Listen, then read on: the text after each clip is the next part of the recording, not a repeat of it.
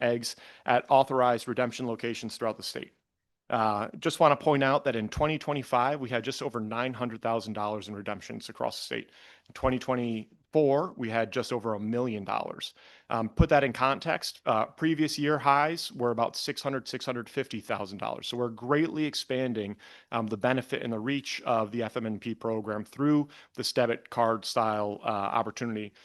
And want to highlight that each dollar that is redeemed at a farmer's market is a dollar that goes to provide access to a family or a senior with some fresh fruit and vegetables from a Connecticut farm, but it's also a dollar that a farmer gets at market rates. So it is both an opportunity to support nutrition in the state, but also support the ag economy. Sections 1 through 14 of this proposal are technical in nature. Section 15 makes the following repeals. It repeals the Connecticut Quality Seal Program, which has not been used for at least 20 years. We are using the Connecticut Grown campaign to promote Connecticut grown products and ensuring that they are in fact grown in Connecticut and supporting Connecticut farmers. It also removes language related to the Apple Marketing Order, which is currently being done by the Apple Marketing Board and the Connecticut Grown campaign. Senate Bill 146, and I'll wrap up because that's my time. Hey, continue, please. Take the time you need. An act concerning the protection of livestock from certain wildlife. Good bill ought to pass. Section or HB 5156, an act concerning a climate change superfund. The Lamont administration has been intently focused on climate change and its impacts across the state. And we created the Soils and Working Lands group as a subcommittee of the Governor's Council on Climate Change. I would just ask that if this bill continues and discussions continue on this, that we find a way to slip agriculture into it. Right now, agriculture is not a listed component, and I think it's really important that we support Connecticut farmers with the infrastructure that they need and the work that they need to do in their field to handle the intense weather events that we've seen over the past few years. I'm happy to continue that conversation as the bill moves forward. And that, Mr. Chairman, concludes my formal testimony. Happy to answer questions. Thank you, Commissioner. Can the Shellfish Police bottle bill do bottle bill enforcement?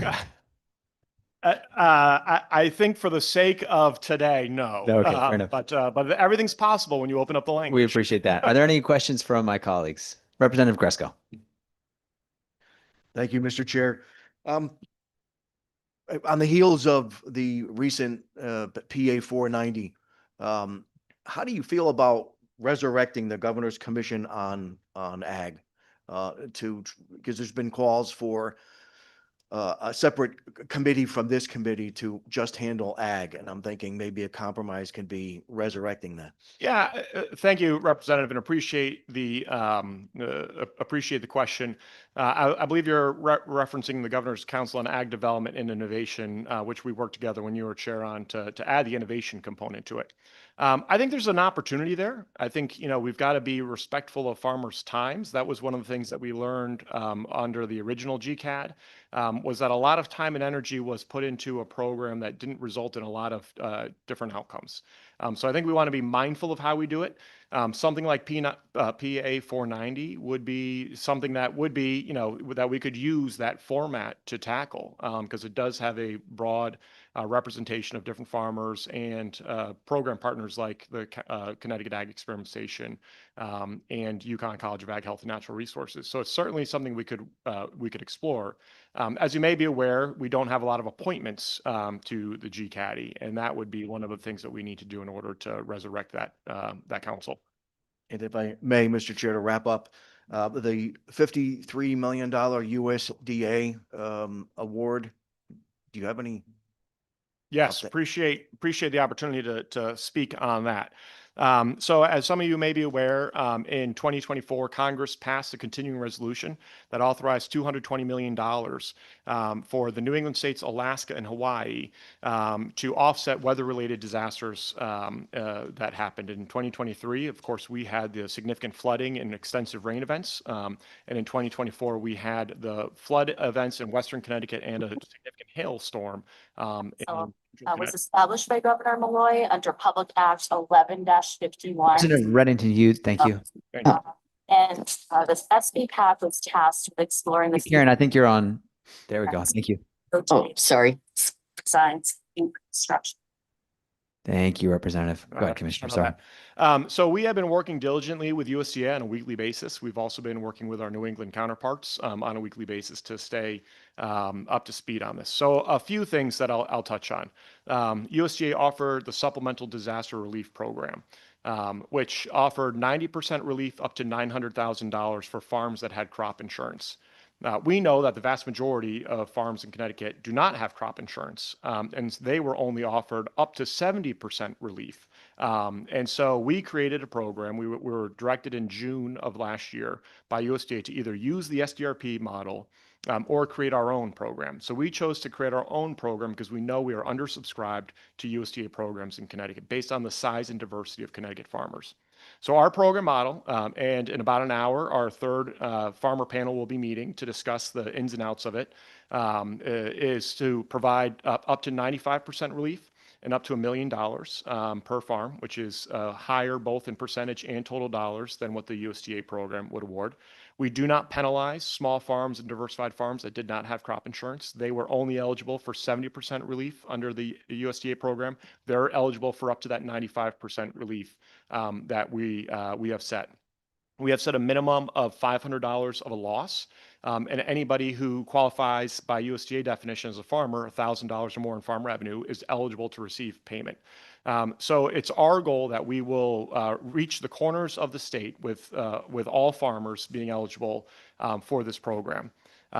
Three pillars that I've been saying to my team, and as we meet with our partner organizations and congressional delegation, it's got to be equitable. A small farm and a large farm should receive the same percentage relief. It's got to be easy. It cannot be a burdensome requirement with paperwork to be eligible. And it's got to be easy for us to process. We don't want a 4-month process period for each individual farm. We could make it very extensive and complex, but I don't think that serves anybody. So it's my plan that after today's farmer meeting, that next week we will be submitting our agreement and work plan for consideration by USDA. For benchmarking purposes, and I think this is important, Massachusetts and New Hampshire just put their program in this week to USDA for consideration. I want to remind everybody that Massachusetts and New Hampshire both had state-run programs in 2023. So they were able to dust off the playbook and resubmit. And it's taken them just about the same amount of time that it has taken us to build a new program. And if all goes well, and it depends on the USDA review, which could be 4 to 6 weeks, as they've told us, we are looking at opening an application period early summer. And between now and then, we'll be doing outreach. We'll be doing education opportunities, webinars. It's our expectation that we'll bring on partners to do technical assistance to help farmers understand what they need in order to apply, to make that process as simple and easy as possible. Thank you for the question. Thank you. We've got a few questions here, some online. We'll keep going. Rep. Baumgartner. Thank you, Mr. Chair. Just a quick question regarding SB 48, Section 1. Great to see you, Commissioner, as always. With respect to shellfish area closures, as far as the notification is concerned from DOAG to the municipality, as the bill is written, it would be inclusive of strictly town clerk officials. Could that be extended also to, say, the warden, shellfish warden, and or the chair of the Shellfish Commission? Yeah, I don't have a problem with that. And I think in practice, we currently do it. So I don't think that would change anything, the intention. The intention is that everybody knows, and especially our partners in municipalities that, if they see something, they know that, the farmer shouldn't be out there for, for health reasons. So I don't have any issue with adding to that list. Excellent. Thank you for All the right. suggestion. Thank you, Commissioner. Thank you, Mr. Chair. Thank you, Mr. Vice Chair. Representative Reyes. Thank you, Mr. Chair. Commissioner, good to see you. Good to see you. I wanted to just touch base on, and I'm glad you spoke about the assistance and help that could help our Connecticut farmers. I want to talk a little bit about the rural farmers, and as well as the inner cities. I just came from a press conference that a number that was thrown out, I believe it was over $80 million lost in crops. And I'm trying to get a better understanding of that number. I don't know if through your agency you can actually dig into that number and let us know what the losses are on the rural side and the inner city, because there are farms in the inner city. Yep. And I would appreciate that data. And I thank you very much for your support for the farmers. Thank you, Mr. Chair. Representative, I can quickly respond to that. Through our survey that we put out in early 2025, before we submitted our application to USDA, we had aggregated just under $73 million worth of losses that were documented. And again, that's documented losses. We recognize that we didn't touch every farm that might have had a loss. They may not have submitted. And then USDA, because of the pool that was available, $220 million, gave prorated allocations to each of the states. So we have $53 million to work with. And depending on our, the subscription rate in the applications, we may have to prorate what we can pay based on the applications. But it's our goal that we hit that 95% up to $1 million. Wow, thank you, Commissioner. So that number was in more or less in the ballpark, and I It was was. astounded by the number. And is it possible to break it out for inner city, since you have data? I don't recall that we had geographic data, but let me look back at it. It's been about a year since I, Yeah. Had to look through the actual data, but we can see what we have. I We have appreciate it. the size of small farms, based on loss, mid-size and large farms, so that might be helpful. Commissioner, thank you very much, and thank you for testifying today. Thank you, Mr. Chair. Thank you. Thanks, Representative. Online, Representative Dubitsky. Thank you, Mr. Chair. Thank you, Commissioner, for coming in. I have questions on two of these proposals. The first one being number 10, an act concerning park replacement by municipalities. This bill has been before us before, and my concern then, as my concern now, is that a town is going to give up parkland to build. Representative, Yes, just to cut in, that's not on this public hearing, that particular bill. You're looking at the committee agenda we did this morning. That'll be up in a different public hearing. I apologize. Then I will go find the correct one and come back. Thank you. I apologize. No worries. Any further questions? Thank you, Commissioner. Thank you, everybody. Pleasure. Next up, Commissioner Dykes, Department of Energy and Environmental Protection.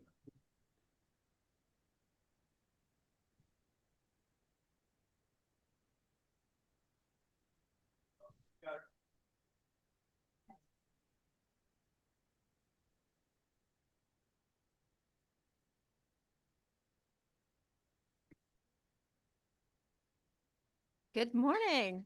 It's great to be back.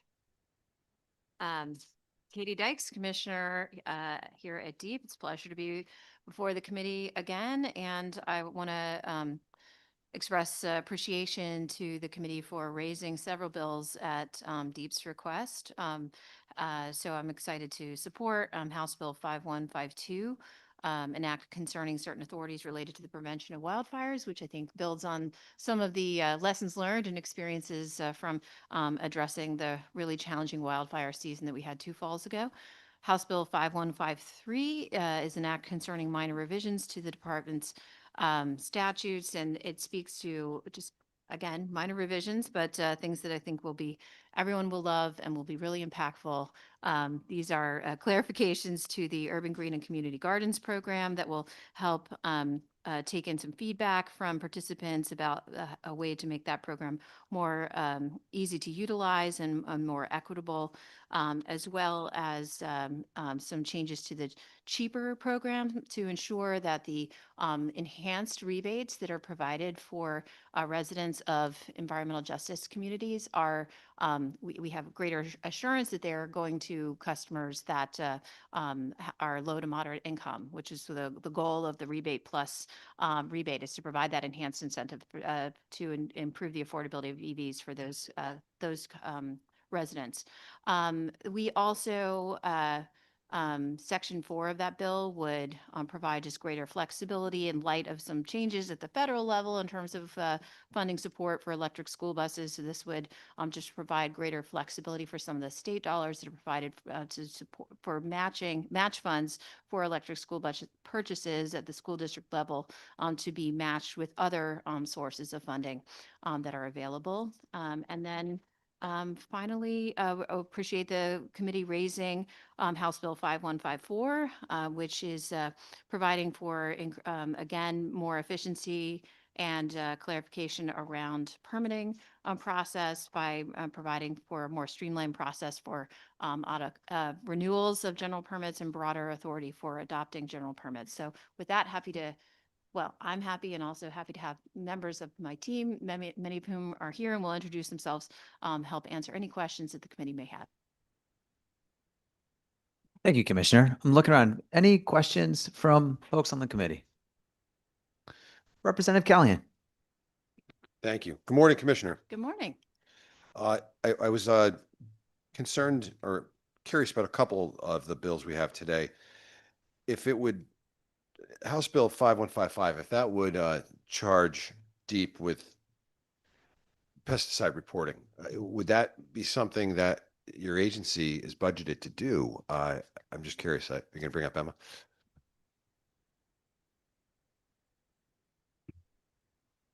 Kind of figured I'd get you, Emma. Hi, everybody. Emma Semino, Deputy Commissioner of the Environmental Quality Branch at DEEP. We are happy. I think we're all about transparency and want these records to be available. They are available.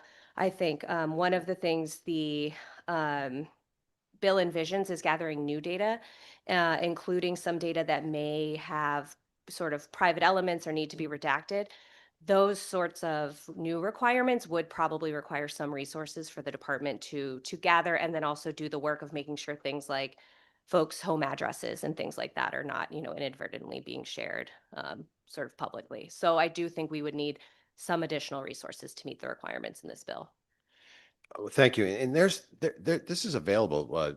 A lot of this information is already available, isn't it? Yeah. A lot of it's already public. Some of it is not housed within our agency now, which is where that challenge comes in. But all of our pesticides records are public information. Thank you. I'm trying to determine whether this is necessary or not. And it sounds like this is already available, but that's what public hearings are for. Maybe I'll find out later that someone else tells me that it is. But then regarding, I noticed DEEP did not submit anything regarding this climate superfund. I'm just wondering how would that be something that you can implement? And it seems like it's something that would be difficult.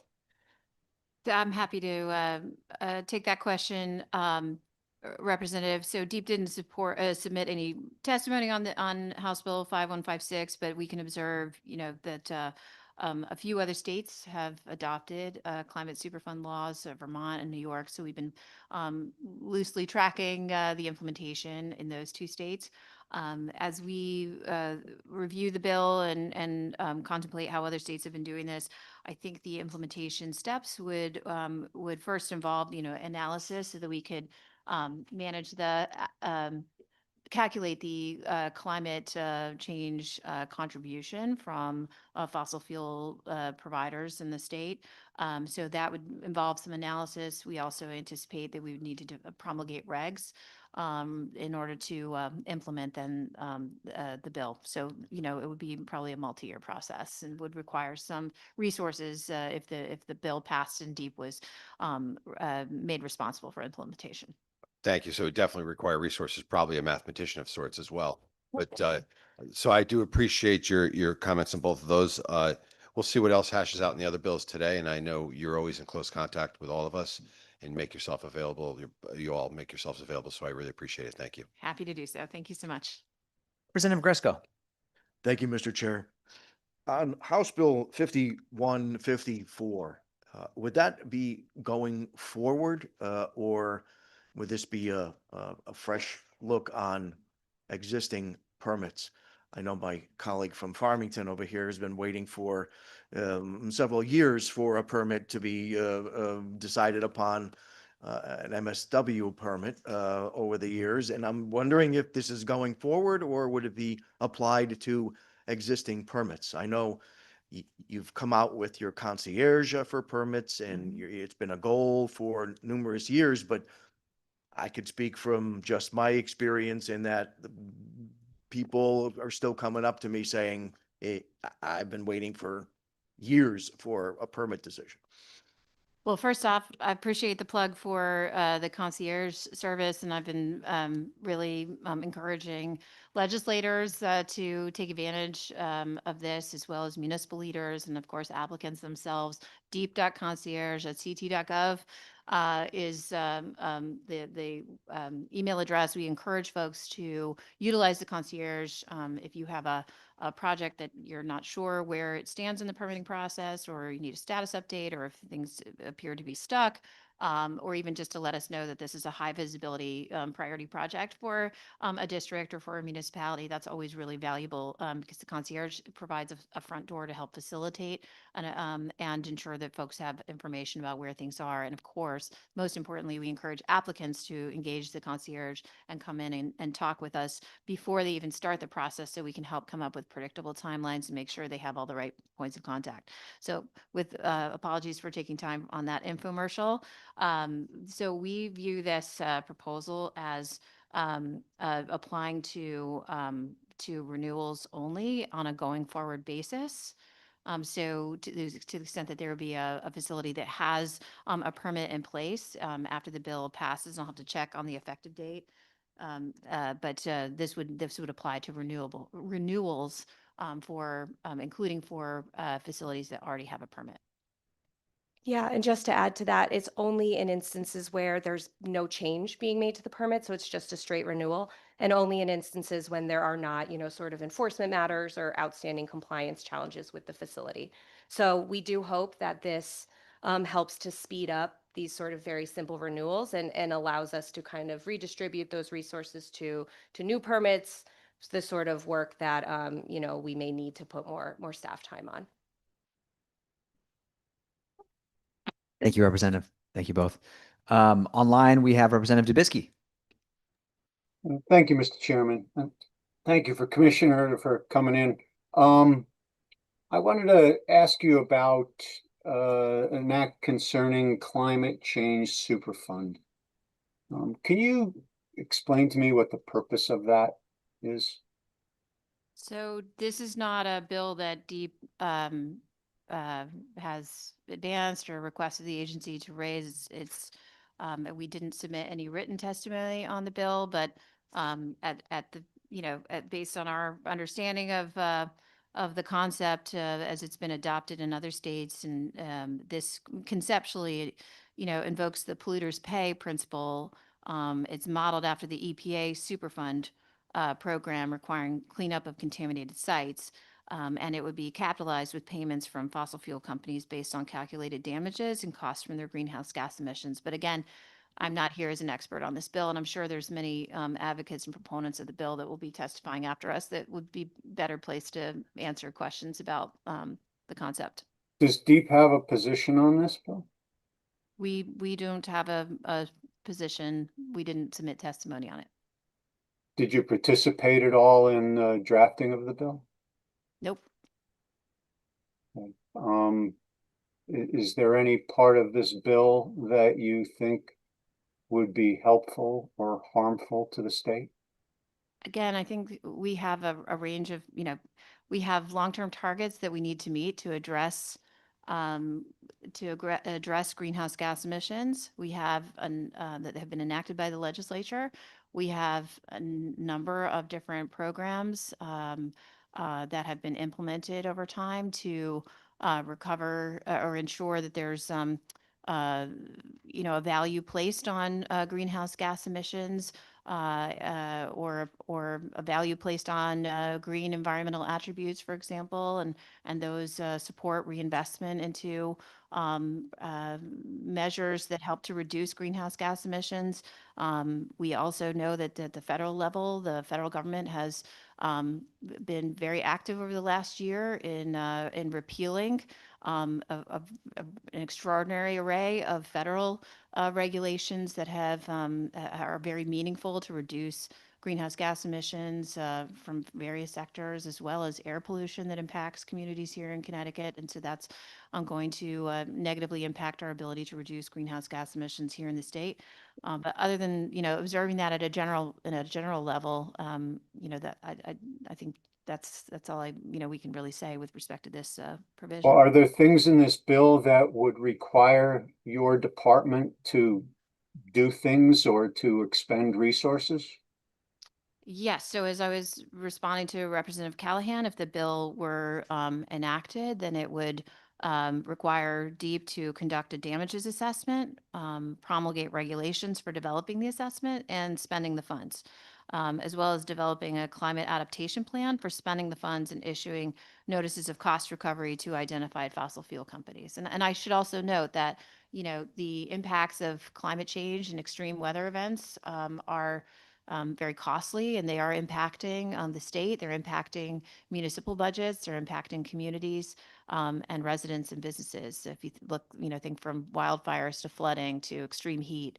So there are real costs associated with the delay in addressing greenhouse gas emissions, and this bill would raise revenue that would address some of those costs. Okay, so it's your position, it's DEEP's position that extreme weather conditions and wildfires are attributable to the companies that are named in or that are identified in this bill? I think the science is pretty well established that the combustion of fossil fuels is contributing to climate change, and that is increasing the frequency of and the intensity of extreme weather events that result in costs to communities in our state. Okay, and what science do you rely on to come to those conclusions? I'd be happy. I think it would take a lot of time in your committee hearing today to provide that detail, but I'm happy to follow up with you, Representative, and share with you some of the resources that we've found persuasive. And also, we produced several years ago through the Governor's Council on Climate Change. An extensive report with participation from the academic scientific community here in Connecticut to assess what some of those impacts are here in the state. So happy to share all those references and materials with you, and Yeah, I'd appreciate it. I'd love to see the connection between the cause and the effect, as opposed to just saying there is a cause and there is an effect. I'd like to see that connection. If you've got the science for that, I'd appreciate it. Thank you, Mr. Chairman. Thank you. Thank you for your questions, Representative. Rep. Baumgartner. Thank you, Mr. Chair, and it's great to see you, Commissioner, and your team. I'll jump right into it. HB 511 regarding the waste characterization study. Just out of curiosity, just curious how the study is going, and also very much appreciate the work your office is doing to identify sustainable waste solutions for the state and our communities, including 2 of the towns I represent in my district. Thank you so much, Representative. I'm going to ask our Deputy Commissioner to give you the status update on the waste characterization study. Yeah, we're very grateful for, the committee and the legislature's support for pursuing this study in the last session. And we anticipate data collection to start in the spring and carry through the rest of the year. And we're hoping to bring the study to you early next session. Thank you. And with respect to HB 5152 regarding preventing wildfires, does DEEP have any position on controlled burns, in particular leveraging or utilizing controlled burns as a tool to prevent wildfires? So there we go. We actually utilize this as a management technique here in the state, and I've got 2 of our preeminent subject matter experts on that to add a few sentences on that practice. Thank you. Chris Martin, State Forester with the Connecticut Department of Energy and Protection. We do implement prescribed fires on state land, most likely each spring. And the primary purpose of those are to regenerate grassland habitat, control invasive species. Ancillary to that, there is reduced wildfire risk in those locations, especially where there's large fields of grass. Grass fires spread quickly and can impact communities quickly. So we do try to parlay those 2 values together when we choose locations for prescribed burns on an annual basis. And is there anything we can do to better support those efforts? We are in a good place as far as our capacity goes to implement as many as we can. In fact, this year we're hoping to do 9 throughout the state. several hundred acres, in fact. And so your continued support for the agency overall trickles down to supporting this program. Thank you. Thank you very much. And also love seeing many of the changes contained in HB 5154 with the OSWA grants, the garden grants as well. And very much appreciate your testimony today and look forward to continuing to work with you all this session. Thank you, Mr. Chair. Thank you, Representative. Representative Piscopo. Thank you, Mr. Chairman, and thank you, Commissioner, for your testimony. Appreciate it. I'm a bit confused on House Bill 5151. It's the waste characterization study. The bill seems to be asking you to look at a study that's already been completed and then give your feedback on it. I'm not sure I understand that. Does it require you to have a consultant for this kind of report? That I don't understand why we're about the time that you have to submit your answer to us on that study. Happy to clarify, and thanks for your question, Representative. So we already have a consultant. This is the waste characterization study is already underway. And so I view this bill as acknowledging that we already have the study in process. I see this as an expression of intent from the legislature, a desire to have deep report back by time certain about policy recommendations that would be informed by this study. Have you hired a consultant, or do you bring in local experts? Or Yeah, so we initiated a scoping process to get input from key stakeholders about the design of this study. I think that's really important to us to make sure that the data is going to be valuable and collected in a way that will be informative to folks in the waste sector. And then we have put out an RFP, and we're right now in the process of contracting with the consultant who will be conducting this study. So we support this bill. We just suggest that a change to the submission date to this time next year, just recognizing the timeline for when the study and the analysis is being done. Thank you. Thank you, Commissioner. Appreciate it. Thank you, Mr. Chairman.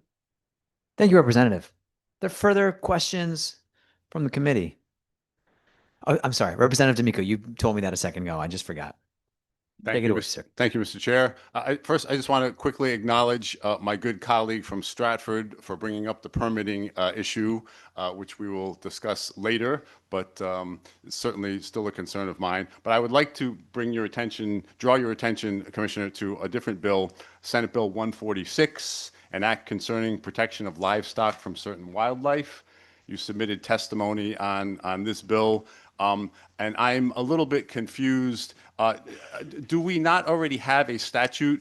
I believe it's Connecticut General, I think it's section 26-47 that affords protection to farmers who are experiencing damage to wildlife, the livestock and crops. Is that not sufficient protection?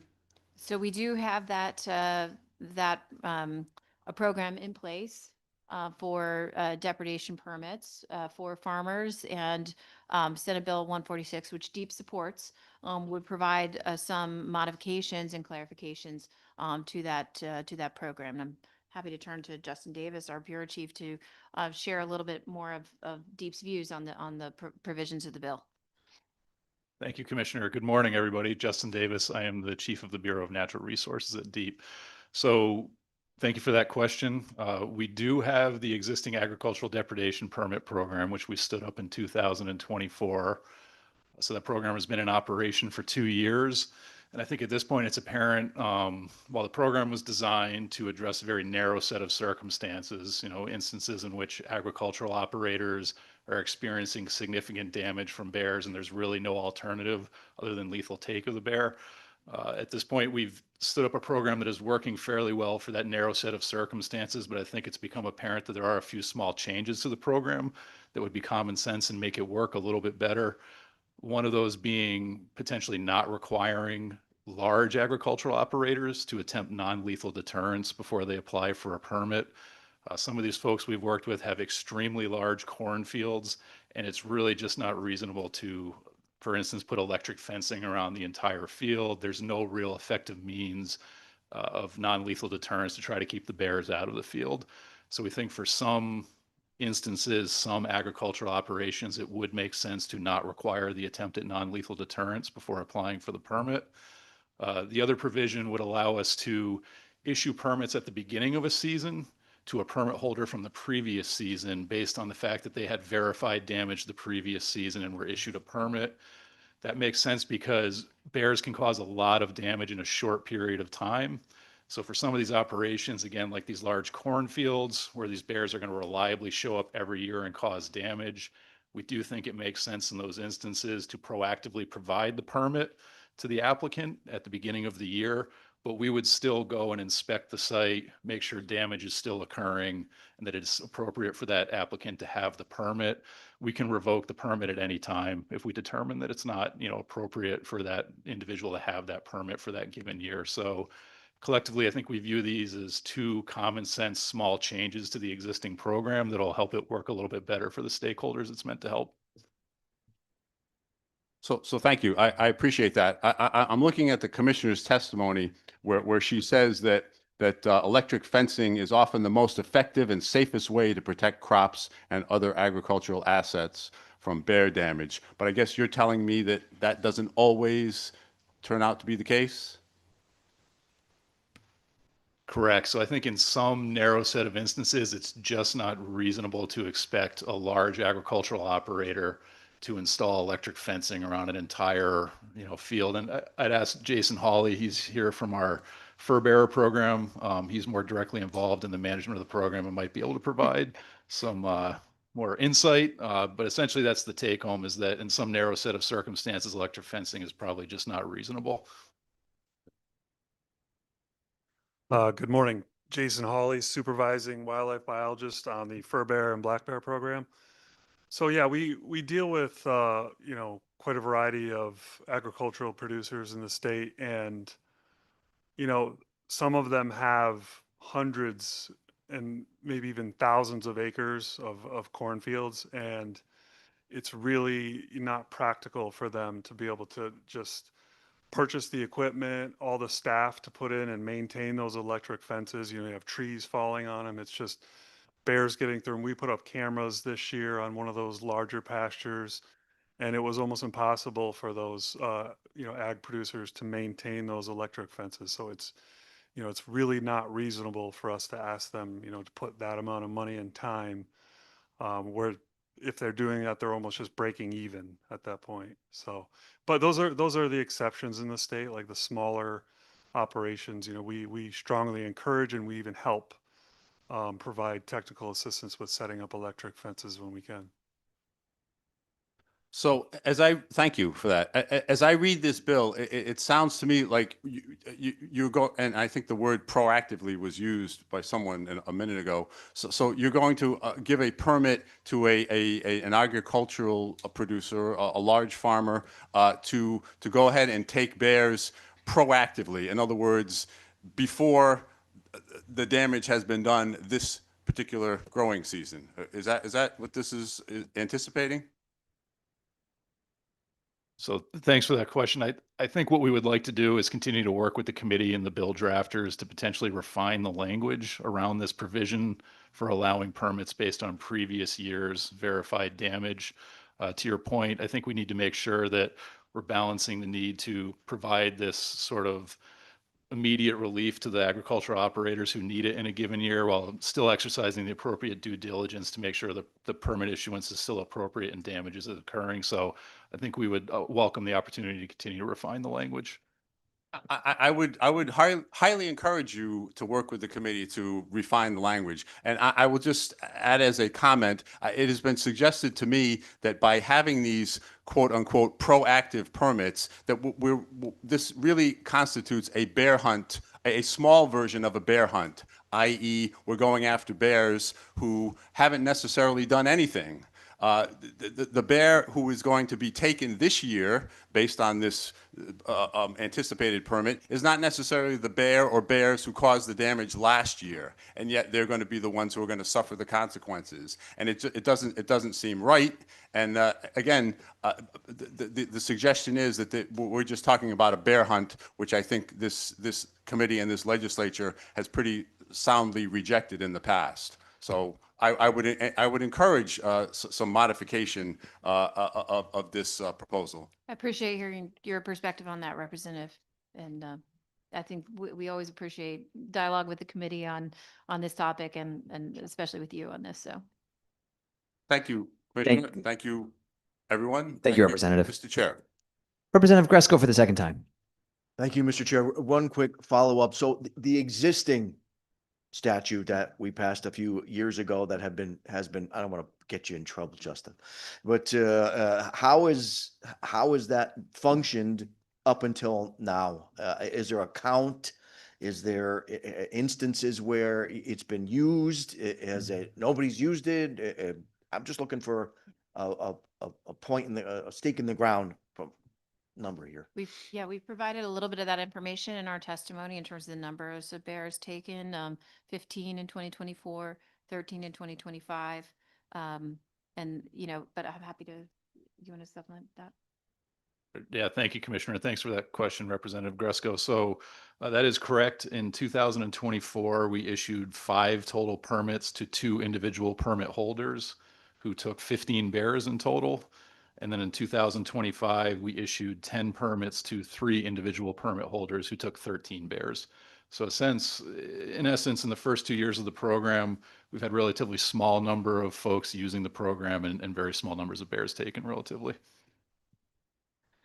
Thank you, Representative. Seeing no further questions, we will thank the good team from the department for being here and for all your work on this. And I think we'll probably be seeing you again in a couple weeks. Always look forward to it. Thank you, Commissioner. Thank you for your time. We had a few folks that were not able to join us today, so we're going to jump down the list to number 5, Representative Stephen Winter. Please join us, Mr. Winter.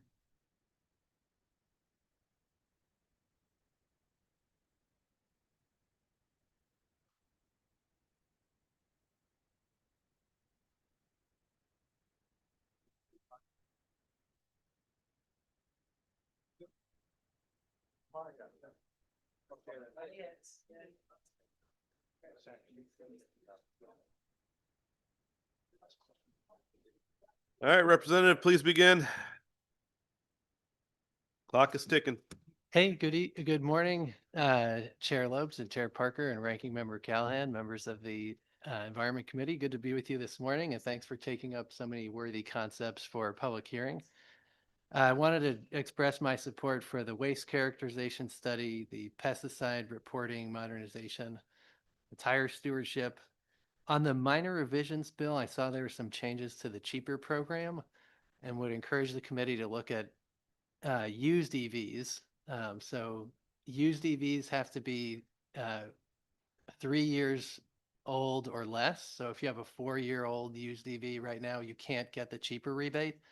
That's been an issue for some of my constituents.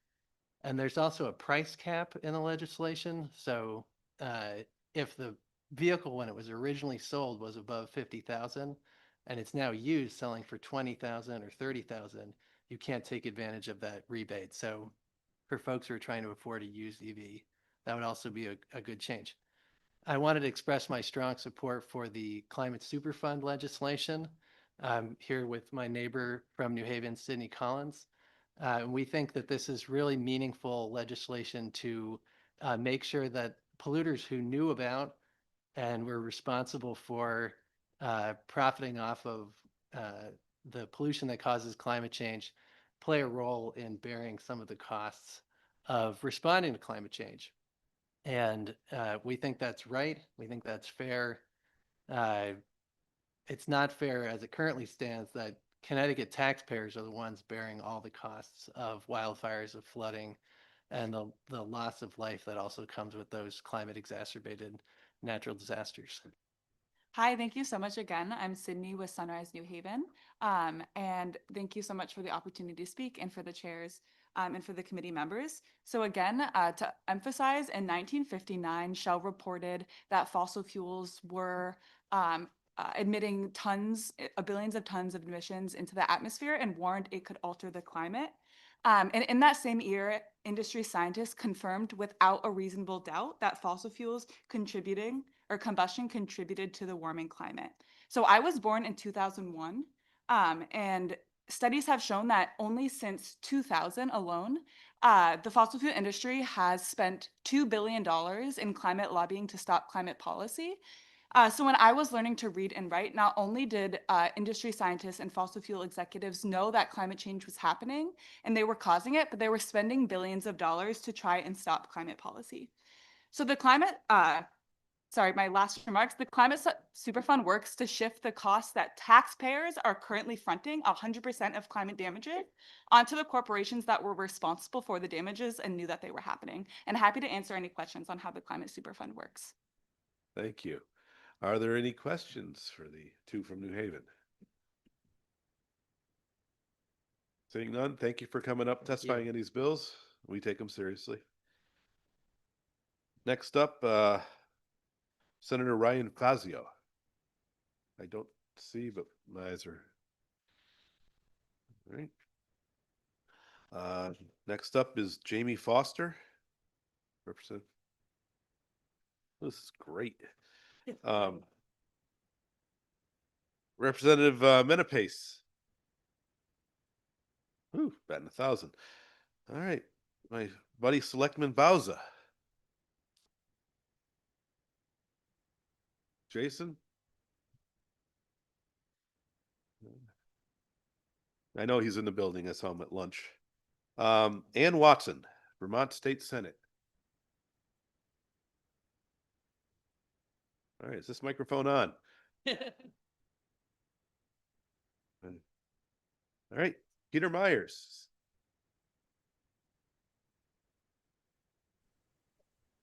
Oh, she's online? Hang on a second. Sorry, hello. Pete, you're next. All right. Senator, please proceed. You're on mute. Sorry, hello. Is this? I had stepped away briefly. Is it my turn? You are up. Please proceed. Okay, super wonderful. My apologies. Okay. All right. Well, good morning, chairs and members of the Environment Committee. Thank you for the opportunity to join you remotely today to speak about HB 5156, an act concerning a climate change superfund. For the record, my name is Ann Watson. I am a Vermont State Senator, where I chair our Senate Natural Resources and Energy Committee. I'm honored to speak with you about Vermont's Climate Superfund law, why we pursued it, how it's going, and why it may be relevant to Connecticut. So first, why did Vermont pass this law? On July 10th, 2023, Vermont experienced catastrophic flooding. It washed out roads and bridges, destroyed homes and businesses, flooded farms, and left communities struggling to recover. That storm alone cost more than $1 billion in damages. To put that in perspective, Vermont's annual state budget is only about $9 billion. That is a staggering financial burden for a small state. That historic flooding, made worse by climate change, was the backdrop to our legislative work to pass the Climate Superfund bill. Whether it's hurricanes, wildfires, or floods, Vermont and Connecticut have this in common. We do not have the money to afford more frequent, more extreme, and more costly weather events. That's what led Vermont to pursue this new legislative approach grounded in a basic value most of us learned in kindergarten. That is, if you make a mess, you help clean it up. For decades, the major fossil fuel companies have privatized enormous profits while the costs of climate damage have been distributed onto taxpayers, farmers, small businesses, local governments, and state budgets. Vermont's Climate Superfund law is a statement that this financial imbalance is no longer acceptable. This is also why Vermont's Climate Superfund bill passed into law with bipartisan support in both the House and the Senate. In fact, in the Senate, the majority of my Republican colleagues voted in favor of this bill. And that's also why Vermont's Republican governor allowed it to go into law. This bill isn't actually about protecting the environment, but rather it's about fiscal responsibility and protecting our people financially. And even as we speak, Vermont is moving forward with this law. This was not merely a symbolic gesture. First, our state treasurer is calculating the costs of climate change impacts in our state due to carbon pollution from fossil fuels extracted or refined over the last 3 decades. After that, our Agency of Natural Resources will assess which companies, known as oil majors, should receive cost recovery demands based on their contribution to climate pollution and other relevant criteria. Right now, the fossil fuel industry is largely responsible for climate change, but is not required to pay for its damages. That leaves everyday taxpayers holding the bag. A climate super fund is a responsible, practical strategy to begin recouping some of those costs, so the burden doesn't fall entirely on families, farms, businesses, and state budgets. Thank you again for the opportunity to speak with you today. I'm happy to answer any questions. Great timing. Representative Parker. Thank you, Senator. Thanks so much for being here with us. It's really cool to have legislators from other states taking the time to get involved with what we're working on in Connecticut. Can you speak a little bit about the legal process that is playing out with challenges to the bill and what we might learn from that? Sure, yes. So the state of Vermont is currently in some active litigation with the Department of Justice and other states. I believe there's 23 other states that are involved in that. And those processes are moving forward. I unfortunately, because it's active litigation, I can't speak to the arguments at this point, but that is a thing that we are dealing with at this point. But yeah, we actually had this bill go through primarily Vermont's Judiciary Committee. We did in our Natural Resources Committee do a what we call a drive-by of it, or we did take a look at it, but we had it start in our Judiciary Committee specifically so that we could ensure that on our end we felt like it was legally defensible, and our Attorney General agreed with that and felt comfortable defending it. Got it. I appreciate you sharing that. And I, of course, understand that you can't give too many details on the in-progress litigation. Just to say, we'll be keeping an eye on that and see how that moves forward and the timing and again, what we might learn from that. That's all from me for now, Mr. Chair. Thank you. Are there further questions? Oh, Representative Arzeno. Thank you very much, Mr. Chair, and thank you, Senator, for being with us today. And so the bill that was passed in Vermont had not been implemented yet? So it is being implemented. It is just staged. There are, I guess you could think of it as phases to the bill. And so the first phase, as I mentioned, is for the treasurer to do a cost assessment to see how much damage has been caused and how much damage will be caused by the climate pollution from the last 3 decades. And that estimation is still in progress, and I believe it is due to be done next year, within the next year. And then after that, our Agency of Natural Resources will look to basically send out invoices, to send out bills to the oil majors that are responsible for climate damage. Thank you very much, Senator. Representative Chafee. Thank you, Mr. Chairman. Thank you, Senator, for visiting us and sharing your experience in Vermont. I was just curious, how far back is the treasurer looking in terms of cost recovery? That's a great question, and I would have to consult the bill on that. So it is specifically from climate pollution that came from fossil fuels that were refined or extracted in the last 3 decades. So again, I would want to go back and check this, but presumably it can't go back beyond that. Okay, and how long have they been analyzing the cost recovery basis that they're looking to charge? Yep, so that process started when we passed the bill in 2024. And I'm happy to speak more to that. We're looking at the attribution science, and there is quite a bit of studies out already. There's data that exists about attribution science, but we found in Vermont that we needed to do a little bit further study because Vermont has some unique terrain in terms of we see a lot of erosional damage from our rivers. We don't just have inundation flooding, we have erosional damage with our rivers, and we discovered that we needed a little bit more study around that. So we actually added some an appropriation last year specifically to do that study. Okay, thank you very much. Did you submit written testimony by any chance or leave your contact? I have not, but I can. Okay, I'll reach out to your office at some point to discuss this further. Thank you for taking the time with us today. Thank you, Mr. Chairman. Absolutely. Yeah, yes, Senator Watson, if you have written testimony, just email it to myself, Representative Parker, or the clerk. Sounds great. Yes, Representative Shannon. Thank you, Mr. Chair. Just thank you for being here, Senator. Just a quick question. A big criticism that I have heard so far from folks is that this might raise prices for everyone. I was just wondering if in your version, was there a provision you guys added that they couldn't, companies weren't able to put this on our backs or something like that? That's a great question. We did not bake into the bill any provision about that.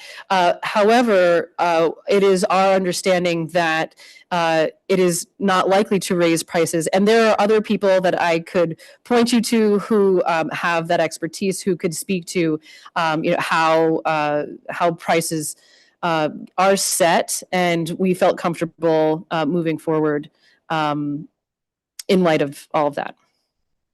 Thank you. Thank you, Mr. Chair. Yeah. Thank you. Any further questions? I don't see any. Senator, I believe you hosted Representative Gresco and I at the conference last fall in Burlington. Were you at the? Yes. Yes. Thank you for hosting us. It was a good event. I don't see any further questions, so thank you very much for testifying. Thank you very much. Really appreciate your time. All right. Next up, I'm going to go with back to Selectman Bauza, followed by Pete Myers.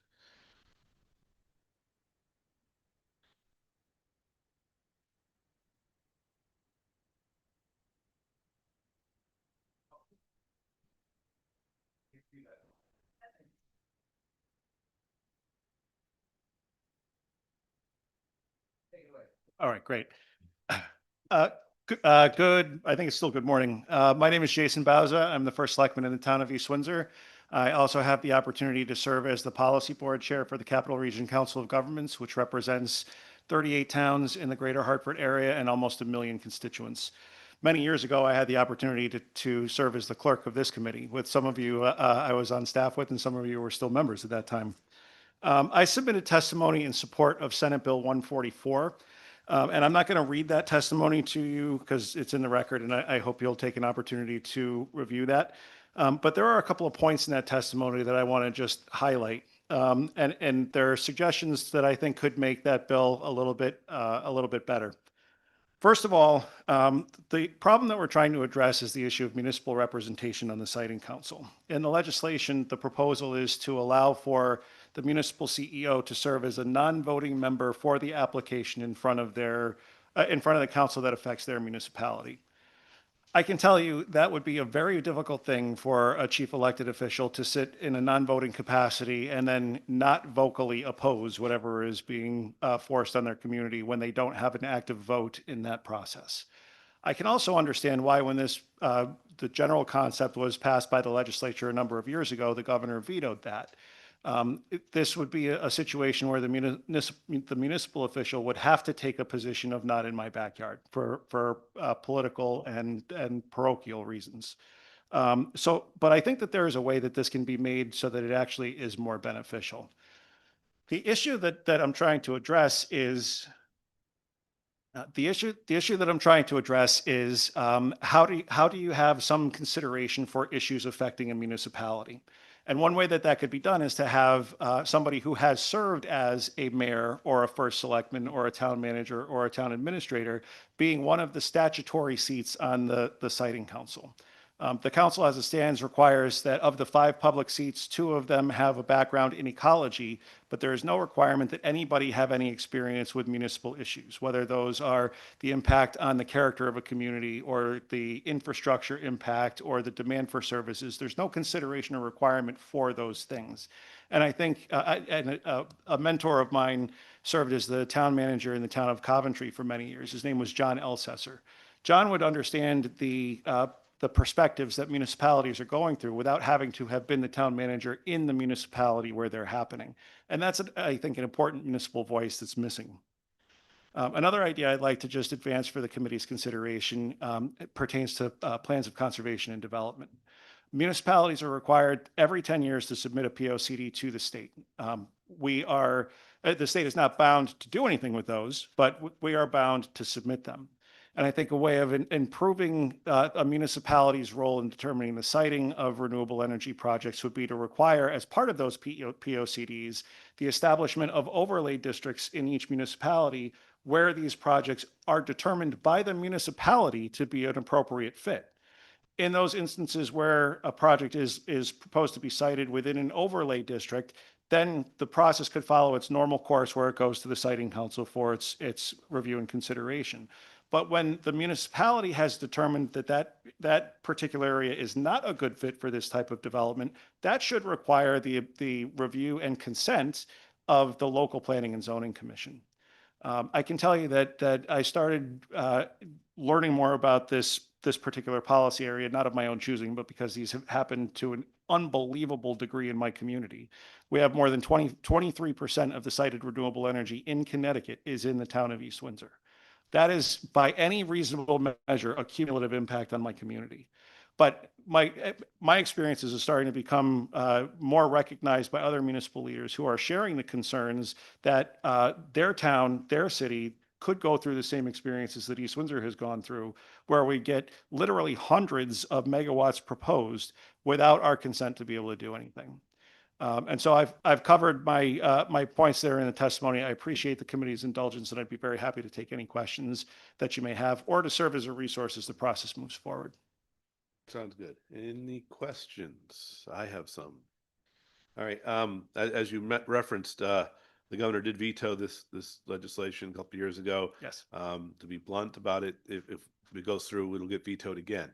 So us on the committee, not to speak for everybody, we feel like the go-between between two different groups. And I would highly advocate that the parties interested in having local representation on siting councils or municipal representation on siting councils really need to work with the administration to come up with a compromise. Because at this point, we raised the bill out of interest for the members of this committee who want it, but at the same time, to continuously raise a bill that's going to be vetoed it's not productive. So if you guys could work to a compromise or come up with an idea and get that back to us, I think we would be happy to act on it. And that's my 2 cents of advice for this. May I respond to that, Senator? Sure. So 2 points. First of all, we have had those conversations with the governor's office as this session has wound up. And I think the point that I get to in my testimony about the NIMBY consideration versus the conversation around municipal issues, I think the administration seems to be open to. At least that's the takeaway that I've gotten from the conversations that I've had with staff in the governor's office. So I think there is room there to address the concerns that were present in the governor's veto, but that could still be improved upon in the legislation. I would be happy to hear that. And the second point has to do, again, with the general notion of having somebody with a municipal perspective versus the parochial. Either a year or 2 ago, I had the opportunity to be appointed to the siting council. And I had to decline that because my role as a chief executive would have precluded me from being able to even sit on matters when they were affecting my community, which seems, as with my job being to be the chief elected official in my town, to then have to sit back and stay silent seemed to be not the best idea. But there is still the absence of somebody who understands how is your fire department going to have to respond to these when the fire happens?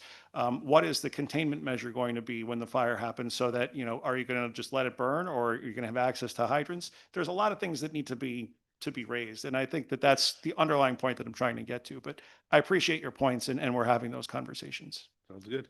Any questions? Seeing none, thank you very much for your testimony. We're gonna bounce back and forth between public and invited guests. So I'm gonna go to Pete Myers, followed by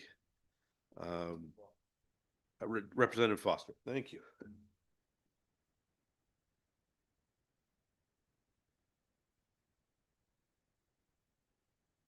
Thank you, Senator Lopes.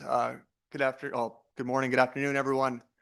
My name is Peter Myers. I'm the Senior Policy Director at the Connecticut Business and Industry Association, where we're very proud to represent our state's business community with thousands of members, with about 90% of them being small businesses across our state, which we're very proud of.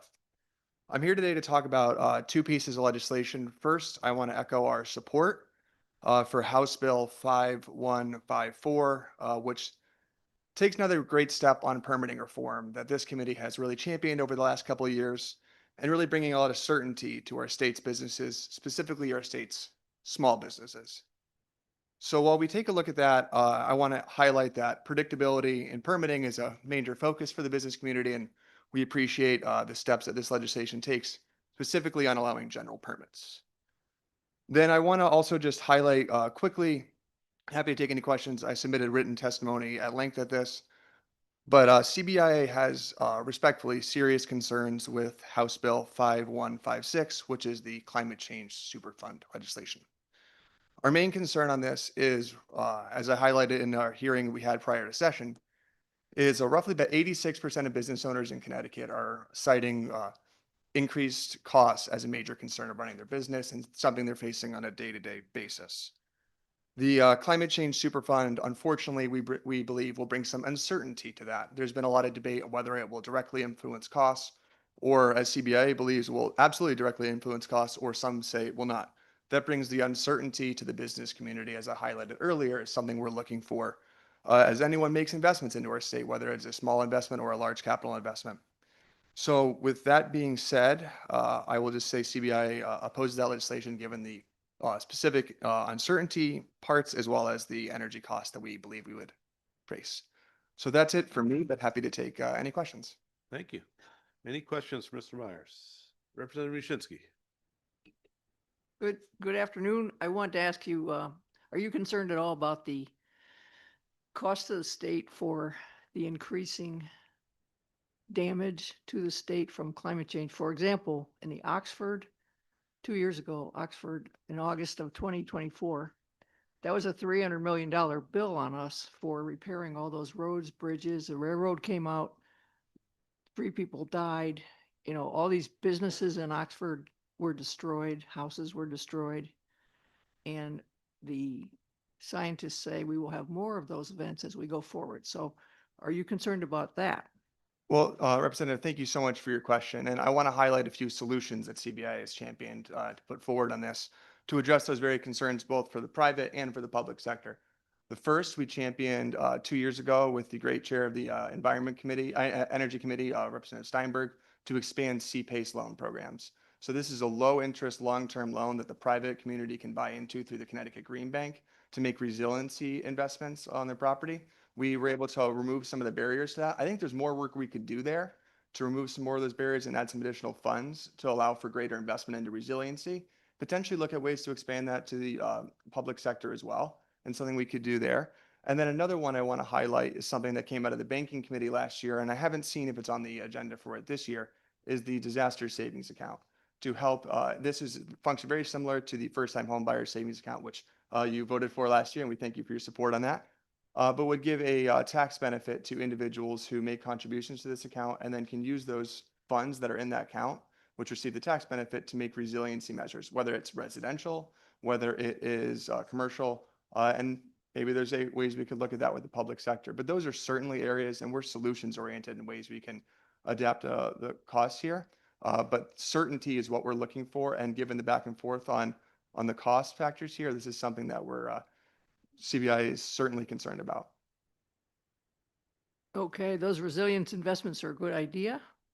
But if this was a $300 million expense for the state, will the next storm be a $500 million expense, and the one after that a $10 million? You know, it's escalation is in the projections. And so we, the state taxpayers, will be picking up these charges if we don't have some help from the industry that helped cause this problem. Just, think about that. How do we deal with the next one and the next one? Yeah, if I may, Representative, to address that, 90% of our membership is small businesses, mom and pop shops that are all across our state. The cost increases from this legislation that we believe would happen would be most felt by our state small businesses who don't have the wiggle room in their margins to absorb a cost increase, and those are when job layoffs happen. Those are when businesses close, and that impacts every community across our state as well. So, while I know the legislation is targeted at large fossil fuel companies, I ask the committee to please keep in mind as considering this, that the impact will be most felt by our state small businesses. Okay, thanks for your responses. Thank you. Thank you, Representative. I'll just follow up on that a little bit, and I appreciate the engagement on this and on a number of issues with us. Can you maybe just reflect a little bit further on, to the extent that the Superfund is thinking about some of these biggest emitters, large national, international companies, and you're speaking about impact on Connecticut small businesses, help me draw the through line from your argument about why those broader impacts would be felt so clearly in Connecticut. And is there an example of other Superfund or similar concepts that you're using to sort of make the argument for why these big, broader policies can have an implication that's so narrow and local? Yeah, absolutely, and I appreciate the question on that. I know this legislation, each state's legislation that has passed the Superfund has been different so far. But looking to our neighbors to the west in New York State, they estimated to be about a $75 billion impact on the business community in New York State. And that's something that the Institute for Legal Reform has put out, the U.S. Chamber, and I believe it might have actually been in the legislation on the cost impacts there. And that's spread over 25 years, but still certainly a large impact. Connecticut's very proud of our strong manufacturing base that we have here in Connecticut. And those, because of that manufacturing base, those are high energy users. And a lot of our power in the state, especially during our most recent storm, I'm sure everyone saw all the posts from ISO New England and from CBI that we put things out as well, that a lot of our power was coming from oil peaker plants and natural gas at that time. And those costs, we would be concerned about wholesale prices increasing for those energy users in those times. So we would see a potential cost increase there. That's something we're concerned about for our membership, especially in our manufacturing space, which we're all proud. Everyone in this room represents a manufacturer in their town. So take pride in that for sure. So I appreciate that. So you draw the connection with the potential cost of these energy oil producers raising wholesale prices that would then impact people in Connecticut. Is there evidence on one hand that from other Superfund legislation you've seen that is happening? Secondly, there was a conversation before about, is there a way to ensure that those costs cannot actually be passed along to people? Do you have any ideas on how we might approach something in that vein? Well, in terms of looking at what other states have with that, as the good senator from Vermont highlighted, they're all under legal uncertainty and they've all been challenged in court. So I don't believe any of the Superfunds have really gone into true effect yet because of that uncertainty. So I wouldn't be able to let you know how it's laid out. I can tell you what we would expect in terms of those costs. And in terms of protecting the small business community, we are always happy to have a conversation about any CBIs. We're always a solutions-oriented organization. We're happy to engage with the committee about ways we can protect the small businesses and medium-sized businesses of our state, as well as the residents and the employees of those businesses from any potential cost increases of legislation. And we want to make sure that there's capital available for those private businesses to make the investment in resiliency measures and renewable energy measures at their facilities as well. I appreciate that. Thank you for your comments. Are there further? Representative Shannon. Thank you, Mr. Chair. Just in the same vein here, I appreciate the suggestions and, we don't want small businesses to have to pay more. But with that, are you suggesting that the small businesses are the businesses that we know that are polluting and causing these damages shouldn't really have to pitch in at all to help our communities? Or I apologize if I gave that perception. My focus that I'm here today to talk about are, 90% are those small businesses, right? On the usage of the fossil fuels, our businesses take pride in following Deep's permitting and what they've been told to do and are always focusing on being in compliance with that. It's something that I will give the commissioner and their office there a tremendous amount of credit for. And it's something the business community we take pride in is being in compliance with anything that Deep tells us we have to do. And to meet our greenhouse gas goals, it's something as a state we're committed to. And it's certainly something CBI supports in all the above energy strategy, whether it's wind, solar, natural gas generation, to help address our energy costs in our state. So certainly something we want to make sure that the business community of the state doesn't face increased costs in legislation looking at this. But I appreciate that. For sure.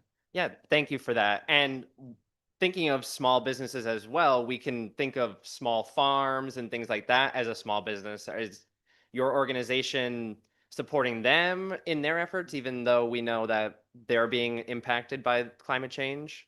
Yeah, that's absolutely, I appreciate you bringing that up. That's something that a CPACE loan program that we were able to adjust a couple of years ago is something that could be utilized. And I think it's certainly something that we'd love this committee to address and looking at that. But that would be a small local farm like that would be the perfect candidate for a disaster savings account to help them have those funds available and retain some of the costs from that to be able to protect any against those investments.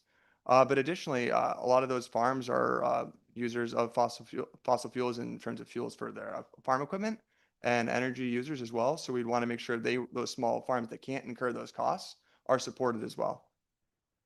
But happy to continue a dialogue on that. Yeah. Yeah, thank you, Pete. I think that's all I have. Thank you, Mr. Chair. Thank you, Representative. Are there further questions from the committee? Otherwise, thanks for your time, Pete. Yeah, thank you guys so much. Sure, we'll see you again soon. Next up, we're going to go to Representative Jamie Foster.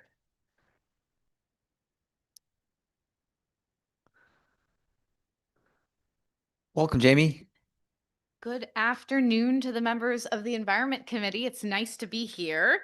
I came before you to testify specifically on Senate Bill 144. But while I was here, I thought I would share my endorsement of Senate Bill 149.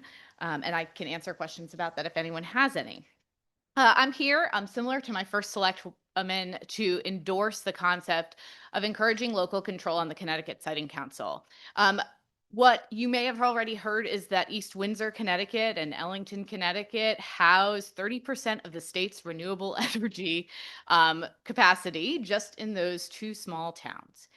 And between those two communities, we have lost such a significant amount of prime and important farmland that we have farmers discussing culling herds because they do not have enough local land to feed the cows on the state's largest dairy farm, for example. This has been a recurrent issue where we feel like there's this push and pull between us being intellectually informed on the purpose and the vision of the Connecticut Siting Council. We understand why it exists.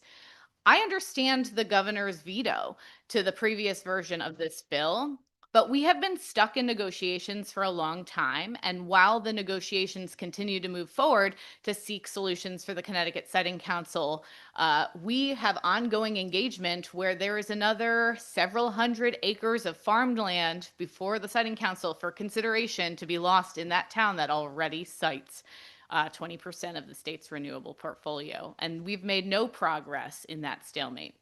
And so I appreciate this committee's interest in raising this bill, but I hope we can get to the point where we can find a compromise that will be agreed upon by the administration and passed into law swiftly. East Windsor can't afford to lose any more open space. Ellington cannot afford to lose any more farmland. And our communities are begging us to take action in a system that does not currently allow our local input to meaningfully affect the changes. And I'm grateful to the administration for negotiating House Bill 5507 2 years ago, which made some progress on these issues, but there's still so much more work to be done. And so you'll find me before any committee that's doing Siting Council reform bills. Our community has had undue perhaps burden and influence and time and energy and local resources spent in trying to testify before the Siting Council, and we look forward to a time where our engagements are easier and better understood. Thank you. Thank you, Representative. I'm sure you heard before the exchange that my co-chair had with the municipal leader about the sort of position we're in with this ping-ponging back and forth, and just a desire to see some meaningful engagement, even maybe that includes us, on the workability of a solution. If you'd like, feel free to remark on that element of this? Yeah, I will say, for the speed in which we are able to move forward negotiating solutions that are pragmatic with the executive branch, East Windsor is just seeing hundreds of acres that are sited into solar each year as we delay meaningful progress. And I was optimistic, for example, when we increased municipal participation rates, that would allow the town who engaged as an intervener to hire an attorney to represent themselves as they engaged before the siting council. I was optimistic that that change was going to sort of shift this paradigm a little bit. But what I'll say is that doesn't affect us at all if it is an amendment to an existing application, even though this current growth project is bigger than 90, I'm speculating here, but I bet 95% of all the other siting council applications are smaller than this one project that was considered an amendment to an existing application. And then we missed the opportunity because of it being considered an amendment to benefit from that municipal participation rate. And so it just seems like we're like the little guy getting punched around before the siting council pretty often. And prior to last year, there was no guaranteed tax revenue when you cited solar renewables. These are energy generation facilities. They're incredibly profitable. Some of them are an immense municipal burden because of constant noise, fire, for example, on the sites. And we weren't getting any taxes from the arrays that were the biggest burden for our town to engage with. And so everyone in East Windsor, people say it all the time, like, we have solar on our homes. We are not opposed to solar. We also aren't opposed to some grid scale solar. We're not opposed to renewable energy. We just want to acknowledge that right now our communities have a extremely disproportionate burden that we're bearing, and we are trying to respectfully negotiate in this space and make progress so that our towns aren't disproportionately burdened any more than we already are. Yeah, I appreciate that. Is there a way to have glance over at our attorney as well? Could the process apply to the amendment process? Could the change apply to the amendment process so that in the future that would be able to be taken into I consideration? do think that that's worth considering. I sent recommendations You did? sort of Okay. like siting council to a GAE bill on the sort of structure and governance of the Yeah. siting council. And I am hopeful that we'll do that. I will just say part of the problem we have faced in East Windsor is what is happening with these projects is the solar developers have already engaged in land agreements with landowners. And those agreements, like, sometimes are filed with the municipality and sometimes are not. So the town's not always aware until that agreement's already made. At that point, the solar developer has already reached out to the TO, the transmission organization, Eversource or UI, and said, is there grid capacity in that area? And so they're already invested significant resource. And so even when the town starts saying, hey, like, wait, we might have a better option. If you went here, it would be better for our community. If you considered changing this, they've already invested, and it's a David and Goliath situation because these utility companies have so many more significant resources that we're just significantly outgunned, and it's challenging for us to engage in the process. And I will say, I have an incredibly well organized group of constituents who are engaging in a process right now. Multiple of them have achieved party and intervener status in a current proceeding, and they're doing their best to educate themselves and get engaged. But silly procedural rules make it really complicated for them to be effective in getting their voice across. You show up late to a meeting, you're dismissed, and you don't get to be it, even though this is your neighboring party, or you don't realize what is going to be included or discluded. You submit testimony, you think it's effective, and then the opposition has their attorney negate testimony that would have helped your cause, and you don't have an attorney representing you, and so you don't understand even how that happened. I'm getting messages from these families all the time, and they're really frustrated. The process is complicated, and you shouldn't need an attorney to make sure your neighbor is respectful and kind of the space across the street from you. Like, that should never be necessary. And we are routinely telling folks that their only avenue to contest challenges when a sited solar facility is a problem, for example, is for them to litigate. Well, this is a small rural farming community. Like, we're telling folks that, and it's probably one of the most offensive things you can say to someone. Sorry, your biggest investment is your home. And your home is now devalued because your neighboring solar array is a constant noise nuisance and caught on fire last year. But if you really want to fix it, maybe hire an attorney. Like the place who cited it, they're just going to cite it, forget it, and walk away. It's a pretty significant problem for our community. And so I think local representation that understands the rule, First Selectman Bowser's recommendation is spot on. We don't need it to be every town gets their representative. It just needs to be someone who's right. informed and skilled on how this is impacting it. We even talked about maybe it being each cog having having a siting council designee. So the Capital Region of Council of Governments would have a designee who could go before the siting council on any issue locally. And that affected like the Right. the capital region. And so having a system that worked that way could be effective. And this is one of these places, like I'm really willing to settle for any sort of progress, but it has to be meaningful. It has to help communities like ours that are already sharing the disproportionate burden. Thank you for all your advocacy on this. Mhm. The community is lucky to have you. Keep engaging with us depending on how the GAE bill goes.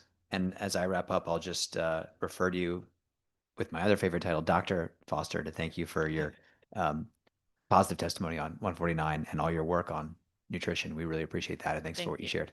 Can I say one thing about 149? You have 10 seconds. Okay, 10 seconds.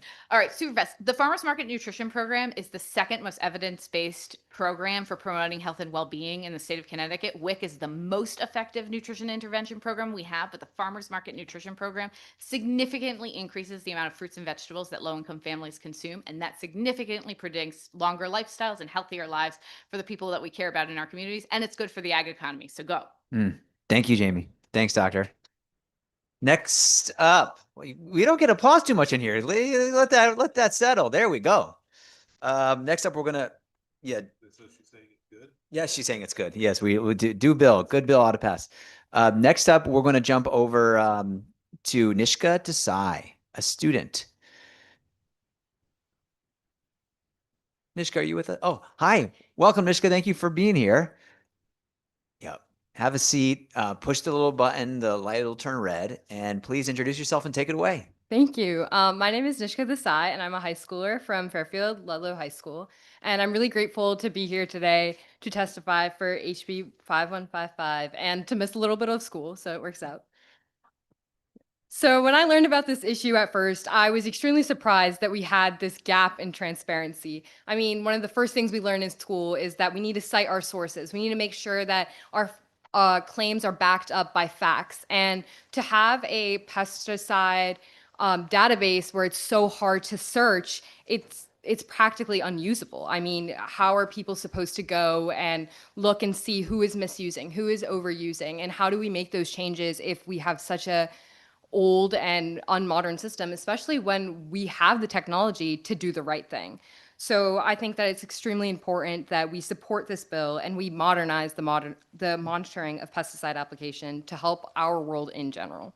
Thank you. Thank you. That was powerful testimony. This is your first time doing this? Yeah. That is. Wonderful job. Have you had any, if you want to speak just briefly to the negative impacts of pesticide use, expanded, unregulated, problematic use in your community and what it's like as a young person to deal with that? I think we see the negative use of pesticides all around. I mean, I've heard my dad talk about it, and he's been very vocal about how this is negatively affecting our community, how it's negatively affecting the lawns, our food, the stuff we eat. I mean, do we really want to not be able to have this transparency where we can not see who is using what and how much is getting used up? And I think that that's important, that especially in our world today, this transparency is important. And that's why I think it's important in my community as well. I appreciate the underline on transparency.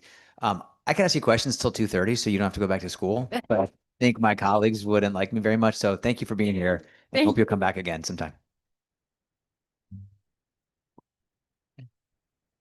Another round of applause. Representative Metapace, the bar is high, sir.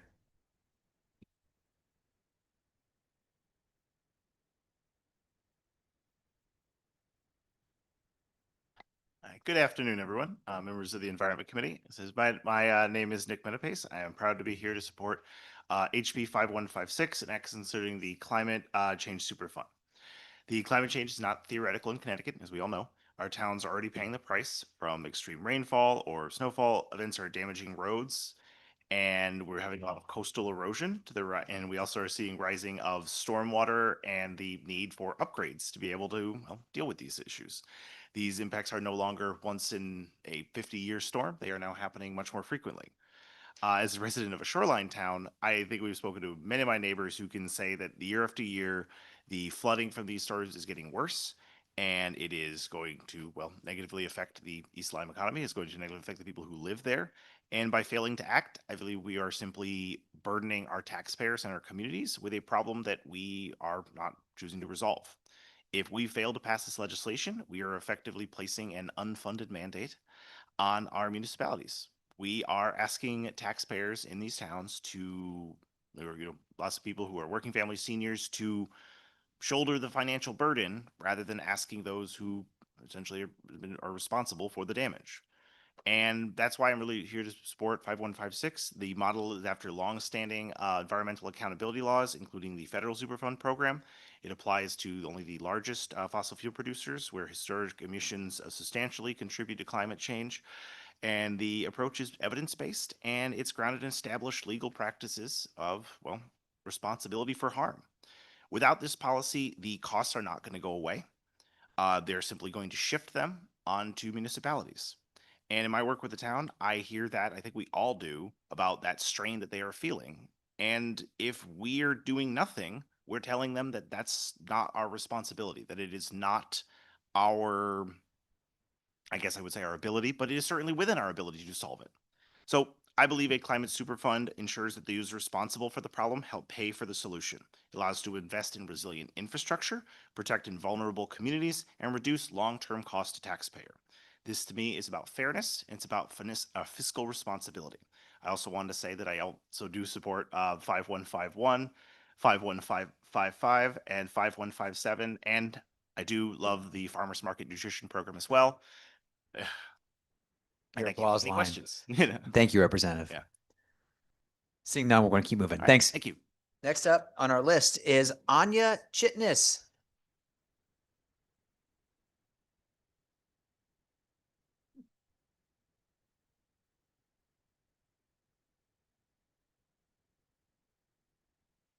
Welcome, Anya. Thanks for being here.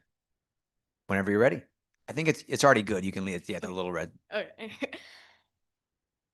Hello, representatives. Hi, my name is Anya Chitnis. I am a sophomore at Fairfield Ward High School, and I'm so happy to be here today in support of HB 5156, an act on a climate super fund.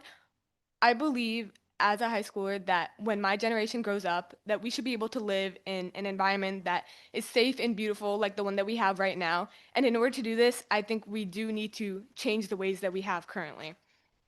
I believe that the companies that contribute so significantly to carbon emissions and use fossil fuels should bear the cost of the negative externalities of their production process. And that's why I support this bill, because in order to have progress, we must have change, and we can use the revenue from this bill for further environmental protection. Thank you. Thank you so much for your testimony. Thank you. Oh, do you mind if I ask you a question? Yeah, you can ask me a question. Or if you're taking off, if you want to also get back to school, I don't know what's going on over in Fairfield. They're getting these kids back, and I can't even keep them out. Was this your first time testifying? Yeah. You did great. Thank you. I hope that you stick with it. I'll just ask one question. You talk about what it means to someone of your generation thinking about wanting to protect what you see around you, which is maybe already changing. What do you feel like is on the line if we don't take further action related to climate? Honestly, I think almost everything's on the line. Just like having a nice property, being able to, I think almost everything that we do is surrounding our environment. And we talk a lot about this in my school, actually. We talk a lot about progress. We talk a lot about what is on the line if we don't make progress now. And I think it's important that we always keep moving forward. Well, thank you for sharing that. I appreciate your perspective. And we've got a good deep bench over there in Fairfield with great representation. Thank you for being here with us. Thanks for your time. Oh, sorry. Any further questions from my colleagues? I don't want to move too fast. Thank you for being here. Thank you. Have a good afternoon. All right. Next up on our list Is Kendall Keelan? Is that right, team? I'm looking over to you. That was what that means. Yep. How about Juliana LaRue?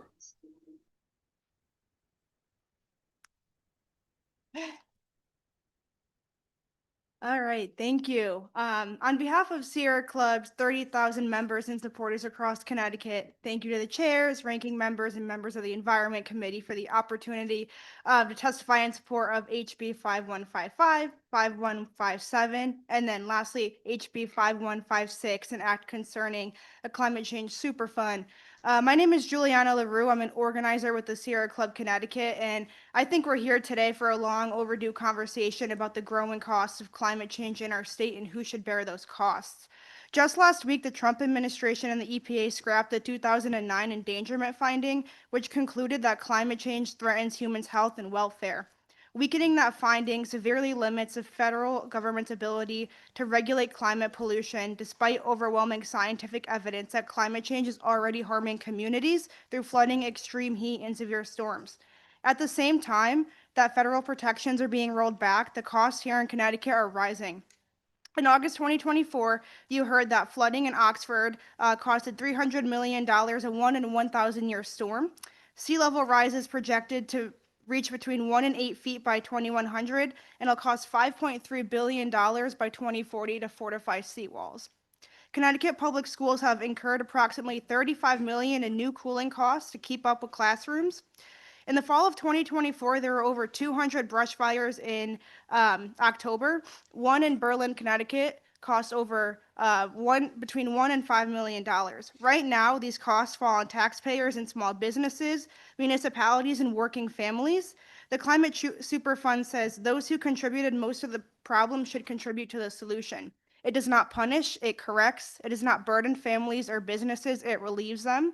The assessment is based on past emissions, not current production. Because it applies to historical pollution, it does not change today's marginal cost of producing fuel. Economic experts have made clear that policies structured this way are not expected to increase consumer prices. The proposal is also rooted in long-standing precedent. For decades, the federal Superfund law has required companies to clean up hazardous waste sites under the polluters pay principle, and it was held up in court. The Climate Change Superfund applies to the same principles, just on the cost of climate damage. This legislation is grounded in long-standing legal precedent, respects constitutional boundaries, and follows a well-established framework for environmental cost recovery. Major fossil fuel companies knowingly profited while fueling the crisis. Meanwhile, Connecticut communities are paying for flooded roads, damaged homes, overheated schools, and emergency response. When federal leadership retreats from climate responsibility, state leadership becomes essential. Passing HB 5156 ensures that Connecticut residents are protected, our communities are rebuilt equitably, and those most responsible finally help cover the cost of the damage they helped create. Thank you for your time. Wow, she's good. It's not like That deserves no. Okay, if Speaker Ritter would be ashamed if I'm letting all these applause in the room. Got to crack down. Juliana, let me first just say thank you for your leadership on this issue.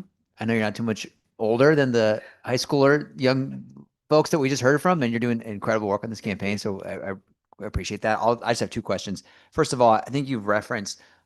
Just want to give you a chance to say some changes between what was drafted and what you would like to see in that legislation. Can you just, we don't need all the details, but just give us the quick points of what you think some of those differences might be? Yeah, some of the differences that we saw drafted were just timeline differences from when the DEEP has to come out with a registry for responsible parties, and when those funds came in, they were swapped, and just a few other wording issues that we had, but it was nothing significant. All right, great. Of course, I'll have a chance to get into the details on that. Thank you for that. Submitted that and written the exact. Great. And then my other question, and then I'll open it up to my colleagues if there are any. I'm going to zoom out from the details for a second. As you've been leading this campaign for a couple of years, what have you learned about this issue? I have learned that people are now How it learning. works? Yeah, go ahead. I'm sorry. I'm learning that people in Connecticut are facing an affordability crisis, and people are learning that climate change is causing an affordability issue for Connecticut residents, whether that's through higher electricity prices, having to heat and cool their home because of extreme weather. I heard from people in Southbury in the Oxford area there was a chicken farm that was completely demolished by the flooding that happened.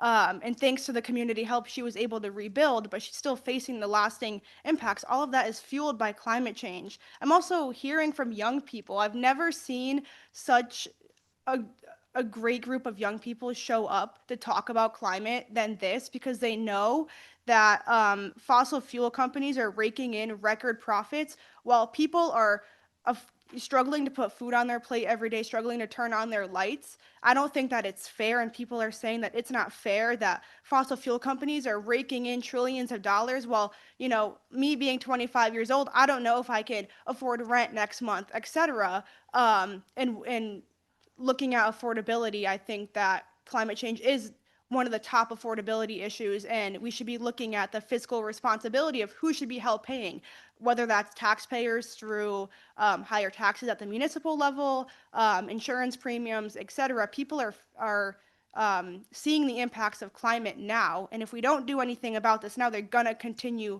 rising, and the costs are going to continue going up. So, Thanks for sharing that. Questions from my colleagues? Representative Baumgartner. Thank you, Mr. Chair, and thank you so much, Juliana, for testifying. Obviously, a plethora of individuals today to testify in this bill. My question to you regarding kind of who's responsible ultimately for paying, how we determine who the payers are with respect to the polluters, and also you know, how you think those dollars ought to be spent and deployed in our communities.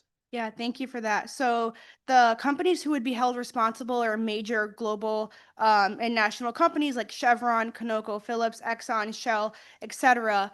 DEEP would be tasked to coming up with the damages to the state, and they would tie those damages to fossil fuel companies who do business in Connecticut. So let's say if Exxon emitted over 1 billion metric tons between 1995 to 2024, they would be held responsible under the law, and DEEP would be coming up with that number based on the amount of emissions to their to the damages that they also calculated through them. So it would only be on the top global and national fossil fuel companies, no local or state owned.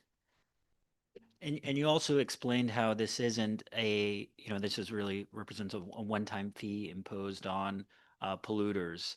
You know, you mentioned that the EPA, our federal government, we already have a super fund in place, right? That pays for sites, contaminated sites. The polluters or companies responsible for contaminating those sites have to clean them up or pay to clean them up. And so do you think that is really the best model to point to, that, you know, for kind of creating a super fund at the statewide level?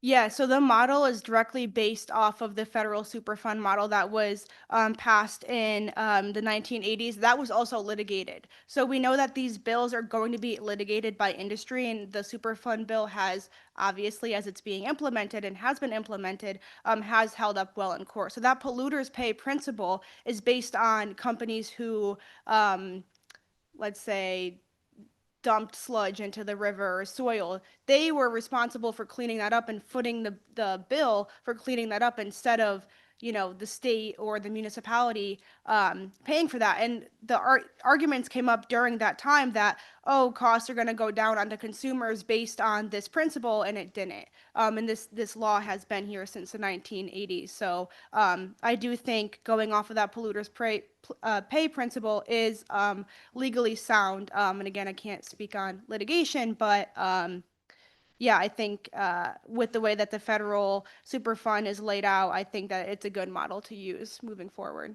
Thank you. And lastly, this has a lot of touch points with other offices outside of our executive agency. So DEEP, for example, touch points with the AG's office and the Treasurer's office. Have you engaged with the Treasurer's office and the Attorney General's office on this language? Yep, we have not engaged with the Treasury's office. The Treasury would not be involved in this bill. DEEP would be coming up with a calculation. We have talked to the Attorney General's office. Of course, they are doing a lot right now. So their capacity, they have some capacity issues, but we have been working with them actively in communication on this. So. And Yeah. thank you for your indulgence and hard work on this Thank you. proposal. Thank you, Mr. Chairs. All right, we're at the time of the day where I point out that we're on number 15 of 122, and we're at about 2 hours. And at this pace, I did quick math, we'd be done about 1 o'clock in the morning. So not to the people testifying, but to the members, questions short, succinct, don't ramble on forever. Any further questions for Ms. LaRue? Mr. Shannon? Thank you, Mr. Chairman. Thank you, Juliana, for being here and your work on this. I just wanted you to touch a little bit about this is paying for damage that's been happening in the past and not what's happening right now.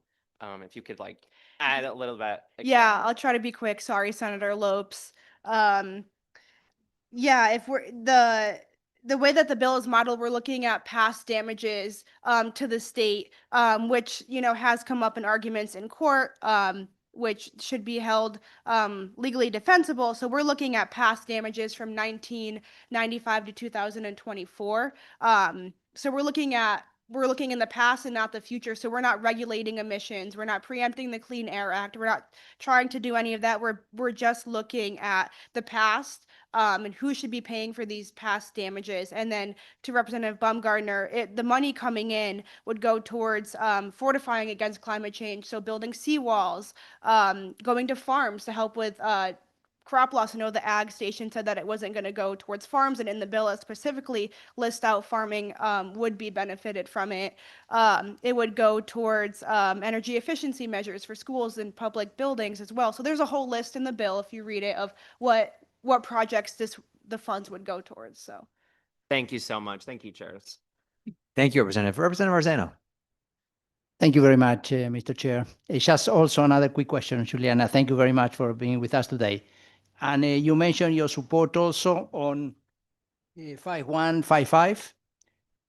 And if I recall correct, when you mentioned the bills that you were supporting? yes, we also support the pesticide reporting modernization.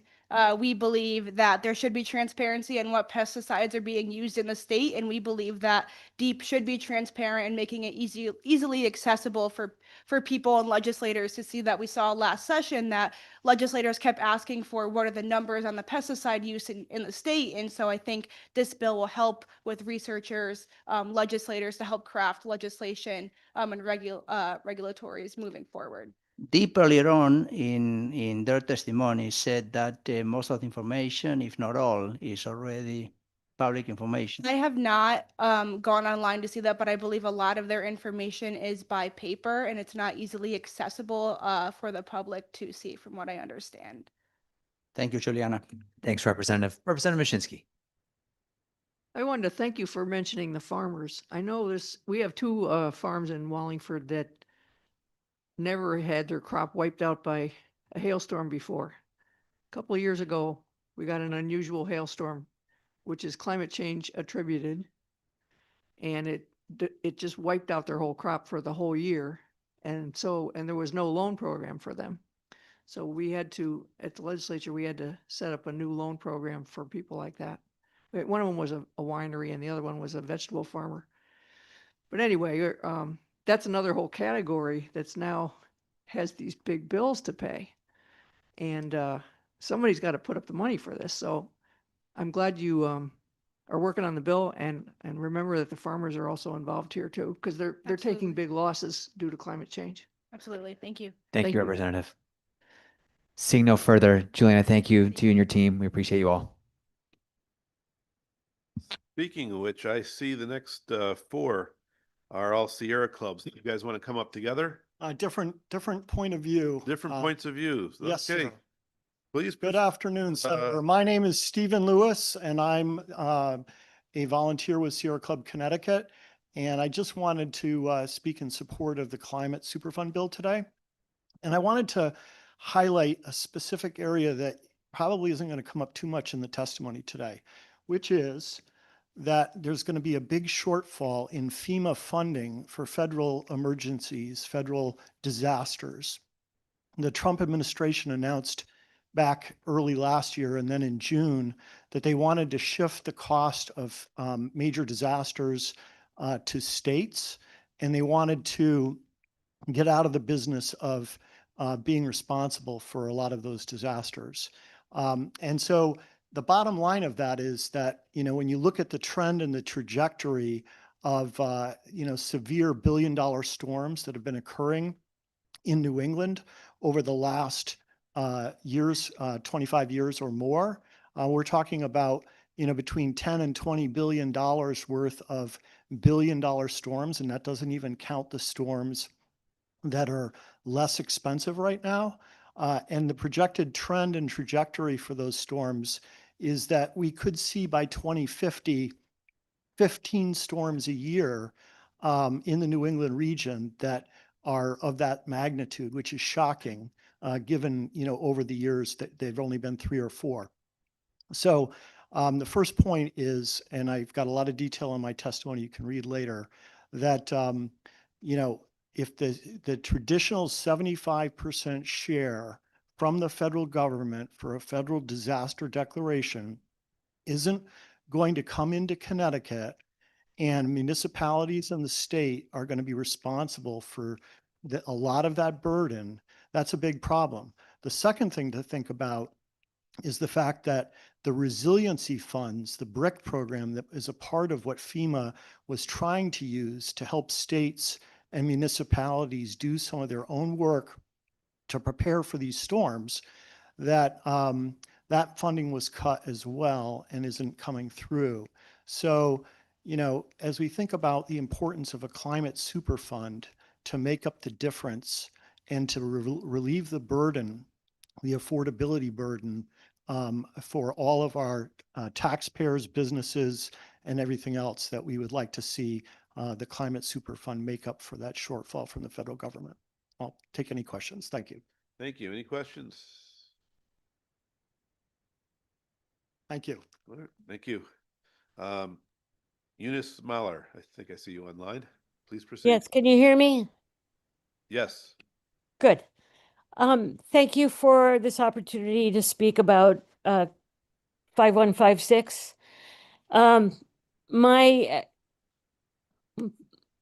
My talk is going to talk about in reference to my house, which on the day that we moved into the house, the plaque said built in 1663.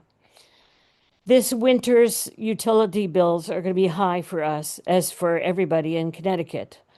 But one thing will not be affecting the price of those utility bills, especially not the price of electricity, and that's this 5156, the Superfund. As you know, and in my written testimony, I wrote about PURA and ISO New England, and those are the places where the prices for electricity are set. But what I want to talk to you about is what it looks like from my house, that sit on a hill next to a marsh, next to a creek, a tidal creek from Branford River, and there's a road across the street, and I can see the Branford River. When we moved in, I remember the first storms that we noticed that were big and started flooding our backyard. That was Hurricane Bob and the No Name storm in 1991.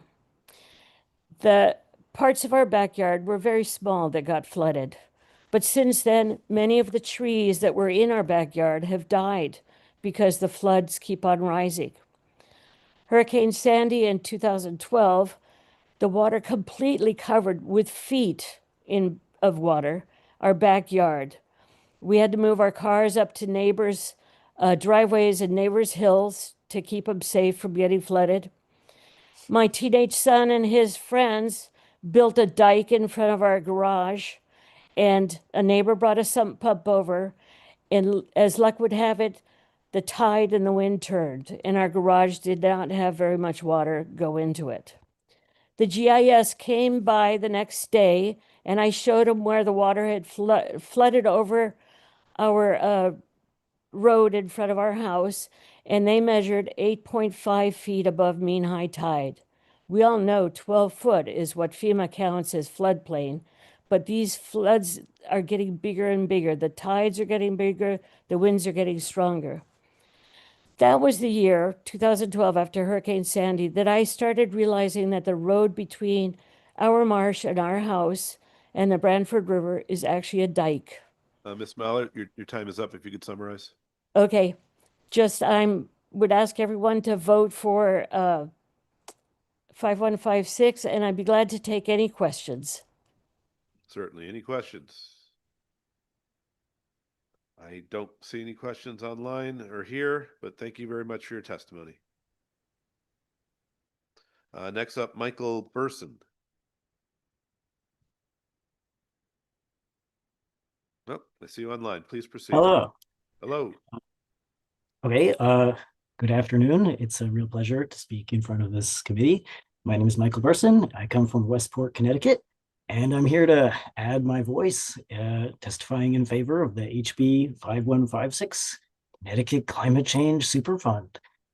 So I actually think everyone has very thoroughly said everything I was going to say in favor of this bill, so I'll keep this short. I just think right now the people of Connecticut are paying the full, extremely big cost of climate damage, ultimately caused by some enormous fossil fuel companies, and it's only right to make them pay even some pay back at least some of those costs. And I hope this bill is successful and that we have a bit of justice on this issue. All right. Thank you very much. Thank you. Are there any questions for Mr. Burson? Seeing none, thank you very much for taking the time to testify. Another Michael Ungaro is next. Oh, thank you. Hi. Good afternoon, Senator Lopes and the other distinguished members of the Environment Committee. My name is Mike Ungaro. I'm a Hartford resident, a retired attorney, and I'm currently serving as Connecticut Chapter Chair for the Sierra Club. I'll try to cut to the chase of some of the issues that have been raised that maybe haven't been addressed fully yet today. The first one is, who bears the cost of responding to climate change? As of now, absent this legislation, Connecticut taxpayers are bearing 100% of those costs. What this legislation does is requires oil and gas companies to pay their fair share. And these companies should not be able to get that money back, the money they pay to the fund, back from consumers by way of raising their prices. Oil and gas prices are set on a global market. These payments are based on the payments to the fund are based on past activities and will not impact the current cost production or the price of oil and gas on the global market. The cost recoveries from the Climate Superfund are needed as soon as possible to reduce unfair financial burdens on Connecticut taxpayers. The legislature should pass this legislation this session and advance the process so that when litigation obstacles, if any, are eventually cleared, the process of recovering these funds is ready to be completed. Moreover, the legislature should move with urgency to enact the Climate Superfund while it can. There's no guarantee that the makeup of future legislatures will be so positive. And the legislature should not be deterred or delayed by pending legal challenges to the New York and Vermont Superfund laws, because they are delay tactics that will most likely fail. Superfund laws like this have been done before and have withstood similar legal challenges. In the 1980s, federal lawmakers successfully enacted and implemented an environmental Superfund law very similar to this Climate Superfund legislation. They required polluters to pay their proportionate share of the cost to respond to environmental contamination and thereby reduced the financial burden on American taxpayers. That's the solution that this Climate Superfund legislation would provide for Connecticut taxpayers. Thank you. Thank you. Any questions? Being none, thank you very much for your testimony. Thanks. Mr. Chairman. Oh, Mr. Dubitsky online. Hold on a second, sir.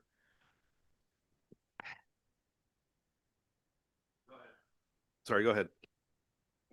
Thank you, Mr. Chairman. And thank you for coming in. You say, did I get it right that you said that if we tax the oil companies, they will be unable to recover that increased expense by raising their prices? Well, thanks for that question. This issue was looked at and discussed in New York and Vermont during the debate over their laws, and economists have opined on how the oil and gas market works. It's a global market, and that's where prices are based on that global market. And these payments to the fund are based on past activities. They don't increase the cost of current production. So the economists concluded that they will not impact current prices. They will not. These payments to the fund will not be able to be charged back to Connecticut customers by the oil and gas companies. So, okay, I'm not sure exactly how that would work. If any company gets an extra expense and they wish to maintain the same level of profit, they would increase the cost of their product. Doesn't that raise the price of all fossil fuels? Even if it's a global market, doesn't it raise it globally? Economists have looked at this in New York, and that's not how the global markets work for oil and gas. Okay, well, that's a little baffling to me. So you said, so 2 other states have already done this? New York and Vermont, yes. Okay, now is it with regard to pollution or climate change? Climate change. Okay, has it worked? Well, those laws were enacted within the last couple of years. They're in the process of being implemented now, and they're currently litigating certain aspects in court. Okay, so is there any evidence that adding a tax to these companies has reduced climate change? The purpose of these laws isn't, and it doesn't reduce climate change. It helps pay for the damages caused by climate change. It transfers a share of those costs to the oil and gas companies that caused climate change. Okay, and so what specific things are the oil and gas companies going to be paying for? Well, they will be paying for the costs of how to repair from the damages of climate change, from flooding, wildfires, drought, as well as to help prepare for the impacts of climate change, including seawalls and other measures to help alleviate the impacts of climate change. These are costs that are expected just for Connecticut to stretch into the billions of dollars. And if oil and gas companies don't pay their share, 100% of those costs will fall on Connecticut taxpayers to pay. Okay, so in the news recently, there have been enormous wildfires in California and in Hawaii. Are you suggesting that those were caused by oil companies? There is a lot of science now that is able to attribute excess damage from fires and floods to climate change, yes. Excess damage? What does that mean?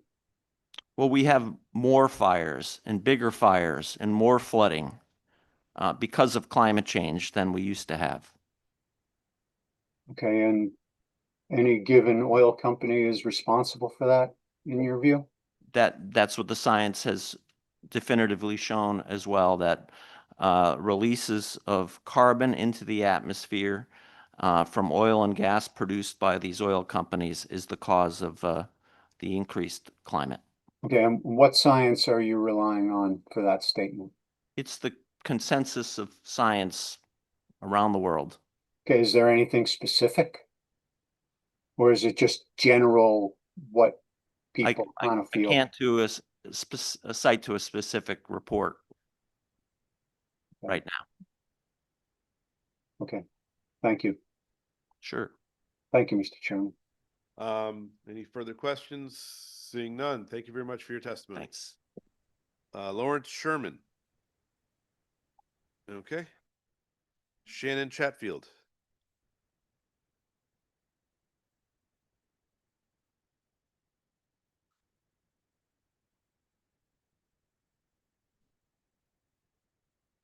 Hit the little button.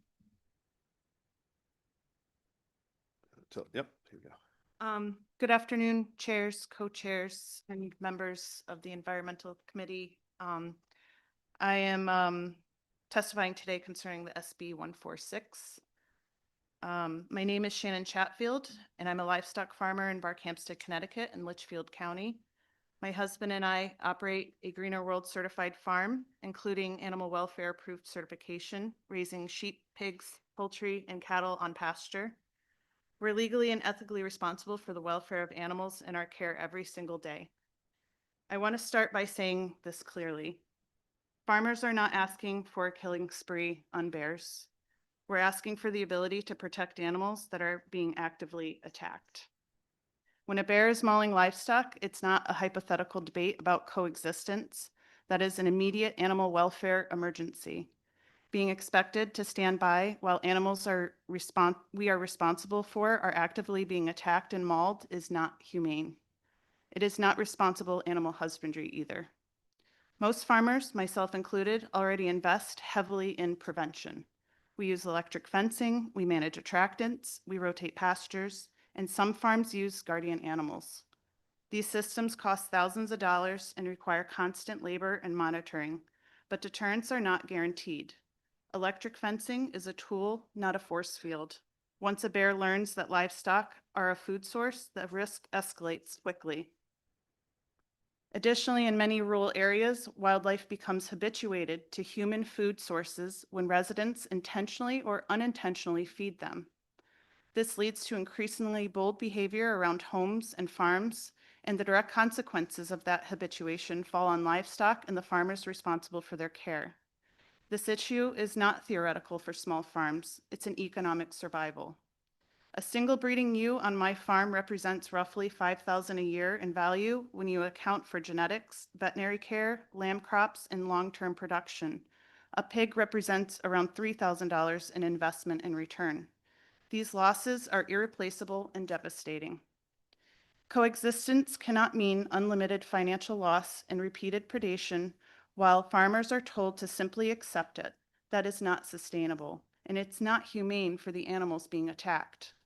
If the state expects us to uphold strong animal welfare standards, it must also allow us the authority to intervene when those animals are under lethal attack. If lethal intervention is ever permitted, it should be done humanely and effectively, with clear standards that prioritize a quick, ethical dispatch to prevent prolonged suffering for both livestock and wildlife. This is not about hunting for sport or for food. This is about responsibility, animal welfare, and the survival of Connecticut's working farms. Protecting livestock from being mauled is not reckless. It is part of the duty we accept when we choose to raise animals. Coexistence requires responsibility on all sides, not unlimited tolerance from the people producing food for our state and communities. Thank you for your time and for considering the realities faced by farmers on the ground. Representative Callahan. Thank you, Mr. Chair. Thank you for coming in. Thank you. Barkhamsted's beautiful. Thank you. People State Forest, I love it. Mhm. But your testimony was very helpful. Thank you. No one's asking for a bear hunt. It's been represented that way. That's not what this is. I have farms in my district along Western Connecticut, and we have something called Goat Boy Soap that is a frequent visitor. Yeah, Lisa very well. Lisa's great, Yeah. and yeah, her goats were attacked a couple years ago by Right. bears, and once they know that they're safe to do that, they'll do it again. Yeah. So this is about protecting livestock, and I think if people saw pictures of what happens when a bear gets in, and their behaviors need to change, and just a deterrent like that would change behaviors according Absolutely. to the experts. So I appreciate your time. Thank you. Thank you. Representative Anderson. Yeah, Ms. Chatfield, thank you for your testimony. Thank you. I've been enjoying your Facebook post where the world can get a front row seat of operations on your farm, especially the birth of several lambs the last few weeks, and I understand you're watching for the last one on camera while Yeah. you're here. Yeah, So we hope we get you home in time. thank you. The Commissioner of Deep submitted written testimony. I just wanted your response to it. She recommended expressly carving out poultry, pigs, and animals enclosed in small pens, since electric fencing can typically provide effective protection. I don't agree with that statement, only because there's only so much infrastructure you can put up with bears, considering with rotational grazing, you're using a certain type of fencing. Our fencing is outputting 5 joules with the solar batteries that we use, and then our hardwired fencing is 12 joules, which is a pretty significant shock against bears, but they can still bypass that. I mean, their fur itself is pretty insulating, so they're not going to be as affected by it as would other animals. So it's just not feasible. Thank you very much for your testimony. Thank you. It was excellent. Representative Mushinski? Yeah, the other aversion technique besides the electric fence is the bear hunting dogs that grow up to, that breed grows up to Livestock guardian. harass bears. That's Yeah. what they do. Yep. Have you ever tried that at your So farm? we have actually this past summer, we acquired 2 livestock guardian dogs who were, unfortunately with our property, we are surrounded by residential areas, including a campground. So when these dogs get on the chase of an animal, they leave the property and they hunt it down. The issue was coming when they entered the campground and they were wreaking havoc there, and we became on a first name basis with our ACO. So for us, it just did not work out. We only own 64 acres, so it's just not feasible. Okay. And also the barking was quite obnoxious. Yeah, they do that. Yeah. Okay, thank you for answering the Thank you. Any other questions? Everyone's good. I do want to say thank you for coming out. Your testimony was incredibly helpful. Thank you. We're hearing, pushback on this bill that frankly I found disingenuous and not quite honest for how farmers treat their land and their property. And this is not an effort to wholesale kill bears. No. It just boggles my mind that people are worried about killing a bear as a bear is ripping apart chickens and Well, even your personal dog, your cat. ruminants, and they don't just bite them at the neck; they dismember them. Yeah, yeah. it's what they do, and Mhm. it's a balance. There's a balance in this world. But thank you. Your testimony was very helpful. I appreciate it. Amy Blaymore Patterson.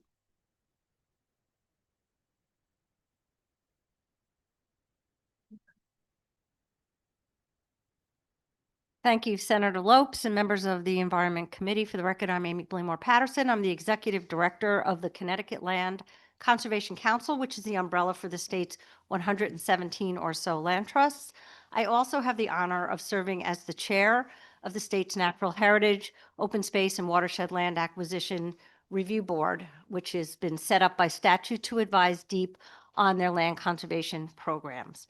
And I submitted testimony on several bills, but I'm going to use the balance of my 3 minutes to talk in strong support for sections 1 and 2 of HB 5153, which propose minor but very important revisions to the state's statute that sets up the Open Space and Watershed Land Acquisition Grant Program, or OSWA.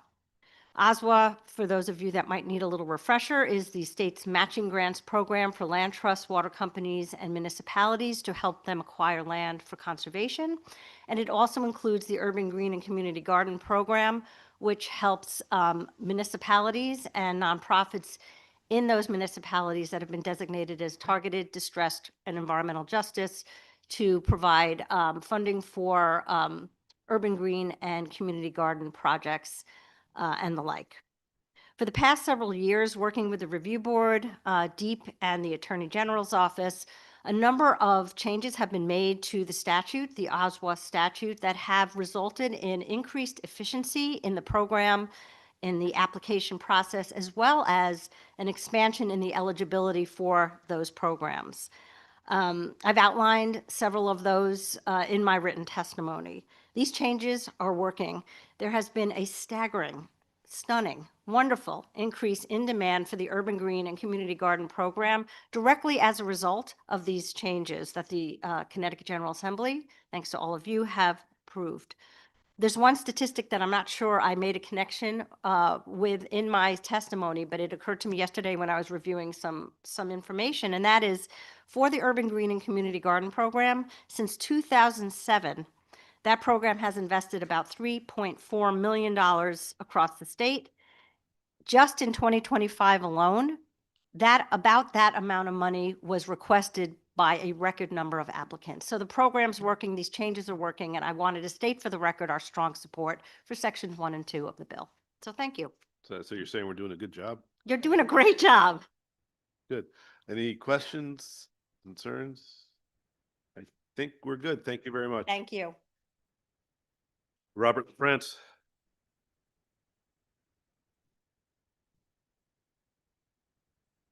Good afternoon, Chairs Lopes and Parker, ranking members Callahan and Harding, who I don't see, Representative Baumgardner and Senator Hokedel. Thank you for allowing me to testify. My name is Robert LaFrance, and I'm the Director of Policy for Connecticut for the National Audubon Society. I'm here to support both the testimony of Amy Patterson on the OSPLA grants. I do think you have it right. We provided a supportive testimony on that, as well as supportive testimony on the agency's bill regarding wildfires. What I'm here really to focus on today is House Bill 5155. And I think it's really important to understand that that bill, and I think this was a question you had asked earlier, Representative Callahan, about whether or not the information that's currently being provided to the agency is publicly available. The answer, as you heard, is yes. The problem is that it's not modern. The problem is that we can't access it and understand it, do with it what we need to do with it, which is to use it for scientific purposes so that we can understand the impacts on our ecosystems and on our wildlife and on other individual river systems, et cetera. The importance of this bill, and I guess the devil will be in the details, is what can be reported, how can it be searched, and is it something that can be modern? The title of the bill, basically the language of the title of the bill basically says what we're trying to get. Institute the use of modern technology and methodology for reporting pesticide applications in the state to enable ready knowledge where these pesticides are being used. These are the questions you've asked us as advocates. Where are the pesticides being used? What impacts are they having? And the only way we're going to get to that is if we have scientific information, both from the receiving areas as well as from the applications. We want to get this information so that scientists can look at it. You'll hear from other scientists later today about the impacts on a variety of different animals and ecosystems. The information that we get from understanding where these applications are made are going to make those connections so that we can better understand those relationships and do a better job of preventing impact to the environment in a way that's problematic. I also want to mention that CEQ did an extensive evaluation of this. It's in my written testimony about some of the data gaps that are in there. This also, from an Audubon perspective, is something that our constituents really care about. I think we've had like 200 or 300 people providing testimony. Sharon Bruce, take a look at Sharon Bruce's testimony on this, on the bill. So thank you so much for your work and appreciate the time today. Representative Greska. Thank you, Mr. Chair. Is this something that would be going forward, or is Rob LaFrance going to have to go back to the basement of deep and hand transcribe everything into digital format? So our proposal, when we put it forward, was to say that we would like to see it going forward. The idea here of trying to go back and find mold and who knows what else on some of the old ones was not something that was there. The bill that was drafted authorized the bill in front of the committee authorized the agency to go back. Our proposal had originally been to do it prospectively. The authority of this particular language is to look both retroactively and prospectively. So the answer is the bill goes both ways. We were hoping to just allow it to be in a prospective way. Thank you, Mr. Chair. Thank you. Any questions? Representative Baumgardner. Thank you, Mr. Chair, and great seeing you, Rob. Just briefly, can you explain the issue DEEP has with unreliable data? Thank you for the question, Representative Baumgardner. that sort of troubles me. I don't really understand what the issue is there. The information that we're receiving is information that's compliance information. That's information that private applicators, commercial applicators, and others are already required to submit. To the extent that it's accurate, it's based upon the accuracy of the information they provide to the department. So I don't really understand that in terms of it, which is why I'm hopeful that the agency could be more clear about what their concerns are with that. In terms of transparency and modernization, we see that happening all over the place, all the different places where you can go and learn about things that happen in wherever you're going. I mean, in the old days, you always had to go, for example, if you wanted to go find out where your deed was, you'd have to go to the town hall to look it up. Now, most towns, you can go to the town hall. You don't have to go to town hall. You can go online and look it up and understand what's happening as a result of that. The bottom line is information is becoming more and more available. And we're just saying, in order for us to use it for scientific purposes, I want to underscore that for scientific purposes, in order to do that, we need to have access to the data so that we can do analysis of it. And would you say that as far as agency costs are concerned, there really isn't that much of a differentiation? You talked about like sharing the data prospectively versus retroactively, and would you say there would be a differentiation as far as costs are concerned if DEEP assess that sort of differently? Thank you for the question. My expectation is if we were only going prospectively, it would might make the data collection easier. For example, you would use a data system where you might have a drop-down menu, which many of us are familiar with, where you would actually be able to put in your data. So you'd actually be able to put it in when you enter the data would be available to be able to populate a searchable database. So I do think that prospect would be less expensive than to actually have to go back and basically look through old records and take pictures of them or try and somehow or other use whatever you need to do to bring those up to speed. In terms of looking forward, we know now what the data is, and we'd have more data as we go into the future. If somebody really saw a problem, they needed to go back and delve into certain specific areas, they could still do that. We really think this is in keeping with the agency's 20 by 26. Both two of their items there, number 9 and number 10, talk about modernization of those issues, and I think this is very much in keeping with what the agency is trying to do in those regards. And that's another reason why I think the cost might be less to the agency. So makes sense to me. Thank you, Mr. Chair. Thank you very much for the questions. Thank you. Any questions? Thanks again for all the committee's work on this. Appreciate it. Thank you. Have a good one. Patrick Hennessy. So the two after.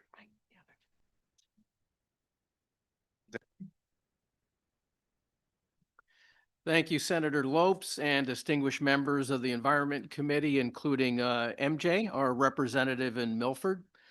My name is Pat Hennessy, and I thank you for the opportunity to submit testimony in support of HB 5156, the climate bill. I'm here not only to represent myself, but also the hundreds of members of Third Act Connecticut. We're a group of seniors fighting climate change. Our main objective really is to ensure that future generations have access to fresh air and fresh water, and that pollution be stopped, and that we stop damaging the environment. We also know that we need to be fair about the transition away from fossil fuels, understanding that it's something that will be done over time, and that includes our need to make polluters pay for their damage. The time for action is now. The bill is a step in the right direction. In Milford, in particular, we have to deal with a fragile shoreline, rising sea levels, pollution in our waters. This is an important and potentially impactful bill that could help make those responsible more accountable for the damage to our water and to our air. This is an equitable way to recover profits made by the rich fossil fuel companies. We've all seen the impact of heavy rains and brush fires, extreme heat. These tragedies, directly related to climate change, have cost us millions of dollars, and we've talked a lot about that today. But they've also killed our residents. They've affected the lives of many in Connecticut. So I urge you to vote favorably on this Climate Superfund bill. Thank you so much. Thank you. Any questions for? Seeing none online. Thank you very much for your testimony. Next up, I see two people from Farm Bureau, Tracy and Paul. Do you want to come up together? Yes. Oh, Wonderbar.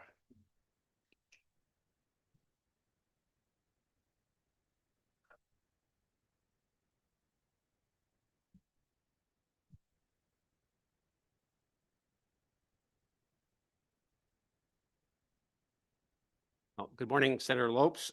Sorry, Representative Parker is not with us, but good morning, or good afternoon, rather, to the rest of the members of the Environment Committee. Thank you for the opportunity to be here this afternoon. My name is Paul Larson. I'm the president of Connecticut Farm Bureau.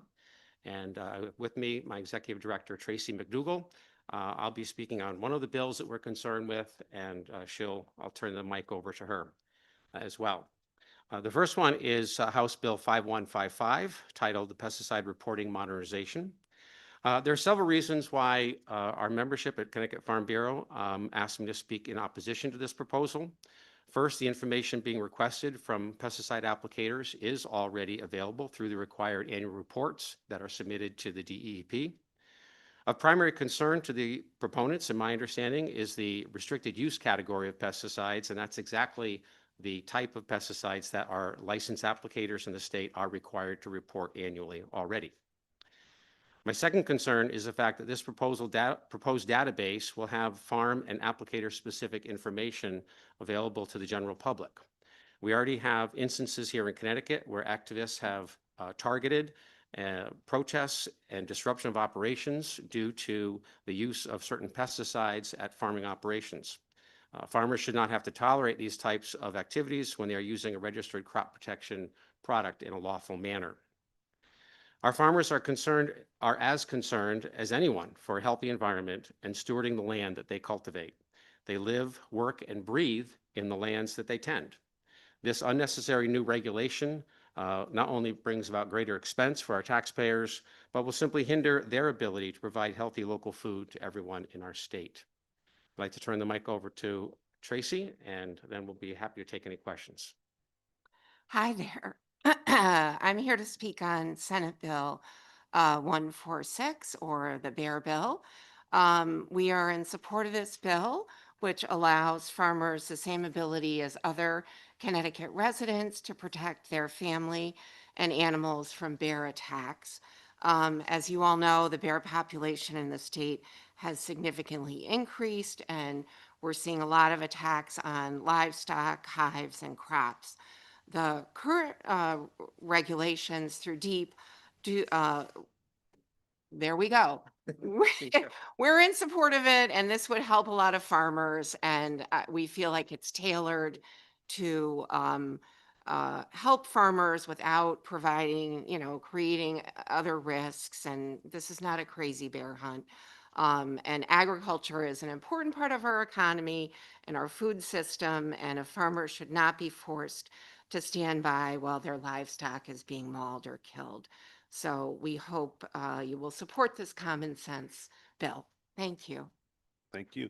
Are there any questions? Seeing none, I do. I get to go last, I guess. My only question about your opposition to the pesticide bill.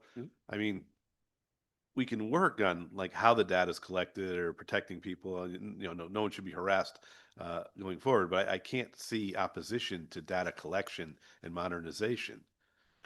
No, I think it may be a more feasible approach here is to simply look at the way that which it's being collected now, because certified pesticide applicators that are applying restricted use pesticides are making those annual reports to DEP.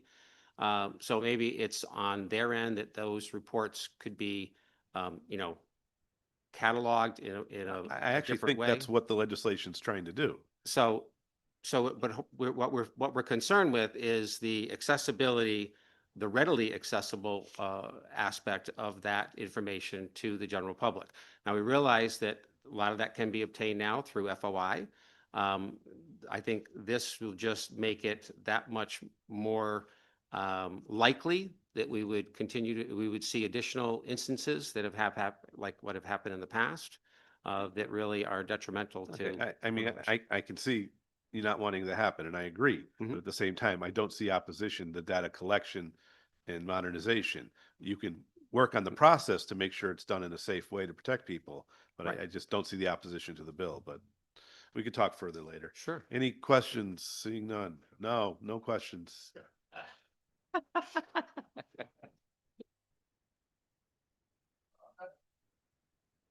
So thank you, Mr. Chair. Thank you for coming in and testifying. I wanted to speak specifically about Bill 146, the bill about livestock and, well, got to get the right title here. Protection of livestock from certain wildlife. So as I read it, the current statute allows for the taking of bears in an emergency situation where it's evident that the bear poses imminent physical harm, if not death, to a human being or to a pet. If we were to amend that current statute to include livestock, would that not satisfy the problem? Yeah, that's specifically what we're requesting here, is that there would be, if that word livestock is inserted in there, so that would include the ability, allow a farmer right at the moment when the attack is occurring to, inflict lethal force to take care of that situation. That's exactly what we're requesting. Okay, so I didn't hear all of your testimony. Unfortunately, I was out of the room, as you know. But so that would therefore obviate the need for this particular bill, would it not? If we were to just change and add the word livestock into the current statute? Well, this bill has two aspects to it. One is to add the word livestock. So, the rationale, if you can protect your pet, if you can protect your dog as you're out walking in the neighborhood or whatever from a bear attack, the farmer should have that same ability to protect his livestock if he goes out to the barn and finds an attack ongoing. There's another provision in that proposed bill that allows DEP to issue a permit for a farmer sort of proactively when there's a history of bear attacks on that farm. And so that, again, we're not waiting for something to occur and for losses to be incurred by the farmer and animals or crops being destroyed, but to proactively allow that farmer ahead of time to have the permission to take care of that. And I will offer this, as I offered it earlier to the committee, by allowing for a proactive permit.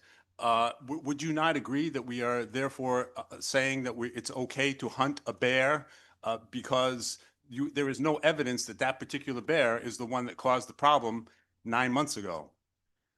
Well, that is correct. It's not, we don't know if it's the same bear. That's correct. They are creatures of habit and they get habituated to food sources and so forth. So it's very likely that they could come back. But I think the rationale behind that clause being inserted in there would be that the farmer in cases like that wouldn't have to simply wait for extensive damage to occur. When you see it basically is the same thing. It's just that it covers crops as opposed to livestock. The crop damage that can be caused by a bear can be extensive. We've had farmers who have gone into a field of sweet corn. Okay, we're just almost ready to harvest. So the corn will be just right, ready to ripen and ready to pick in 2 days. And they go in the next day and the whole center of the field is just flattened. So this is, again, they're not hunting the bear. They're not going out and looking for it. They're simply being on guard. And if a bear does come in on the property and is imminent to damage that crop, they would have the ability to dispatch the bear. Thank you. I don't agree completely, but I understand your perspective, and I'm sympathetic, and I don't want it to be characterized that I'm not sympathetic to the problems that farmers have with regards to both livestock and crops and the damage that's inflicted by bears. Okay. So I guess we will talk further. Thank you. Look forward to that. Thank you. Any further questions? Representative Callahan. Thank you, Mr. Chair. Thanks for being here as always. When it comes to this bill, do you feel that in your experience that farmers are very hesitant to protect their land or their livestock because they're afraid of being prosecuted themselves, and a piece of legislation like this could ease their minds? Oh, I definitely think so. Yeah. I mean, right now, technically, there is no legal means to address that situation, that we were describing. So by having this provision in law, they would have the peace of mind of knowing that if they go out there to the barn or they, hear something going on and there's an active, this is all addressing active activity on their farm. No one's going out into the woods trying to find that bear. That's hunting. And that's not what this is. One of the references that was made earlier was to, well, why can't they just use electric fence and other, enclosures or whatever. Electric fence is great when it works, but it doesn't always work. It can be how electrical shorts can occur, the power can go out, or also bears are very, because of the nature of the structure of their feet, they often don't create a good ground contact. You have a positive charge in the electric wire. If it can't travel through the bear and go down to the ground, there is no shock. So electric fences are only effective if the ground is somewhat moist and the bear is able to get good contact with that ground, so a shock actually occurs. And it's not a lethal shock, it's just, it makes them jolt and decide to go elsewhere, hopefully. Well, I appreciate it. I just don't want to create an additional danger where people are hesitant to protect their property, their livestock, their crops, and get in the middle of something. I'd rather have them sure of what they're doing, and it's not. And I have great respect for the good representative from Farmington, but this is just a situation where we're not going out and looking. You're Right. just trying to protect what's yours. Correct. Thank you. Yes. Yep. You're welcome. Thank you for the question. Thank you. Any further questions? Seeing none, thank you for your Thank you very much. testimony. Next up, Fraser Blaylock.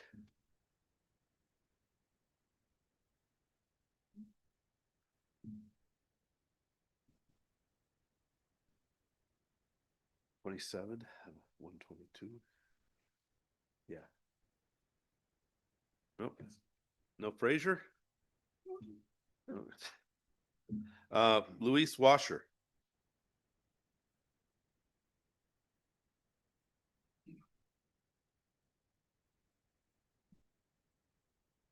Hi. Hi, everybody.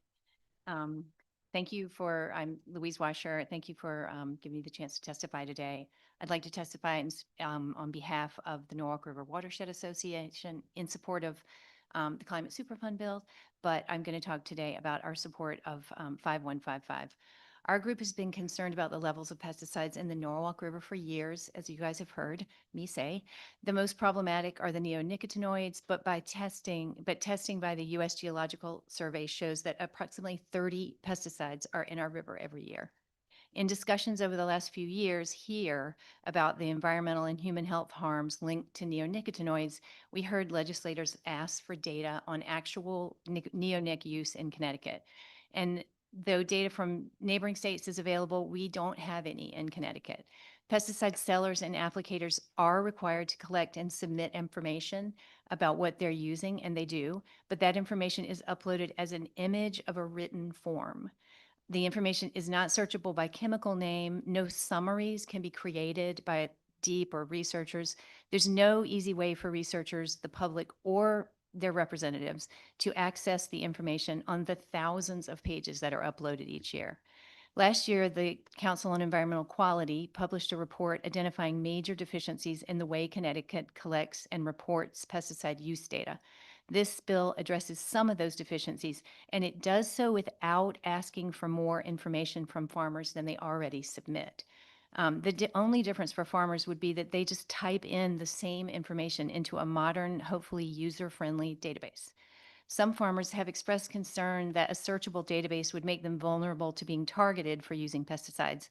It's worth noting that farmers' names and addresses and the pesticides they use appear in the current e-license system. You see the page they filled out, and the public has access to that, and they do not need a FOIA. You can just go on, you put in a date that you want to look at, July 2025, and all of the forms that were submitted in July come up. So a modernized system could potentially provide farmers with more protections in that sense. The intent of this bill is not to target individuals, but to make data that's already gathered usable. I just want to say one more thing. Can I say one more thing? Please wrap up, but yes. Yeah, okay, wrapping up.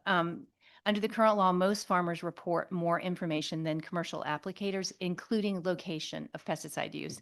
We encourage the legislature to add to this bill a requirement that commercial applicators, so landscapers mostly, submit pesticide use location information. This could be done in a way that does not expose individual addresses. That is how it's done in California and New York, and we could do it here as well. Thank you. Thanks for your testimony. Thanks for your leadership on this issue and the engagement. And I appreciate how you folks have come back this year with another approach to something that we've all been talking about. Do you have any comments on Deep's testimony about their concerns with the bill? And do you want to speak to that? Yeah, I didn't understand the suggestion that this bill would require new reporting. It refers to existing statute, and the goal is to modernize the collection of information that is already coming in. Yes, we would like to have more detailed location information from commercial applicators, the way farmers already give that information. But otherwise, it's really just a modernization, efficiency, transparency, accessibility, to give us a way to come together to talk about these issues. I feel like there's a lot of emotion around this. People are worried about their well water. You know, we know from USGS that there are pesticides in groundwater. There's not enough testing of well water. That was one of the things the CEQ pointed out. But people are concerned and don't. I just think a transparent system with summary data about that we can look at in New Jersey or New York about what's being put on the landscape would just make people feel confident and would allow researchers to work with the farming community and the landscapers to target what we had hoped to do, and I think did with the neonics bill, look at overuse, you know, uses that are not working. What are the largest amounts we're seeing in the rivers? You know, what are the highest harm, lowest benefit uses? Yeah, I appreciate that. And I know you've engaged the agency as you all have developed this, so I just want to acknowledge that and thank you for doing that work too, and we'll keep trying to do it from our end. Thank you. Any questions from my colleagues? Seeing none, thank you. Next up on our list, number 29, Jason Davidson. Is Jason with us? Jason, are you remote? All right, thank you. Next up, number 30, Emily May. I see Emily online. Thanks. Hey there. And I did notice I see Jason in the list, but I think he has the wrong number associated with him. Oh, Jason, if you're there, we'll come to you right after Emily. Okay. Please go ahead, take it away. Thanks so much, chairs and members of the Environment Committee, for the opportunity to testify. My name is Emily May. I'm a conservation scientist with the Xerces Society for Invertebrate Conservation. My work focuses on protecting and enhancing biodiversity in agricultural systems. And I'm here today in support of HB 5155, the Data Modernization Bill. As you just heard, Connecticut already requires licensed applicators to submit annual reports on pesticide use. Those reports are published online in static image or PDF formats. They include business address, name, contact information. So in the current system, that information is already publicly available. But as Louise just said, those are not published in a way that's actually functional for research. So as a result, it is very difficult to answer even basic questions about pesticide use in the state. As you all know from your collective years of working on environmental policy, better data allow for better research, better questions, better policy decisions. So when information is accessible, when it's structured in a way that allows for analysis, researchers and agencies can evaluate trends over time. They can look at patterns, they can identify emerging risks. When that information, like it is now, is difficult to access or aggregate, those same questions become costly or time-intensive to try and answer, and in many cases are simply not pursued. So this bill is an opportunity to move from what's essentially paper-based reporting to modern data infrastructure. And updating this system would allow researchers to answer basic questions like, where are pesticides being used, how much, are patterns of use changing over time, and how does pesticide use relate to water contamination, pollinator declines, or other environmental or public health outcomes. I did want to just address concerns about privacy. I think clarifying in the bill that data, regardless of at what level it is collected by DEEP, will be reported publicly at the county level would protect applicator and client privacy while still enabling a functional data set. And then I also want to encourage the committee to consider more specificity in the part of the bill that addresses treated seed data collection. Pesticides on seeds are a significant source of pesticide use and toxic load for bees nationally. Across the country, they are the largest use of neonicotinoid insecticides and many fungicides. But since 2015, their use is largely invisible as it's no longer reported or monitored by federal reporting systems. So without those data, we don't know how their use is changing over time and can't really evaluate the risks associated with that use. Vermont and California have 3 both. minutes is up. Would you please wrap up? Thank you. Oh, sure. Based on the experience in Vermont, it would be helpful to specify that distributors will be asked to report the EPA numbers for treatments on the seed they sell or distribute in the state and make that mandatory. I can speak more to the Vermont experience if you're interested, but I hope that you will take this opportunity to support better data, better science, and better policy in Connecticut. Thanks so much. Thanks for your testimony. Yeah, you kind of just got to, and I'll just be brief. Based on what you've seen from other states implementing similar policies, can this system work, and can it be as straightforward as we're hearing from the advocates that it could be? That sounds like it should be. Yes, I mean, the pesticide reporting database, the idea is that you basically modernize the infrastructure. How you collect the data becomes much more straightforward. You put in the same data fields that would be in your annual reporting, and you have applicators fill that out. And then on the back end, you do the calculations and the aggregation that you need to be able to report out, publicly at the county level, for example. So it's pretty straightforward in that sense. And you can look at the systems that have been created in other states, both in California and New York. And on the seed piece, Vermont has that system available. I spoke today with that seed program, and they had a lot of things to say about it. But that piece about reporting the EPA numbers specifically was one piece they had for advice.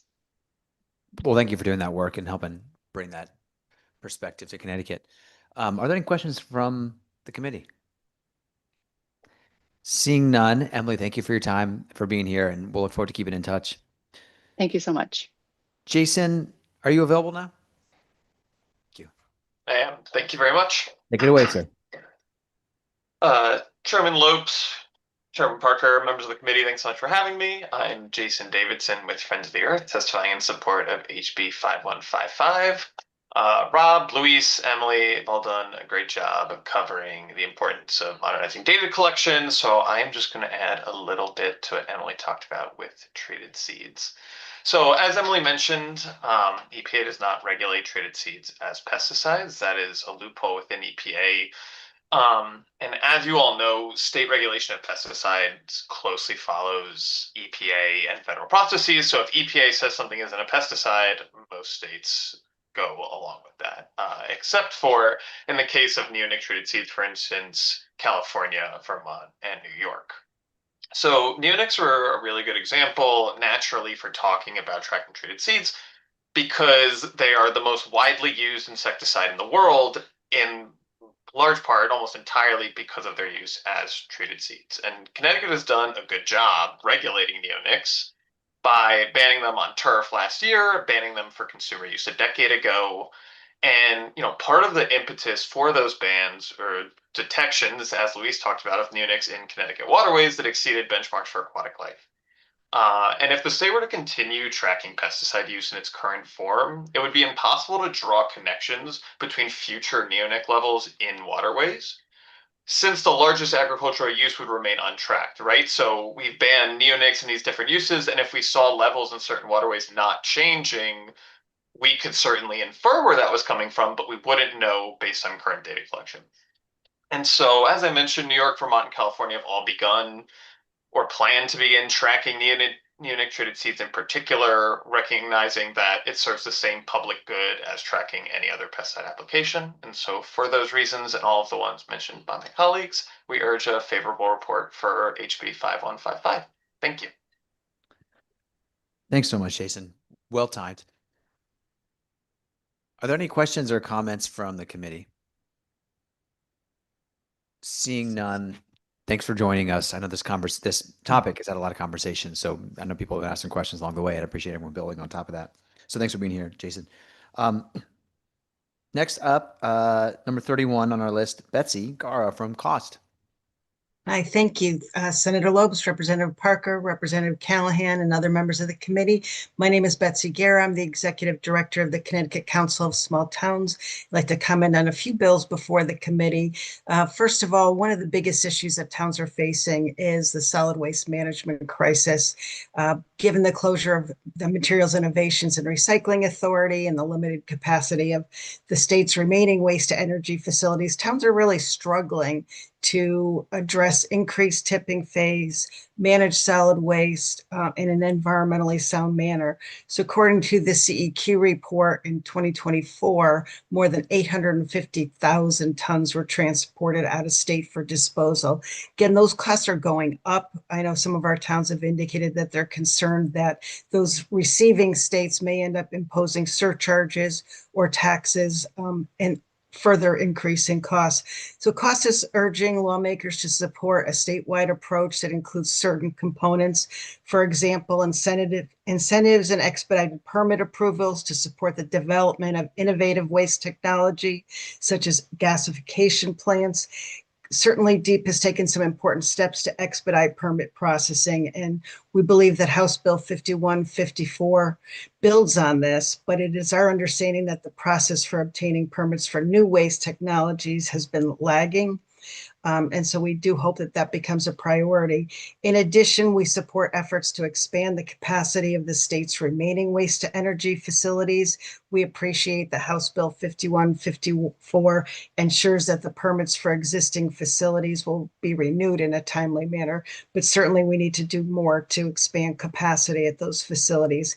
In addition, COST strongly supports effective product stewardship programs, including enhancing the tire stewardship program by requiring the retailers to participate in the program by 2027, as called for under 5157, and exploring opportunities for new or expanded stewardship programs as called for under Senate Bill 147. And then just quickly, COST also supports Senate Bill 144 regarding including a municipal representative on the Connecticut Siting Council. I did listen to the discussion and the debate of First Selectman Jason Bauza from East Windsor and some of the points that were made by Senator Lopes. And we do agree that maybe there's some other way to do this that would ensure that the bill would not be vetoed by the governor, but instead provide more meaningful opportunities for municipalities to weigh in on some of these. As First Selectman Bauza mentioned, some small Hey, towns Betsy, are. just to say the timer went off a little while ago. Would you just Oh, wrap? did it? I Sure. didn't hear I know that. you don't I'm hear so it online. sorry. No, it's not your fault. I'm just saying it. All right, well, then just wrap up that we do support that. We also support Senate Bill 145 to address hydrilla in our lakes and other water bodies. Oh, great. So Thank you for that. So I was going to ask you about this, the Siting Council bill. Can COST help us solve this negotiation? I did not realize that there had been some conversations with the governor's office on this, so I am going to follow up with the governor's office to see whether or not there are ways that we can, and again, enhance municipal representation. I like some of the points that First Selectman Bauza raised, and those are certainly possibilities, but also just making sure that the Siting Council is statutorily charged with considering certain aspects. I know they've made some changes in 2024 to do that, and maybe we can build on that to, again, ensure that we don't have some of our smaller towns bearing a disproportionate burden for some of these grid scale renewable energy projects that are really changing the landscape of our smaller towns in ways that, is unfortunate. Right. Well, thank you for that. I appreciate anything you could do on that to help. It feels like there's an opportunity for real bipartisan coalition on this as well. So we'd be happy to get something workable if we can. Any other questions for Ms. Guerra while we're here? Otherwise, thank you for your testimony. We'll see you soon. Thank you. Next on the list is number 32, Gabriel Slaughter. Gabriel's online. Hi, good afternoon, members of the Environment Committee, and thank you for the opportunity to submit testimony. My name is Gabriel Slaughter. I am a legal fellow for Save the Sound with offices at 127 Church Street, and I respectfully submit this testimony in strong opposition to Raise Bill 5154, in particular Section 2, which risks turning the process for permitting renewal of solid waste facilities into a rubber stamp process. I have submitted written testimony to the committee, and I would like to touch on a few points I raised there. The effect of Section 2 of Raise Bill 5154 would be to restrict the timeline for DEEP staff to undertake technical review of these permit renewals, even though to 90 days, even though the process sometimes takes several months. So solid waste facilities include incinerators, recycling facilities, and landfills. These are often technically complex projects with heavy environmental impacts. Ensuring compliance with their legal obligations, such as under the Clean Air Act, is a time-intensive and difficult task. We must ensure adequate compliance and give deep staff the time that they need to do that. Solid waste facilities are overwhelmingly placed in low-income neighborhoods which already share a disproportionate burden of pollution in the state. Looking at DEEP's map of facilities with major environmental impacts, we see that all 102 of the waste facilities listed in that map are located in environmental justice communities or in municipalities with an environmental justice block group. The cumulative population of these municipalities is 1.2 million. Lastly, many of the facilities that we are talking about were built in the 80s and 90s and originally constructed and permitted to comply with older and looser environmental regulations. This bill would make it more difficult to ensure that these older facilities stay in compliance with newer regulations which better protect public health. For example, for the first time since 1994, EPA has announced that it will update the regulation governing large municipal waste combustors. This regulation will place new limits on toxic pollutants, including mercury, cadmium, lead, and other pollutants. New facilities, such as the incinerator application recently filed to be built outside of Plainfield, anticipate complying with this new regulation. We should ensure that all the facilities comply too. The best way to shorten the length of technical review would be to increase funding for DEEP. Raised Bill 5154, on the other hand, would turn the technical review process into a rubber stamp. Thank you for your time. Oh, perfect. All right. Thank you. It's all sorry. There's always a little talk back on the virtual piece here. So thanks for putting up with us. I appreciate your testimony. I have one question. I understand the language and the intention from the department to be not putting them in a position to rubber stamp, rather maybe even holding their feet a little bit more to the fire to move the process along, because we understand that with the impact of not having effective, efficient, timely decision making, communities face uncertainty and then maybe the risk for other unintended consequences. So I feel like in your testimony you said that you'd be concerned that if we speed up the process, DEEP doesn't have enough time to give their review of the process. It would be a burden on DEEP. The bill's coming from DEEP. So what do you think is actually the what are you concerned about if the agency is telling us they have the capacity to do this and want to have a little bit of a clearer timeline so they can move the work forward, whether that's going to push them or the decision to approval or denial does not seem to me what's actually the core of the issue in the legislation. It feels like what your concern is from saying it's a rubber stamp would be pushing to an approval unnecessarily. So help me understand why you think this proposal would have the impact you're suggesting.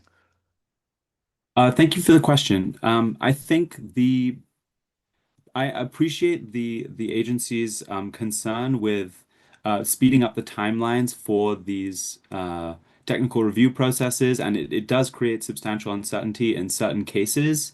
That being said, I think the statute already does set a deadline for the agency to complete technical review, depending on the permitting process. So each permitting process sets its own deadline. The deadline set for solid waste facilities is not at my fingertips at this moment. I will say that there is a reason why technical review processes often extend well beyond 90 days, and that is because undertaking technical review, for example, of a municipal solid waste incinerator is a tremendously difficult thing to do in some cases, and setting themselves this deadline of 90 days is not going to change how difficult that task is. if DEEP does have the resources to undertake technical review more quickly, it would do so. Giving themselves this artificial statutory deadline only means that some permit renewal applications, those which need the most attention, may be deemed renewed for just to satisfy this abstract principle of permitting efficiency, even though the ones that most need scrutiny are the ones that get the most scrutiny. I hope that answers your question. Yeah, I appreciate your response. I mean, I know it's with lots of love to our friends at Deep. I feel like all we do is hear about Deep's permitting is taking too long. So our ears prick up when Deep tells us we can improve our permitting process. What you're articulating is a concern that I'd be happy to try to learn a bit more about. I think I can see sort of where you're coming from with it. What is that magic number? How long does it actually take? I don't know. Do you have data on how long these review processes should take in other areas? What's the number for you? I'm afraid I don't have that for you. I can do some research and submit the that. spot. Feel free to follow up if you have. We're trying to get this one right. I think we are all committed to wanting good decisions for our municipalities that impact folks. And also, when the agency is telling us we think we see an opportunity for streamlining, we want to take them at their word that there's something to work on here. So, would welcome the chance to hear from you as a follow up if you have further ideas on it. Will do. Really appreciate your work on this, Gabriel. Thanks for your time. Are there other questions from the committee? Seeing none, have a great rest of your day, and thank you for joining us. Next up, we have Alex Rodriguez, who I believe is in the room with us.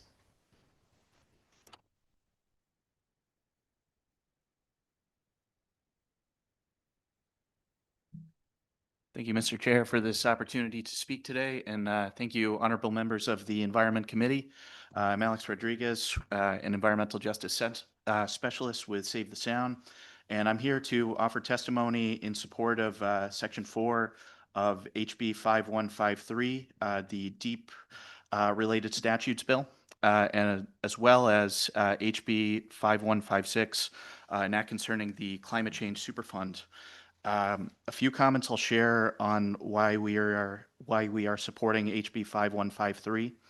The state, the legislature had previously authorized Public Act 22-25, the Connecticut Clean Air Act, and Save the Sound was proud to support such legislation as it meant enhancing the state's lead by example efforts by ending the purchase of diesel transit buses by 2024 and requiring 100% of school buses in EJ communities be zero emission by 2030. When this legislation was passed, it authorized $40 million for grants to support municipalities, local boards of ed, and school bus operators to maximize federal funding for the purchase or lease of electric buses and charging infrastructure. But of this 40 million has been $40 million, the Bond Commission has only allocated $6 million because bonding for state funds and federal funds are being so closely tied together. Just yesterday, the EPA announced they will not be awarding any new funds from their federal Clean School Bus program as part of the Trump administration's ongoing efforts to terminate incentives for electric vehicle infrastructure. And so this complicates the administering of bond funds here in Connecticut. And so I ask that you please support swift passage of HB 5153 as it means untethering currently authorized state bond funds for electric bus deployment from federal grants. And then the next thing I'll say on the Climate Superfund is just 4 things. We support a one-time fee on industry organizations responsible for GHG emissions driving climate change, and that the examples of the infrastructure projects that could be funded through the Climate Superfund include living shorelines, oyster reefs for wave energy mitigation, green infrastructure, and dam removal. These ecological restoration strategies will firm up strength for our coast and thereby protect Connecticut residents from the worst effects of climate change. Their pocketbooks are already hurting, as the gentleman from Milford said earlier. Thank you so much for your testimony. Does anybody have any comments or questions? Seeing none, thank you for your advocacy. Have a great day. Thank you for your time. Next, we have Lisa Eldridge in person.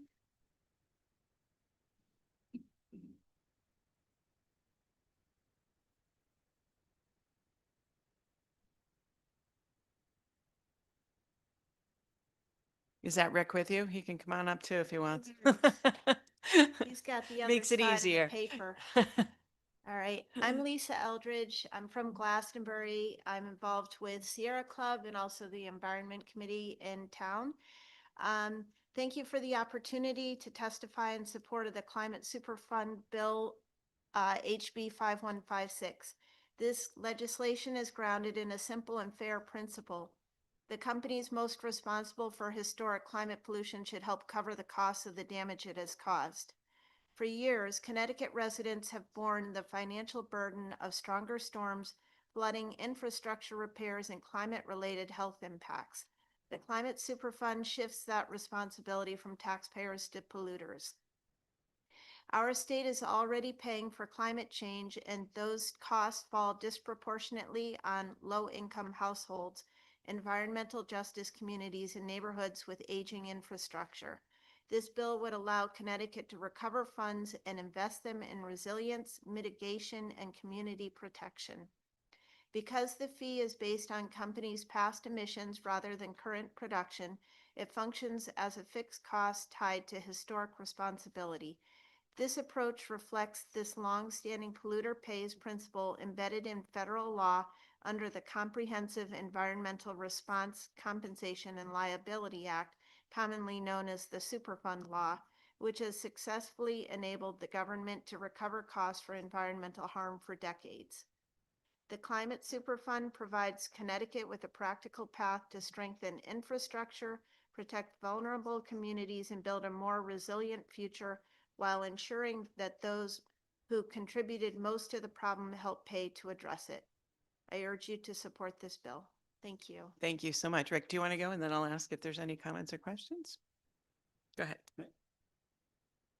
Hi, my name's Rick Eldridge. I live in Glastonbury as well. I'm a member of TALK and environmental and social justice and other things as well. We focus on local stuff within Glastonbury, but this is a Glastonbury and a statewide thing. I'm also a volunteer on Sierra Club. Oil companies have been aware of the effects of climate change for decades. Internal documents from the 1950s reveal that major oil companies like ExxonMobil have knowledge of the environmental risks posed by fossil fuels, but they chose to suppress this information. This bill will allow for the recovery of taxpayer dollars already spent in the state to address climate change. It will collect money from polluters and allow the state of Connecticut to use those funds for mitigation and hardening of our energy infrastructure. The bill will look historically and will not impact the price of fuel going forward. DEEP will identify the largest polluters and hold them to account for their decades of long deception. They have spent a lot of money in lobbying efforts and climate denial. I live in Glastonbury, and the effects of the climate change impacted our farmers in the summer of 2023 when their fields were flooded and crops were lost. Locally, we were able to help the farmers recover some of their losses, but not enough to make them whole. The federal government, which has been elected with the help of polluting corporations, now disabling legislation and rolling back protections that have been put in place to improve the environment, it is now time for the state to take up the ball and implement climate legislation that has been dropped at the federal level. Supporting this bill should be a no-brainer. I grew up in a time when great advances were made to protect our environment. Now the state needs to pick up the fumbled ball and run with it. Thank you for your time. and please support this common sense legislation. Thank you. Any questions?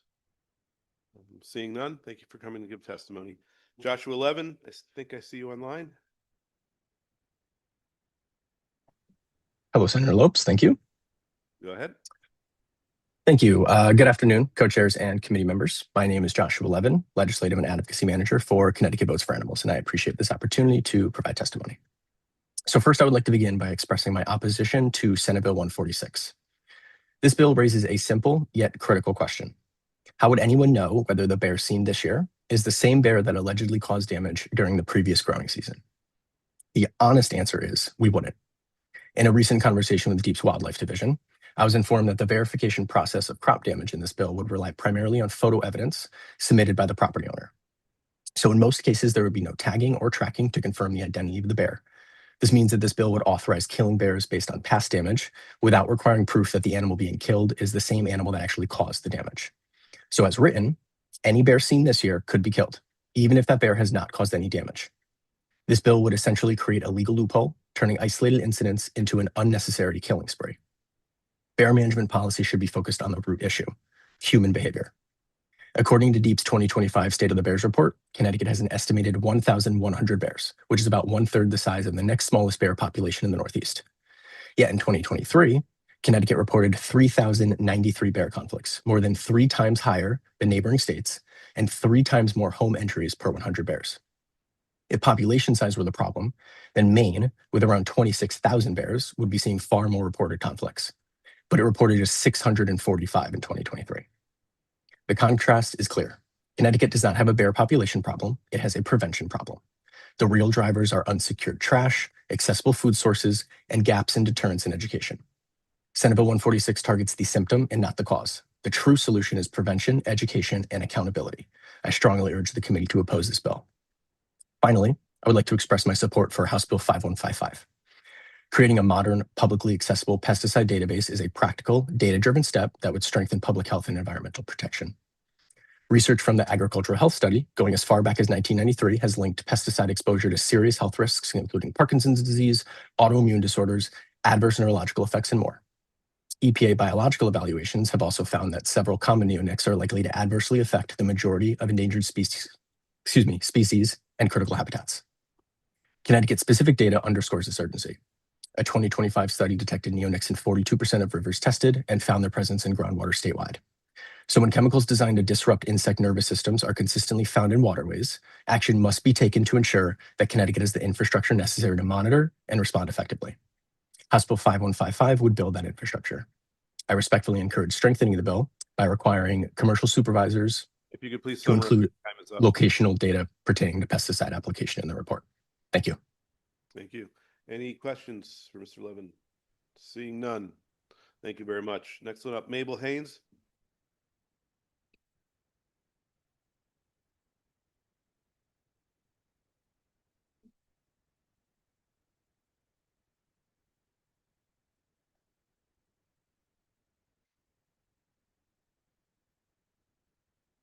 Good afternoon, Senator Lopes, Representative Parker, and distinguished members of the Environment Committee. My name is Mabel Haynes. I'm from Litchfield, a sophomore at Eastern Connecticut State University, a former member of the Governor's Council on Climate Change, Equity and Environmental Justice Working Group, and I'm also the current director for Sunrise Movement Connecticut. I'm here to testify in strong support of HB 5156, an act concerning a climate change superfund. As a young person, climate change is not a distant issue for me. It is a long-term financial, environmental, and public health reality that my generation will inherit. We are the ones who will live with the infrastructure decisions made today. We are the ones who will pay for long-term costs of flooding, extreme heat, coastal erosion, public health strain, and grid instability, and we will be the taxpayers funding adaptation projects for decades to come. HB 5156 addresses a simple question of fairness. Who should pay for climate change? Connecticut residents are already paying. We pay through higher insurance premiums, municipal infrastructure upgrades, emergency response costs, and disaster recovery. We pay when roads flood, when schools overheat, and when stormwater systems fail. Young people are not insulated from those costs. We will be the ones to carry them forward. This bill does not impose a tax on consumers. It does not add a surcharge to electric bills. It does not regulate household energy use. Instead, it establishes a cost recovery program that applies only to the largest fossil fuel extraction and refining companies responsible for more than 1 billion metric tons of greenhouse gas emissions between 1995 and 2024. Those are multinational corporations operating in global markets.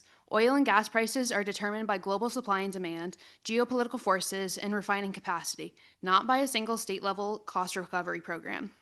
While opponents may claim this will raise energy prices, there is no direct mechanism in this legislation that will increase consumer utility bills or gas taxes. What this bill does ensure is that when Connecticut invests in flood protection, grid resilience, coastal restoration, cooling systems for schools and public housing, the financial burden does not fall entirely on taxpayers, especially not on the generation that had no role in creating the climate crisis. The bill also requires that at least 40% of funds benefit environmental justice communities. As a young leader working with students across the state, I've seen how extreme heat, poor air quality, and flooding disproportionately affect lower income neighborhoods. Climate adaptation must be equitable, and this bill reflects that principle. Young people are often told that climate solutions are too expensive, but doing nothing is not free. NOAA states that in Connecticut, there have been 26 disasters events totaling at least $1 billion in the past 20 years. The costs of inactions are already appearing in municipal budgets and family expenses across their state. As a college student, I'm thinking about the Connecticut I will build my career and life in. I want to live in a state that plans ahead, protects its communities, and allocates costs fairly. For these reasons, I respectfully urge you to vote very favorably on House Bill 5156. Thank you. Thank you. Any questions for Ms. Haynes? Seeing none, thank you for coming to testify. Next up, Mr. Phelan.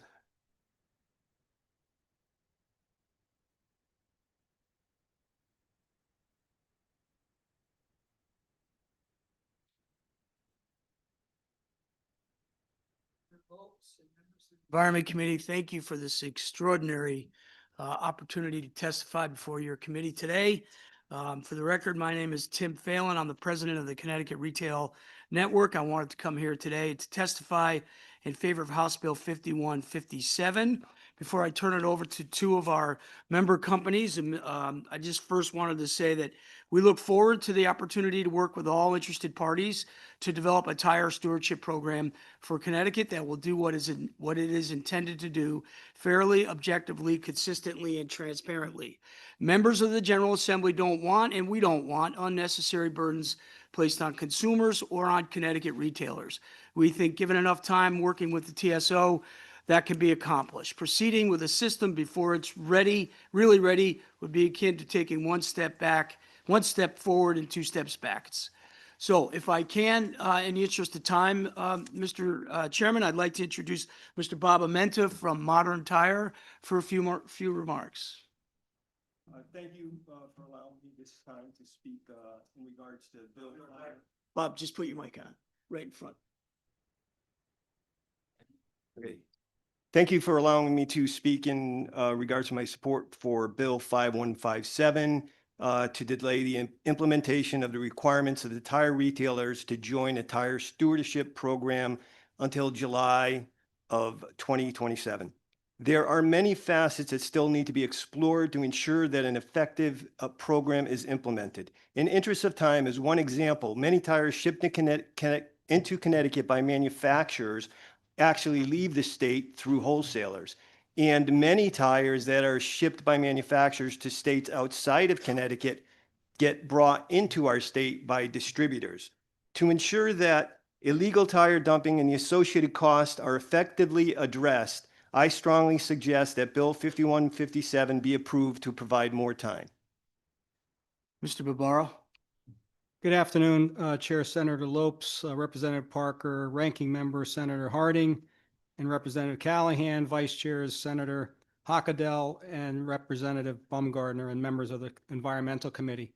My name is Mike Barbaro. I'm the president of Town Fair Tire. Town Fair Tire supports Bill 5157. I believe time is needed to allow tire retailers and tire recyclers to work with the Tire Stewardship Group to develop a program that works for the state, tire retailers, tire recyclers, and our customers.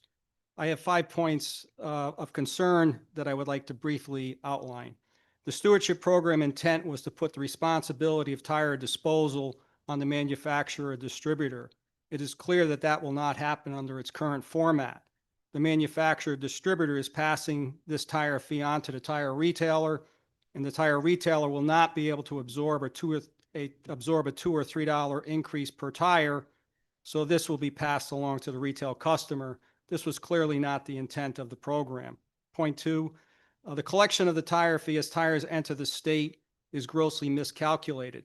The Connecticut Stewardship Organization has done an estimate based on North American tire sales. These numbers are nowhere near accurate. As an example, Prinks Tire, who is a distributor of ours, was given an estimate by the CSO of 750 passenger and light truck tires sold in Connecticut during the fourth quarter of 25. Town Fair Tire sold 16,000, not 750 tires in the same period. Point three, the distributors are passing along the tire fee to Town Fair Tire on every single tire that is shipped into our warehouse. Town Fair sells in 7 different states. The tire fee should only apply to tires sold in Connecticut. Point four, the collection of tire fees as tires enter the state will be nearly impossible for the CSO to manage. Not every tire enters the state through a manufacturer distributor. There are multiple ways that they come into the state, and it's almost impossible to handle. The most accurate way to account for the tires sold in Connecticut, the tire fee needs to be collected when the tire is sold. This will keep everyone who sells the tires on a level playing field with no competitive advantage. And my last point, tire retailers should be allowed to select their own tire recycling company. Town Fair Tire has been doing business with Liberty Tire for over 40 years. Liberty Tire last year picked up just under 3.2 million tires from Town Fair Tire. Some of our stores require pickups multiple times a week. They know our business, and our stores are never overrun with tires. In closing, I'm willing to work with the TSO to make improvements to the stewardship program so that the state has a well-organized EPR, but also just as important, a program that works transparently and equitably for tire retailers, for the state, and for the consumers of Connecticut. Thank you very much for the opportunity to Senator Lopes, these concerns. as we conclude our testimony, I just want to let you know that we also are joined in the audience by other tire retailers that have not testified. Mr. Howie Fetzer, who owns a store in Southport, Mr. David Zeller, who owns 5 stores throughout Connecticut with his home store in Torrington, and Miss Katie McGuire, who represents the New England Tire Retailers Association. They all support this bill in an effort to get to a good tire stewardship program. This bill, we think, is a step in the right direction to doing that. So we thank you, and we thank Representative Gresco for the bill. Thank you. Any questions or concerns? I assume Representative Gresco, you deserve some credit for this. He worked very hard on this. As did you. Thank you, Mr. Chair. First of all, thank you for reaching out and with your willingness to participate. I wish it was last year, but here we are. So it's encouraging that we're going to be going forward on this. How many members should keep moving forward. Yes. How many members are in your network? I realize you introduced some other people, but how many members in your? How many tire retailers? Well, yeah. Well, right now we have 1 through 6, but there's many, many, many more. Okay. And those are just the retailers that would call themselves tire dealers. A bunch of other types of, folks that handle tires, right? There's trucking companies that handle tires. There's car dealers, repair garages, Yeah. independent tire dealers, Yeah. Bridgestone, Firestone stores, Goodyear stores. I mean, So you're speaking for all of them? no. Okay. I'm just saying that's how many places sell tires in Connecticut. I mean, I don't think we can speak for all of them, but I think the general consensus is that any retailer wants to make sure that the program is run in a manner in which all the kinks have been worked out. I think it's safe to say that we don't think that Tire Stewardship Organization is headed that way. We need some more time to work out those kinks. I think every retailer would agree with that. So we get to July of 2027. What do you foresee? I don't know. I don't think it would be safe for us to predict the future. I think we would have to just continue to work. We had a good meeting Tuesday, I think, of this week. with the Tire Stewardship Organization. Let's see how that continues to develop, and hopefully we have a product that meets the legislative intent. If I could just Yeah, sure. answer the question. So, I've been in the tire business for 48 years, and I've been handling tires at end of life for all of that time. I feel we do a very good job at it. In Connecticut last year, we sold 957,000 tires, and we picked up over 1.1 million. So we picked up 113% of the tires that we sell. I think I can bring a lot of knowledge and all my past experience to the TSO, and I'm pretty confident that working together, we can come up with a sound program by July of 27. Mr. Chair, last question. In the interim, are you still willing to help out municipalities who are experiencing illegal dumping? You have, for the record, you have stepped up and assisted municipalities over this off-session period with picking up illegally dumped tires. I'm wondering if that will continue.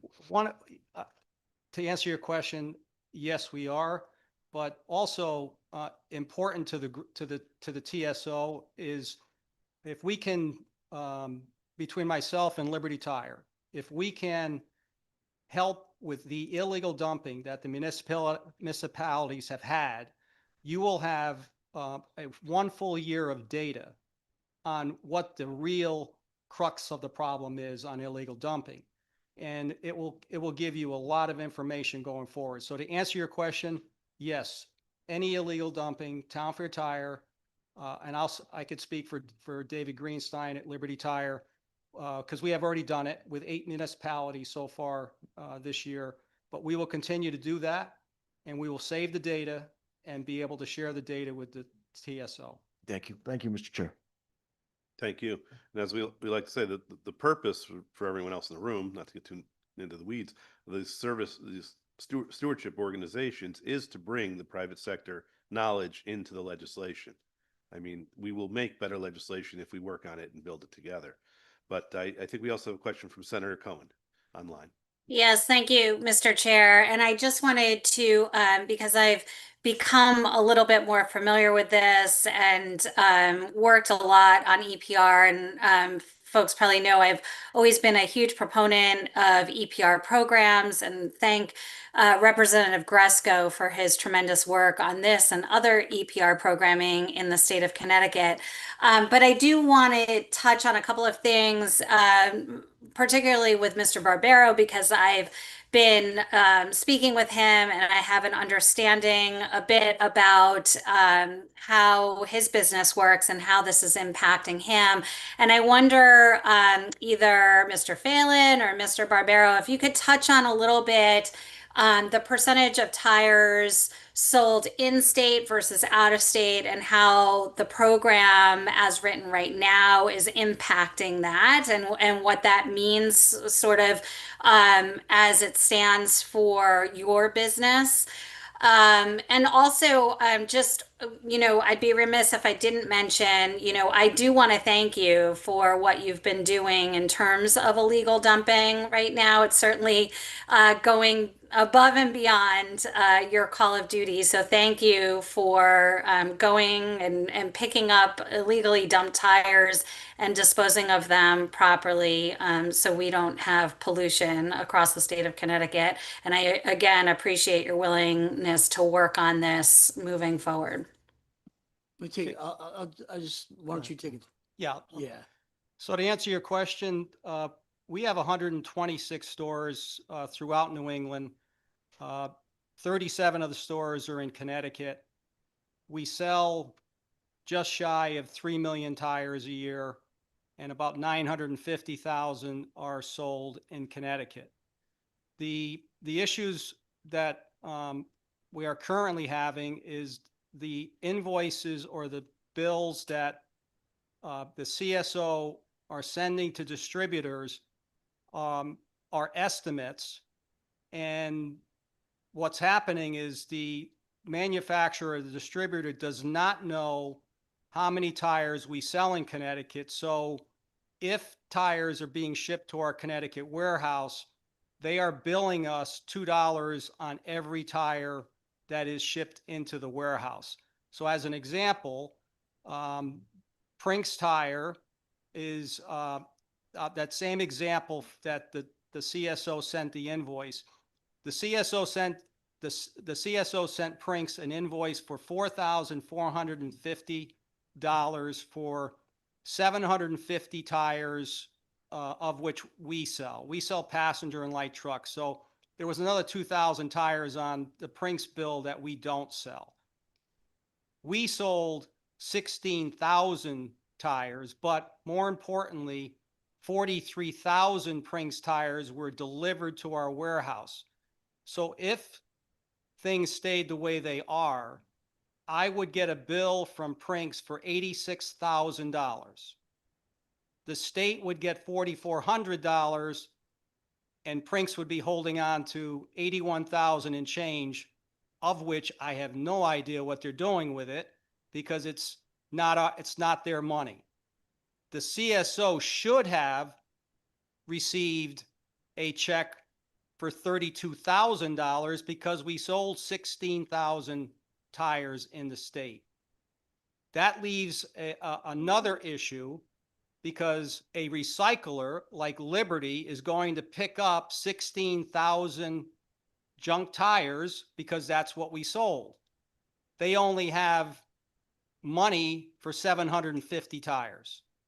There is going to be a shortfall in their fund because the estimate was so grossly underestimated. So the biggest issue for me as a president of Town Fair is why should I pay Prinks $86,000? What are they going to do with the money? It's a big issue. Yeah, thank you for that. I did think that that was an important point to illuminate in this conversation. And again, I think we know EPR programs work. They work in the state of Connecticut, but they work when we get all the details right. So again, appreciate your willingness to come to the table on this and everybody else who's working on it. Thanks so much, Mr. Chair.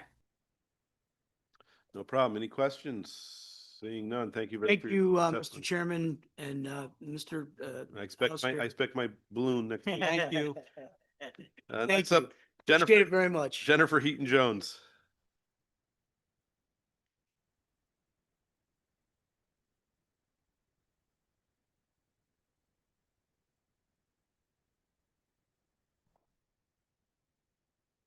Good afternoon. Thank you, Senator Lopes. I'm Jen Heaton Jones. I'm the Executive Director of the Housatonic Resources Recovery Authority. I represent 14 municipalities in Western Connecticut. I'm speaking on 3 bills today. First, I want to address House Bill 5157, the bill that you were just discussing on the tire EPR law. Public Act 2362 set out to build a transparent closed-loop system for tire disposal and to curb illegal dumping. But there's a critical gap, and that is our retail participation that isn't required in the current bill. One of our concerns is once the law starts, which will take effect March 21st of this year, gaps in retail participation could actually push more tires to municipal transfer stations, straining local capacity and undermining the program's goal. HRA urges a fair and consistent enforceable framework with universal retail participation, and we actually recommend that we move the effective date to October of 26 rather than July of 2027. But we do want to acknowledge and recognize the retailers' willingness to come to the table and work with us. We very much appreciate that. Regarding Senate Bill 147, the study bill, we need responsible systems for emerging hazardous materials, and we support a study for the vape devices, the solar panels, aerosol paints. But I'm also asking for one more thing. I'm asking for nitrous oxide cylinders to be included in this bill as a study bill.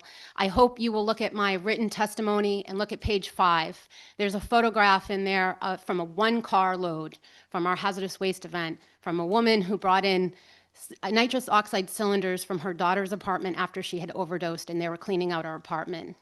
That one load was worth $6,700 for our municipalities to pay for disposal. They're incredibly expensive to dispose of. They're hard to manage. They're more prevalent. You'll have a question for me after? They're very large. Look in the picture. They're about 18 inches tall, about 3 inches in diameter. My last bill that I'm testifying on is regarding House Bill 5151 on the waste characterization study. I understand that this is an existing study, but I would like to take the opportunity to say that it's missing one item, which is organics. And I would like to see you explicitly direct Connecticut Deep to include a study on organics and how we manage organics. It's one of the largest pieces of the waste stream that is impacting our waste crisis. That's all I have. Thank you. Representative Parker. Sorry, the organics is missing from the waste characterization bill. Is that the one you're referencing? I do not see, I believe it's silent on a recommendation on I organics. just want to make sure that's the one you're talking about. Yes, and if if I misread that, I apologize, but when I read it, I don't see that they are going to give a recommendation on organics, or at least it's not explicit. Appreciate the note. I think it's not outside of the intention of ours. Thanks, Senator. Representative Gresco. Thank you, Mr. Chair. Oh, that was it. Yeah, really. Okay, where's the little button you push?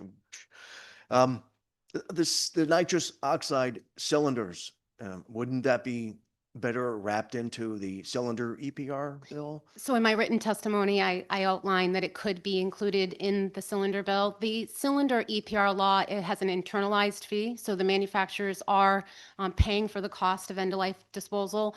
I'm very aware of the concerns. I've spoken to the Cylinder Collective, that's the name of the stewardship organization. They have a legitimate concern that how do they generate revenue to support the end-of-life management of these cylinders if we cannot get a hold of the manufacturers? A lot of these nitrous oxide cylinders are being made in Asia. We ourselves, as an authority, try to reach out to them. You cannot. So if they are silent, how will we generate revenue? If it's an internalized cost, it would only work if there was some type of eco fee or if they are banned. They are banned in other states for commercial use or residential use. They're only available for commercial use, a dentist or a restaurant that uses it for flavoring a drink. Right now, these nitrous oxide cylinders are being sold in vape shops and for recreational use. Thank you. Last question, Mr. Chair. And thank you for your help with the original tire EPR bill. And I guess, where do we go from here with the TSO? Having worked on this for 18 months or so, you said it yourself, the retail is a vital cog in this. And how do you see this playing out? My hope is that we'll continue the stakeholder meetings. They have been productive, I believe. We'll continue to have the conversations and find common ground. Obviously, we need to work on a fair and equitable system for generating revenue to pay for the tires that are sold. I do support the concerns that they raised this afternoon. It shouldn't be based on estimates, and it should only be based on every tire that is sold. But we have very successful EPR programs today in the state for paint and mattresses where there is an eco fee. Those two programs are designed differently. One where the distributors pass on the fee, that is in paint, and with mattresses, the fee is collected at the point of sale, but then sent on to the stewardship program. We can have those conversations and determine what is the best avenue that we can make this fair, equitable program for all participation, for everyone who's covered as an entity. Thank you, Jen. Thank you, Mr. Chair. Good. Any further questions? Seeing none, thank you very much for your testimony. Next up, I guess Jeremy Jones is out, but Heidi McAuliffe.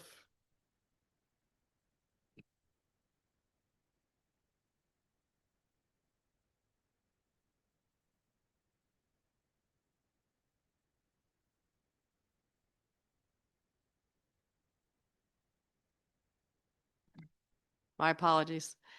Again, members of the committee, Senator Lopes, thank you for this opportunity. The American Coatings Association represents paint manufacturers like Sherwin-Williams, Benjamin Moore, Akzo Nobel, pretty much every brand of paint that you're probably familiar with. We are the operators of the Paint Care program in Connecticut. It's a wildly successful program. It's been operating since 2013. Since we opened or launched that program, we've collected and managed over 4.4 million gallons of paint in the state of Connecticut. We have about 157 year-round drop-off sites for your residences, and all of your residents, 100% of your residents live within 15 miles, probably a lot closer to each one of those collection locations. So it's very easy and convenient. We are here in support of the intention of SB 147. We would very much like to expand our services in the state of Connecticut to to manage aerosol paint, spray paint. Currently, we're only managing architectural paint, so household paint, wall paint, and we would like to expand that to include aerosol coatings. The bill before you does have a definition of aerosol coatings in it, but it is a limited definition, and it would not allow us to collect all the different categories of spray paint that are out on the marketplace. So we would like to offer some suggested changes so that we can manage the entire universe of spray paint in the state of Connecticut. We have also offered some other suggested language in there just to help our operational efficiency with this program. Since we've now been operating it for over a decade, we do have some suggestions for working a little bit more efficiently with DEEP. I'm happy to answer any questions. Thank you, Representative Callahan. Well, someone coming to us for more EPR on their products. What do you make of that? No, I appreciate you. I know you traveled pretty far to get here today, so thank you for coming up in this miserable weather. And if that language you could provide to us would be great, so we can include what you need to make this more effective. And I appreciate this paint EPR program being so successful and so accessible. So thank you for making the trip. Thank you, sir. Any further questions? Thank you much. It's good to see a program that works. Thank you. Helen Humphreys, followed by Kate Donnelly.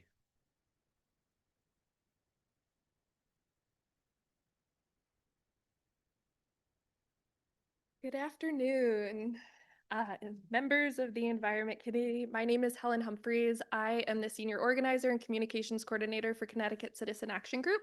I'm here in support of the Climate Superfund, HB 5156. CCAG has been working in national and international climate finance coalitions for the last 6 years. And as of now, we're seeing significant grassroots momentum around the United States for policies like the Superfund. You can see from the hearing this morning and also seeing high school students and retirees coming together for this hearing. There's just a really significant amount of support for these type of make polluters pay policies. We've seen about a dozen states introduce bills like this in order to make these polluters pay for climate damages. I think the you break it, you buy it kind of aspect really resonates with folks.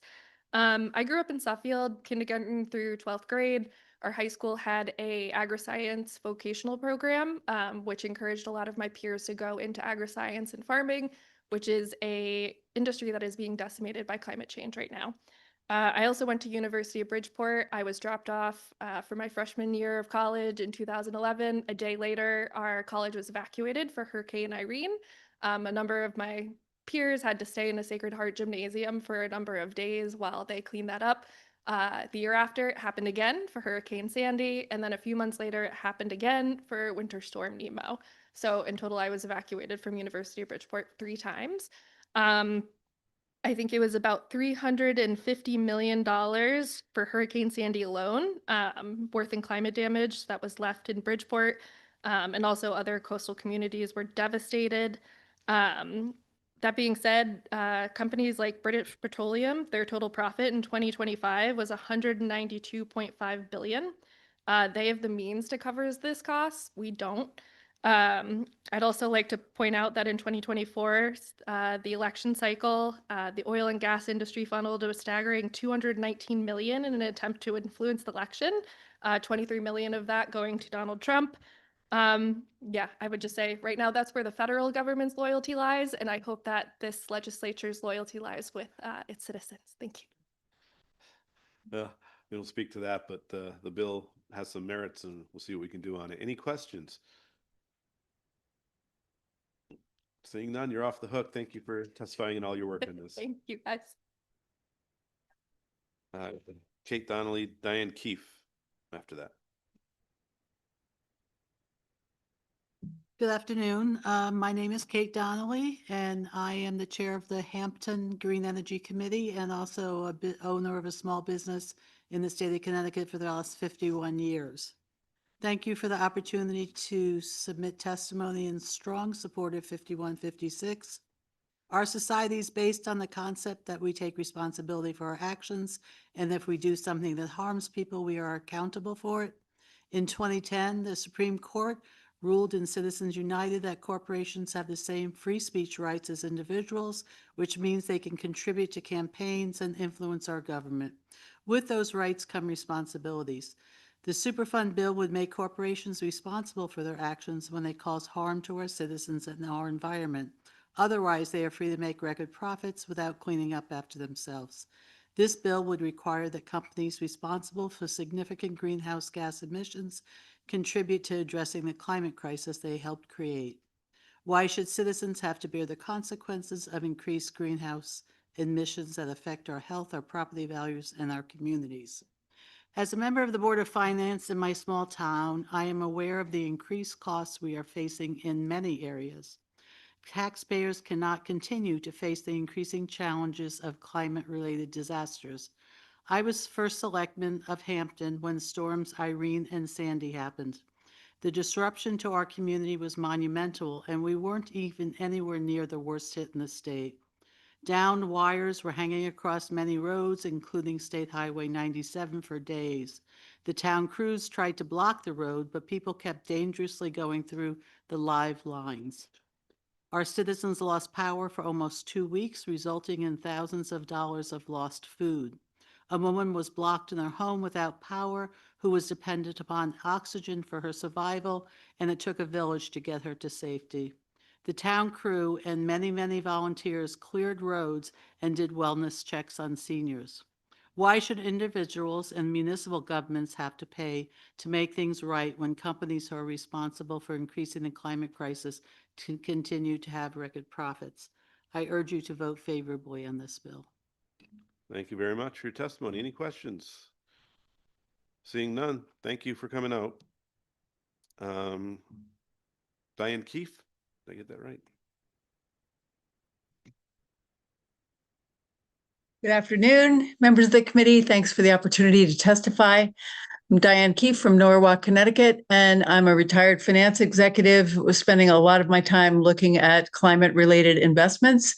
In spite of Representative Davinsky's questioning of climate science, the rest of the world is charging ahead to adapt to climate change because the consensus of scientists all over the world, including Harvard, Stanford, Caltech, Oxford, you name it, has all come to the conclusion that climate change is real and that we need to move toward a renewable energy future.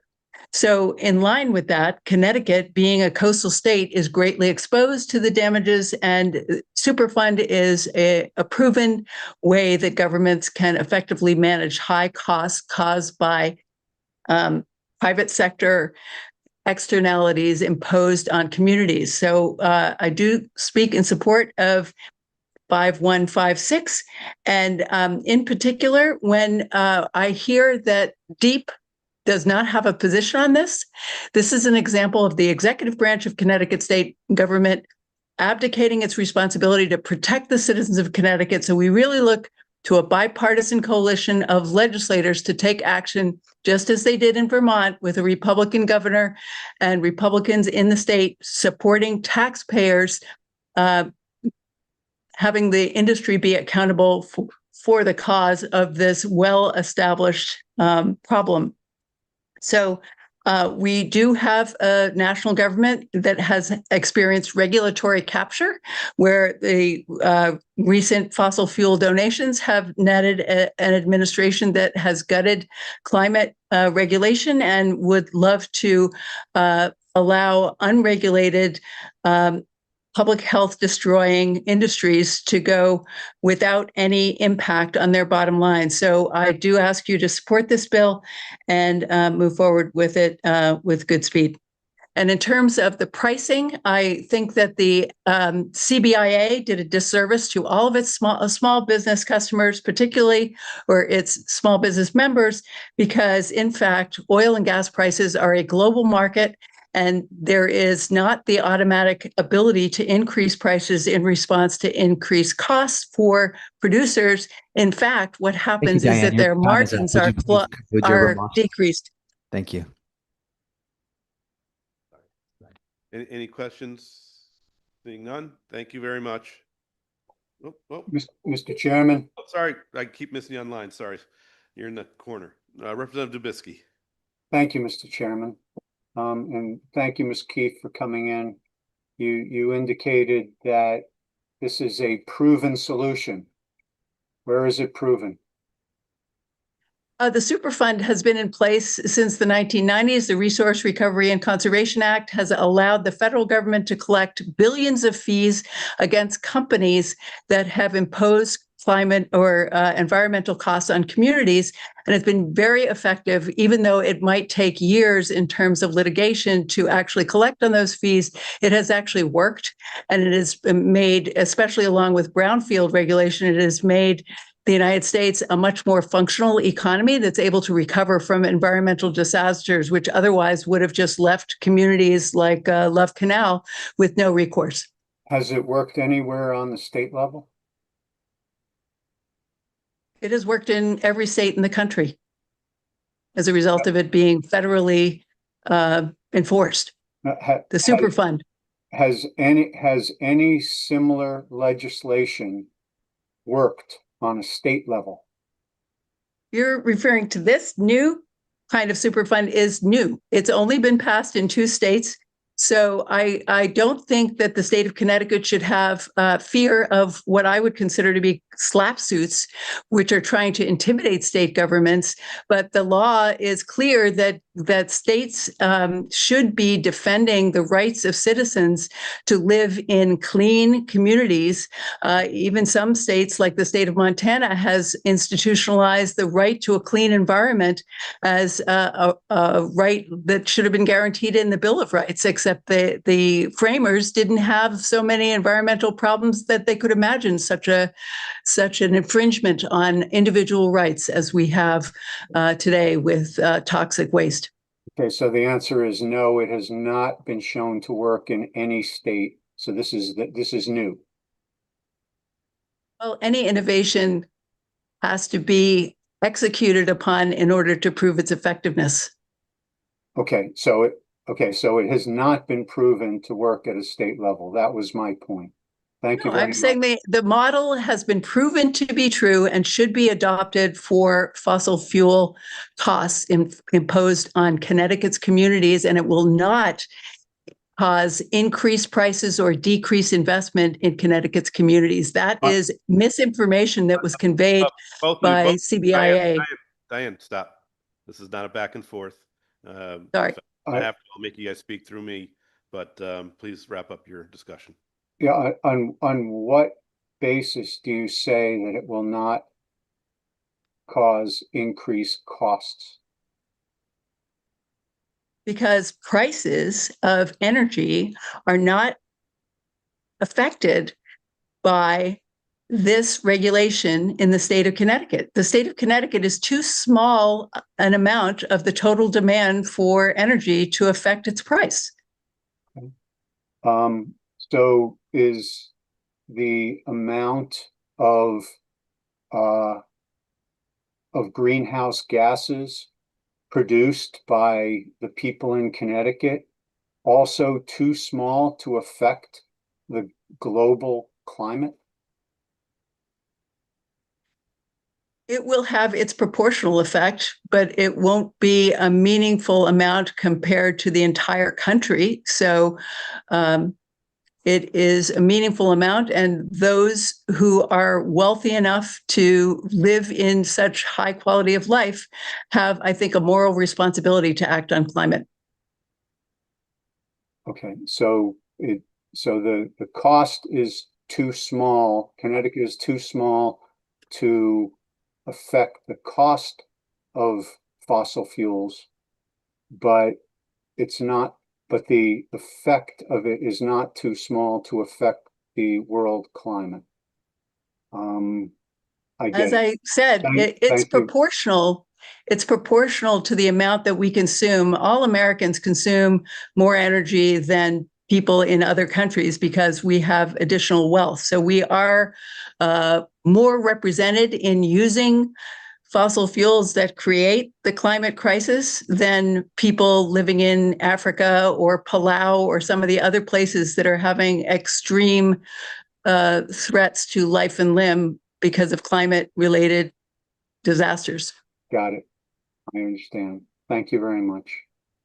Thank you, Thank Representative. you. Thank you, Mr. Other Chair. questions from Mrs. Keefe? Seeing none, thank you very much for your testimony. Next person up, Ashlyn Perinello. Online, proceed. Good afternoon, members of the committee. My name is Ashlyn Perinello, and I'm a student at Wesleyan University in Middletown and a resident of Cheshire.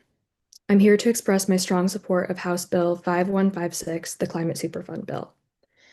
I'm a member of the Wesleyan Hub of the Sunrise Movement, and I'm passionate about protecting the future of my generation. I'm a 20-year-old who's terrified of the future because of the climate crisis. Growing up in Connecticut, I've already witnessed the cost of climate change in the form of increasing extreme weather events. I'm also angry. I'm angry that the burden of the climate crisis is falling on the shoulders of regular families just trying to get by, rather than the polluting corporations that have caused and exacerbated the damage. Connecticut taxpayers should not be the ones paying for the cost of extreme weather that results from the man-made climate crisis. A climate superfund bill is vital for Connecticut communities to thrive. Now is the time to place the financial burden on the fossil fuel companies that are responsible, rather than Connecticut taxpayers. I urge my legislators to hold oil and gas corporations accountable for their damage to our communities and fund the protection of the future of Connecticut so I can build my future here. Thank you. Thank you. Short and sweet, as someone said. Any questions? Seeing none, thank you very much for your testimony. Kimberly Stoner.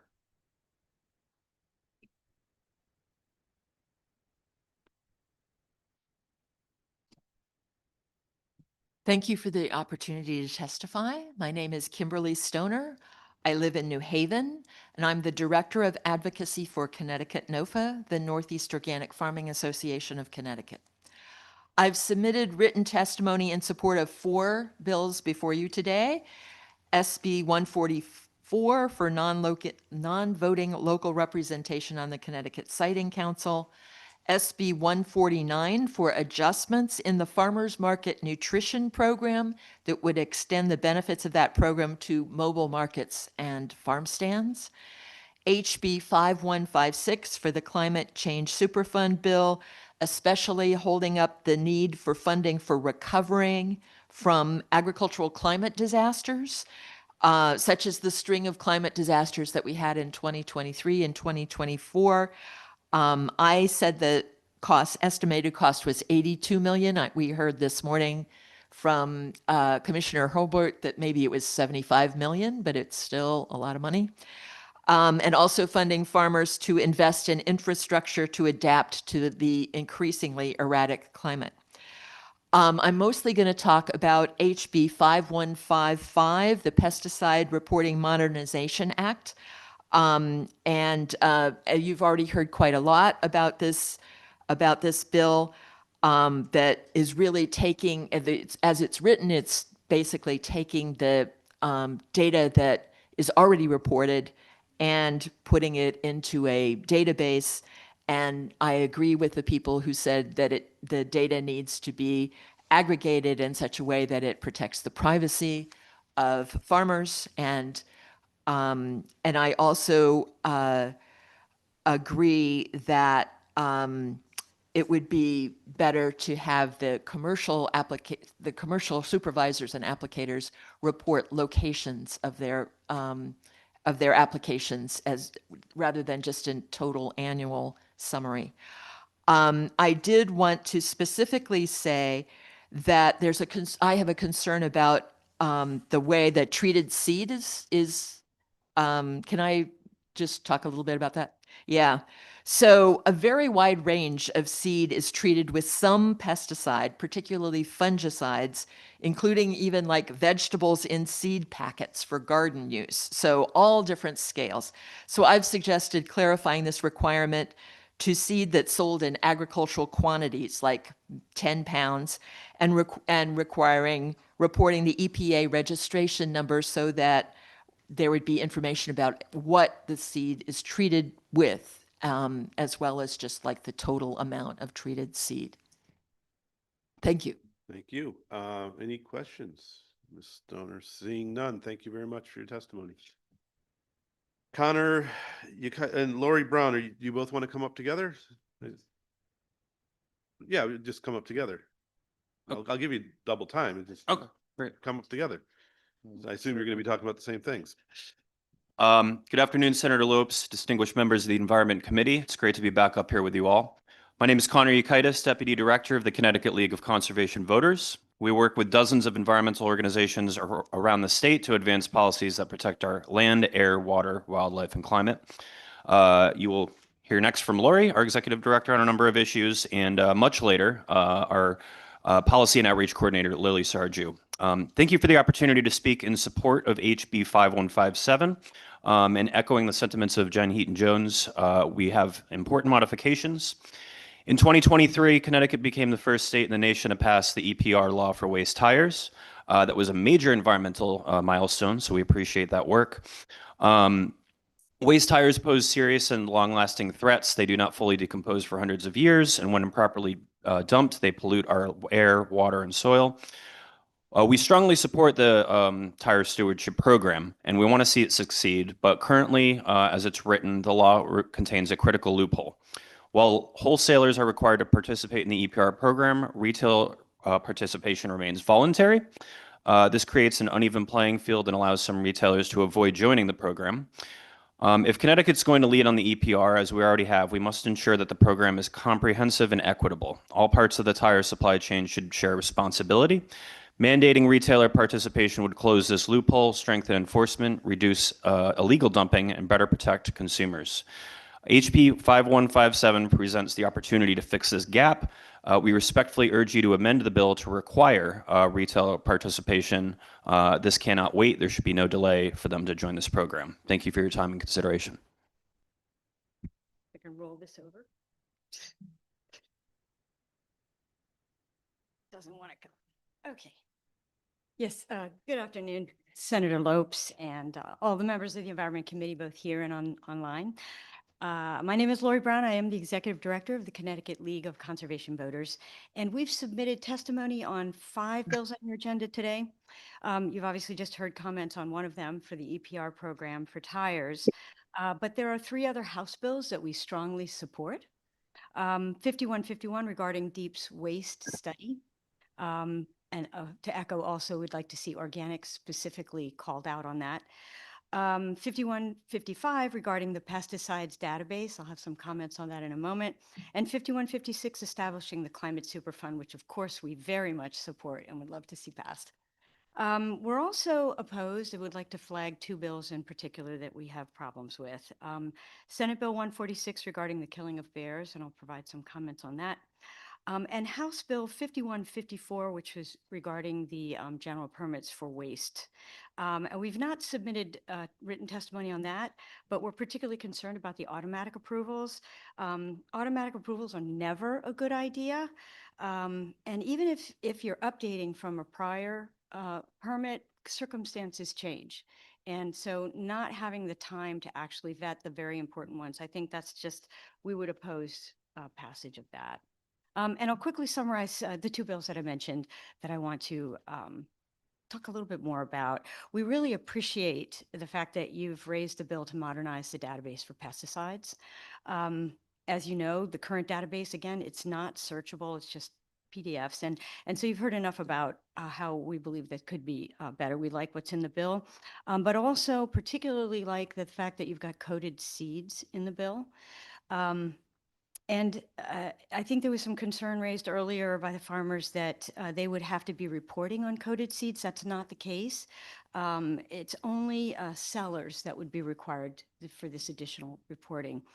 And then in particular on this bill, the commercial applicators, who are mainly the landscapers who move around the state, apply the vast majority of the restricted use pesticides.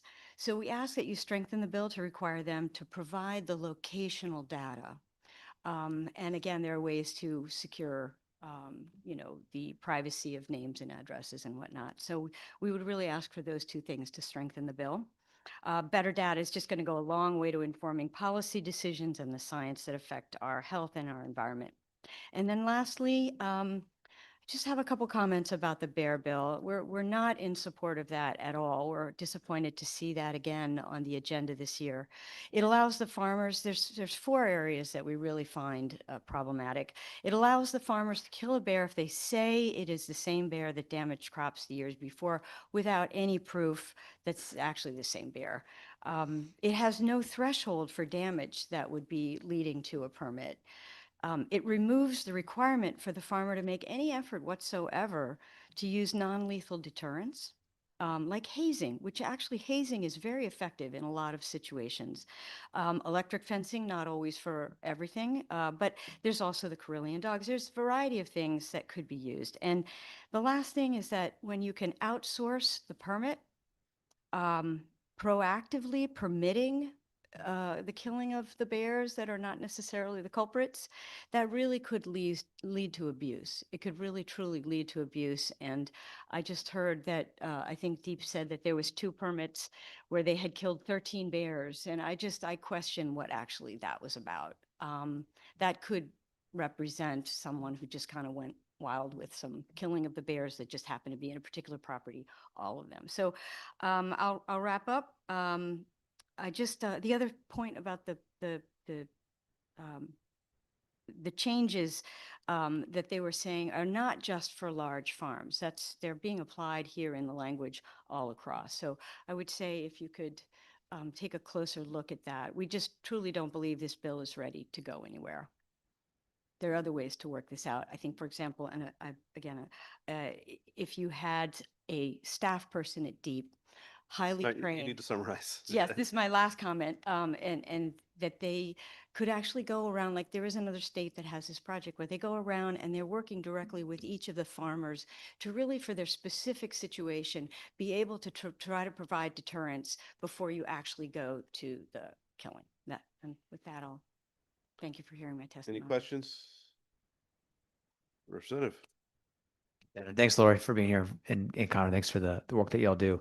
Just, I appreciate your feedback on the bear piece. I know that Justin said this morning they think there are some additional tweaks they need, specifically that issue around how proactive to be. And so to the extent you're able to engage on that and can suggest something in the conversations with DEEP, I'm sure we'd be welcome to hearing that and them as well. So happy to continue that conversation. Yes, thank you. And yes, and I do think that if I could just quickly respond to that also, is that there's not a lot of communication between a lot of the folks who deal with like the rehabbers and the wildlife advocates and DEEP. And I just feel like that bridge, that gap needs to be bridged so that there's more people involved in in the conversation about how this policy should evolve. It seems very adversarial right now, and it shouldn't be. So. Thank you. Any further questions? Being none, thank you very much. Oh. Katie Brunetti, I believe, is online.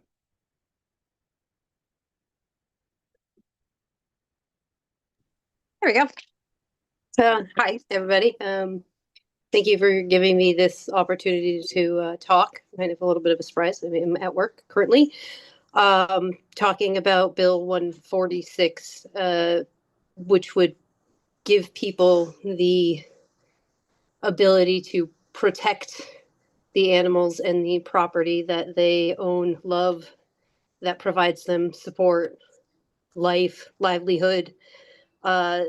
Those of us who are in favor of this bill passing are not in favor of just open hunt go out there willy-nilly shooting things. This is us looking for reassurance that we will not be criminals because we have put all of these safety measures in place. And as someone who has personally experienced a bear attack on my own animals, who had to watch it happen and who lives in fear every day, knowing that that electric fence may or may not work, and that the dog's barking at the bear doesn't seem to phase it, and that the beanbag rounds that we were permitted to utilize when it came back another time to take another goat did absolutely nothing. We want to know we're not going to be criminalized by defending those things that we love, that rely on us, and that for some provide their livelihood in the long term.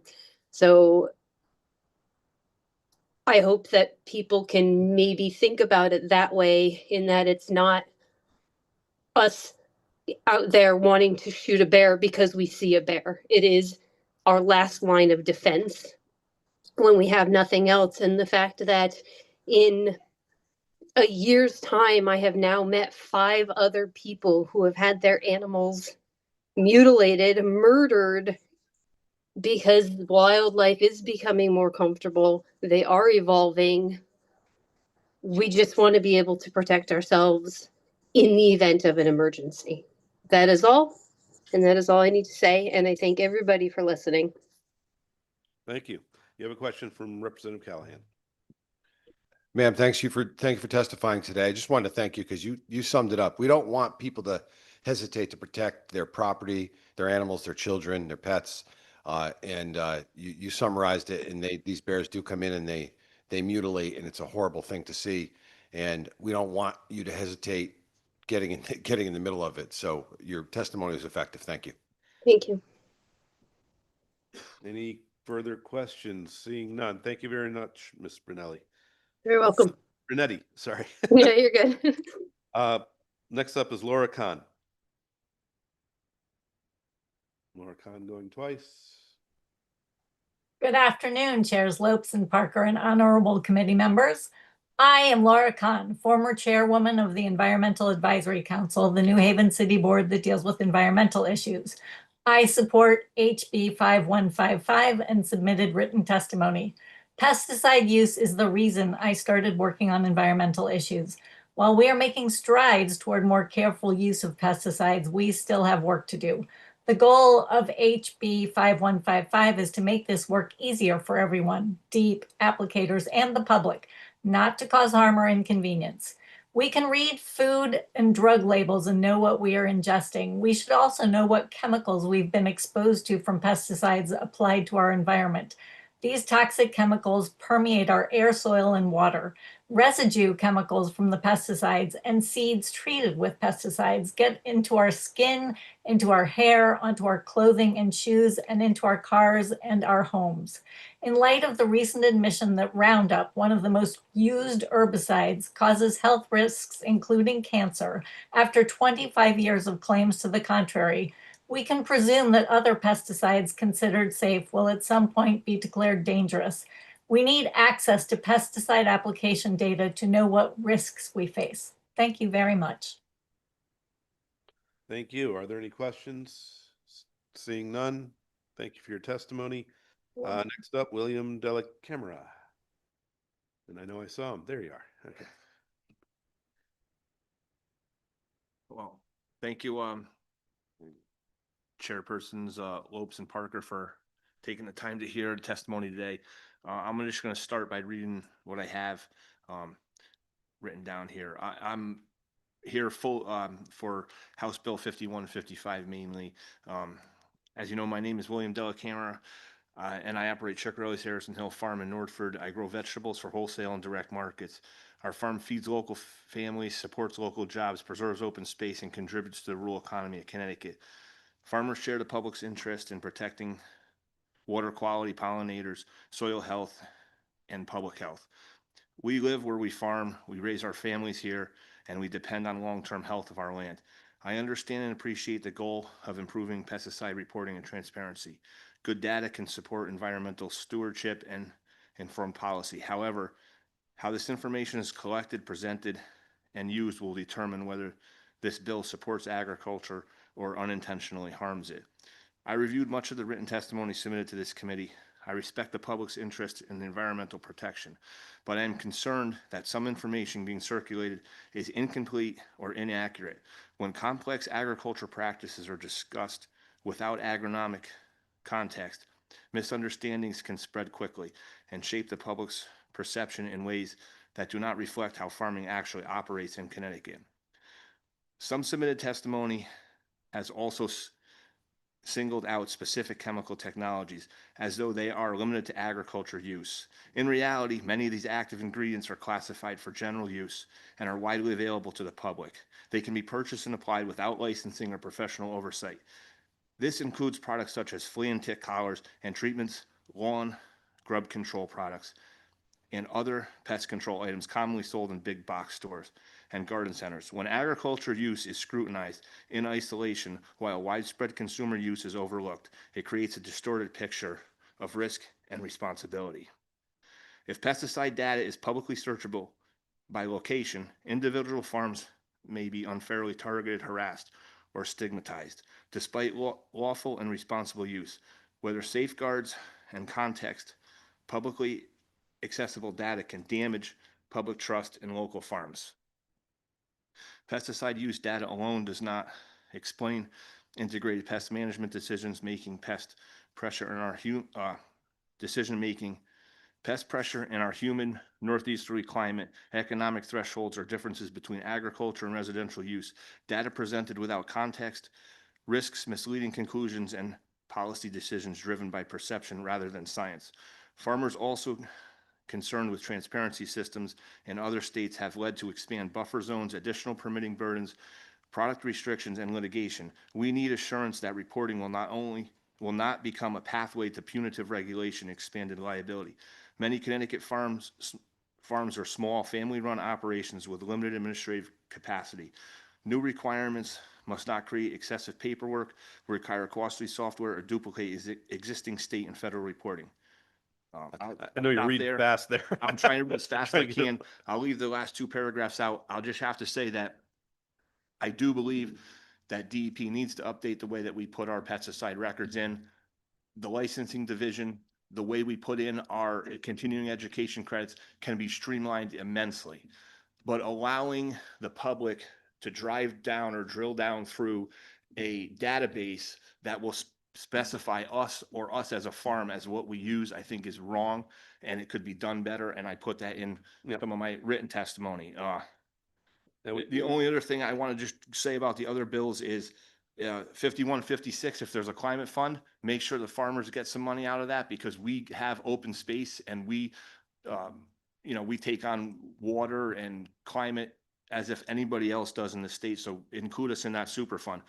SB 146, if you want to keep allowing the bears to go on people's property and destroy their livestock and their crops, well, so be it. Make a super fund for the bears and have all these people put money into it. And we could come up with a common agreement that an acre of corn is worth $6,500. So every acre, they get paid $6,500 and the bears could stay, right? Super fund. We come to an agreement, right? Okay. And it's all on the table.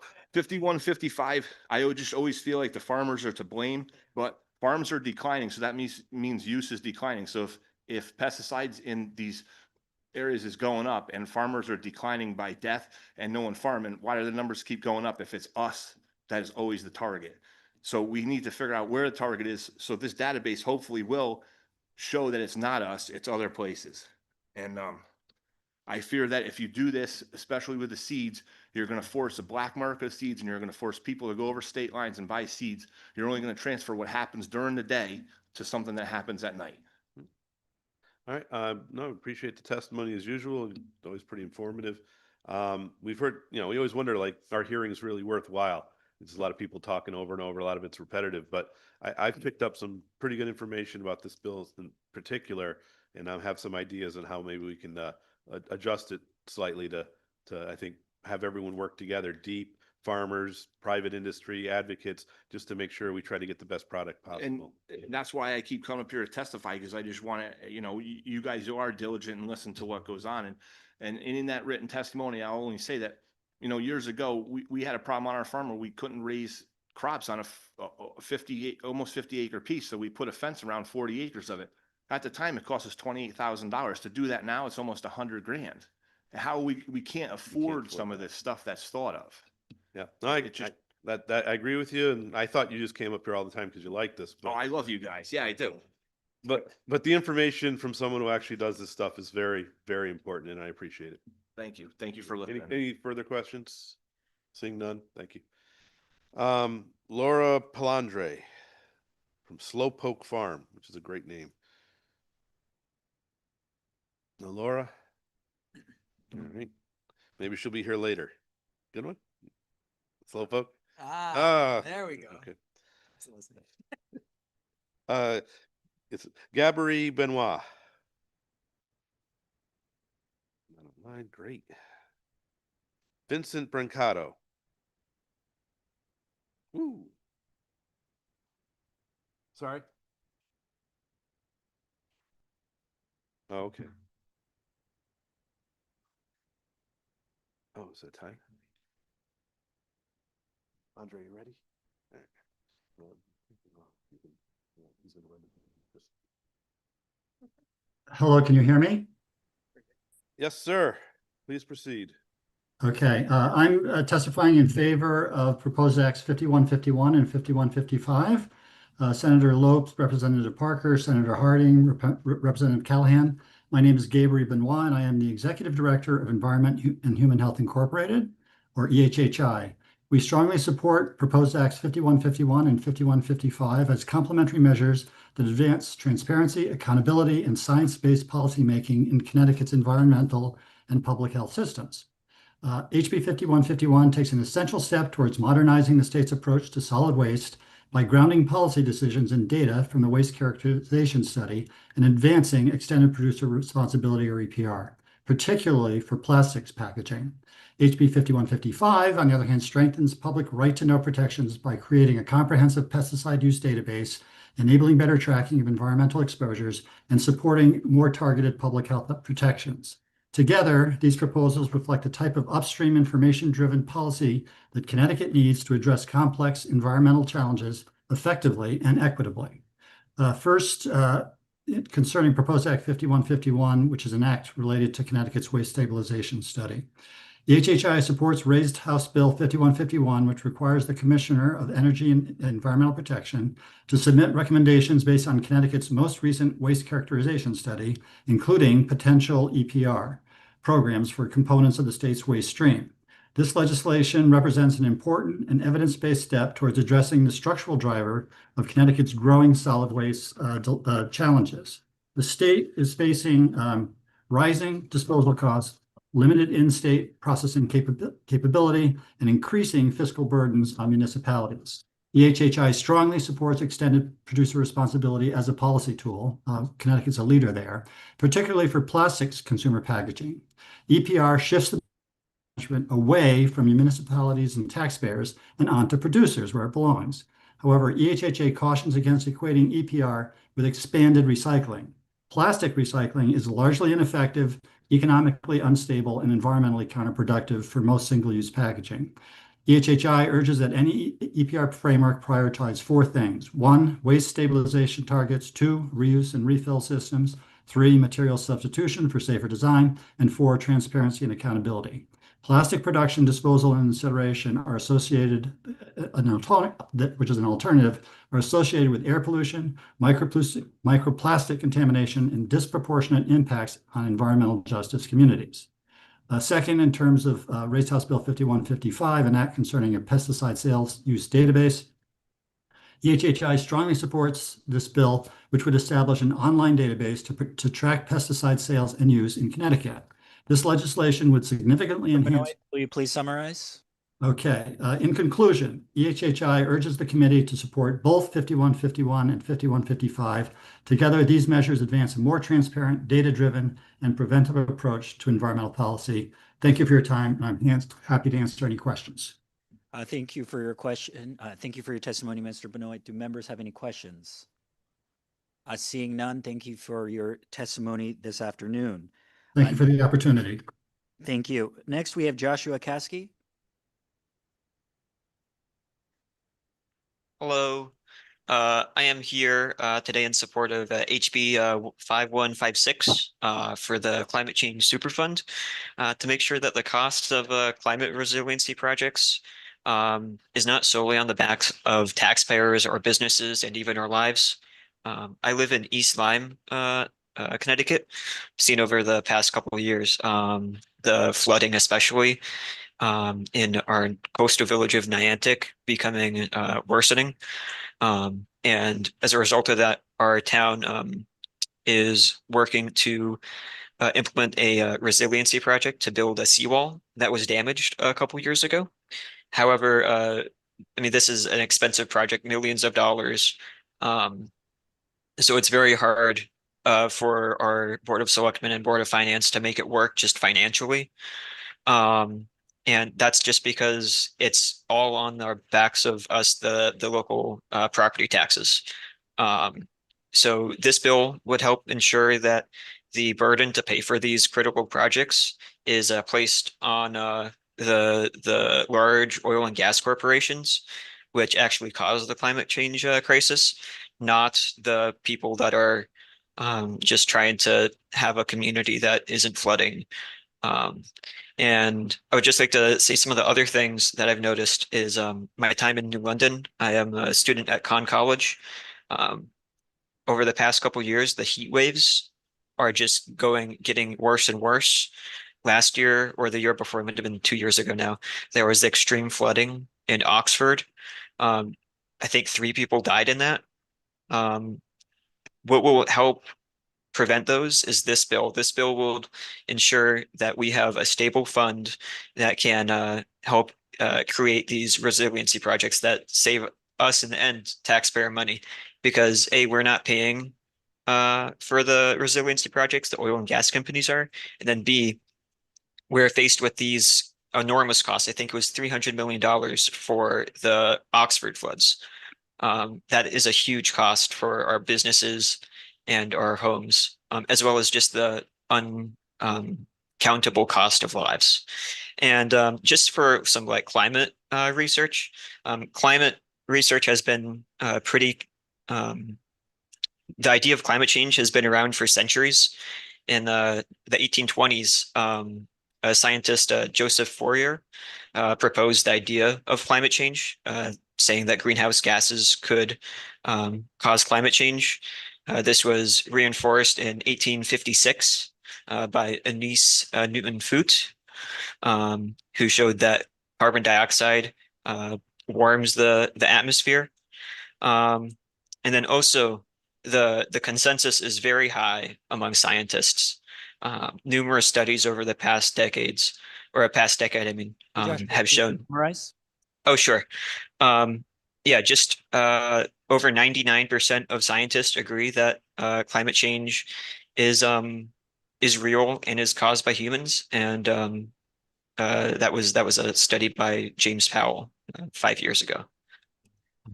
Thank you so So, yeah. much, Joshua, for your testimony. As a Southeastern Connecticut legislator, always appreciate seeing our friends from our neck of the woods testifying before this committee. Sure. In fact, my grandmother lives in East Lyme as well. Favorite Nice. towns, and very familiar with your community, and obviously your coastal resilience needs. Represent Groton as well, and we have seawalls that are in need of replacement and repair, and those are very significant expenses.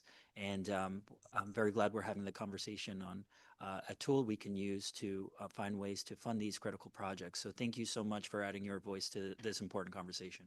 Sure. Thank you. Thank you, Joshua. Next, we will have Vincent Brancato, followed by Joyce Lace. Vincent?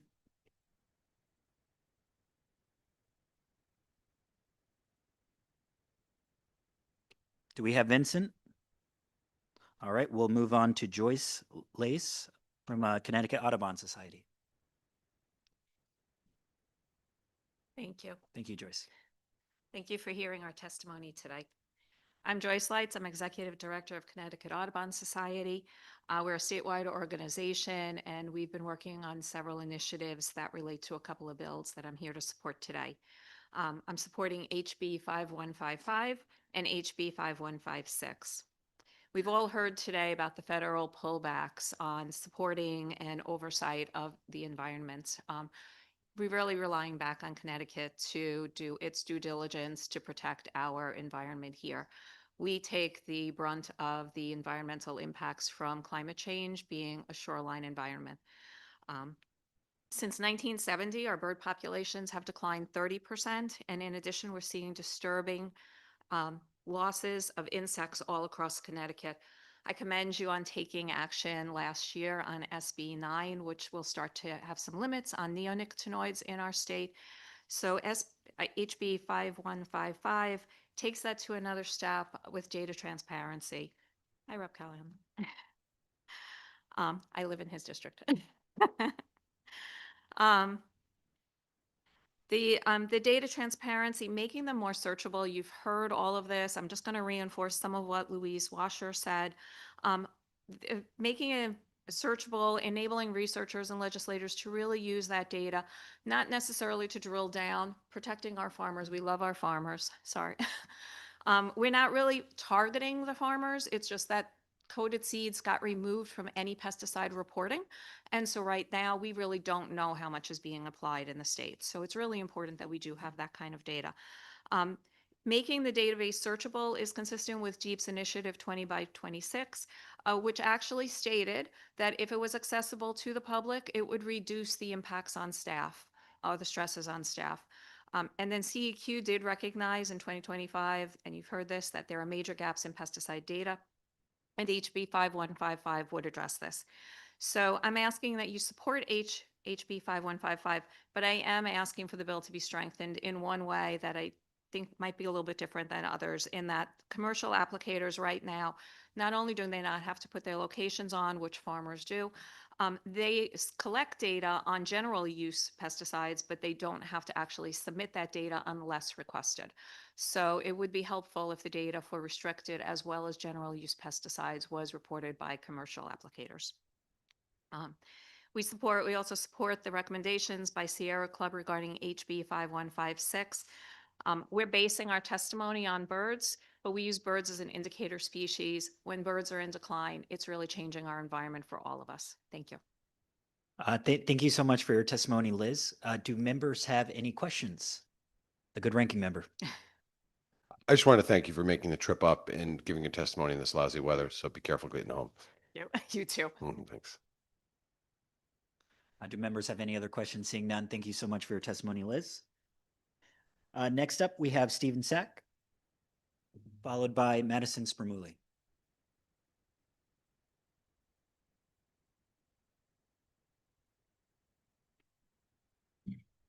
Hello, committee. Thank you for having me here today. My name is Stephen Sack. I own Sack Energy in West Hartford, Connecticut here. I'm a resident of Connecticut, as well as an elected commissioner and vice president of the Sustainable West Hartford. It's a group that we have in West Hartford that helps to reduce greenhouse gas emissions. I'm here in opposition of Bill 5156, an act concerning a climate change superfund. Essentially, this bill is charging companies for products sold the last 30 years that they never factored into their cost of goods. It's very unconstitutional to retroactively charge companies for products that they had sold, that were licensed by the federal government, licensed by the state, paid taxes, collected taxes on them, and then all of a sudden being treated like criminals here. They didn't necessarily, their product didn't create the greenhouse gas emissions, the usage of it did, which means everybody in the state who drives cars, heat their houses, turn the lights on, using products is creating the greenhouse gas emissions. The way the bill's written a bit is that it's saying that it wants to charge companies for all the fuel they made that created greenhouse gas emissions. Not every gallon of crude oil that goes in a refinery is burned. About 15% of the product is used for greases, motor oils, make plastics, many other products in the world that we use. The other main part of this thing is that the 20 largest refining companies in the world are state-owned. How are you going to collect the money? You're going to send a bill to Putin in Russia and actually expect to get paid from them for this. Never going to happen. Saudi Arabia, Mexico, China, India, they all have state-owned oil companies and are mostly the largest refining and drilling companies in the world. You're not going to be able to collect from them. And frankly, most of their products never even came into Connecticut. So you're sending a bill to somebody for something that's happened that you say is caused by fossil fuels of products they never even brought into Connecticut here. You know, if something like this were to go on, this is just going to cost the residents of Connecticut a fortune. It's going to increase the food cost, your medicine cost, to heat your house, put the lights on. You know, these days, everybody's screaming about the cost of affordability of energy in Connecticut. They want to do away with the public benefit charge, some people do. Everybody's screaming about how that is affecting everybody. This is just going to add to that problem. And this is, you know, everybody's uses the product is the cause of this, not just these companies. Thank you, Mr. Sack. Do members have any questions? The good ranking member. Thank you, Mr. Chair. Good to see you, Stephen. Yes. The purpose of these hearings is to get the facts out, and we've heard a lot from the other side, and I appreciate you coming in to testify. So do you see this, if something like this were imposed, how would you recoup the money? It wouldn't be me. I'm not a driller. I'm not a refiner. I'm a middle market wholesaler. I can see that if you can get some of these people, these major corporations pay, they're going to charge for it. They're going to pass it along. No ifs, ands, or buts. It will be passed along where people say, oh, they won't pass it along. It won't cost the consumers anything. 100% wrong. Yeah. Every business will always pass it on. In my experience, anytime you add something, they're just not going to take it on the chin. They're going to pass it on to someone else to pay for it. So would you see this as another tax? Yes. Okay, and I appreciate that. And then when it comes to the energy business, over the years, how many years have you been doing this? I'm 5th or 6th generation. And over the years, have you gotten mandates from the government, make this more efficient, and have you complied? Yes. Okay. And the average, you know, when my grandfather started, he was delivering coal. That changed over to heating oils towards the end of his career. When my father was in the business, went from selling high sulfur heating oil to low sulfur. And now with me, we're changing more into renewable fuels with biodiesel. So we're doing everything we are to reduce greenhouse gas emissions without it costing the taxpayers millions and millions of dollars. And I see with the breakdown of the way energy is used in Connecticut between renewables, nuclear, natural gas. With this last cold snap, without that base load power, I don't know where we would have been. So it's almost penalizing people to help keep us alive. But it just seems we have so many taxes, we have so many public benefits charges, and if you see this as another tax, that's going to raise the cost of food, raise the cost of gasoline, raise the cost of heating your home. I don't know how we can absorb the biggest costs there are for most homeowners is your insurance, your heating oil, your fuel, and your mortgage. And this is going to make those go up. So I appreciate your expertise in the testimony. Thank you. You're welcome. You know, I also find that, you know, we've heard people talk about the climate change. The world is changing. Well, we heard from a couple speakers ago that studies from 1820, 1850, they were talking about climate change. If you go back to those days, I don't think there were cars on the roads. There wasn't oil in the houses. So there wasn't fossil fuels being burned. This planet has a tendency just to change. The climate's changed forever. It was a chunk of ice, you know, and then it melted. There was no fossil fuels being burnt. There's tons of emissions coming out naturally through volcanoes and other things that this planet does on its own. Well, no, I appreciate your testimony. Thank you. Chair Emeritus Gresko. God, I look old enough as it is. So your argument is that this should be market driven, but how does the market pay for that pivot if not through a potential fund like this? It could be paid through the usage of the fuels that's going to affect everybody in the state. you know, I think part of the things is we talk about the seawalls need to be built, or these floods have flooded these neighborhoods. You know, maybe some of the building codes aren't where they should be. The 100-year floodplains are not where they were. Everything has changed through these years, and the building codes have not changed as much. You know, if you want to pay for it, then it should just be on a straight usage of those that burn the greenhouse gas emissions. That's you and me. That's Yeah. So to your point, that if the costs get trickled down to the consumer, I'm guilty for driving my beater up here, 20-year-old and using fossil fuels. I got to pay for it. Correct. So I don't understand. I mean, if you want to put going after a group of companies that didn't actually, they made the product, but they didn't burn it. You should add General Motors, Toyota, Honda into this. Their products burned the boiler companies, the gas companies. You know, you could pass it on, but then put it straight in a fee to energy for electricity, natural gas, heating oil, diesel fuel. If you want to collect money to fight climate change, then make it apparent to the citizens of what they're going to pay for this. The idea of this is going to be paid for with this bill by somebody else, and it's not going to affect the citizens is completely inaccurate. I would love to have that be the way, even if it was a certain percentage of the profits, and have it not trickle down to us. But your point being, we're all guilty of using it. So it's a fair point. And to be honest, you know, we worked on the biodiesel thing, so I'm not yelling at you for anything particular. But I'm just trying to make a point. Thank you, Mr. Vice Chair. Thank you so much, and thank you for your testimony. Do members have any other further questions?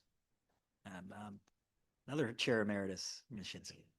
Yeah, did you know that the several of the oil companies had scientists on staff, on their own staff, that predicted these problems would come up, but it was not revealed to the general public? I have no knowledge of that. This is like 30, 40 years ago. But if I took the stance of saying, okay, I sell fuel oil, I think it's going to hurt the citizens of the state, we'll just stop selling it. We'll block it. No, let's just block it, not have it come in to Connecticut. We won't use any fuels whatsoever. I'd be put in jail for that, for crippling the state. We need these energies to move around. That's all we have today. We need some kind of energy. That is true. I just wondered if you knew that they sat on this information. They did know we'd have problems in Connecticut and other states, and they did not reveal that. But okay, so take the stance that, okay, let's say they did, and they did reveal it. There's still cars running on the roads, lights turned on, you know, the electric company, you know, you think is fossil fuel free, running your Tesla. Well, they came and took all the oil out of the harbor last few weeks when the natural gas ran out, and it cost the citizens, you know, everybody that uses heating oil, 20, 30 cents a gallon more for fuel, because they just came in out of nowhere. Every 6 years they wind up doing this and clean out all the product. Yeah, no, I'm just pointing out that you can't, or at least I would hope that we wouldn't keep going down the same path when we know there's a big obstacle in our way. Climate change. That's all I'm saying. If I was the industry person and I saw that big obstacle coming down, I would start preparing to go around it. Difference of opinion. Okay. We have thank you. Any other further questions? Seeing none, thank you so much for your testimony. Next up, we have Madison Spermuli.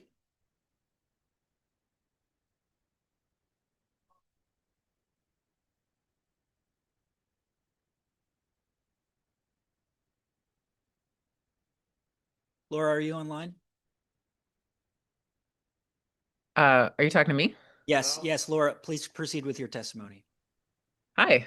I am a farmer in Bloomfield, Connecticut, and I think that I think I remember this is the bill that might help us be able to get more support to deal with climate change. I'm in my third year. In my first year, and I catch rain off my roof. In my first year, I was not able to irrigate because of the drought, and I lost a lot of my crops. I run a community composting service for my town, and I do it right now for free. And it would be nice to have more support for that. I do it like on a human scale because I would like to scale up, but if I had funding to support getting a bucket loader, I could scale up and have windrows instead of doing everything in 5-gallon buckets. And I've gotten grants to go and start composting in my local schools. And they don't, so I do all of that. I farm full time and I still have to get an off-farm job because I don't make ends meet. So if this bill were able to find funds from some of these companies and be able to give them to people like me that are, I think, feeding people in our communities in a way that is more sustainable, given all of the climate shocks that are happening around the world, it would be better for us to, not just sustainable, but just like we'd have food if the climates around the world are becoming less stable, like we would be sure to have food if we were growing more of it ourselves. But that is really hard to do given the current climate shocks that we have without more support, because farming doesn't pay the bills very well. Thank you so much, Laura, for your great testimony. Do members have any questions? Seeing none, thank you for joining us today. Next up, we have Madison Spermuli, followed by Sharon Lewis. Madison, are you with us? Madison, are you with us? Seeing that she is not with us, we will move on to Sharon Lewis, followed by Alma Elder. Sharon, are you with us?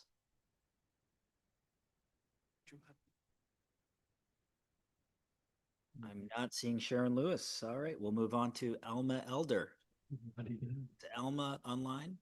Yes, I am. Great. We've got Alma followed by Bryson Hull. Alma, please proceed with your testimony. All right. Thank you so much for allowing me time to speak to the Environment Committee members, especially with Senator Hockadell, who is my senator. So we need clean energy, not fossil fuel energy. Clean energy cuts carbon costs through affordable electric bills and clean air. As a case in point, California, the fourth largest economy in the world, is using 40% less liquid natural gas than they did 2 years ago because they added solar panels and batteries. Now, is it really possible that any leader in this day and age would claim that coal gases do no harm? We are living in a hot, damp greenhouse, now made worse by emissions from coal and gas. These gases absorb radiation and prevent its escape. Therefore, the Earth's surface is warming.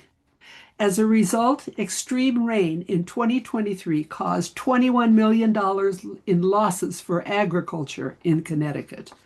Extreme flooding in 2024 created an estimated $91 million in damages to Southbury.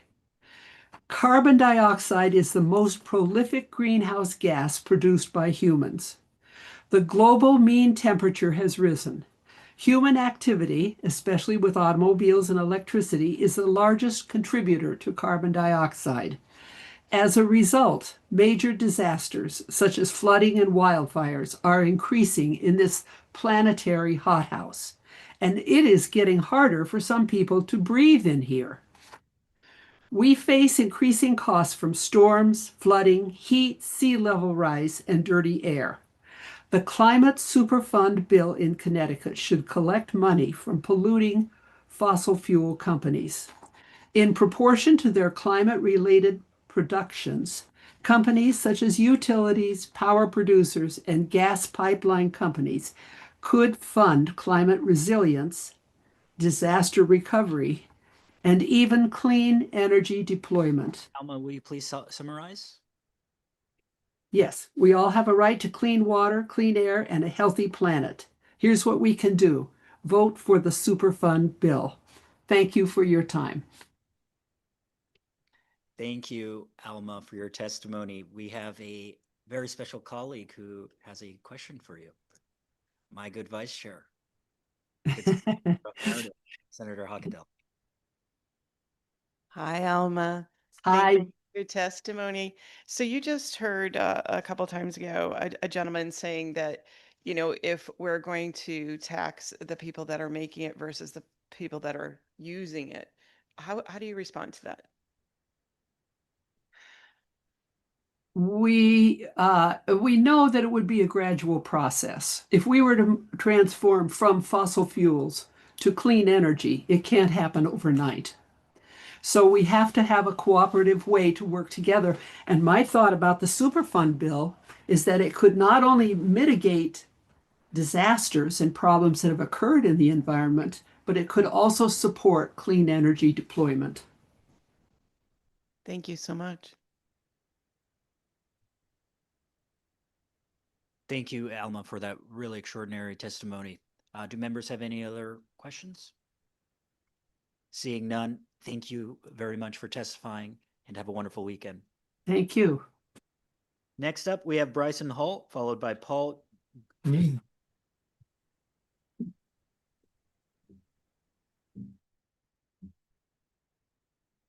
Vice Chair Hockadell, Vice Chair Baumgartner, Ranking Member Callahan. My name is Bryson Hall. I'm Deputy Northeast Director for Consumer Energy Alliance, and I thank you for the opportunity to present today. At CEA, we advocate for affordable, reliable, and cleaner energy and judge every policy on whether it will deliver those outcomes. HB 5156 will not. Affordability is already an issue many Connecticut families struggle with, in large part because we pay some of the nation's highest electricity rates. If passed, this bill's cost will be passed through to every one of us when we fill our gas tanks, recharge our electric cars, heat our homes, and switch on a light. Every Connecticut family, business, and farm will feel it, and Connecticut will be a less attractive place to live, raise a family, or run a business. If you support affordability in deed and not word, I urge you to vote against this legally fraught proposal. The Vermont and New York laws on which HB 5156 is modeled are already being challenged in court. This bill attempts to achieve legislatively what a privately funded litigation campaign could not. That litigation has been thrown out as meritless in every court it reached and exposed California's Attorney General to a defamation lawsuit in the process. As for price, New York's law sets a $75 billion cap. They decided they want a $3 billion a year for 25 years. That's what the cost is for recovery. This bill proposes an open-ended cost analysis by state agencies, essentially a blank check. The fiscal note for this bill ought to be robust and thorough. Using New York's cost as a benchmark, we analyzed Connecticut's 95 to 2024 fuel use from Federal Energy Information Administration data. With this conservative method, the cost is roughly $45 billion, a little more than half for gasoline and the remainder for natural gas and oil used for electricity. This is simple math grounded in the proposed law's 30-year time frame and federal data on how much fuel Connecticut used over that time. Connecticut citizens are already frustrated at the roughly $1 billion a year imposed on utility ratepayers, nearly all of whom are taxpayers, and via the public benefits charge. This would dwarf that, and the direct cost link comes through our energy use. Traditional fuels have provided 80% of global energy for decades, according to the IPCC sixth report, and that reality is not changing anytime soon. That number holds in Connecticut, where more than 78% of homes are heated by natural gas, propane, or oil, and a further 18% are heated by electricity, more than half that generated by natural gas and oil. CEA strongly urges this committee to vote HB 5156 unfavorably. At a time when affordability is a kitchen table concern for Connecticut's people, a vote in favor is a vote for needlessly making their lives more expensive. Thank you, and I welcome your questions. Thank you, Bryson, for your testimony. Do members have any questions? Seeing none, thank you again. Thank you. Next up, we have Paul Goodenough, followed by Melinda Tuhas. Paul, are you with us? Seeing that he is not with us, we'll move on to Melinda. Melinda, are you online? Yes. All right, Melinda, please proceed with your testimony. Okay, thank you. Thank you for this opportunity to address you. I have a question. Would you support a law that moves some of the costs of pollution from your constituents onto the companies producing the pollution? I have to disagree with the immediate previous speaker who said this cost would be passed on, and I'll explain in a minute why. The Climate Superfund laws do not do anything to reduce greenhouse gases in the future because they are look-back laws, but they do have a very positive impact. Economists across the political spectrum agree that this will not raise consumers' energy prices because the price of oil is set by global markets. The money will help pay to repair damage from past climate-fueled storms and harden the state's infrastructure to minimize damage from future catastrophes. And, you know, when they were debating the law, I was in New York for part of that process, and critics say that often that laws such as these will force consumers to pay more because the big oil and gas companies will just pass on their costs. But taxpayers and consumers in states without these laws are already paying 100% of the cost of this pollution. I'm going to repeat that.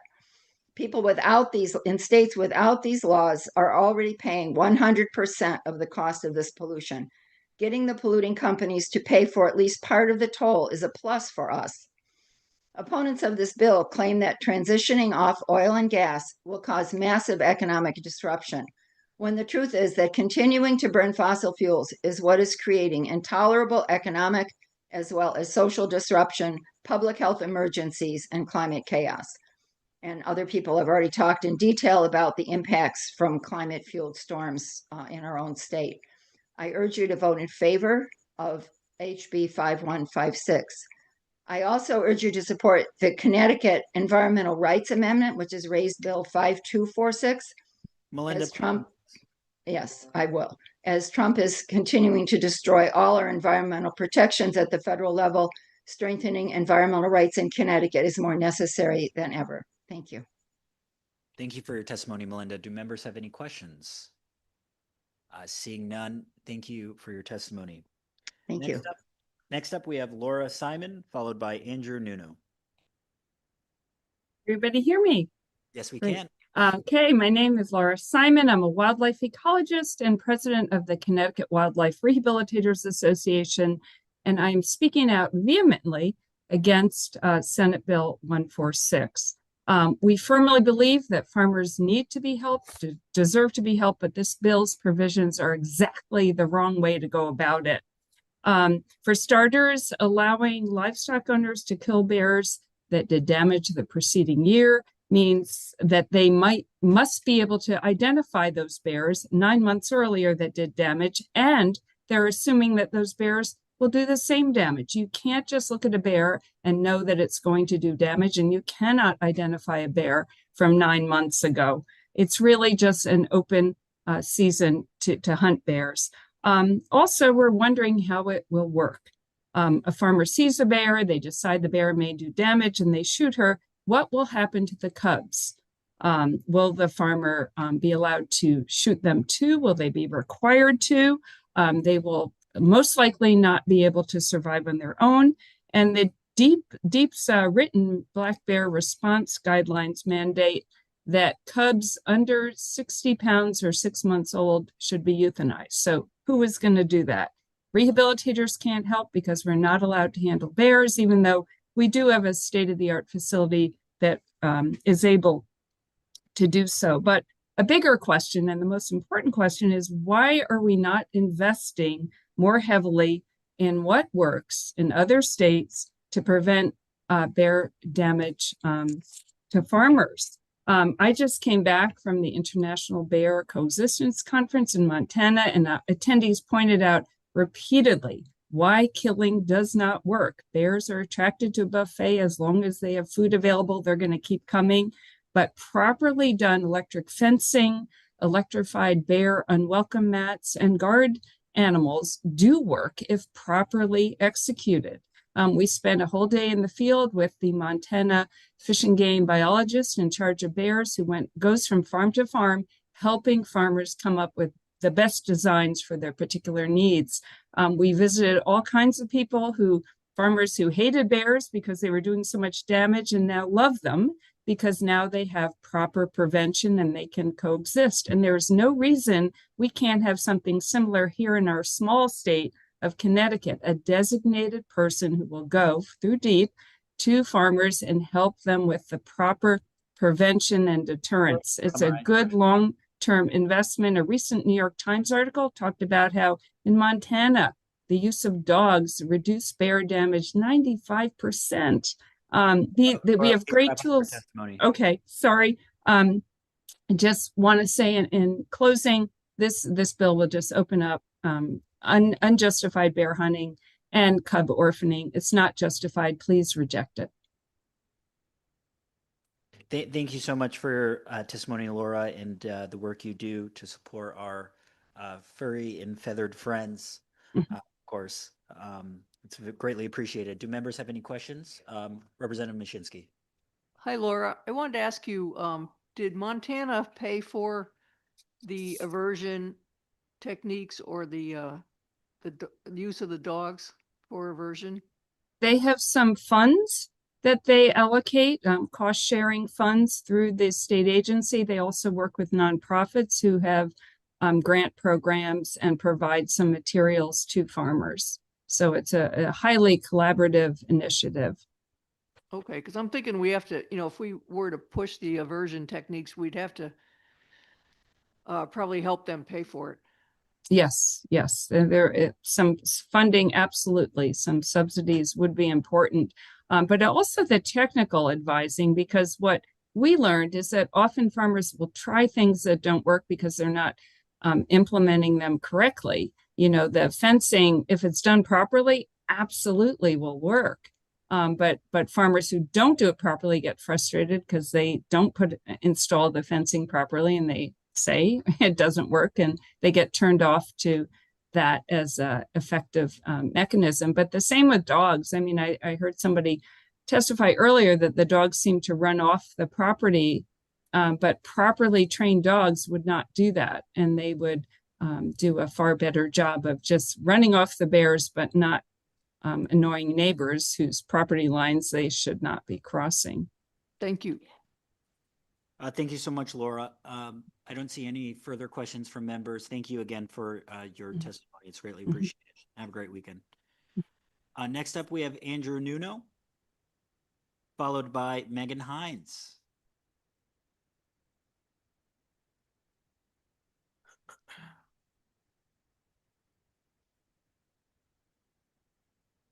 Hello.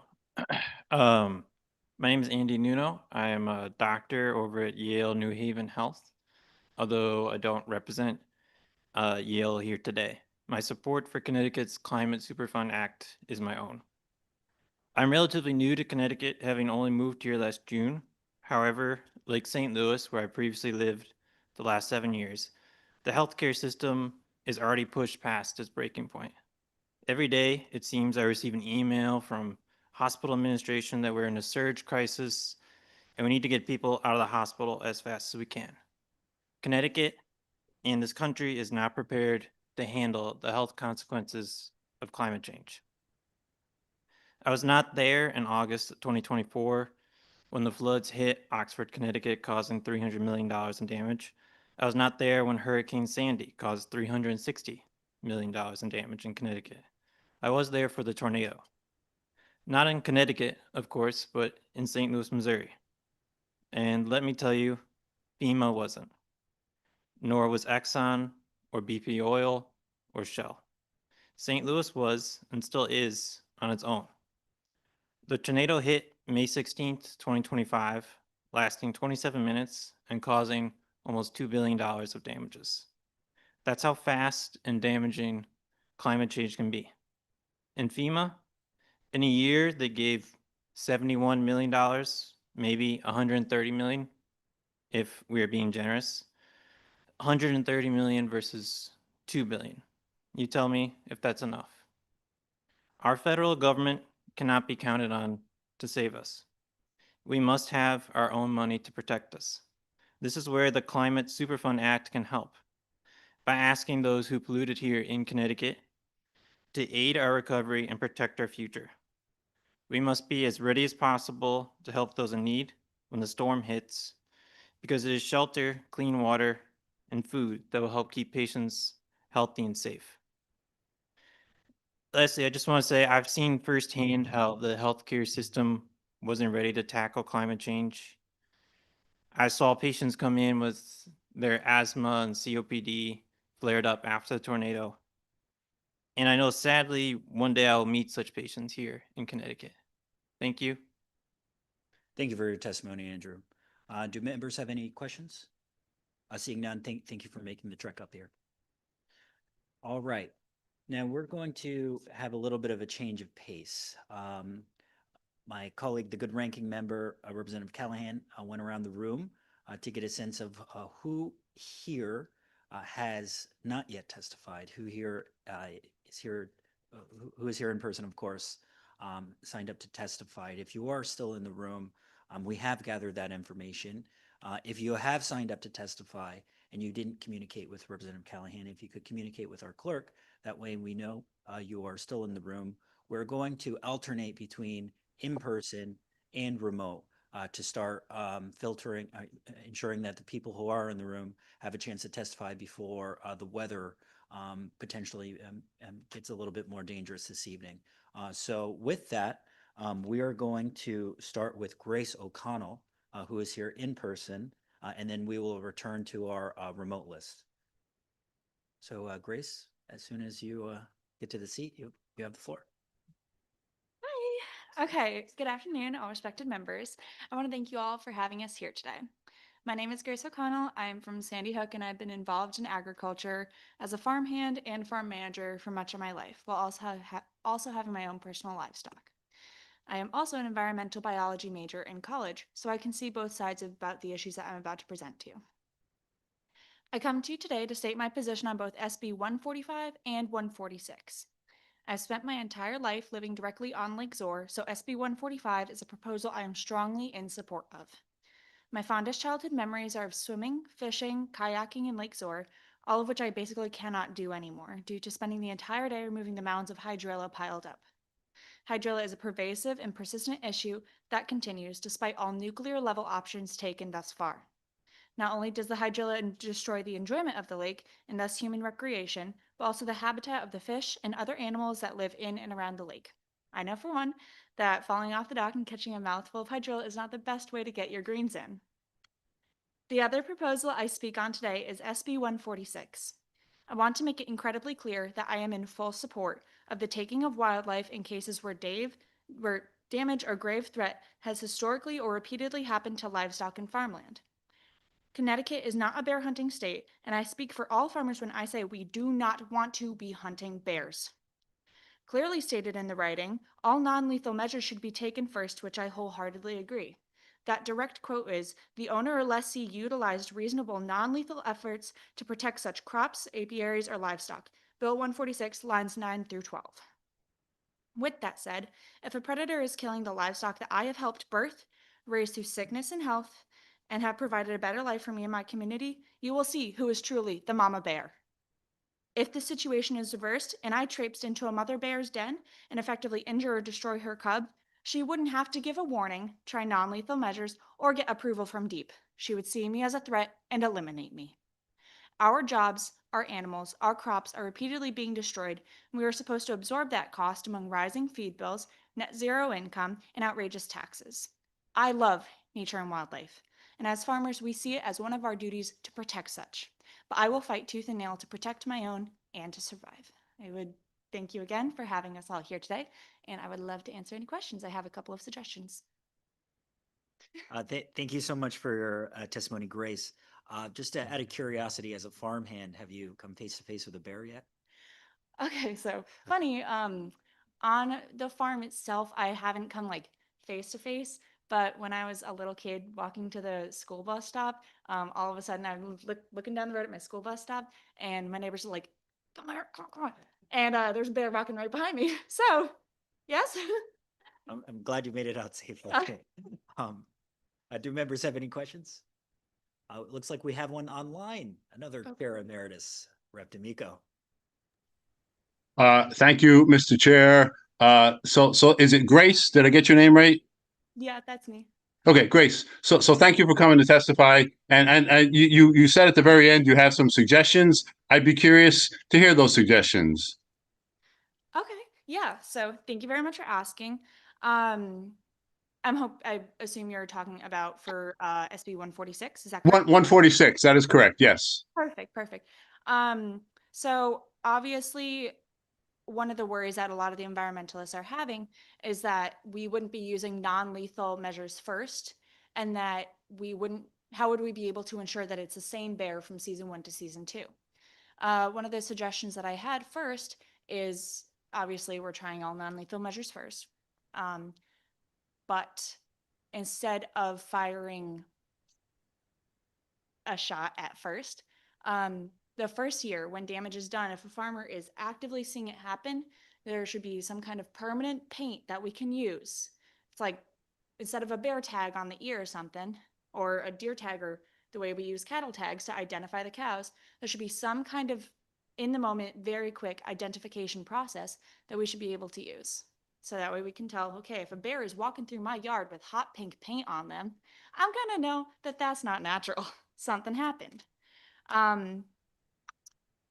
Obviously, our population growth of the bears in Connecticut has more than doubled in the past decade. So there's plenty of them. We don't have a hunting season. It's obviously a very, very, very touchy subject so far. So I don't believe that the reasonable taking of a repeated threat, especially a threat that learns that there's an easy meal somewhere, I think that's reasonable for us to do. Thank you very much. So thank you for that suggestion. May I respond, Mr. Chair? Yes, you may. Okay, so Grace, thank you for that suggestion, and I think that there's probably hopefully room for a compromise here, and I think that puts us on the road to a compromise. So I think you and I are both of the opinion that it wouldn't be right to take the life of a bear who was not causing damage, and you might have heard my back and forth with a couple of previous people who testified that I was concerned about the language in this proposal, the one that's in front of us today, 146, because it doesn't discriminate or allow for discrimination between bears who caused damage last year and bears who just happen to be on the scene this year. So I think that your suggestion is a good one, and maybe we can draw from that and go from there. So I'm just curious. I had made a suggestion to an earlier person who testified that perhaps we could just change the language of the current statute, which allows for the taking of bears if there's imminent danger to humans or to pets, and maybe we could include the word livestock in there and maybe be on our way to a reasonable compromise. Would you care to offer an opinion on that? Yeah, okay. I think the last point you bring up is probably the most important, especially with imminent danger to people or pets. I personally do see my livestock as if I birthed them myself. So I would take any measures necessary. I believe that this bill should be passed as is. I think that where I would want this issue of non-lethal, all possible measures taken should be in the part where we get that permitted approval from DEEP. That should be one of DEEP's requirements. That should also fall under the non-lethal measures. So I think it should be a subsection of try all non-lethal measures, including positive identification and tagging and approval from DEEP. So I think it should be an addition, and I don't think anything should be taken from the current standing and current writing. Fair enough. Okay. Thank you, Grace. And thank you, Mr. Chair. It's a much more bearable conversation than I thought it would be. Oh, nice. Representative Mashinsky. Okay, I have another question. I was talking to one of the farmers in the cafeteria, and a question came up about people feeding animals on the property next door to the farm, which encourages the bears or coyotes to keep coming back because someone is feeding them every day, and the enforcement wasn't happening. So would you like to see us pass a requirement that people or, with a penalty that people cannot feed these animals to entice them in. Oh my gosh, yes. I really thought that would be, this might sound rude. I thought that would have been like common knowledge that people should not feed wild animals if they don't want wild animals there. Yeah, well, we So actually yes, tried I to pass it that way. totally agree with you. I fully agree that there should be some kind of harder limitation or really cracking down on it for if you're feeding the wild animals and all of a sudden the wild animals keep showing up for food. Yeah, that's on you. You really should have thought that out first. So I agree with you on that. Okay, thank you. Thank you very much. Yes, and thank you so much for your testimony, Grace. And I love your comments about the tags. I think that's really something we should be prioritizing, especially as these bears and their cubs proliferate. So thank you again for your testimony and sticking it out. Thank you very much. Have a great day.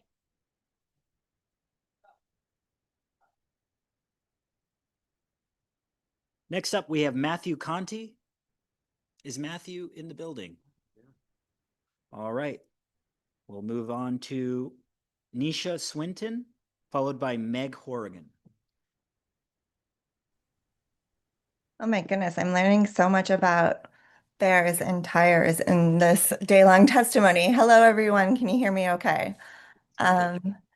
Good afternoon, members of the Environment Committee. My name is Nisha Swinton. I'm the National Senior Organizer of Food and Water Watch, a public advocacy nonprofit. On behalf of 34,017 Food and Water Watch supporters in Connecticut, we strongly urge you to pass HB 5156, an act concerning a climate change superfund. The threat of damage from climate change is not abstract. It is a clear and present danger to our homes, businesses, and essential public infrastructure. With that, the bill is all about fiscal responsibility, and it's all about the numbers.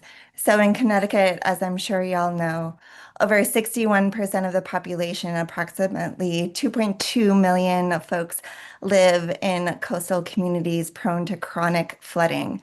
This is not just a shoreline issue. Inland Connecticut faces intensifying rain bombs, as many folks mentioned throughout the day today.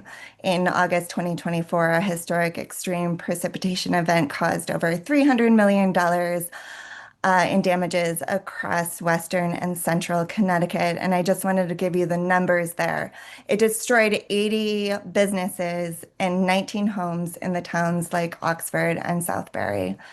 In the Northeast, the number of days with over 5 inches of rain has increased by over 100% since 1950. NOAA data shows that Connecticut has experienced 38% increase in annual precipitation over the last 70 years, overwhelming the 20th century stormwater systems.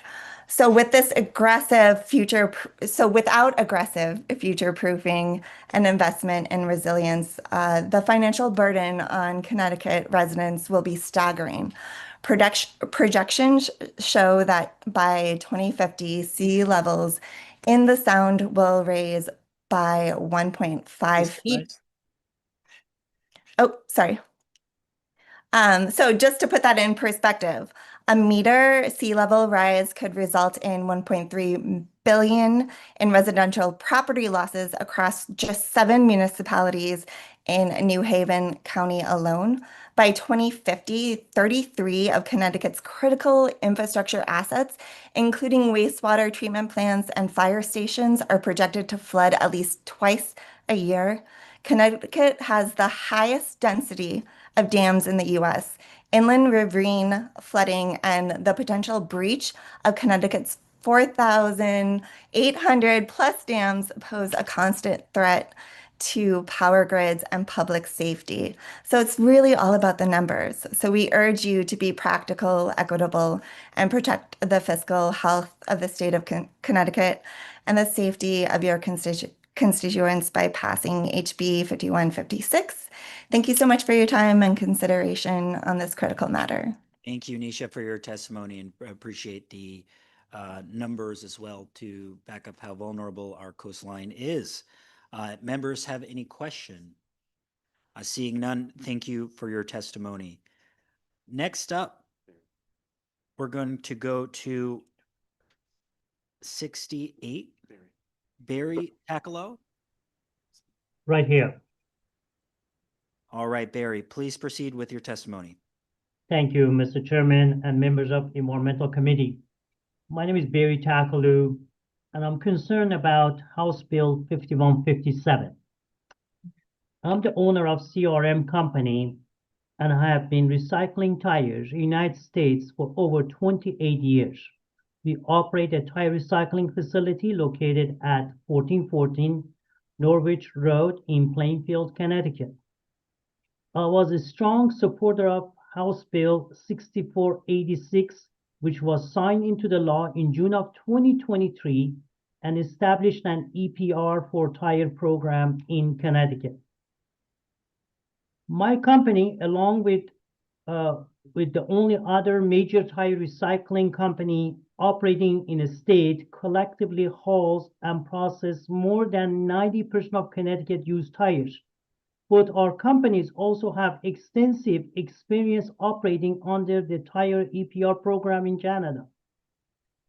Based on the experience, I can say clearly that tire EPR programs are very successful. For example, the province of Ontario generates more than 12 million used tires per year. Ontario has achieved a 100% collection rate and recycles more than 85% of those tires into value-added products with no incineration or landfilling. And I understand that HB 5157 will require retailers to register with the TSO, and I am in support of this. My concern, however, is that HB 5157 would provide additional time for TSO to establish its participation in the program when it has had over 2 years to do so. It is unclear what meaningful progress would result from granting additional time. This issue directly impacts my business. Following the passage of HB 6486, I have made significant investment in expanding our Plainfield facility, including hiring additional employees in reliance on the law being implemented as enacted.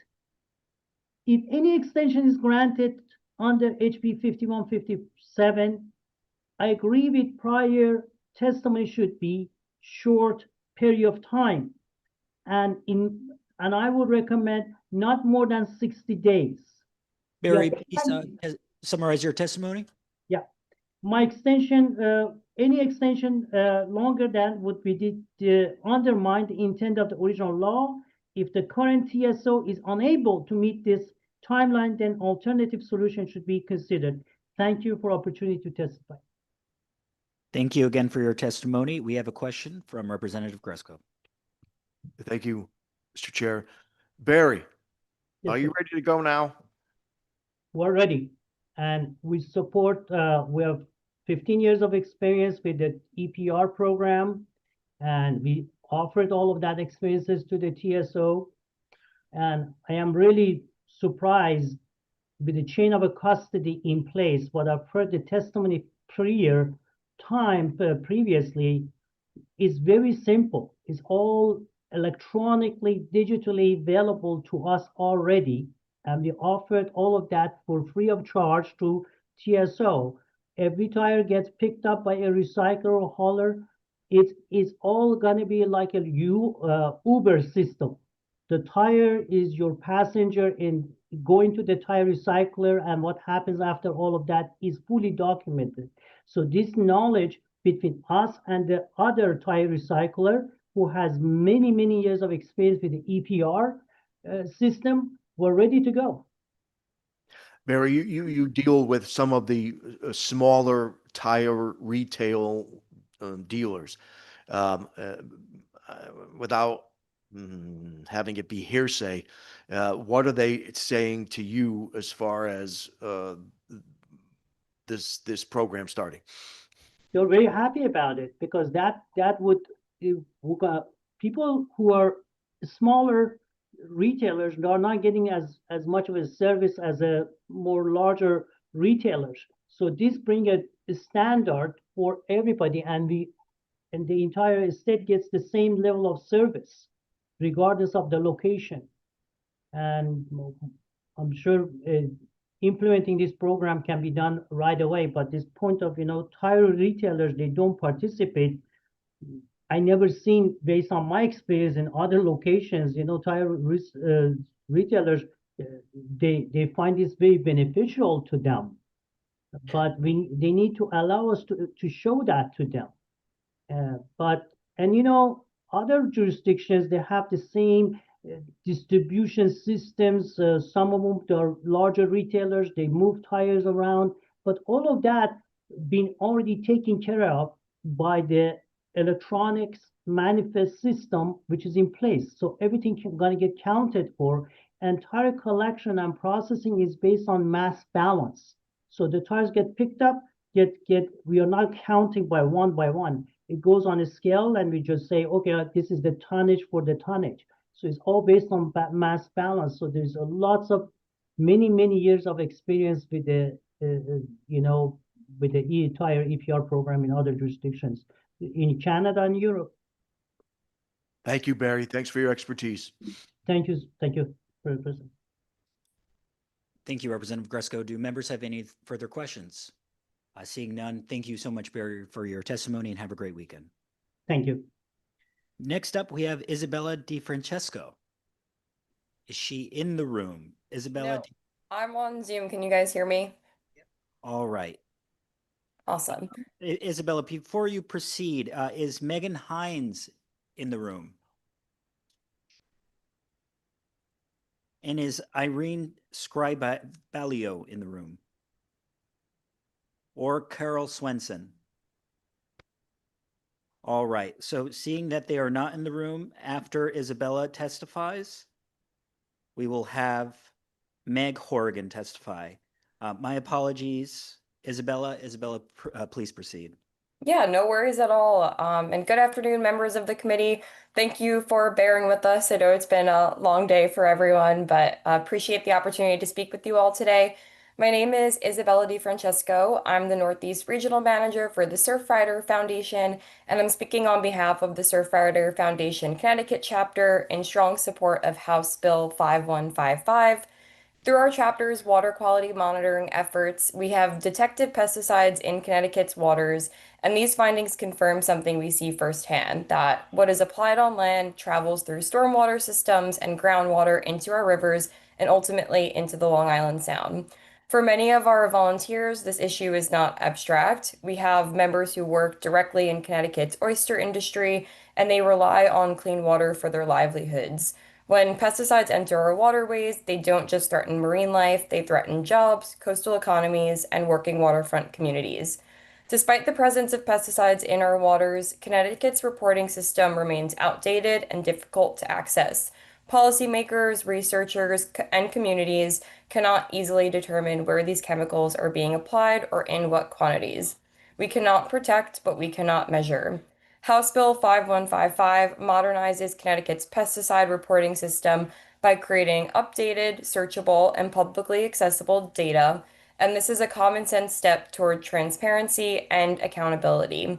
I agree with the sentiments that have been spoken already about adding a requirement that commercial pesticide applicators should submit the records they keep on where they use these pesticides. Protecting Long Island Sound starts upstream, and for the volunteers in our chapter, including those whose livelihoods depend on shellfish, this transparency matters. So from the Surfrider Foundation Connecticut chapter, we respectfully urge you to support House Bill 5155. Thank you again for your time and consideration. Isabella, thank you so much for your testimony. Do members have any questions? Seeing none, thank you again and have a great weekend. Next up, we have Meg Horrigan, followed by Carol Swenson.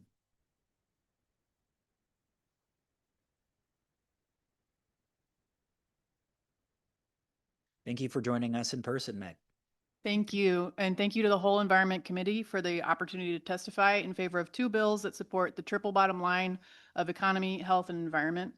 I am Meg Horrigan, New Britain resident and co-founder of the Connecticut Food Sovereignty Collective, a group dedicated to building power for regenerative, interdependent, and democratic food systems.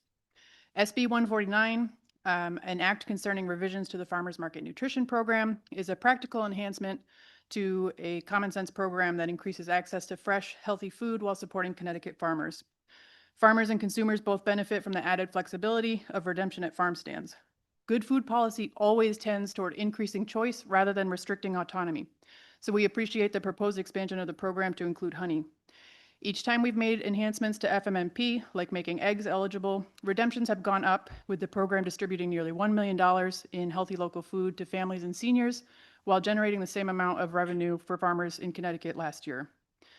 The proposed enhancements will continue this upward trend, increasing food access while improving farm viability. While 1 out of every 7 Connecticut residents is food insecure and farmers struggle to turn a profit, SB 149 is smart, low-cost policy that benefits people in every single one of your districts. The Connecticut Food Sovereignty Collective also strongly supports HB 5156, an act concerning a climate change superfund. The corporations that have profited the most from climate change can be held accountable to repair the harm they've caused, and the Superfund is a proven focused strategy with legal precedent to bring us closer to environmental justice. Climate-related damage already costs hundreds of millions of dollars per year. It is only a matter of time before this price tag is regularly over $1 billion just in our state, and it's taxpayers, individual families, small businesses, and especially farmers bearing these costs, even though multi-billion-dollar fossil fuel corporations are responsible. Every person and every corporation in Connecticut is responsible to one another, and this includes good stewardship of our environment so that we can continue to live and work on this land for many generations. It is past time to be bold, and while there may be risks to this legislation, it is a guarantee that we will continue to suffer immense economic, environmental, and human loss if we do not do everything in our power to respond to climate change.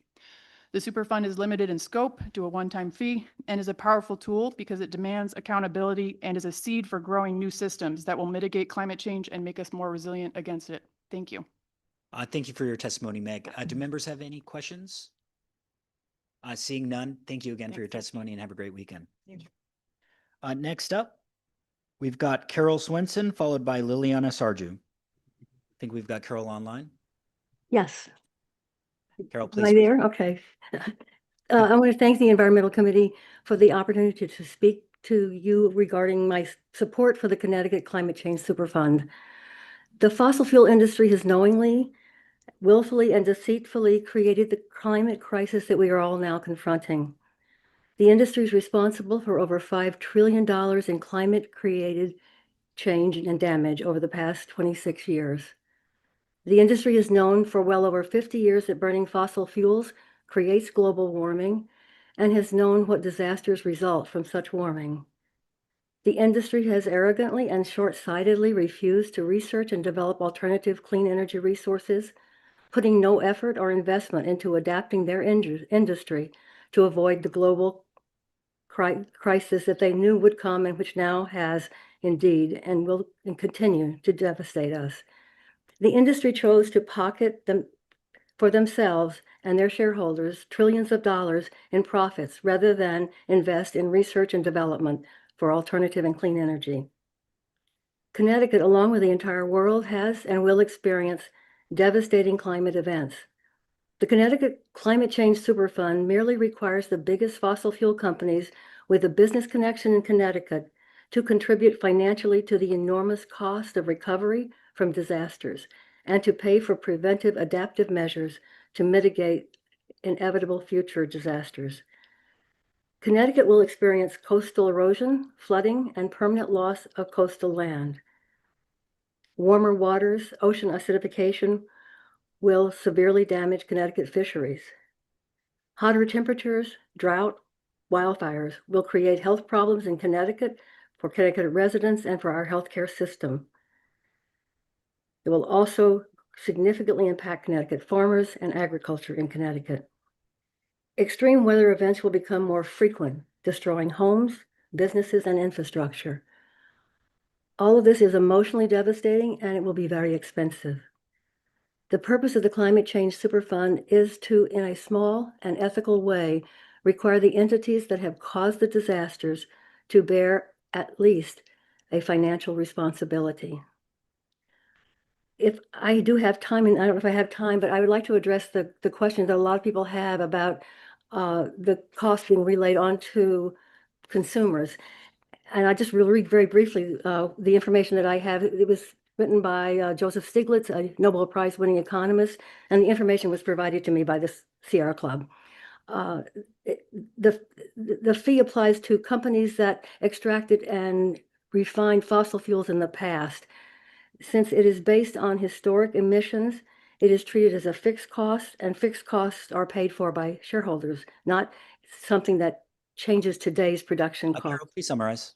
Okay, that's it. Thank you. Thank you. Great testimony. And very expeditious ending. Do members have any questions? No, seeing none. Thank you for your testimony and have a wonderful weekend. Next up, we have Liliana Sarju. Is she here? Seeing that she isn't here,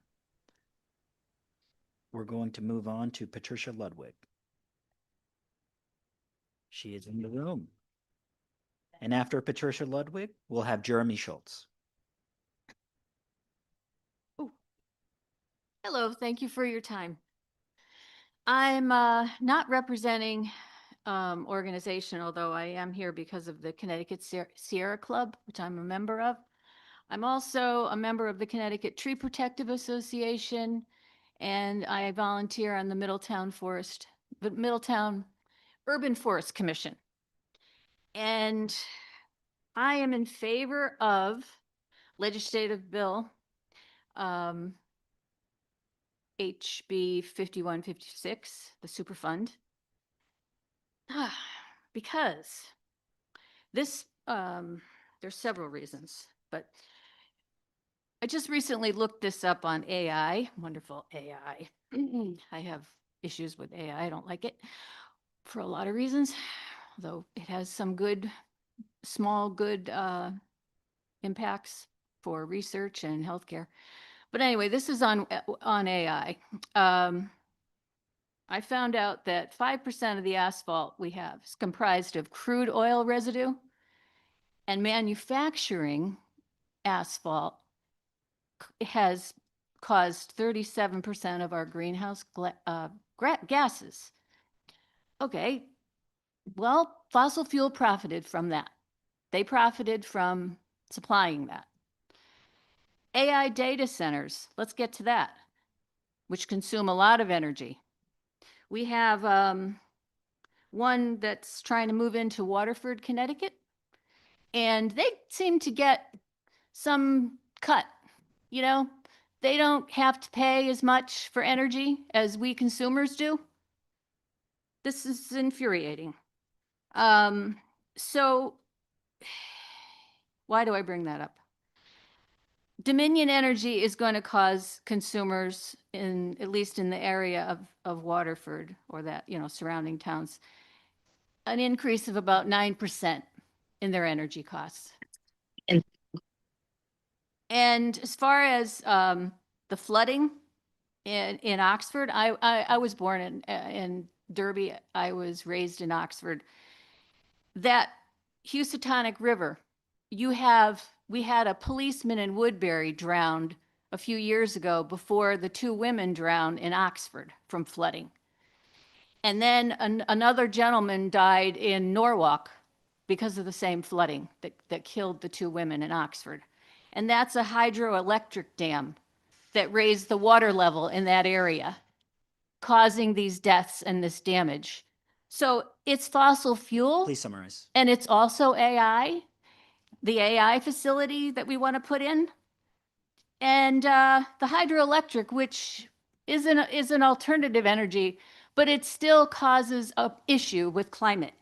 So, and what's climate change? It's accelerated climate change. It's not natural. It's sped up by the way in which we're impacting the environment. And I have to say, one red oak tree that is 59 years old sequesters 150 pounds of carbon. Climate change is impacting our trees There is so much work that we have to do. This is a small cut for fossil fuels to pay. All of us are paying, and all of us are working, well, a lot of us are working really hard to try to do the right thing. This is a list Thank you for your of testimony. how We- carbon is sequestered by Excuse me. trees by the U.S. Department of Energy, if you'd like to have that. Thank you. Thank you And you for your missed one time. line while you were going over. It's What? that I am the Lorax. Oh. Or I speak for the trees. The trees have no tongues. They're quiet, very giving beings that we need to take care of. Yes, indeed. And thank you again. Have a great weekend. All right. Next up, we have Mark Mitchell.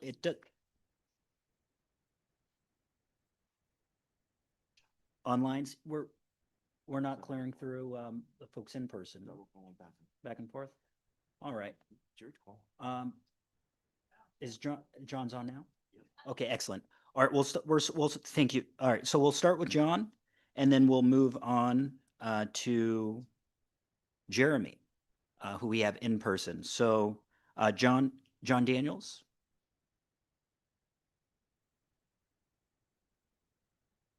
Is John online?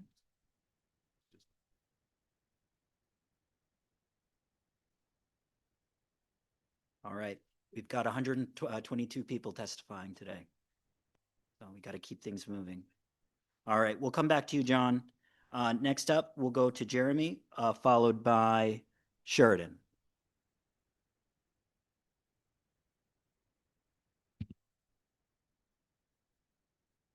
Take your time. I feel like Pavlov's dog here. Every time that buzzer goes off, I expect to smell cookies. I don't see any cookies. Nor popcorn. Don't be too disappointed. I don't know.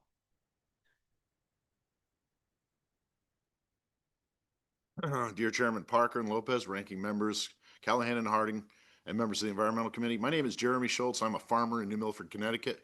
My family and I operate Clatter Valley Farm, a sustainable, diversified vegetable operation.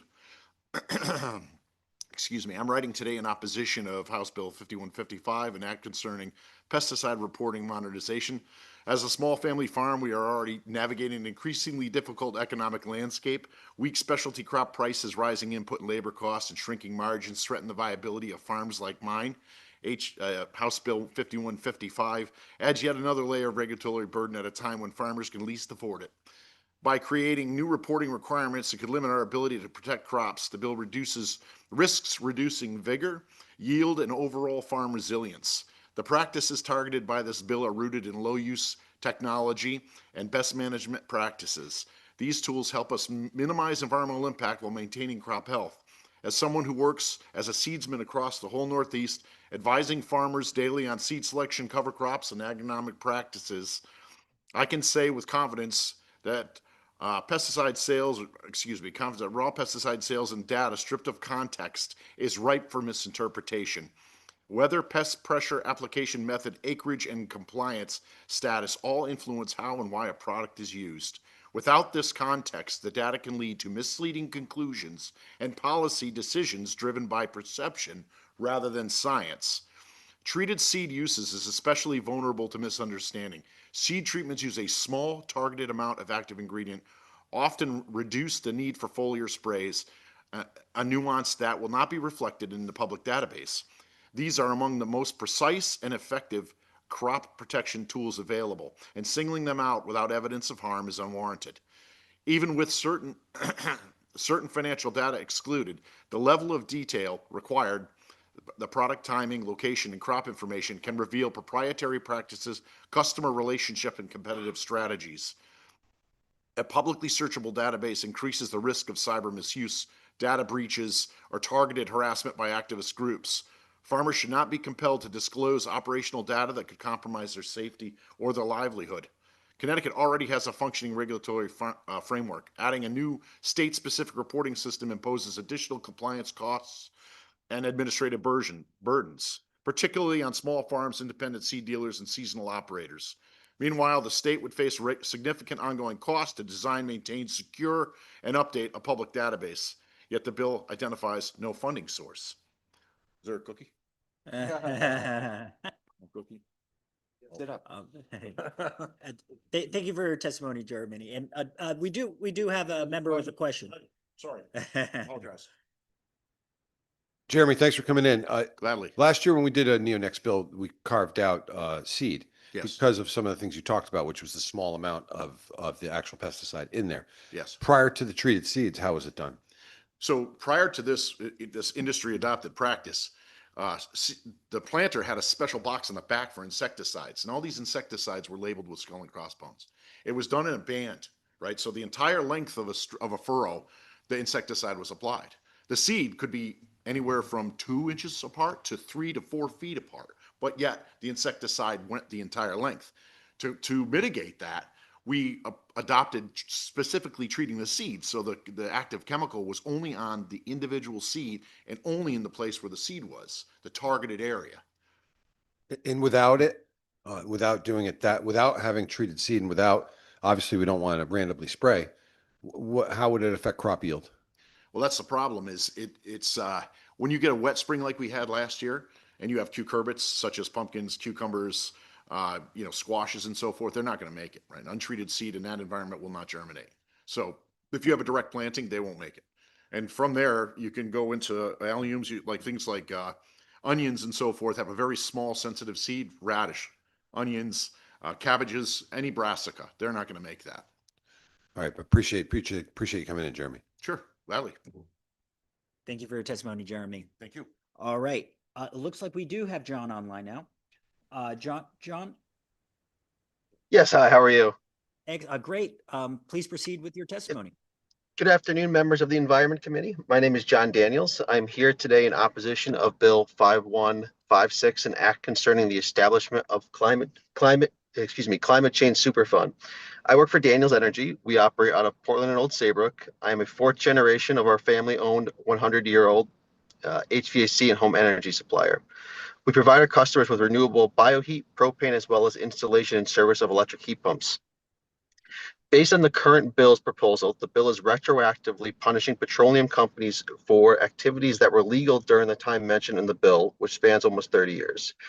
The petroleum industry supplies a product that is essential to Connecticut residents' ability to live, as the petroleum industry not only supplies the fuel that is essential for heating our homes, fueling our vehicles, but also for electric generation.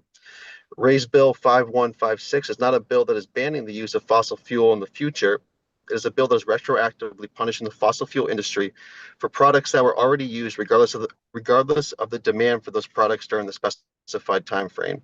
Essentially, the bill is saying it's okay what was done in the past as long as the state gets paid for it. Raise Bill 5156 would establish a climate change superfund similar to the one that the state of New York recently created. New York's superfund has been calculated at a cost of $75 billion. When you compare Connecticut's population and GDP to New York on a proportional basis, our superfund would come at a price tag of $13 billion. Based on the assumed price of $13 billion, Connecticut residents would be subject to an additional tax of roughly 33 cents per gallon on all fuels, which includes the fuel necessary to heat our homes, but also transportation and electric generation. Connecticut residents that are already struggling to afford the basic necessities to live in the state would be subject to increased costs across the board, from the food we eat to the products we need for survival. While some individuals say the associated tax will not be passed on to Connecticut residents because Connecticut uses such a small amount of energy in comparison to the rest of the country, the CT Superfund tax would not affect the price of energy is factually incorrect. The fossil fuels we use in Connecticut have to be transported here via cargo ship or by pipeline, and thus the parties affected by the Superfund tax would simply pass the tax along to Connecticut residents by increasing the cost to deliver the products to our terminals or tax the gas we derive from the pipeline. I would also like to point out that while we continue to demonize the petroleum industry and attempt to tax the petroleum industry for greenhouse gas emissions that are being attributed to extraction of fossil fuels, we must not forget that without the petroleum industry and the byproducts of petrochemicals, we would not be able to live in an advanced society. Because of the petroleum industry and its byproducts, over 6,000 everyday products. Your testimony? In summary, I feel like retroactively punishing the petroleum industry is not fair, as the petroleum industry has given us so many things, from pharmaceuticals to our iPhones, to the credit cards, to the diapers for our children, and the clothes we wear, which is why I'm here in opposition of Raise Bill 5156. Thank you, John, for your testimony. Do members have any questions? Seeing none, thank you again and have a great weekend. You as well. Bye-bye. All right. Is Victor Damasa in the room? All right. We're now going to move on to Bill Hyatt, who I think is in person. Good to see you, Bill.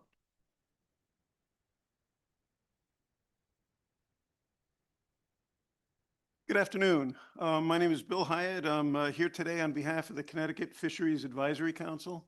The council is an umbrella organization that represents the interests of anglers and fishing organizations throughout Connecticut.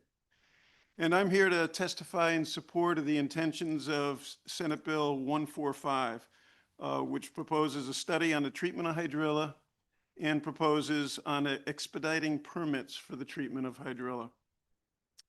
The Fisheries Advisory Council recognizes that the threat that hydrilla poses to Connecticut's waters and to the fisheries and other recreational uses that they support. We support the idea of a proposed study that's in the bill, and we support that it be led by DEEP and the Ag Experiment Station. But we also recommend that it include the Invasive Plant Council and that any such study be expanded to include all state waters and not just lakes. An example is the first effort to eradicate and control hydrilla in the state of Connecticut took place in Fairfield County on the Silvermine River watershed back in 2010, 2012. Monies were appropriated by the General Assembly through the Invasive Plant Council, which did contracting with the University of Connecticut to do that effort. And just to emphasize the need to go beyond just lakes, in that eradication effort, the hydrilla was embedded in the river itself, a small, medium-sized river in all the nooks and crannies throughout. So any effort to address hydrilla needs to be more broad sweeping than just lakes. The Fisheries Advisory Council also recognizes that some options that are available for controlling hydrilla have the potential to adversely impact recreational uses, including fishing. And given this, if a study is approved, we request that any such study also be tasked with doing an assessment of the control options and their relative impacts on recreational use. SB 145 also calls for expediting permitting for treating hydrilla. This is absolutely critically important. There's an urgent need for rapid response to newly discovered hydrilla infestations. We know hydrilla is moved by waterfowl, not just people, so it can suddenly appear in any lake, pond, river, or stream in the state. As you've probably seen from the other written testimony, maybe heard here today, hydrilla needs to be treated in the same year that it's introduced, and it needs to be treated before the end of August to have any realistic chance of avoiding many years of costly treatment. Given this, the FAC encourages the legislature, the Ag Experiment Station, and DEEP to do everything possible to make rapid response happen. Rapid response protocol needs to be fully operational in the spring of this year. Getting this done doesn't necessarily require new legislation, but it does need to get done. Thank you. Thank you, Bill, for your testimony. First up, Representative Gresco, followed by Representative Piscopo. Thank you, Mr. Chair. So how was the result of the first implementation in the 2010 to 2012 the Silver Lake? So it was a successful failure. That's how I would describe it. It was a 2-year project in the field. It successfully removed and addressed the hydrilla problem in most all of the watershed. However, in the final analysis, there was one private pond high up in the watershed, probably the original source of hydrilla, that was on a large estate for which they granted access to sample the hydrilla, but they did not approve access for control purposes. So it was the contract with the University of Connecticut was to do a study and an eradication effort. The study was certainly successful. It showed that it could be done on a watershed basis, at least at that scale. But as far as accomplishing total eradication, it did not. It still had that one pond that wasn't treated. So what is used to eradicate the hydrilla, since from what I understand, it's not a good idea to get your waders on and go pulling it up, because it's only going to spread it even more. But does the current method have a detriment to Connecticut fish stocks? So there's what I've learned in working with the Connecticut Federation of Lakes and a number of the people that they deal with on a regular basis. There's a whole host of different aquatic herbicides that can be applied in varying ways to affect control on hydrilla. A lot of it, at times, it's applied at low concentrations and longer durations to be effective. So it's a combination of herbicide treatment you can do with, you wouldn't just want to have anybody go out and do it, but I think skilled people who are working with control and eradication of these aquatic invasive plants can do physical removal. And, you know, I think the initial treatment oftentimes is with some type of combination of herbicides, with the intent of maybe not eliminating it completely, but locking its feet in place so that it can be treated more effectively the next season. So it doesn't set down tubers and seeds and become a problem for a decade. Thank you, Mr. Chair. Representative Piscopo. Thank you, Mr. Chairman, and thank you for your testimony. Appreciate it.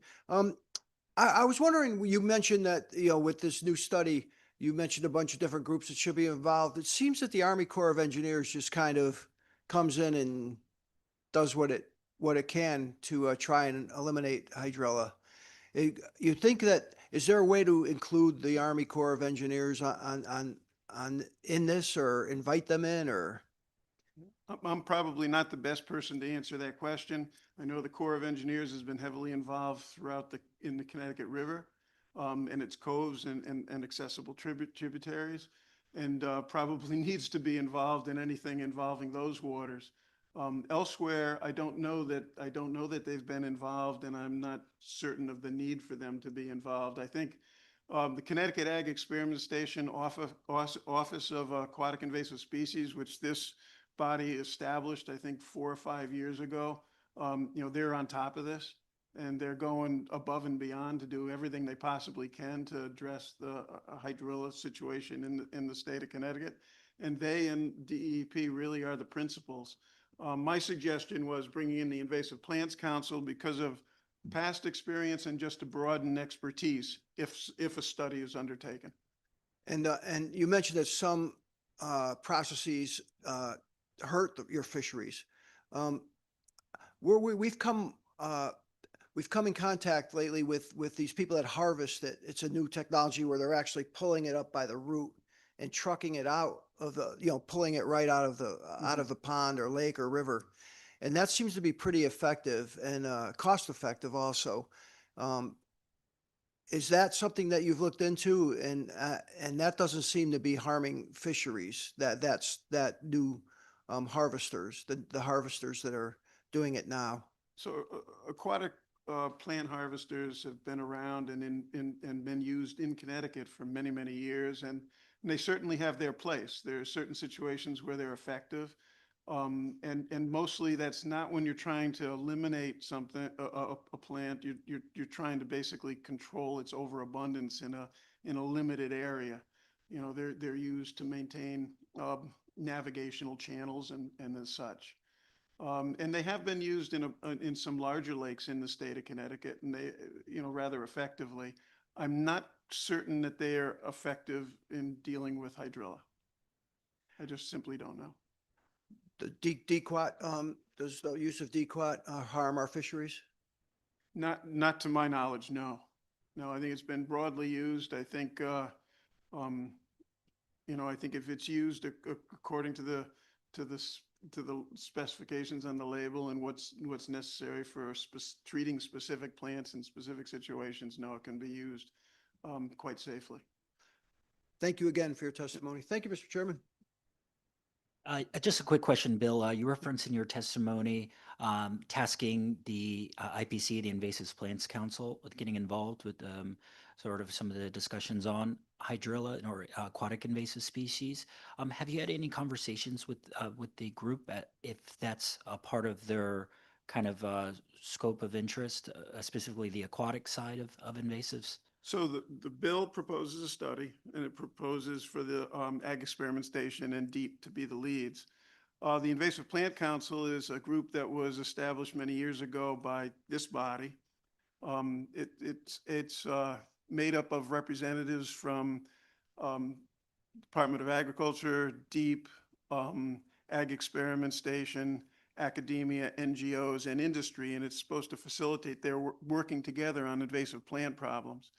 I had the privilege of chairing that council for 5 years, and yes, they were heavily involved at that point in time in aquatic invasive issues as well as terrestrial plant invasive issues. And certainly the fact that they would be bringing together additional expertise from NGOs and academia, et cetera, would strengthen the force behind any study that this body would call for. I think that's a fantastic suggestion, and thank you for your service to that body. Thank you. All right. I don't see any further questions from the committee. Thank you so much for joining us in person, Bill, and have a great week and safe travels home. Take care. Thank you.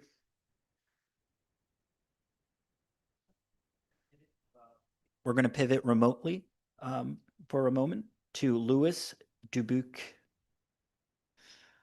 followed by Dr. Mark Mitchell, who we have in person. And then after Dr. Mitchell, we'll have return to remote, and we'll hear from Keith Bishop, Bishop's Orchards. So, Louis, you have the floor. Great. Excellent. Good afternoon, members of the Environmental Committee. My name is Lou Dubuque, and I'm here on behalf of the Connecticut chapter of the National Waste and Recycling Association. Our members operate the collection, recycling, processing, transfer, and disposal infrastructure that serves municipalities, businesses, and residents across the state. I'd like to first focus on HB 5151. NWRA strongly supports data-driven policymaking, but HB 5151 does the opposite. It directs DEEP to develop sweeping legislative recommendations, including potential EPR programs and draft statutory language based on a waste characterization study that has not yet been completed and, to our knowledge, has not even been formally contracted. That puts the policy process out of sequence. A proper waste characterization study must be conducted over 4 seasons to accurately capture variability in Connecticut's waste stream. Procurement, sampling, analysis, and validation take time. Yet HB 5151 imposes a statutory deadline that assumes a fully completed and analyzed study and requires DEEP to begin drafting structural policy changes before the data even exists. That is not a neutral reporting requirement. It presumes an outcome. Last year, the committee heard clearly that Connecticut should complete its waste study before advancing major structural reforms. We agreed. The data should inform the policy, not the other way around.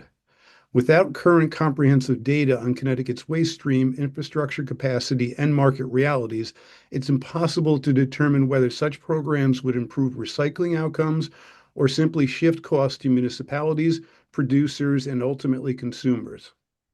Once the study is completed, all stakeholders, including NWRA and our members, should have sufficient time to review, analyze, and comment on the findings before legislative recommendations are advanced. Briefly on HB 5154, we share DEEP's goal of improving permitting efficiency, but the bill focuses only on renewal applications. Under existing law, facilities may continue operating while a renewal is pending. In practical terms, setting a deadline on renewals does not expand capacity, encourage innovation, or improve diversion. What truly impacts system performance are applications to modify permits, to installing new sorting lines, upgrading processing equipment, and add technologies that increase recycling and reduce disposal. Today, those applications can take years, sometimes up to 8 years, to move through the process. That delays infrastructure investment and undermines the state's own diversion goals. If the committee is serious about improving permitting Please efficiency, summarize. Yep, we respectfully suggest adding a statutory deadline such as 90 days for action on modification applications. That would move the ball forward. Thank you for your time and consideration, and I'm happy to answer any questions. Thank you so much for your testimony. Just out of curiosity, do you have any comment or thoughts on DEEP's waste characterization study? Oh, we support, we want the study to be done so we have the data out there. But as I said, it's vital that it's a 4-season study so we can get a full scope of what the issue is, what the data is, and how we can properly deal with it. Do members have any further questions? All right, seeing none, thank you for your testimony. Great, thank you. All right, so next up, we are going to go in person, Dr. Mark Mitchell, followed by Keith Bishop, who is online. Dr. Mitchell, you have the floor. Great to see you. Thank you. Yes, thanks, Representative Baumgartner, Vice Chair Baumgartner. I'm Dr. Mark Mitchell, a public health and environmental health physician. I was previously the health director in Hartford, and I'm co-chair of the Connecticut Equity and Environmental Justice Advisory Council, as well as the Connecticut Environmental Justice Leadership Collaborative, but I'm not speaking on behalf of them. I want to comment on several bills. One is 5154. We oppose the 90-day limit for DEEP to come up with regulations. It doesn't provide enough time for them to look into the effects on environmental justice communities and other communities that are more likely to be impacted by these regulations. I wanted to also comment on 5153, which is specifically about the electric vehicles. This is the act concerning minor revisions to the Department of to DEEP's protection-related statutes.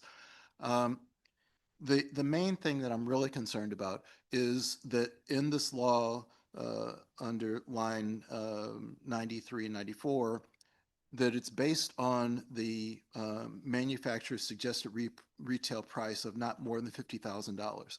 Now, this makes sense for new cars, but it doesn't make sense for used cars. So if you have a car that's several years old and is now worth $20,000, you still can't buy it under the used, the cheaper plus, because the original cost was more than $50,000. That needs to be changed. I also support the zero emission school bus changes in funding to allow the funding to go to school buses. But I'm also here to testify around 5156, an act concerning the Climate Change Superfund bill. Strongly support that.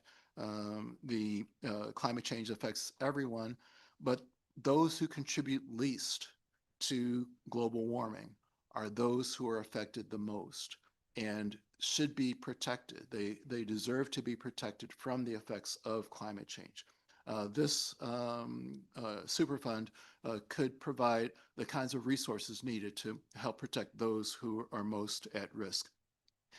Many people of color are disadvantaged due to historic governmental and institutional policies, elderly people, and we're seeing the flash flooding, we're seeing the heat waves, we're seeing children suffering from asthma, and all of these things can be addressed.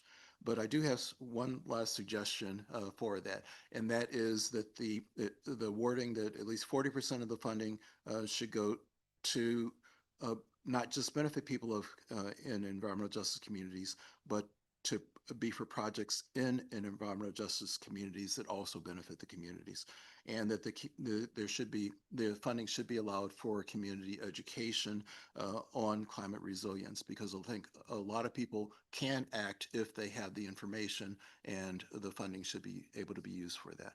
So thank you for this opportunity to testify. Thank you so much for your testimony, Dr. Mitchell, and for your years of service and dedication to environmental justice. It's greatly appreciated. Out of curiosity, have you submitted testimony with respect to HB 5153? No, not to 5153 yet, but I will. Yes, if you could, just given that you opined on sections 3 and 4, the cheaper program and the EV bus program, I'd love to hear your, make sure those comments are submitted into the record. But thank you so much for testifying today. Do members have any questions? Representative Mashinsky. Do you happen to know if the New York law has a 40% requirement in it for 40% of the money to be spent on at-risk communities? Yeah, I don't know about the New York law, the Superfund law, but I think it's really an important requirement, that the people who are most impacted receive at least 40% of the fund. Thank you. All right. Thank you, Dr. Mitchell, for your testimony today. Safe travels home. Next up, we have Keith Bishop of Bishop's Orchards, followed by Clara Dewey, who we have in person. So Keith, you have the floor. Thank you very much. Appreciate the time, Representative Baumgardner and committee. My name is Keith Bishop, and I'm a fifth-generation farmer. We're in Guilford, Connecticut, farming over 300 acres between fruits, vegetables, cranberries, and a wide variety of other things, and supporting many other farmers here in Connecticut. I appreciate the opportunity to support farming and farmers before you today. Before you came Willie Delacamera, Grace O'Connell, Shannon Chatfield, Paul Larson, and Tracy McDougall. I don't want to repeat points that they made, so I'll try and be brief on that end of it. But their points were well made, and I echo their supporting testimony. First, just briefly, Senate Bill 146, the Bear Bill. The damage to crops and livestock is real, and farmers need the support. Adding livestock in to be treated the same as domestic animals that's already in the bill law is really important. Next is opposing House Bill 5115, which is on the pesticide record keeping. By the existing regulations, we're already licensed by DEEP and submit our annual reports. That process desperately needs cleaning up. It is an awkward one to post. You can view records online and find examples of bad data, including unrelated file uploads that DEEP has not removed. So time is needed for them to do that. And one of my concerns is how much time does DEEP have to actually make sure that any type of database will be accurate.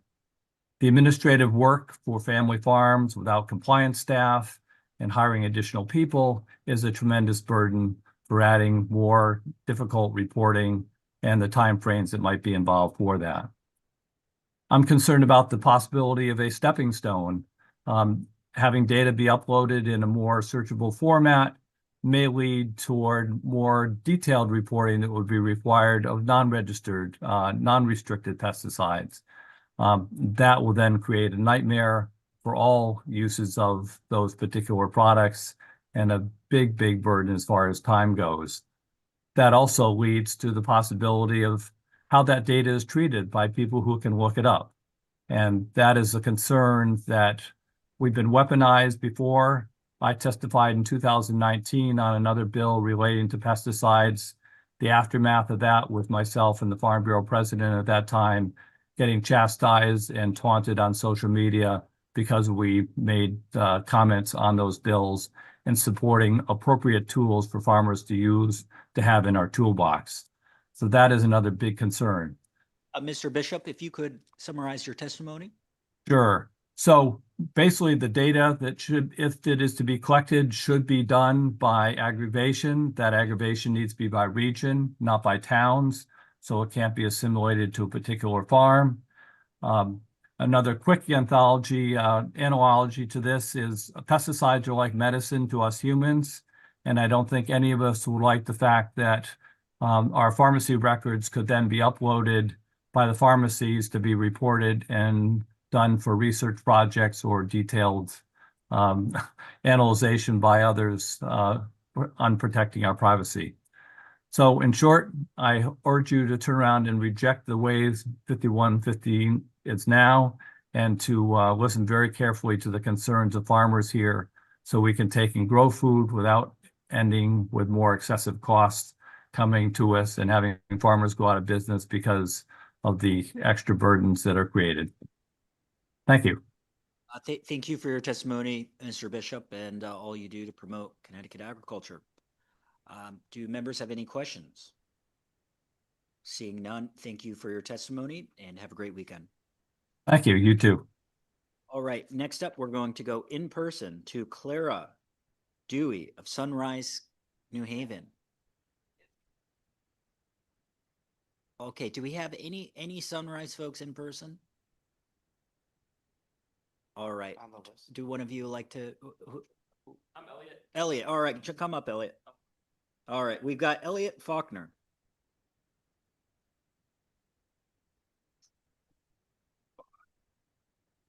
Okay, so to the distinguished members of the Environment Committee, I am testifying in support of a climate change superfund.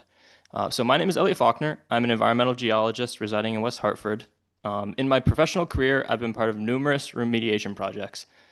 I understand environmental liability and have seen firsthand the cost of contamination cleanup. The same environmental liabilities that apply to contamination cleanup are directly relevant to fossil fuel emissions and their documented impacts on the climate.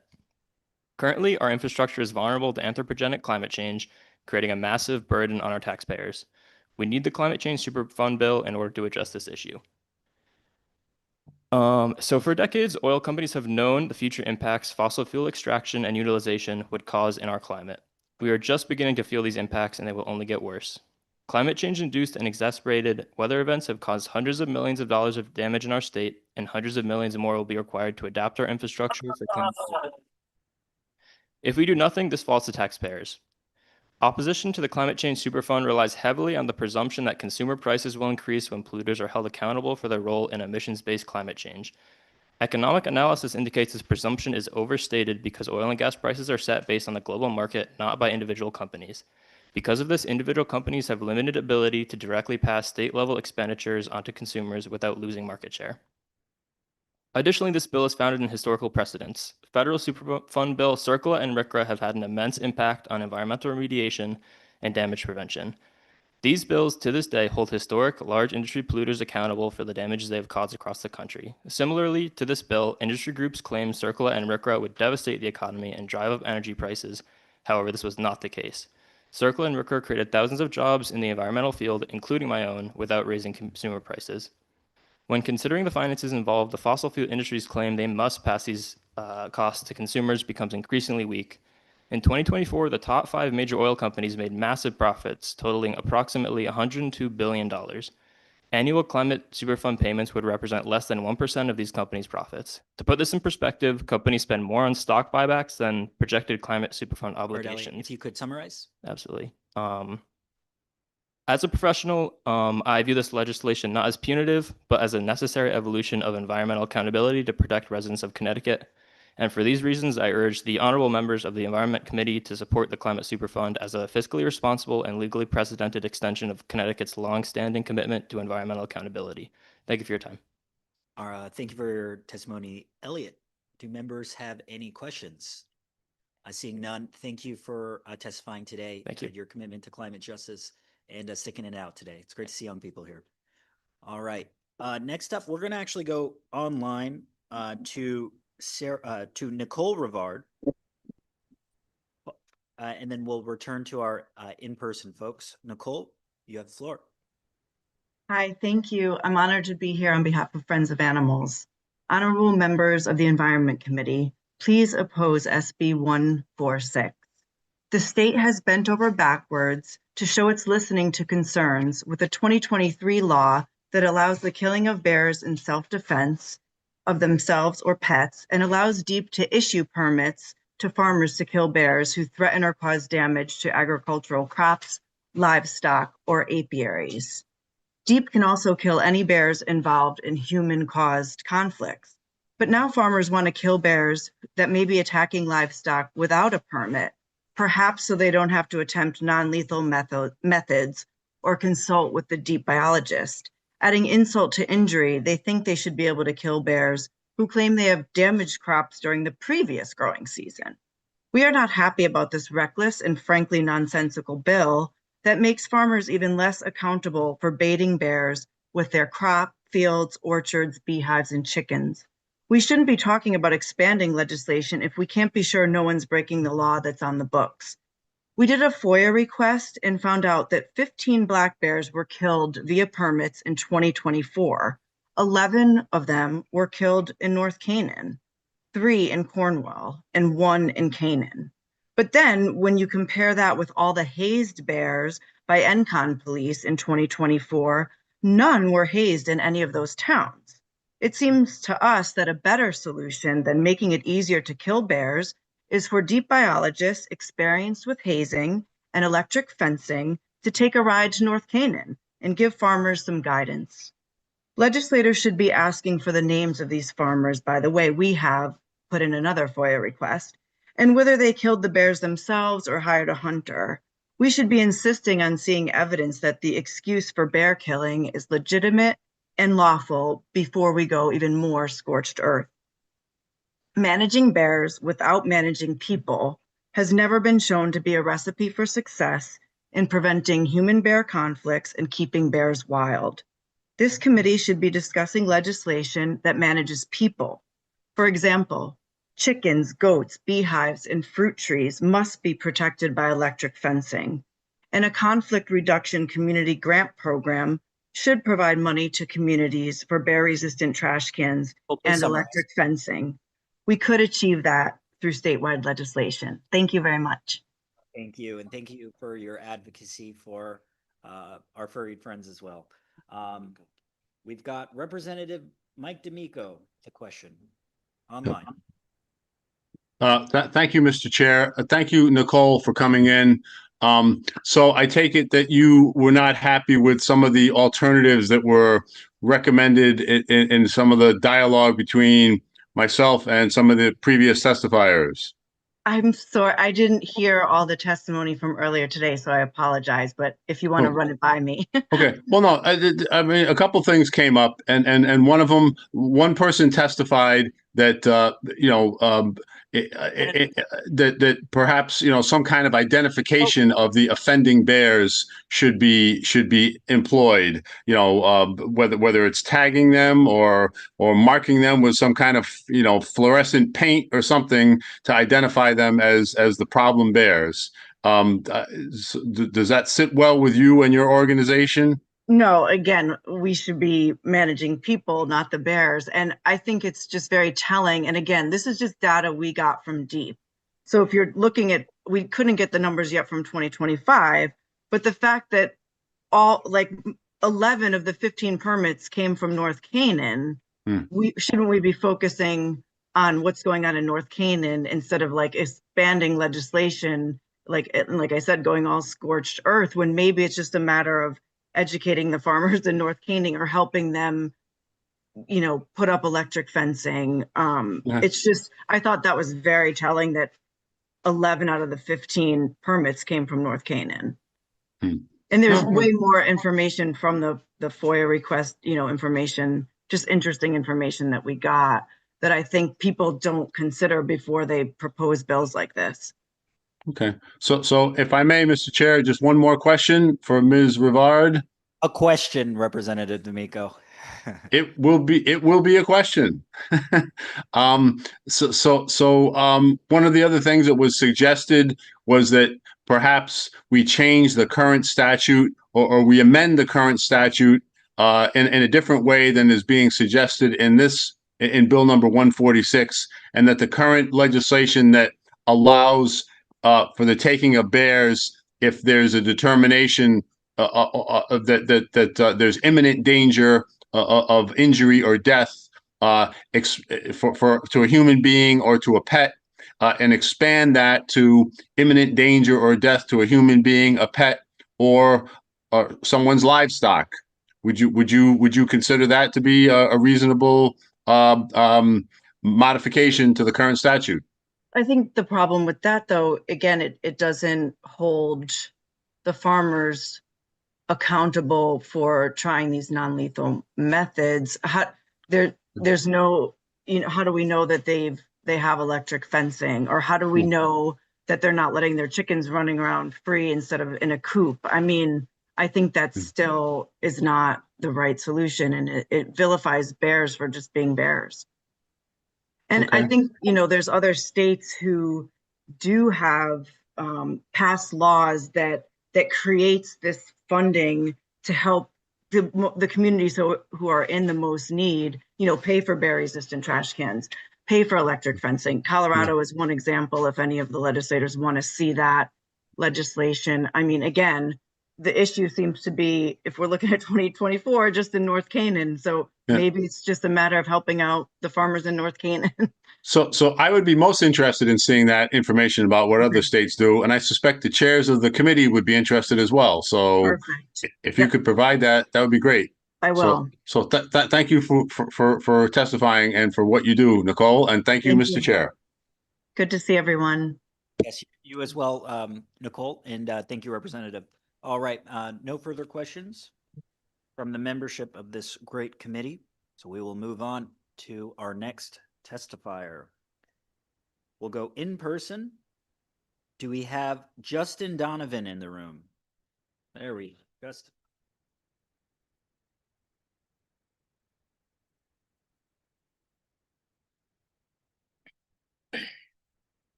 Thank you, chairs and committee members.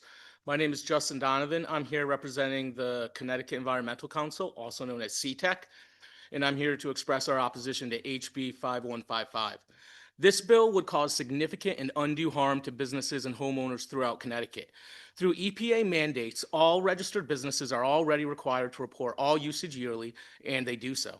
Over the past half decade, DEEP has worked hard to make sure reports have been standardized and digitized so that they are now easier to manage than even 5 years ago. To go from that current just upgrade system to reporting as recently as daily would require new software systems and new positions for every company that does business, in addition to significant new stresses for DEEP. Every business that applies pesticides would now have to have someone after hours to ensure data was entered, and DEEP would have responsibility to ensure this was all being done. New software systems would have to be created and then also integrated with CRMs. Most significantly, if reporting were to include things such as how much was applied at a specific dress in a specific time by a company, you would be essentially creating a search engine that makes companies' client lists public information, as well as their agronomic program, two things that constitute a significant part of a company's value. This bill would have a catastrophic effect and end with many small businesses in Connecticut being severely damaged, if not put out of business entirely. My family has sold 2 lawn care companies in Connecticut, and that customer list means so much. The way this bill would hurt the small guy and allow large corporations and private equity to dominate even more cannot be overstated. Beyond the deleterious effect this law would have on fair business practices and the ability to have proprietary information with regard to customer lists and programs, this law would also severely compromise the privacy of customers. The best way I can articulate how that concern could create real harm is to consider this. A mother finds out she has bed bugs in her house. She needs them treated, but puts it off because it will be public knowledge, and the embarrassment of getting bug bugs treated is worse than her kids getting bitten. The end result is no treatment, or the mother instead buying products she doesn't know how to use and applying them herself, often not according to the label. The reason for that would be because most of the pesticides applied on properties in Connecticut come from under the kitchen sink or the garage and would not even be subjected to these reports, as they are bought online and applied by homeowners. I urge the committee to consider all the harm that can be caused to families and businesses in Connecticut should this legislation pass. Thank you so much for your testimony. Do members have any, and great timing, do members have any questions? Seeing none, thanks for sticking it out with us today. Thank you. Next up, we have Liliana Sarju of the Connecticut League of Conservation Voters. Is Liliana online? Good evening, and thank you so much for your time today, and honorable members of the Environmental Committee. I know we heard a lot of testimony, so I'll keep it short. My name is Liliana Sarju. I'm the Policy and Outreach Coordinator for the Connecticut League of Conservation Voters.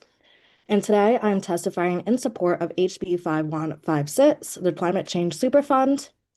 Connecticut communities are already paying the cost of climate impacts. These disasters cost billions of dollars in damages and repairs.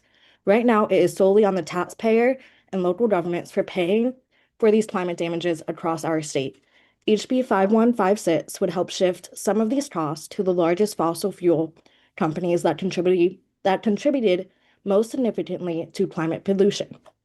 And I'll keep it short. So with that, I respectfully urge you to support this bill, and thank you for your time and consideration.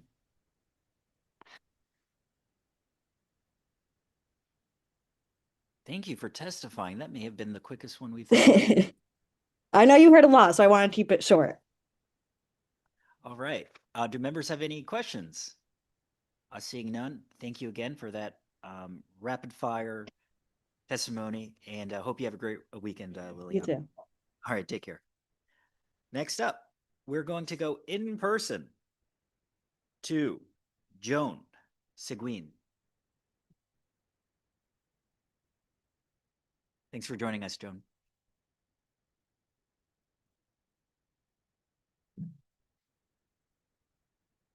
Good afternoon. Thank you for the opportunity to testify. My name is Joan Sagan. I'm an environmental scientist, and I have volunteered with the Greenwich Shellfish Commission for the past 10 years. However, today I'm speaking on my own behalf. I want to share my support of HB 5156, but I'm here to testify in support of HB 5155. Because modern accessible pesticide reporting is essential for ecosystem level decision-making and long-term resilience of Connecticut's coastal resources. Connecticut's shellfish industry relies on healthy marine systems. Oysters and clams improve water quality, stabilize sediments, and create habitat in Long Island Sound. These services provide real economic value. For example, research by NOAA found that shellfish aquaculture in Greenwich waters alone remove excess nitrogen at levels that would cost millions in infrastructure to replace. The Connecticut Department of Agriculture recognizes shellfish aquaculture as a major agriculture sector. However, pesticides applied on land can run off into rivers and Long Island Sound, where they may impact shellfish and planktonic communities that support them. Even low-level chronic exposure during sensitive life stages can reduce recruitment and weaken populations over time. Recently, there has been a shift in pest control products for turf management. Some of these products carry warnings about the toxicity to aquatic invertebrates, explicitly oysters. When used within watersheds that drain into Long Island Sound, they pose potential risks. Just recently, UConn reported that the value of Connecticut's hard clam aquaculture fell from $21 million in 2016 to $3 million in 2023. The causes remain unknown, but a task force is being developed to investigate this decline. A modern, searchable pesticide database would allow researchers to evaluate whether changes in application patterns are contributing or to rule them out. Without accessible data, we are left guessing. HB 5155 is about efficiency and informed decision-making. I'll leave it at that. So thank you so much for your testimony. Thank you. And I saw that you serve on the Greenwich Shellfish Commission. I do. At any point, did you serve with Jay Loudon? I did. Yes. He has moved up to Mystic. They have gained a great asset up there. Yes, indeed. In fact, I have the privilege of representing Jay, and he was very helpful in providing feedback on a bill before us today with respect to the some of the shellfish statute revisions. And so out of curiosity, I was wondering if you had any thoughts on the notification of area closures as well.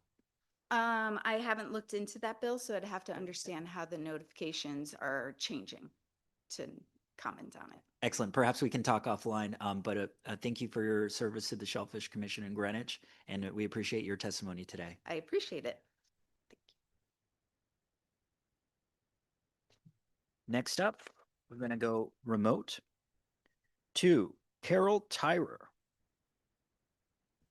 and followed by an in-person, our friend Chris Herb, after remote.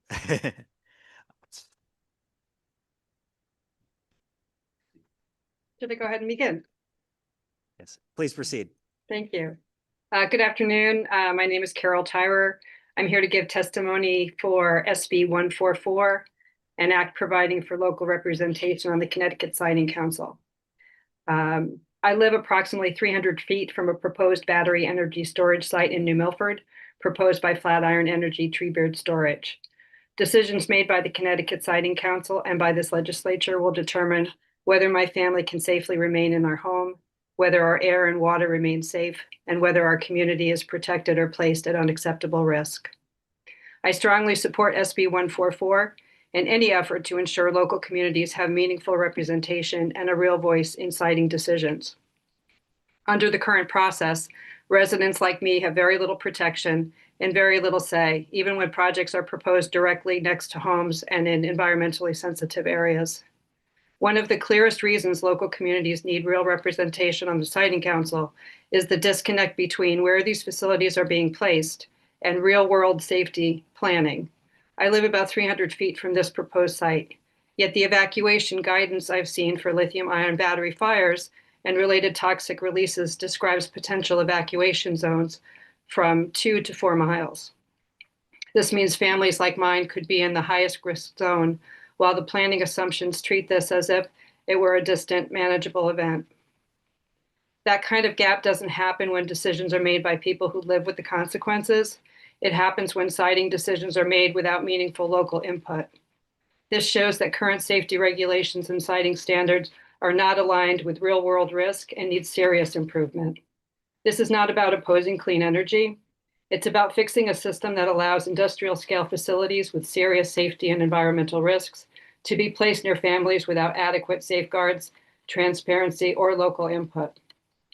Until there are clear, enforceable statewide safety standards covering battery technology, siting distances, emergency response, and environmental protections, communities like mine are being asked to shoulder risks that we didn't choose and we cannot manage. SB 144 is a measured and necessary step forward, but meaningful representation requires voting authority. Without the ability to cast a vote, local participation risks become merely advisory and insufficient to protect municipal interests. If communities are expected to live with the consequences of these decisions, they deserve a real seat at the table. I urge you to move forward with reforms that put public safety, local voices, and environmental protection first. No family should have to come to Hartford to ask for the right to feel safe in their own home. Thank you. Thank you, Carol. Do members have any questions? Seeing none, thank you for your testimony. Have a great weekend. Next up, Chris Erb.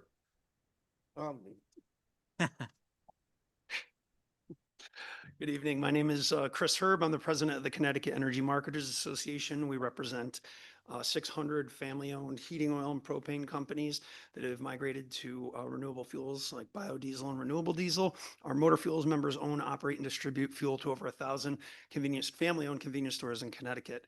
I'm here in opposition to House Bill 5156. I submitted written testimony, so I'm going to depart from that. And I want to address some of the questions that have been raised today. Particularly about costs. As you've heard in previous testimony from some of my members, this bill would cost about $13 billion or 33 cents per gallon for gasoline, heating oil, diesel, natural gas, and propane.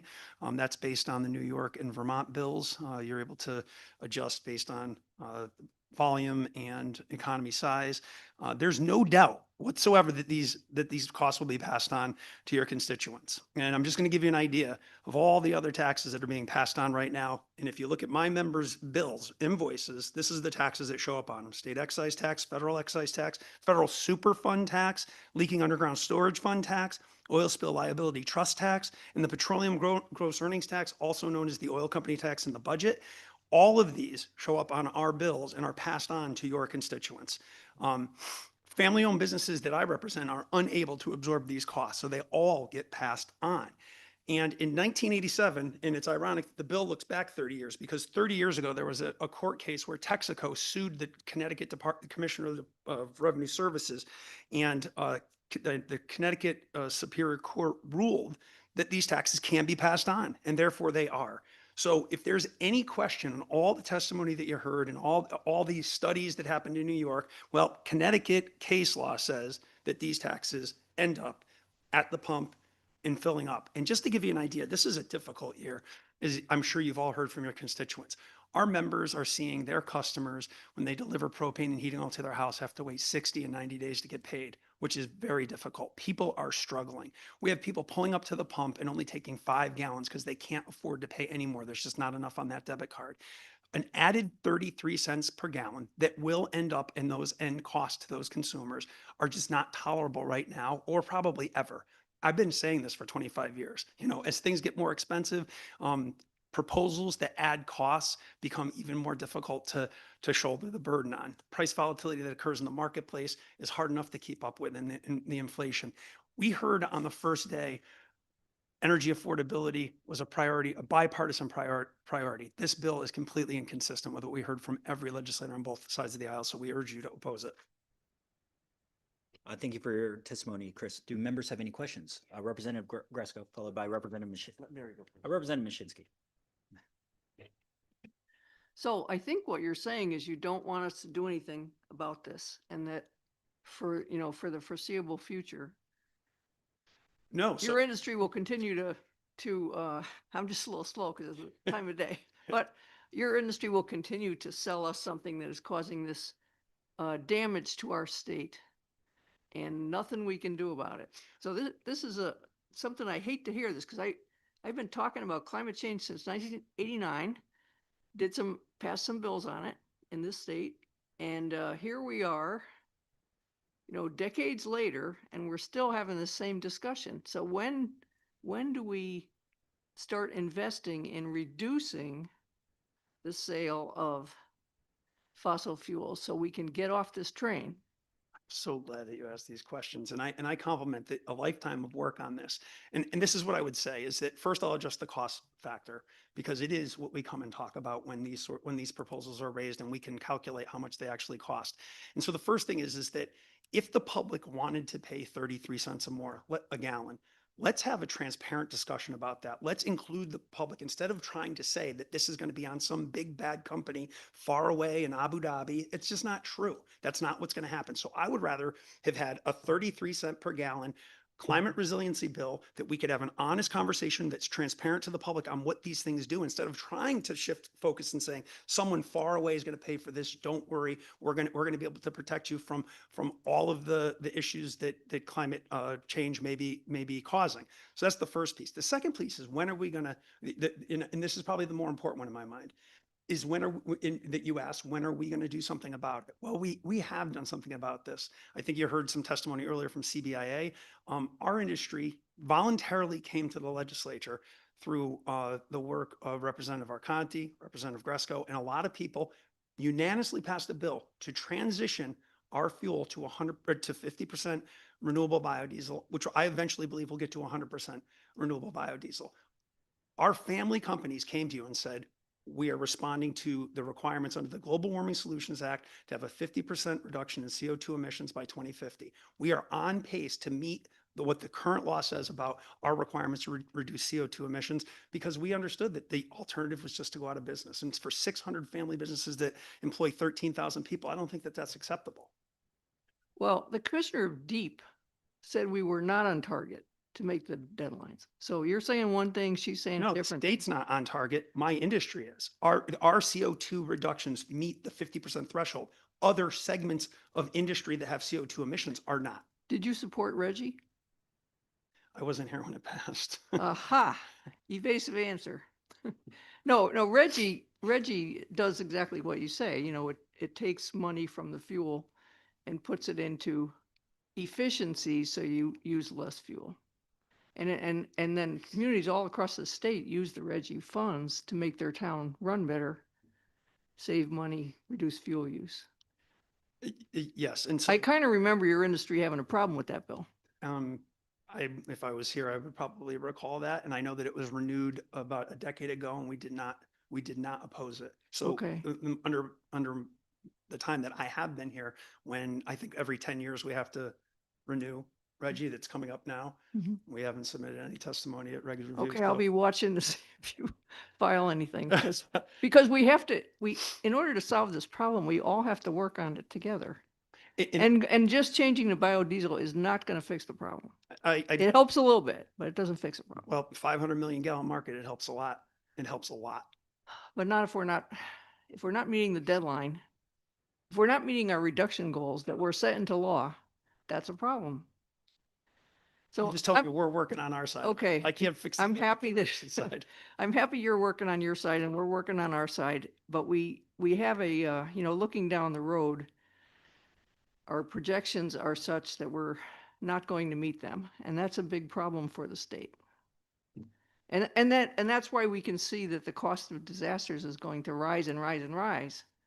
And then the consumers still pay for that.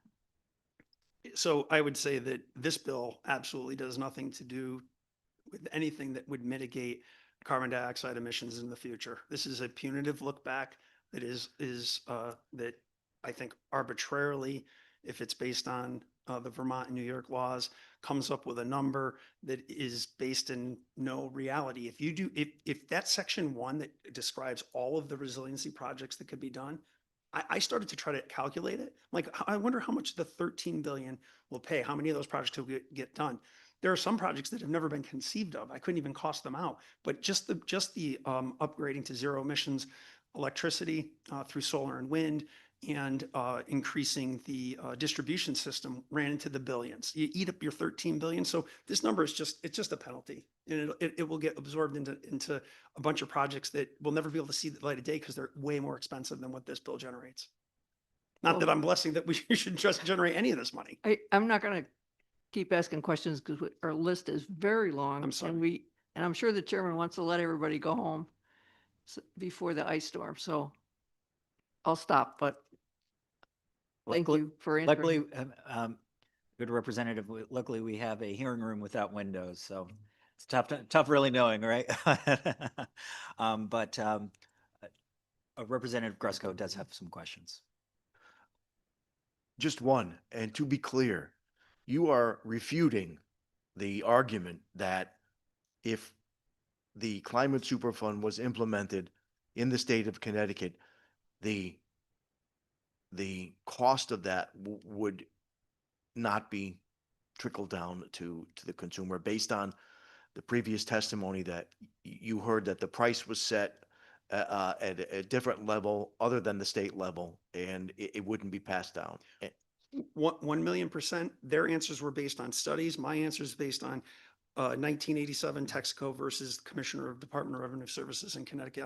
Based on that, under Connecticut case law, these can all get passed on, and they will. Thank you, Mr. Chair.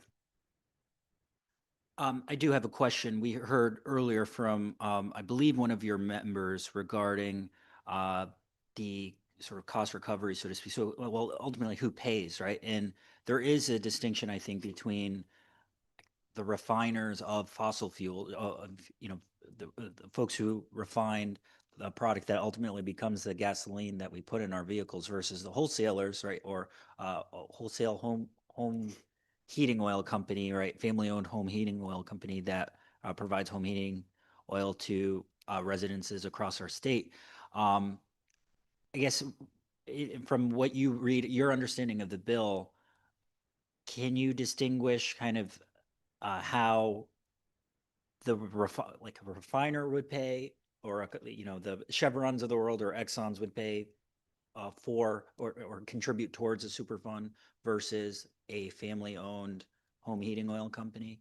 Like how that math works? Yeah, if you look at our invoices that we receive, it lines out, and some upstream fuel providers build the taxes entirely into the cost of the product.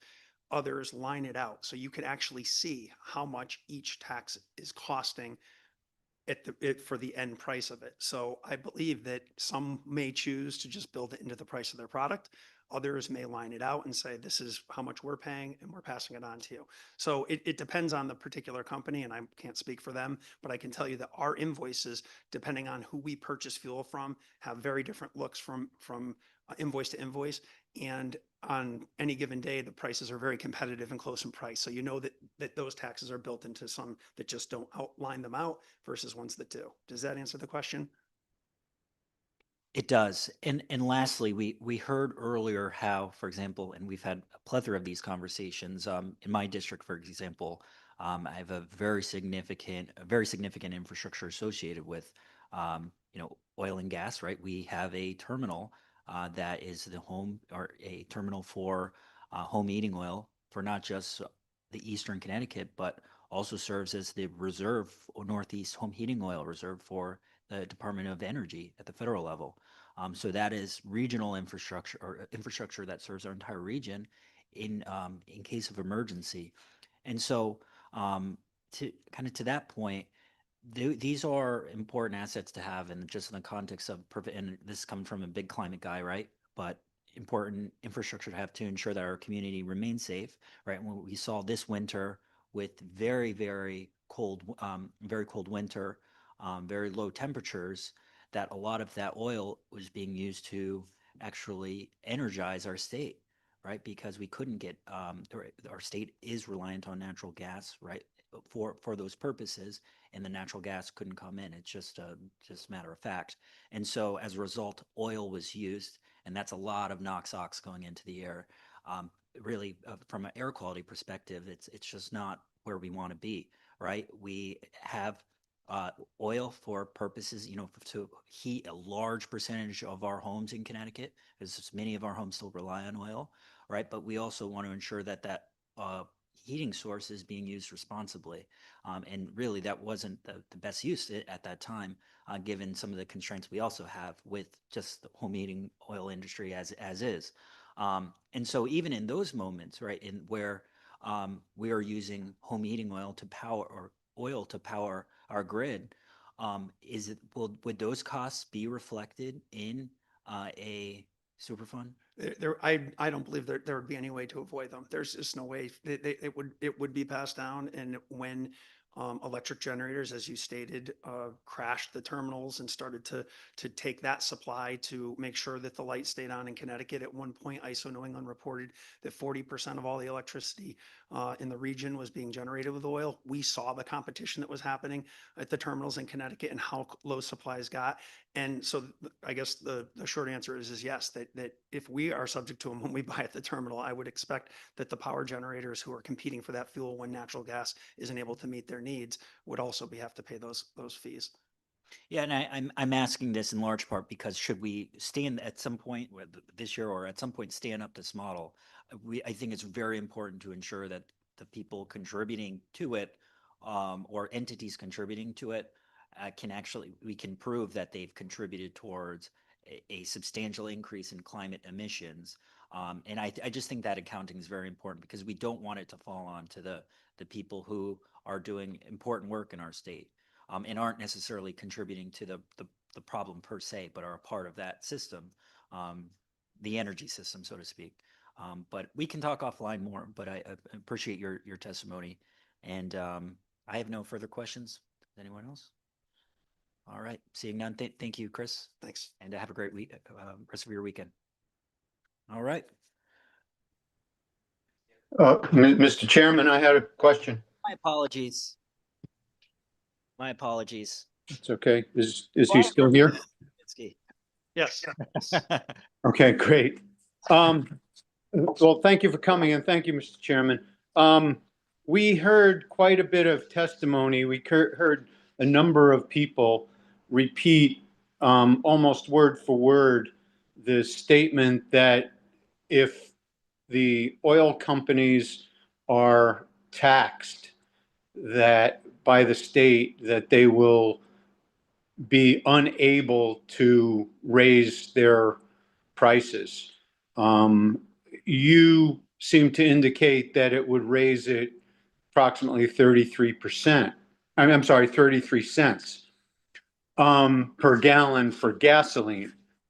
Now, if you can tell me how the pricing structure works, that it seemed like they were indicating that because oil is sold on a global market, that if there's an increase in Connecticut, that any increase would be spread out over every gallon sold throughout the planet. It doesn't seem to make sense to me. Perhaps you can, if you could talk to that and how a increase in a tax in Connecticut would affect the price in Connecticut.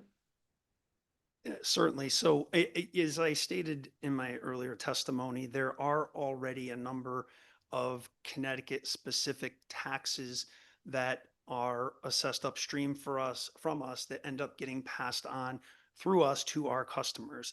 Our reading of this bill and our understanding of how it works in other states is that this would become another one of those. That's why calling it a super fund, there is a federal super fund. It's a tax. We have trust funds that are taxes, and they all get passed on to our customers. So in our reading of the bill, I don't see how this in any way would have a different outcome. I don't believe that markets beyond Connecticut would tolerate these costs if it is a Connecticut specific tax, just like our excise tax or our petroleum gross earnings tax. So it wouldn't be this wouldn't affect the global market. It would only affect the Connecticut market. Yes, that's why when you see variations in prices in regions, typically, not always, because there are sometimes supply issues that could affect very localized markets, but typically the differentiation in prices from state to state is driven by taxes. We routinely put out to the media why Connecticut gasoline prices may be higher than another state in the region, and it is almost penny for penny taxes. So if we have a 33-cent Connecticut only Superfund tax, you're not going to see the price go up in Massachusetts by 33 cents. I mean, I think it would be ridiculous to believe that those costs would be shared by other states. Okay, now that addresses the issue with regard to gasoline and probably diesel as well. But how about things like plastic, fertilizer, and clothing, and virtually everything that is generated using some type of fossil fuel? How would an increase in a excise tax of some sort, how would that affect the prices of essentially every product and service we use? I will say that my expertise resides in the fuel side, so I would hate to comment on the potential impact on other products that are derived from crude oil extraction. So it's just, there's probably someone way better than me to tackle that. Okay, all right, I appreciate it. Well, thank you for your response. I appreciate it. Thank you, Mr. Chairman. Thank you, Chris, for your testimony. Have a great weekend. All right, next up, we'll go to our last in-person testifier, if I'm not mistaken, Wendell Keifel. And actually, Wendell, before you come up, is there anyone in the room who has not testified yet? Okay, excellent. All right, so Wendell, if you could testify, and then we'll hear from our other friends, but you have the floor. Hi, my name is Wendell Keifel. I moved to Connecticut when I was 7 years old from Ethiopia. My family and I came here exactly 25 years ago in February. It was not a winter that was quite as brutal as this one, thankfully. And I met an Ethiopian that came 8 months ago, and man, did I feel bad for him to have this be the first winter that he went through. So in just 20 years, I've seen the difference that has occurred in the state climate-wise. And I was really excited to embrace Connecticut as my home. I went to East Rock Magnet School in New Haven. I graduated as valedictorian. And I remember my mother and my aunt, they would hear stories about how things were cheaper in other states, right? And the climate was warmer. So why not move down south? And I, in grade school, was so adamant about staying. I was like, I love my teachers here. I love my education here. I love New Haven. I'm never leaving, and we can't move. And I was a very stubborn child, and we did not move. And I'm so grateful for that. And they are such celebrated people in their workplaces.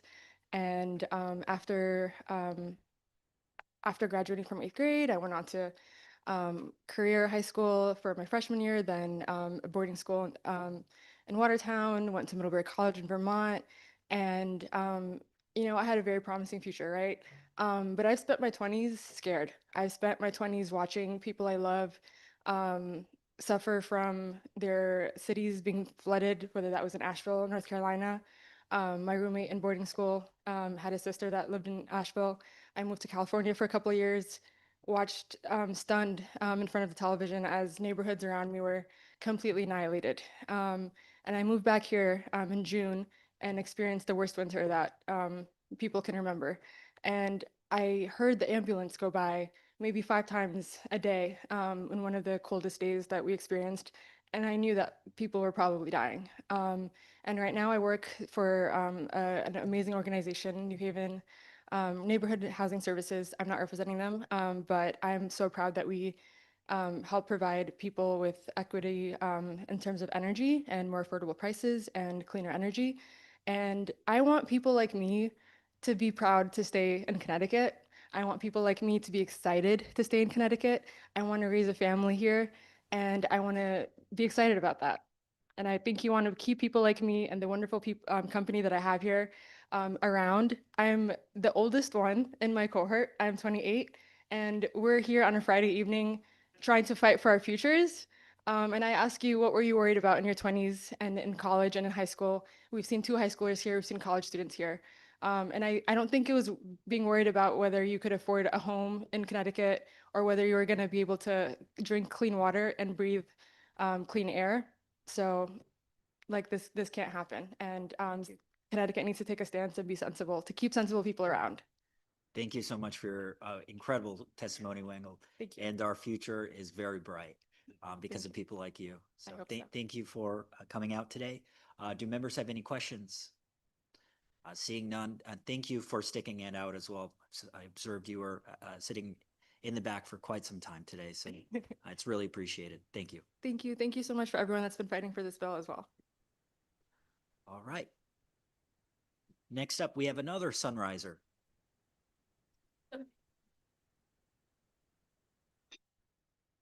Hello. And what is your name, just for our records? Thank you. My name is Takira Bell. My name is Takira Bell, she, her pronouns. I'm a lead coordinator of Sunrise New Haven, and I'm here in support of HB 5156, the Climate Superfund Bill. I was born and raised in New Haven. I'm 22 years old and currently earning my political science degree at Gateway Community College. I currently live in New Hallville, formerly known as the Mud Hole because of the lack of vegetation and viable soil in the area. In the past, when they built a railroad and other fossil fuel infrastructure on the Farmington Canal Trail, toxic byproducts caused the soil to become unstable and drained of its nutrients. It is well known that there are dangerous levels of lead, arsenic, and PHSs, polycyclic aromatic hydrocarbons produced by burning various substances in our soil, and we shouldn't grow anything without raised beds and new soil. That's because some of them are carcinogenic, so linked to cancer, cause cardiovascular issues and complications in development. As a beginner farmer, I'm scared the food I plan to grow this season will poison my family rather than fuel them. Climate change makes matters worse with the increasing amount of droughts followed by flash floods that have already begun ruining large amount of local organic crops. Tools, soil remediation, and insurance is costly and should not fall on our community shoulders. The Climate Superfund, with a focus on environmental justice communities, would empower people like me to start doing the work that should have been done a long time ago when the state discovered these negative impacts. I grew up playing in the parks of Lincoln Bassett School, and my nieces and nephews play in it today. We often ride our bikes and have to swerve dangerously to avoid being thrown off them. The roads, sidewalks, and parking lots are constantly busted, riddled with massive potholes, bumped up pavement, and cracks. This is because the unstable earth underneath. These issues are worsened by climate change as extreme weather floods the area, uprooting the pavement even more. So we have to pay more in taxes and beg for our streets to be fixed. The Climate Superfund would allow us to fix the problem at the source. It would give us the resources needed to create jobs, hiring climate scientists, and training and employing residents, your constituents, to do the work of fixing and rebuilding in the ways that will last for generations. We all have to do our unique part to fix the issues created by bad practices with negative impacts. The Climate Superfund just solidifies that responsibility. This is about doing what needs to be done to create a state that everyone lives in with dignity and respect. This is about cleaning up after yourself. This is about making real change for the better for everyone. And I have one counter argument prepared if you would like to hear those. Thank you. All right, Takir, since you finished before the buzzer went off, I'll have to indulge in a question. I'm kind of curious. What do you have to say? Yes, so my one counter argument is that I have heard a lot that the cost will trickle down to the people that will continue to use fossil fuels, and that is because the idea is that people will continue to use fossil fuels. The Climate Superfund is meant to transition the state away from fossil fuels because we know that they are killing us and they have been killing us for years. And the people that continue to use fossil fuels, the companies can utilize the Climate Superfund to transition into renewable energy or go bankrupt because personally, we don't care. They have been killing us for centuries and they knew it. These harmful systems do not need to continue, and the Climate Superfund will be a way for our state to, actively transition in a way that will last for generations. Thank you so much. If there are any other questions. Thank you. All right. Thank you for your testimony. I don't see members with any further questions. I think you literally dropped the mic there. So thank you for your testimony and have a great weekend. We have another in-person testifier. And just for our records, if you could share your name. Good evening. The name is David Golombeski. I'm here as the golf course superintendent at Newtown Country Club, lifelong resident of New Milford, and I'm the government relations chair for the Connecticut Association of Golf Course Superintendents. Here to urge you to oppose House Bill 5155, an act concerning pesticide reporting modernization. The intent is understandable, as you've heard from some others like Mr. Delacamera, Mr. Schultz, etc., to modernize reporting. However, the way the bill is written, it leaves many more questions than answers. As they said, others have said it will create a layer of unnecessary, time-consuming burden for certified applicators such as myself to remain in compliance. The use and sales of these products, as you know, is already tracked through FIFRA and other state statutes. We have to keep records. If an inspector comes, you have your records to show him or her and submit our annual use summaries to DEEP. With the lack of clarity presented in this bill, it seems to impose several challenges from an enforcement or compliance perspective regarding what information must be provided. So going about doing this in this manner, as you've already heard from others, it raises concerns in terms of exactly how the information is used. This data could very easily be misrepresented in order to try to point fingers at licensed applicators in some way, shape, or form. The bill does not specify what exactly it's going after. Is it going after every product that an applicator uses? Is it just going after restricted use products?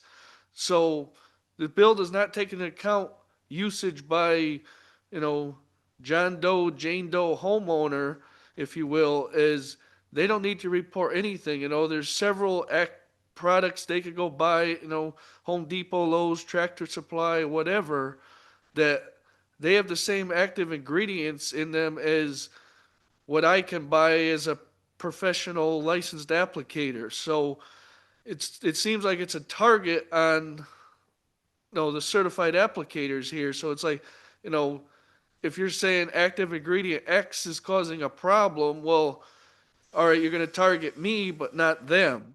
So in closing, I would just wrap up with saying, from a practical standpoint, moving forward, what would make the most sense to have a study or work group comprised of representatives of the industry and others, along with DEEP's pesticide division, to identify future goals of modernizing the program that are science-based, effective, fair, and supportive so that everyone is happy moving forward. I'd be happy to take any questions. Thank you, Mr. Golembeski. That is the purpose of the hearing. You know, your comments are well taken. We hear comments, we take them into consideration. The bill's not written yet, so we do imagine there'll be adjustments going forward, and it's good that we've heard from people interested in the and knowledgeable in the areas. Thank you. Any questions? Seeing none, thanks for waiting around. Is there anyone left in the room who wants to testify and hasn't? Wonderful. We're going to go online. Annie Hornish, I believe, is first up. Yes, thank you. Good evening, honorable members of the Environment Committee. On behalf of Humane World for Animals, we testify today in opposition to Senate Bill 146. We offer an Appendix B of my written testimony, a human-bear conflict mitigation plan that provides an effective, science-based, and durable solution to human-bear conflicts, including conflicts with farmers. This bill would remove the requirement that non-lethal efforts be made prior to applying for a permit to kill bears for damage done to crops. This is problematic because it would only create endless killing cycles since the food attractants are still present and accessible. A more durable solution is properly installed electric fencing or use of Karelian bear dogs. Further, the current language contains no threshold definition of what constitutes significant enough damage to warrant a permit to kill. All farmers know that some degree of crop loss to wildlife happens. All farmers know that, and a bear should not lose his or her life over an ear of corn. Addition of damage done in a prior year is problematic because it's often difficult or impossible to accurately identify a bear that has done damage in a prior year. Removal of DEEP's power to require notarization is problematic because notarization helps to ensure that property owners or their agents have officially declared under oath that a bear is doing damage and that non-lethal methods have failed. These problems allow loopholes for both trophy hunters and loopholes for farmers who may not exhaust non-lethal conflict mitigation efforts, and this may result in killing sprees. Cycles of killing mean more orphaned cubs. When a mother bear hears a hunter, she will hide her cubs up a tree and keep moving. Thus, hunters often cannot know if they are killing a mother bear. The current policy of DEEP, as you know, is to kill orphan cubs under 6 months of age and under 60 pounds. And this cruel cub killing policy is misaligned with the values of Connecticut's residents. We strongly support funding for a far more robust public education campaign by DEEP as part of a comprehensive human-bear conflict mitigation plan, which should also include grants to municipalities and businesses for bear-resistant trash cans, grants to provide electric fencing for farmers, grants for use of Karelian bear dogs, and humane management of orphaned cubs. Again, that's in my Appendix B. In closing, in October 2025, I had the privilege of attending the International Human Bear Conflicts Workshop, a 5-day conference in Kalispell. Time is up. If you can please summarize. Okay, thank you. In Kalispell, Montana, that had hundreds of attendees from over 20 countries sharing their solutions to human bear conflicts. No lecture, no poster presentation throughout the entire conference suggested hunting or killing as a means to reduce human bear conflicts. And I do want to applaud DEEP. They sent 4 people to this conference, and I thank them for providing agency personnel with that education. And with that, I'll take any questions. Thank you for your time and consideration. You're up. Pardon me? Thank you, Mr. Chair. Thank you, Annie, for your testimony as always. So, were you around earlier today when the representatives from DEEP alleged that fencing did not necessarily was not necessarily effective for very large crop areas? Well, yes, I would dispute that. I would say fencing is absolutely effective if it's done. If a farmer is reluctant to, it's near 100% effective if it's installed properly, electric fencing. If a farmer has a very large area that, or for some other reason makes electric fencing impracticable, not practical, Karelian bear dogs could be trained dogs can be used to keep the bears out of the area. So there are solutions, to that problem. When we say when we use killing bears as a solution, we cannot avoid the problem of orphan cubs. That's a big issue. So I think prevention is key. Sending DEEP, giving them the resources they need to go train farmers on how to mitigate conflicts is key.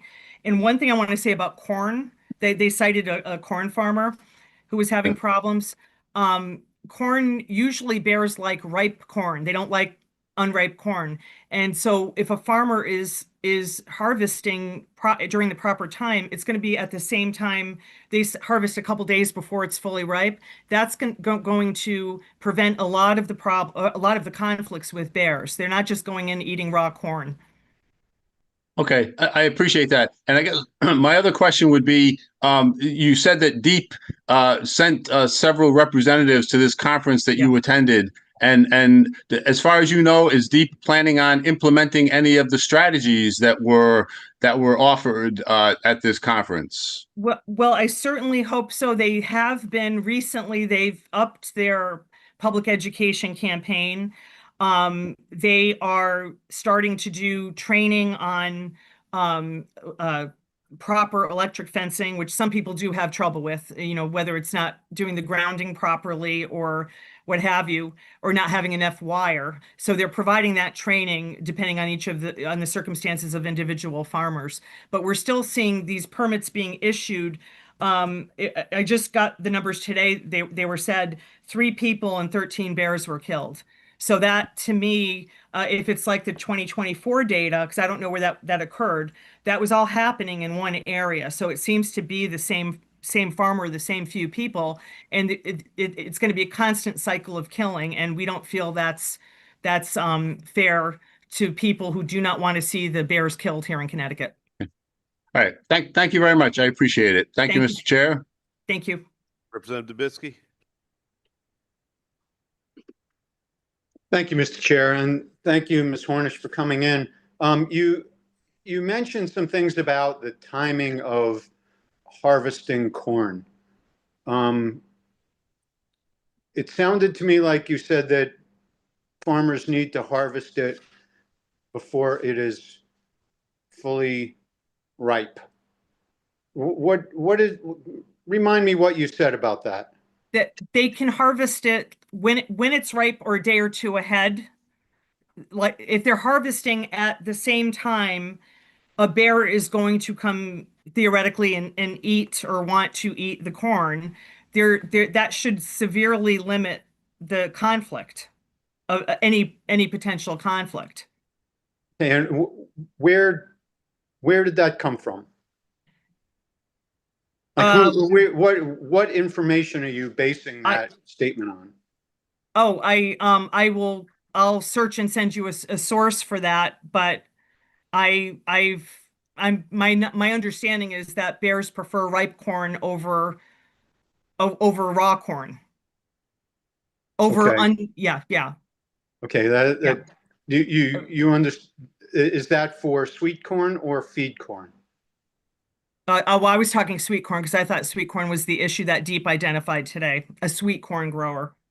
Okay, because in much of the corn that's grown in Connecticut is feed corn. Mm-hmm. And if a farmer's going to combine it, they actually wait until it's all dried out. So very often that's not done until October or November. So that's well past the time when you would think that it would be ripe. Right. So they wouldn't be able to harvest it prior to that. Right. It's only my understanding was this was a sweet corn grower or growers in Northwest Connecticut who are getting these permits to kill bears. So I was addressing the sweet corn matter, not the other types of corn. Okay. Yeah. Okay, understood. All right, thank you. Thank you for your Mr. question. Chairman.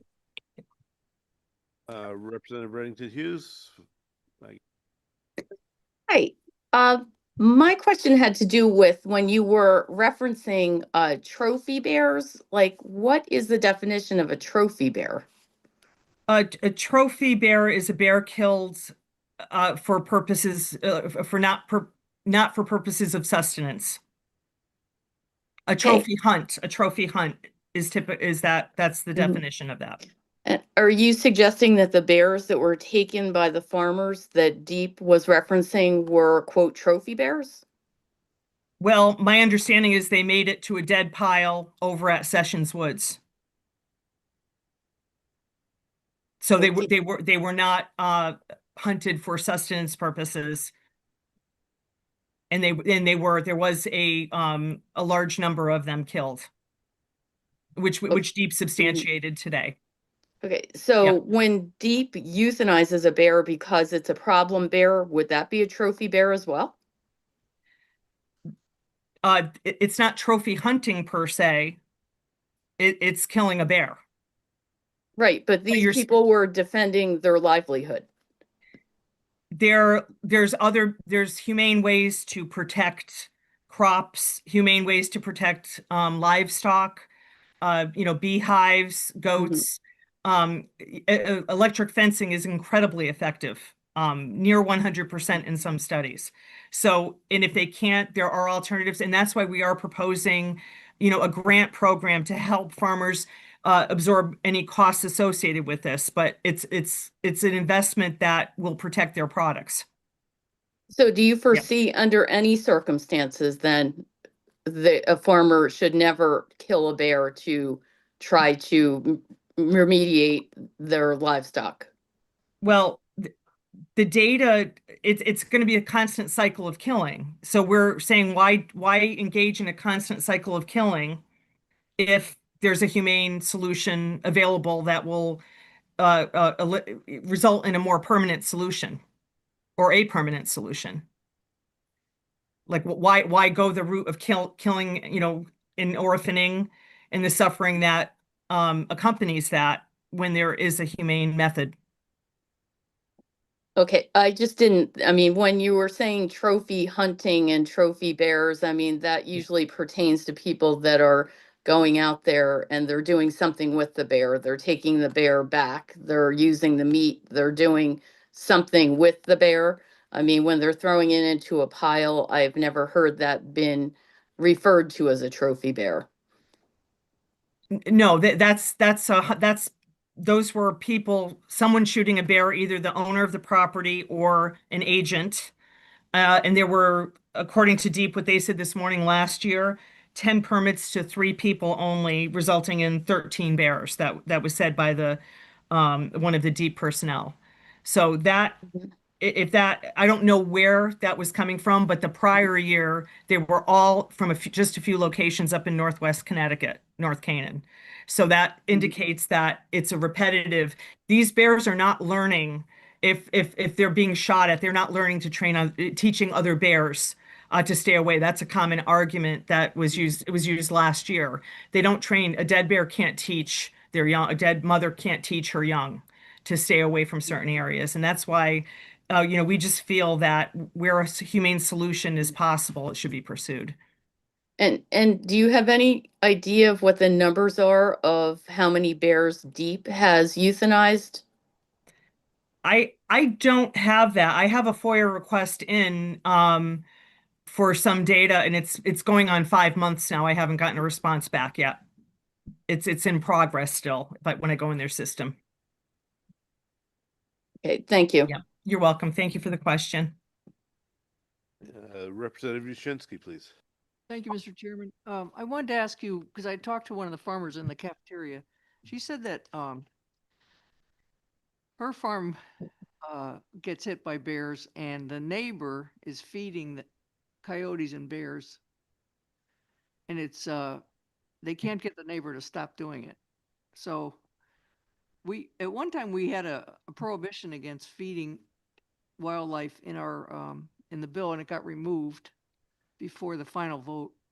Do you would you like to see a prohibition with penalties for feeding wildlife? Forgive me, but I could have sworn we passed that already. That was passed with the, I think it was PA 23-77. Okay, I think that you can't feed, that's the law that passed that said you can't feed wildlife. And that would include bears. okay, well, maybe the penalty is too small because they're still doing it. So that. this Yeah. is- It is currently against the law, and that's an issue, right? Local enforcement should, or DEEP should be intervening. Maybe we need to give DEEP the enforcement power. The other question is, if some of you guys went to Montana for a training, why don't you submit what Montana told you to do as testimony? I think I provided a link in my testimony. There's no plan. They were presenting what they were doing to mitigate conflicts, and it's all site specific. So Lake Tahoe area, for example, someone from there presented what they did, which is unique to their situation, which is unique to the species of bear, also that they have to lives in the area, grizzlies, which are much less docile than black bears we have here. So it all varied. It was 5 days of presentation. So, oh, Just sorry. because a few examples would be helpful because we don't want to have this endless incoming stream of bears that have to be killed every season. Ideally we'd have something that works for aversion that could be set up there. And it seems that most of the kills were in one farm in North Canaan. That's what I gathered from this morning. Yeah, that's what I thought as well. I think that was in 2024 for sure. I don't recall if they said where the 2025 data was coming from, but the Appendix B of my written testimony does have a plan for a grant program, and keep in mind that most conflicts can be resolved through garbage, bear-resistant trash cans, and removal of bird feeders, and enforcement of laws like local ordinances to prevent bird feeders during certain times of the year, and enforcement, of course, proper enforcement of those laws. But that would resolve the overwhelming majority of conflicts we're seeing in issues where their bears are habituated. A humane strategy could be use of Karelian bear dogs. And there are people in the state of Connecticut who, as you know, do have Karelian dogs as a business. My district, there's some people. Yeah. But anyway, thank you for those. But I'd like to actually have some suggestions submitted as testimony. That'd be really helpful. I'll get that to you. Thank you. Thanks, Mr. Chairman. Thank you. Any further questions? Seeing none, thank you very much. Thank you. Have a good night. I'm lost. Oh, here it is. John Guillemette. Yes, that's me. Can you hear me? Sure can. Okay, awesome. Well, then I'm going to jump right into it. My name is John Guillemette. I am testifying in favor of a climate super fund for the state of Connecticut.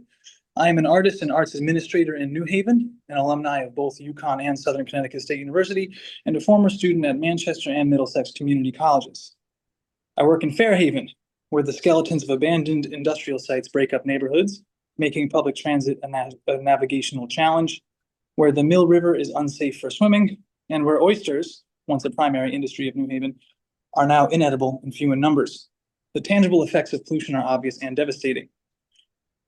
Furthermore, as an avid student and educator, I've seen firsthand that Connecticut's public education system is in dire need of investment. I expedited my own graduation from Southern to avoid the tuition hikes. I also taught at Southern as a graduate assistant for 6 semesters and witnessed firsthand the financial stressors of SCSU's undergraduate population, comprised mostly of commuter students and students of color from underserved communities. In a few weeks' time, I'll be returning to SCSU as a guest speaker and as a modest success story in the competitive and under-resourced field of arts and humanities. I published my first book last fall and work as a media coordinator for Lost in New Haven, the newest museum in town. I am grateful for my life in Connecticut. Did I always feel like Connecticut had my back? Not always. Were my higher education institutions kneecapped by underfunding? Yes. Did the museum where I work experience delays and complications in its opening due to the requirements of environmental remediation efforts on the site, since our building, which is a former paint company, leached chemicals into the soil for decades? Also, yes. Have my musician friends, many of whom made East Rock's first ever Porch Fest into a booming success, lost their studio space for the same reason? Again, yes. I'm going to be real with you. Weeks before I face a crowd of bright creative undergrads, it's not easy to dream right now. The climate crisis worsens, and so does political backsliding. The arts, because they are compulsive and essential to the health of the human spirit, meaning that humans will engage in them regardless, are taken for granted and under-resourced compared to other industries. Nonetheless, I'm going to tell these students that they can do whatever they set their minds to. I'm going to tell them that Connecticut has their back. Please don't make a liar out of me.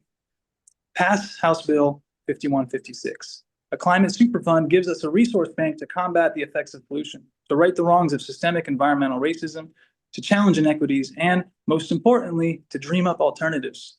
I'm here to tell you that an abandoned industrial site can become a museum. I've seen it happen. Students from poor... If you can please summarize. Sure. Students from poor families can also change the momentum of their lives with a stack of books and a little support. All of these examples of positive change are sadly the exceptions rather than the rule, but this gives us an exciting new opportunity to write a new rule, and a climate superfund can be an asset in these positive changes. Thank you. Thank you. Any questions? Seeing none, thank you very much. Next person, Tom Logan. Online.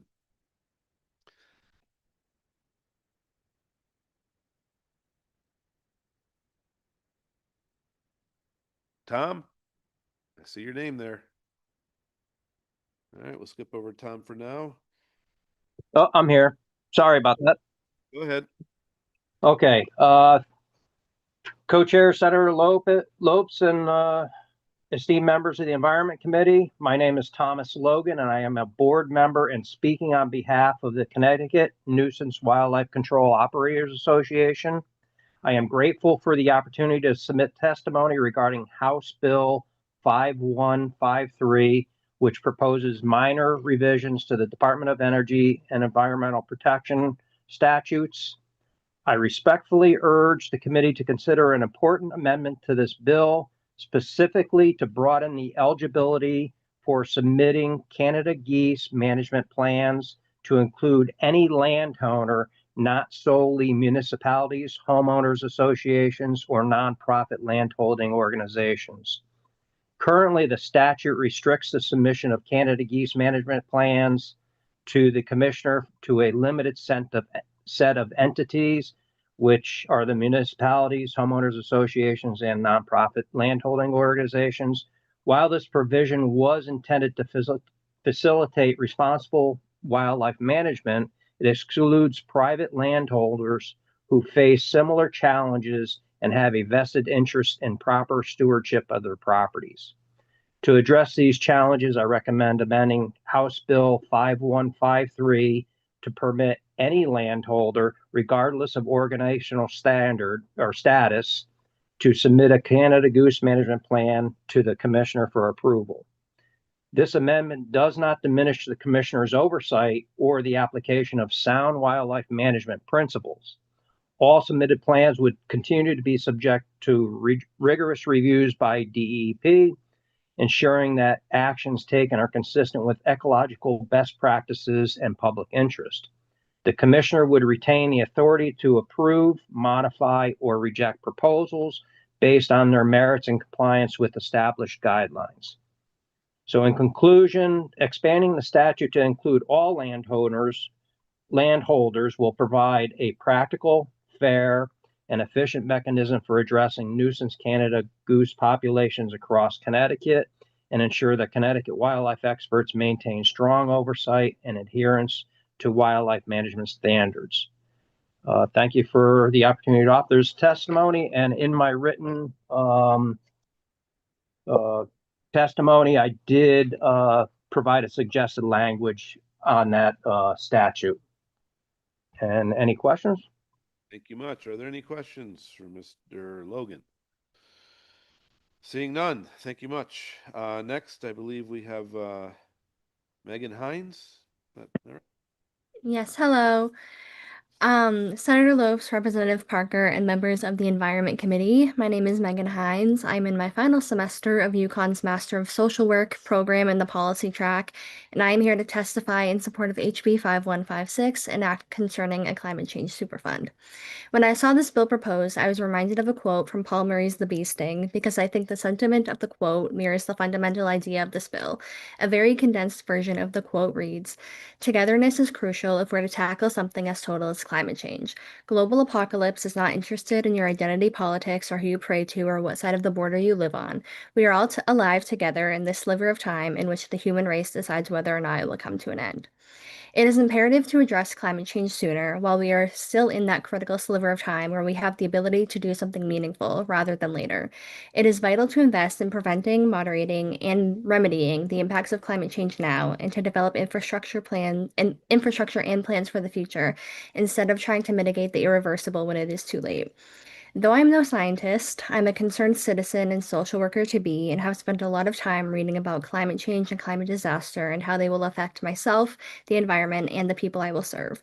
The research is clear that marginalized communities are hit by the effects of climate change first and harder than others, and are indeed currently facing the climate change-driven disruptions that this bill aims to tackle.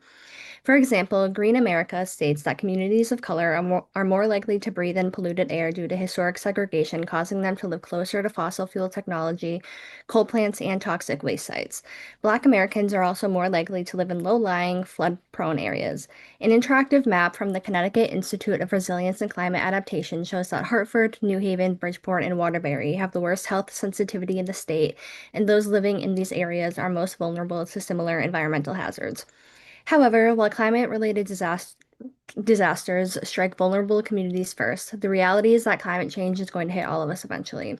With the world officially in an era of global water bankruptcy, according to the UN, and ever-increasing greenhouse gas emissions causing more frequent extreme heat and extreme cold, it is only a matter of time before we are all forced to reckon with what climate change brings, regardless of political affiliation, race, class, etc. Investing in climate change infrastructure, healthcare systems, and preventing climate-driven ecosystem threats is not only good social and public health policy, but it is proven to be good economic policy too.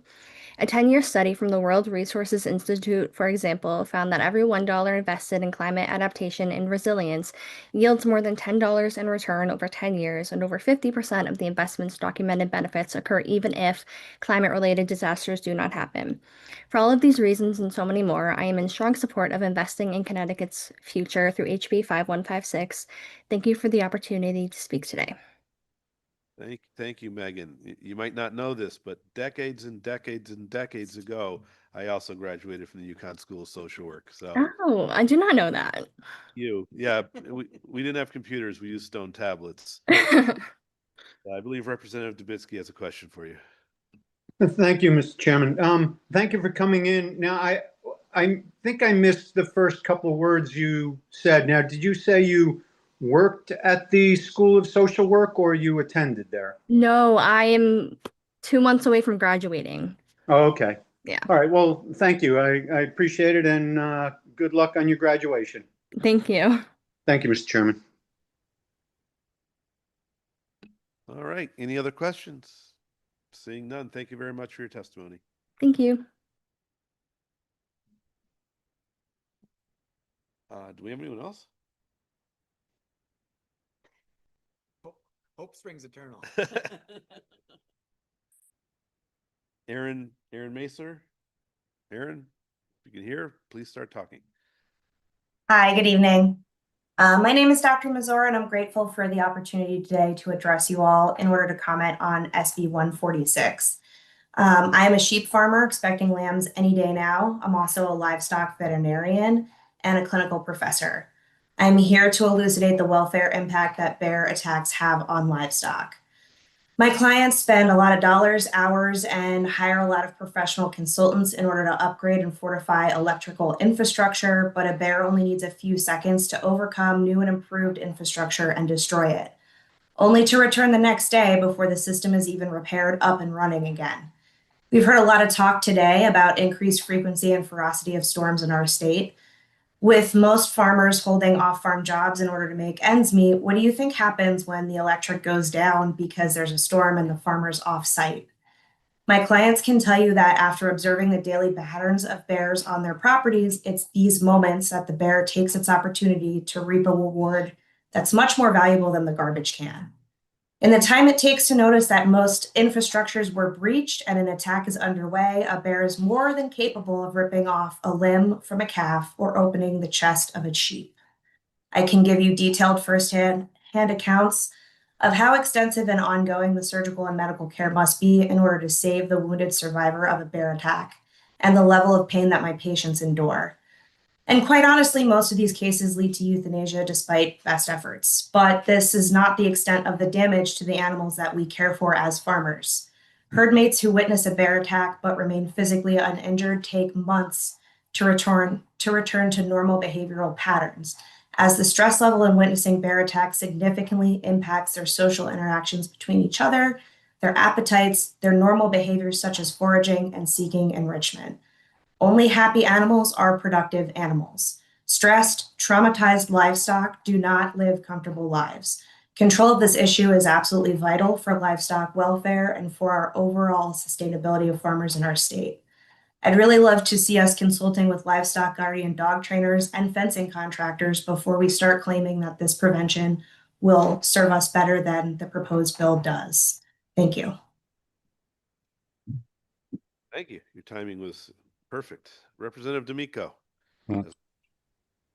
Thank you, Mr. Chair, and thank you, Dr. Masur, for your testimony. So I don't know how much of the previous testimony you've heard today.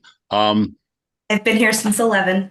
Oh my waiting. goodness! Wow, wow. We should put you on the Environment Committee. Thank you for that. So you heard some of the discussion about alternatives to this legislation. Would you care to comment on one of the suggestions that perhaps if we just added the word livestock to the current statute that allows for the taking of bears when imminent danger is presented to either humans or pets, would that satisfy your concerns? To be honest with you, I have not had the time to fully review all the changes that have been suggested, so I'm not sure if simply adding that term would solve the problem. Okay, fair enough. But you're convinced, I take it, that electric fencing and other means are not as effective as advertised. That's the point of your testimony, I take it.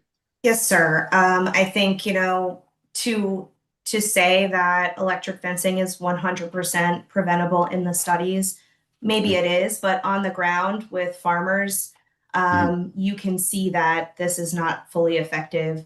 Even the best, most stringent state-of-the-art electric fencing that's implemented in exactly the way that they want us to do it in the papers has many a weakness. And, I have watched on my own farm and I've seen footage on my clients' farms of bears simply just overcoming and adapting a really well put together electric fence. And in some cases, I've seen it when the bears overcome and adapt despite the electric fencing that DEEP biologists were there to help implement. So I think we are underestimating how creative, intelligent, and adaptive bears really are, and how much yummier a little lamb chop in the field looks than some garbage in a locked trash can. So since obviously you've taken a careful look at all this, would you be able to offer a suggestion to both this committee and to DEEP as to some non-lethal methods that would be alternatives? Well, I think in the course of the day, what I've heard is a lot of the oppositional opinions are centered around the need to identify individual bears, and I think that's really fair. And I think Grace, I believe her last name is O'Connell, her suggestion to use some sort of long-range identification marker system is pretty brilliant. Farmers are really useful when it comes to learning how to identify animals and how to observe and track the same behaviors from the same animals over time. And I think if we're involved more in the conversation, we could probably come up with a lot of ways to identify bears. But her off the cuff suggestion before, I think, was an excellent one with paint. I will make sure that Deep is aware of that suggestion. So thank you for reiterating that. Thank you very much, Dr. Mazur, and thank you, Mr. Chair. Any other questions? Seeing none, thank you very much for your testimony. We're on the last page, folks. Christine Feely, is that right? No. Who's next? Ian McDonald, 97.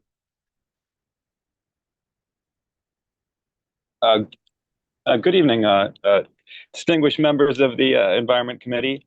Yeah, Ian McDonald from Killingly. And I'd like to testify. First, I'll just say a couple words about 5554, Deep's permitting bill.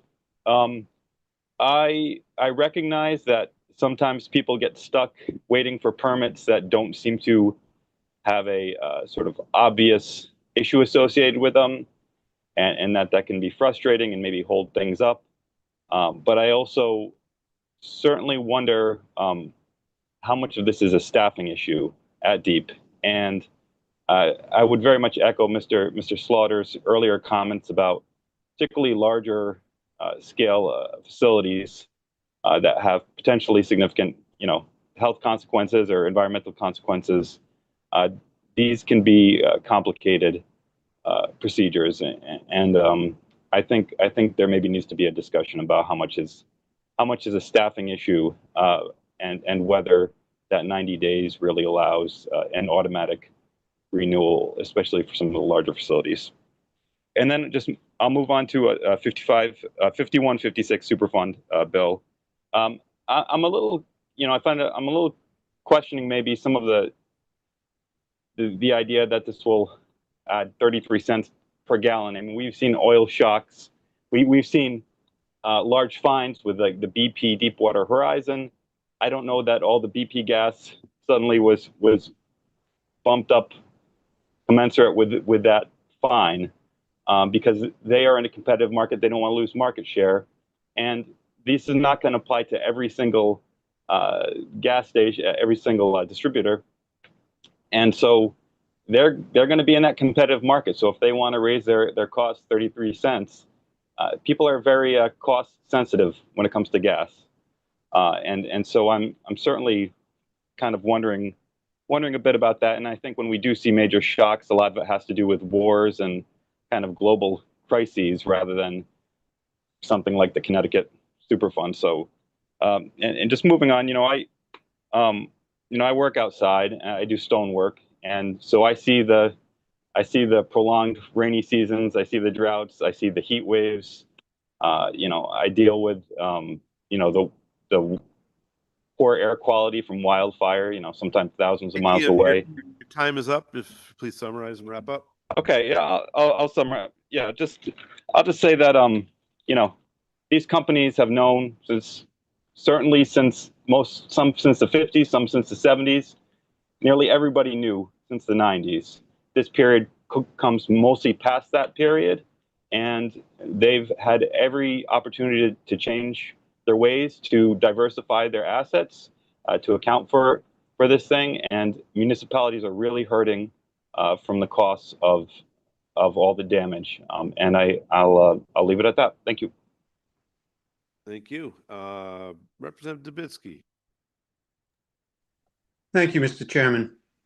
And thank you for coming in to testify. I appreciate it. Now, you say that the companies knew that their product caused environmental damage, and they knew for a long time, and they could have changed their ways. Do you drive a car? I certainly do, yes. Okay. Does it run on gasoline? It does run on gasoline, but I'll say one thing that's different from me from a large oil company is I have significantly less assets, and I certainly would like to drive something more fuel efficient, but they certainly have had decades and decades to diversify their assets and protect themselves. And also just knowing that their product causes these damages, they've had plenty of time to squirrel away some money to deal with things like these like the damages that their product causes. But you're the one that uses the product. You're the one that burns it and creates the CO2. It comes out of your car. Why didn't Yes, you? Why didn't I? Because I couldn't afford it. I would happily do that, and I know in many places that is becoming more affordable. Yeah, but they certainly, the fact that I haven't been able to transition yet doesn't mean that they couldn't foresee the damages that their product causes and make allowances for that. Okay, so if they transitioned to something else, then you would have no fuel to put in your car.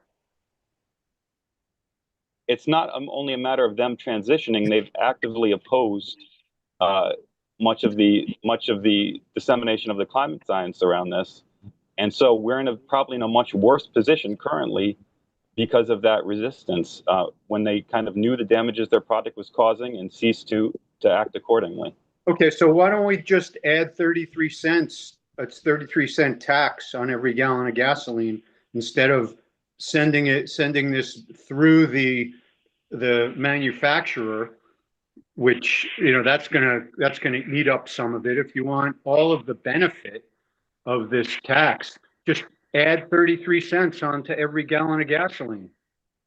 Well, I think the clear reason you don't do that is because we're not when you own a business, you have certain responsibilities that are, we're all kind of caught up in a given economy, and many of us try to do the best that we can. But when you are very well-heeled, one of some of the wealthiest companies, in the world, you have the ability to make allowances for the consequences of your actions. Do you really think they're going to absorb this tax and not pass it on to the customers? It's not that they wouldn't like to pass it on, but I suspect that they would lose more profits by passing on something that they could be outcompeted with, quite frankly. But if you tax all the manufacturers, there's no competition. But not all the manufacturers. My understanding is not all the manufacturers will be taxed under the Superfund. It's those that were responsible for an extreme amount of pollution. So there will be some that are not covered under this. Now, those will be. My understanding is that they'll be assessed for the portion of damage that they were in fact responsible for. So they're not being assessed for the damage of others. They're being assessed for their own damage. And who gets to decide that? I believe that I think there's a threshold in terms of it's usually in terms of the amount of of pollution that they emitted through that time period. I think that would be part of that assessment. I think that would be part of DEEP's procedures that they would have to sort out. But this is something that certainly New York and Vermont have worked through, so we get more information on how they've handled that. Has it worked in New York and Vermont? Well, as mentioned earlier, it's newer in terms of the proposal, in terms of its implementation. What I will say was that I think some of the concerns that you raised, which I think are valid concerns, were many of the concerns that they had, and yet many Republicans and up in Vermont saw that this was not, they were not significant enough to offset the very real challenges their municipalities were facing with all the costs associated with climate change. Okay. Has it reduced climate change in any way? As the Superfund? No, I think this is specifically more about causation and liability associated with their previous actions rather than specifically a mitigation strategy. And I think it's more aligned with what the Superfund was about looking at causation of previous actions. So it's not designed to stop climate change in any way? Well, I think there could be elements of it which are amelioratory in that respect. Um, but I think the primary goal is in terms of the damages that have been done and helping communities deal with those damages caused by those companies who knew that their products caused these problems. Okay, but you've been using their product, knowing that it caused climate change. Shouldn't you have to pay something too? Well, you know, my wife has moved to she commutes and she's moved to a somewhat more into a hybrid, and you know, I certainly am hoping to do it as soon as it is feasible. I know there's been various tariffs that, for better or worse, that make it more difficult to you know, transition. But it's you know, I do stonework. I beat up my vehicle. You know, it's difficult to invest at this moment in terms of the current fleet, but it's not. Again, I don't have the resources that these companies do, and they've had. And you know, I think most financial advisors tell you to diversify, and when you see an issue coming ahead, you need to get ready for that. And many of them simply didn't, and just kind of jumped for the continued easy profits. And I think that's really on them. And yes, I do think I should try to transition as quickly as I can, but the normal Tom, Dick, and Jane out there often don't have the financial wherewithal to do that nearly as easy. No, but shouldn't you pay? Shouldn't you have to pay for the damage that you have caused? Representative, if you could please, the natives are getting restless. If we could just, you know, this back and forth, maybe the two you can call each other in conversation. Yeah, I'll let it go. You know, I do try to take responsibility, Representative Dubitsky, and I think it's important that we all try to take responsibility wherever we can. But I think So long as somebody else pays for it. Well, I think those that are responsible pay for it. Yes.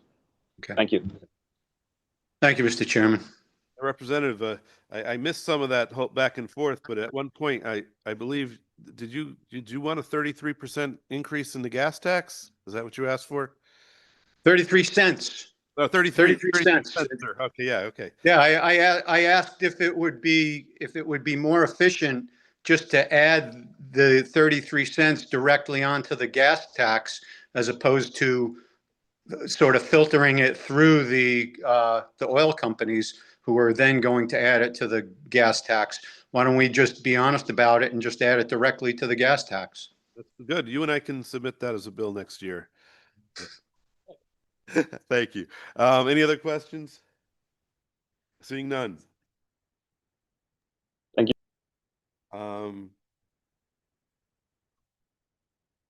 Cassie Pavane. Oh, unless I'm missing somebody. Hi, no, I'm here. Oh, sorry, Cassie. The clerk has informed us due to some technical glitch, they have to restart the system.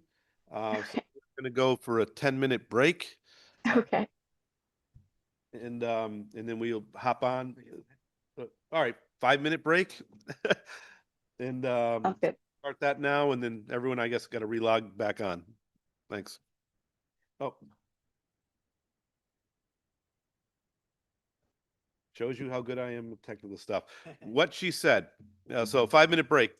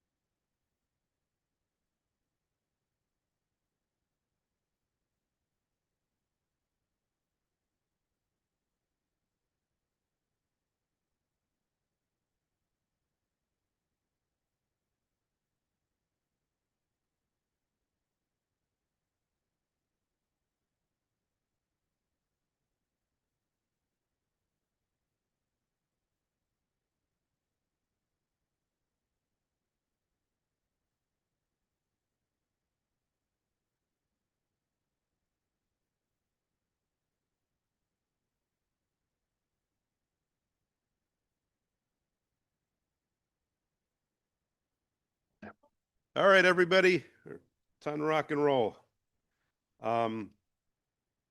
Cassie, you are up. Hi, I'll try and make it quick since I know it's late. I am Cassie Vane. I'm a New Haven resident, and I'm speaking in support of Raise Bill 5156, the Climate Super Fund. On December 17th, I attended a fundraiser and a talent show to raise money for a local community theater group. That same morning, after being turned away from a heating center that was over capacity, a dual Contura was found dead on the New Haven Green. On August 18th, 2024, I attended a party to mark the end of my kickball season. That same day, across Connecticut, a single storm destroyed 80 businesses and 19 homes, including the Southbury Public Library, which was so badly damaged it was closed for over a year. The storm devastated communities statewide and resulted in nearly $300 million in damages. These events didn't interrupt my day. I was safe and I was celebrating. And I imagine if you ask those here today who are opposing the bill where they were on those same dates, their answers would look a lot like mine. Ordinary, comfortable, and largely unaware of the dangers unfolding around us. But that disconnect is exactly the problem. When disaster strikes, Connecticut pays. Our cities are forced to react instead of prepare. We do not have enough heating and cooling centers open around the clock. We do not have the infrastructure needed to prevent the flooding that is displacing families, destroying livelihoods, and taking lives. If fossil fuel companies were required to pay for the damage their products cause, they would finally have a stake in preventing it. And in Connecticut, we could invest in keeping people safe before disaster hits. I'm not an environmental expert. I don't even really want to be here. I never wanted to spend my free time documenting harm to my community or taking the time out of my Friday evening and Friday all day to speak publicly for legislation that's decades overdue. But I cannot stay silent knowing that my neighbors are being harmed, displaced, and killed every day while corporations continue to profit from pollution with zero accountability. I urge you leaders not just to listen, but to act. Please make polluters pay. Thank you. Sorry about the background noise. Any questions for Ms. Pavane? Seeing none, and hopefully I didn't butcher your name. Thank you very much for your testimony. Thank you. Okay, who's next? Terry Eichel. Please. Good evening. Thank you so much for having us on. To the esteemed members of the Environment Committee and Senator Lopes. My name is Terry Eichel. I'm from Preston, and I'm the Executive Director for the Interreligious Eco-Justice Network. We are a faith-based environmental organization in Connecticut, and we work with hundreds of congregations on environmental issues. I'm here in support of two bills because they align with concerns and work being done in religious communities across the state. The first is HB 5156, an act concerning a climate change superfund. Religious communities are already addressing the harm from climate change. Clergy tell me they can see the immediate impact of floods, droughts, and extreme weather because people seek them out for help. They open their doors to be heating and cooling centers during heat waves and cold snaps. They respond to disasters with funding to support the community, as well as food and basic living items. IREGen works with houses of worship as they seek to increase their resiliency through energy efficiency and clean energy, in part to serve their community more. Addressing climate change is a deep concern for religious communities in Connecticut because of the impact it has on the most vulnerable in our world, and also because throughout our sacred texts, we are asked and called and instructed to care for creation as stewards and to treat all living beings with respect. HB 5156 is a fair bill that places the costs of climate change on the companies that are causing the problem. Fossil fuel companies like Exxon have known since the late 70s that climate change would cause this damage, but they've persisted in disinformation campaigns to prevent action so that they can make massive amounts of money while the costs of floods, wildfires, and droughts are paid for by us. This is not fair. The fossil fuel companies should be required to contribute to a fund to pay for adaptation, resiliency, and mitigation. We should not have to pay for the cost of climate change by ourselves. The second bill that I'm here to support is HB 5155, an act concerning pesticide reporting modernization. iRegen assists religious communities to green their spaces by reducing harmful chemicals in both cleaning products and landscaping. We also help houses of worship reimagine their outdoor areas by helping them plant pollinator gardens, vegetable gardens, and native trees. Religious communities are very excited to have the opportunity to feed people in need and create habitat for birds, bees, and pollinators on their properties. Our current pesticide reporting system is outdated. A new system will create transparency and provide data to protect public health, wildlife, and natural spaces. I urge you to pass both bills. Thank you so much for your time. Thank you very much. Your timing was perfect. So any questions? Seeing none. Thank you. Thank you so much. Stratton Curtin? There you are. Hello. Oh. I am very impressed by all of the members' resiliency and sticking around, so thank you. My name is Stratton Curtin. I work with Liberty Tire Recycling, specifically at the intersection of public policy and private industry, and I'm here to testify on HR 5157.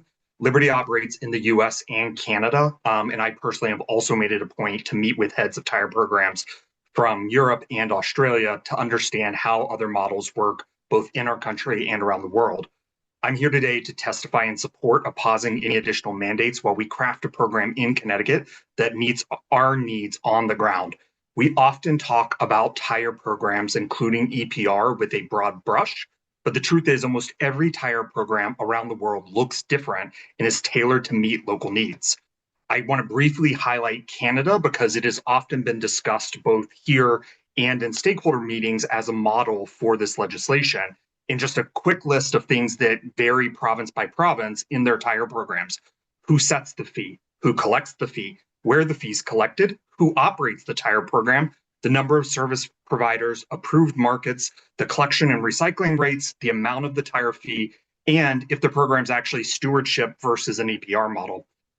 In one point I just want to drill down on is the fee and the cost of a program in Connecticut. I just want to put out there that $2 a tire has been mentioned in Connecticut because that's what the CTS, the Connecticut Tire Stewardship, is essentially counting or is collecting now. The challenge with that is right now they understand that they're not going to be responsible for all tires in the state. So that is actually a lowball number. If you choose to require all of the tires to run through the program in Connecticut, the cost will be higher. And just as a point of comparison, passenger tires in the Canadian programs run roughly from $3 a tire to $5.50 a tire, depending on the province. And that's US, not Canadian. And if you go to larger tires, including off-road tires, it goes up to $300 US again. So I just want to underline that point because if we're going to cover every tire in the state, and then we need to incentivize new end markets for recycled rubber and other recycled materials, that fee will be higher than what's currently been discussed. I want to end by saying my emphasis is that Connecticut doesn't need to try to make a square peg fit a round hole. Unlike Canada and Europe, which passed their EPR programs 25 to 30 years ago, they were put in place before modern tire recycling existed. And we're looking at a program in a time and a place where we have decades of experience in the state and infrastructure that we can learn from and build on. I want to thank you again that this is a very important process, and thank you for spending hours and hours to listen to everybody. That's all I have. No problem. Thank you for waiting hours and hours to talk. Representative Gresco has a question. So, so you're in favor of the bill? Yes, I believe so. I mean, I think I understood from conversations with you earlier that the language might be adjusted, but yes, we're in favor of no additional mandates on retailers right now.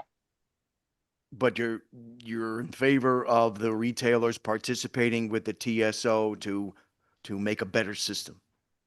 Yes, I absolutely think that we're not a retailer. That the retailers are committed to working closely with the CTS to try to work out any challenges they see in the current system. Thank you. Thank you. Thank you for testifying, Mr. Curtin.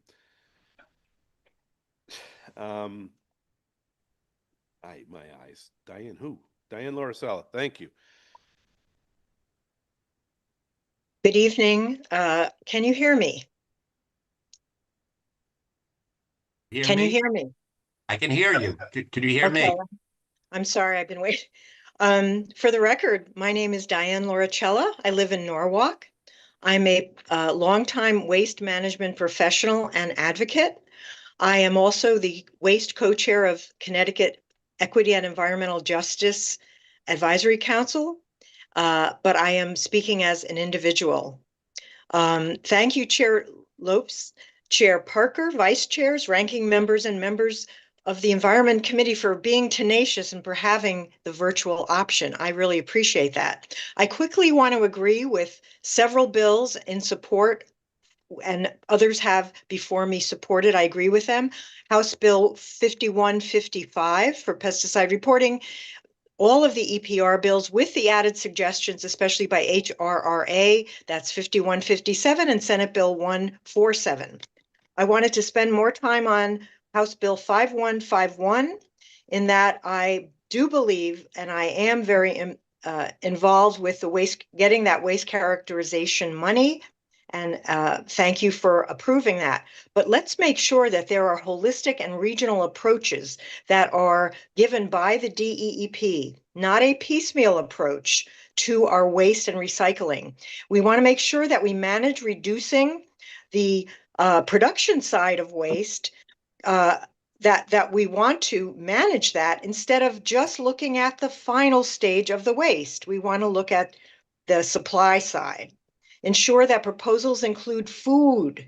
That must happen. And look at the hierarchy of EPA's food waste hierarchy. That should be a caveat for the DEP, and please put it in the bill as a condition. Ensure a public education and outreach program that is missing in many bills that this committee and other committees do not have, and ensure that some form of carrot and stick enforcement be included in this case. I also wanted to spend most my remaining time on 5154. Unfortunately, I believe. no remaining time. Your time is up. If you want to just quickly say a few words. Okay, I am opposed to this as is because it's premature. I have that environmental justice program and professional background, and I want DEP to have conditions for the fact that existing facilities are the ones with the issues because they are older and were never built according to the current best practices and building codes.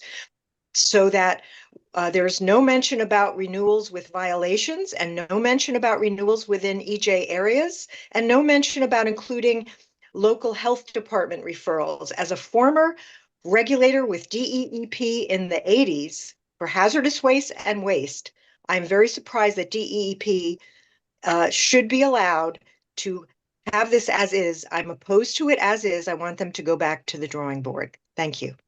Thank you. Any questions? Seeing none, thank you very much for your testimony. We are up to David Greenstein, I believe. Not too long. David? Yeah, can you hear me? You're up. I can hear you now. Okay, first of all, thank you. It's not lost on me that it's been a very long day, and I appreciate everybody's perseverance. My name is David Greenstein, and I represent Liberty Lake and Tire Recycling. For more than 40 years, I've worked directly in the collection and recycling of end-of-life tires. Liberty Laken operates facilities serving Connecticut and the region, and we are involved at every stage of the system, from retail collection to transportation, processing, and end markets. Over the past year, working alongside Time Fair Tire, we voluntarily cleaned up 8 illegal discarded tire sites identified by municipalities. That offer remains in place. We believe strongly in being responsible partners with the state. Our position has never been that nothing should change. Our position is that change should be grounded in clearly defined problems and supported by Connecticut-specific data. All implementation discussions have begun. Significant structural issues have surfaced. The supply chain of new tire sales and end-of-life collection is complex. Manufacturers, distributors, centralized warehouses, multi-state retailers, collection systems, and processors all operate in an integrated framework. Early implementation has already revealed confusion around fee application, treatment of distribution centers, and reporting obligations. These are not minor administrative details. They directly affect pricing, logistics, and market stability. There's also some ambiguity in the bill itself. It is not clear whether retailers are mandated to participate beginning July 1, 2027, or whether participation simply cannot be required before that date. If further legislative action would ultimately be required to mandate participation, that should be clarified. More fundamentally, more restructuring a system that is currently functioning, we should clearly measure the scope of the issue we are trying to solve. How many tires are being illegally discarded annually in Connecticut? What percentage does that represent relative to total tire sales? What specifically are the gaps occurring? Are those gaps systemic or isolated? What measurable... David, your time's up. If you could please summarize. Yes. We are happy to work with the stewardship organization. We are happy to work with DEEP, and we just want to make sure that we're taking out the right hammer to fix this issue and not do a complete upheaval of the system without properly measuring the scope of the problem. Thank you. Any questions? No questions. Seeing none. Thank you very much. Next one, I think, is Lisa Hida. Yes, very good. Can you hear me? You're a bit loud, but yes. Oh, sorry about that. Good evening, members of the committee. My name is Lisa Hida, and I appreciate the opportunity to speak in support of SB 144. I'm a 30-year resident of New Milford and a former town council member. I first became engaged and interested in local energy projects and their implications when Panda Power expressed interest in building a 400 megawatt natural gas power plant within a mile of our village green. Almost immediately afterwards, a utility-scale solar plant was proposed on top of Candlewood Mountain. Now we're faced with a proposed utility-scale battery energy storage system in a residential neighborhood. Carol Tyrer spoke to that earlier. She lives within 300 feet of where they would like to put 208 lithium-ion batteries. What do all of these projects have in common? The companies that pursued and are pursuing these projects are and were attracted by the close proximity of the properties to transmission lines, not the suitability of the location or the needs of the town. And the battery energy system is a great example. It's not about green energy, and I'm not opposed to green energy. There are no solar arrays. There are no wind turbines nearby. This is a company looking to make profit by buying fossil fuel energy on the cheap and then selling it when the prices go up during peak demand times. I support SB 144 for the following reasons. Firstly, while applicants are required by law to consult with the municipality prior to submitting an application, they are not required to comply with local zoning and wetlands regulations. By having local representation in these matters, the Siting Council could gain insights into the basis for these regulations and the impact of overriding them. First Selectman Bauza earlier today suggested a POCD, Plan of Conservation and Development Overlay, and approval at the municipal level of creating zones where it would be appropriate, and that zoning municipality bodies could approve that prior to Siting Council applications being accepted. I think that's a great step in the right direction. Second reason that I support SB 144, while municipalities have a right to participate in Siting Council proceedings, and there are monies available to help defray these costs, the cost of defending existing regulations far exceeds the allowances. And I believe Representative Foster spoke of that earlier. It adds tremendous cost to taxpayers and the individuals who feel compelled to be interveners. A couple of data points for you. One of the endeavors of fighting down an inappropriately cited... The timer went off, if you could. Sorry. Oh, I'll wrap up. One of the projects that was inappropriately cited was it came at a cost of $150,000 to $200,000, and another such battle cost in the neighborhood of $500,000 to $750,000. So I appreciate the time and opportunity to speak on this. I hope we get to move forward, and I believe the Siting Council does provide a good process. We just need to make sure that the voices are heard at the local level that understand the implications of inappropriately cited projects. Thank you so much. Thank you. Any questions? Seeing none. Thank you very much. Next, what do we have next? I see Victoria Adams, no. Hannah Lemick, no. Agatha Freitas, no. David Michelle?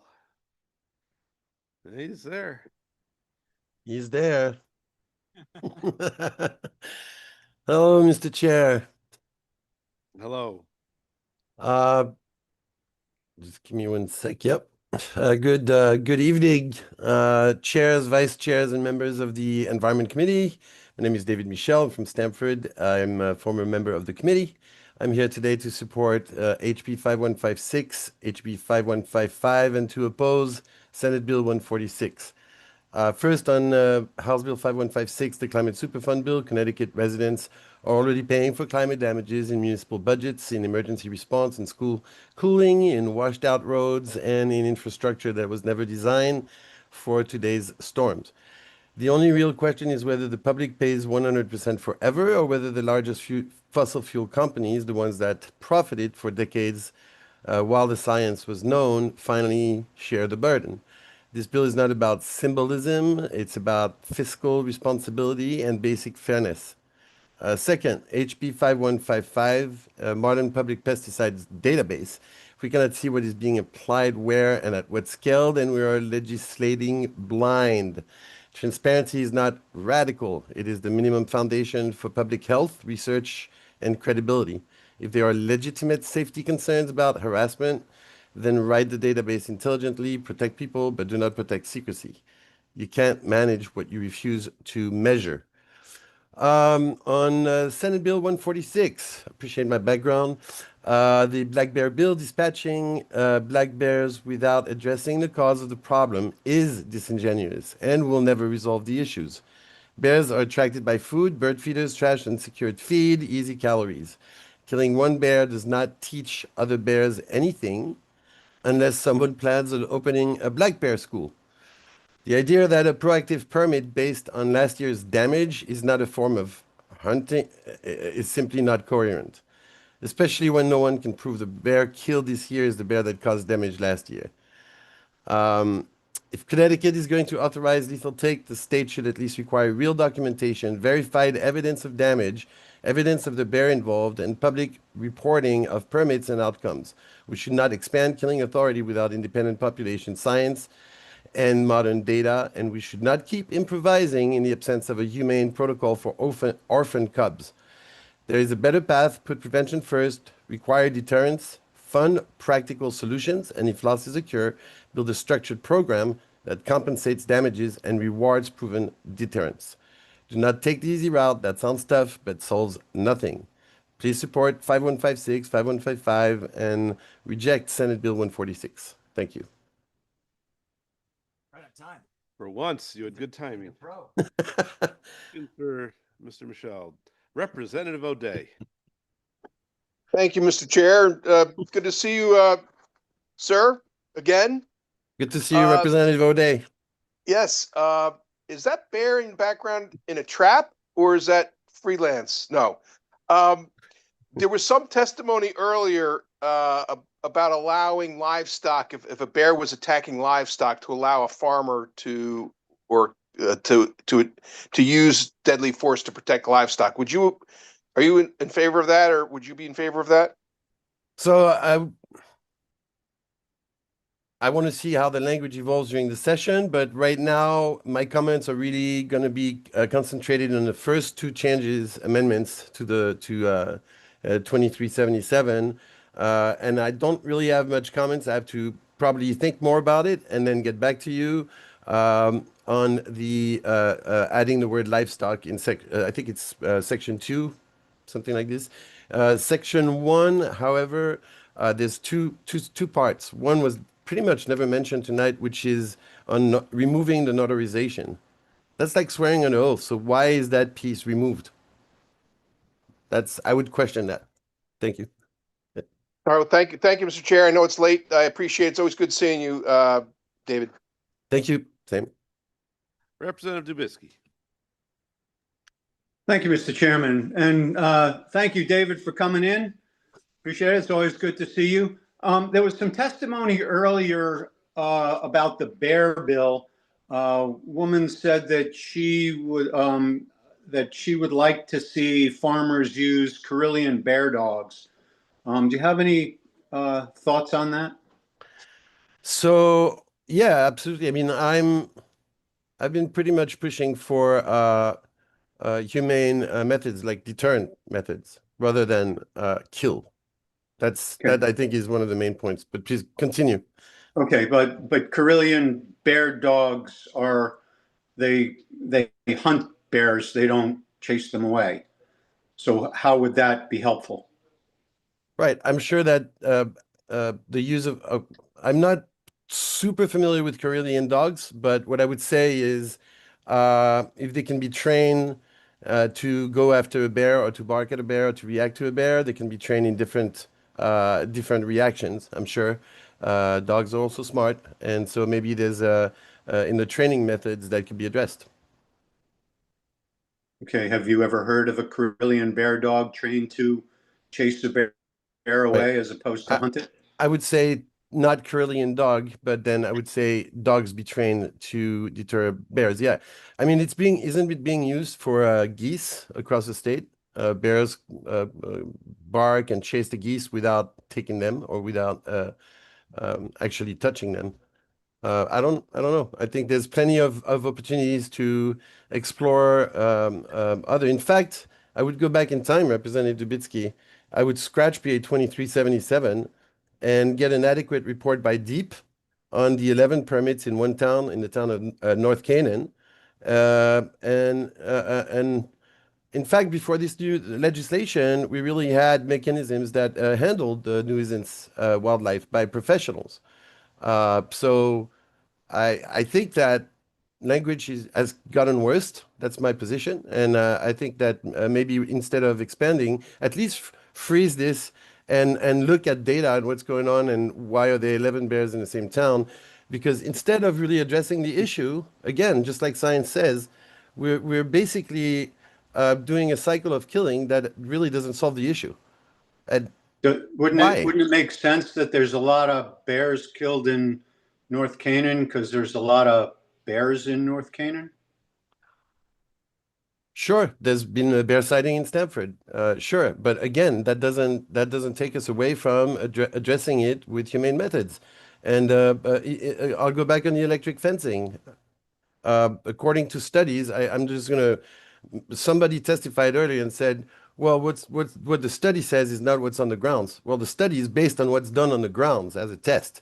So, I'd maintain that using humane methods is the first go-to, and that's what we owe the wildlife of the state of Connecticut.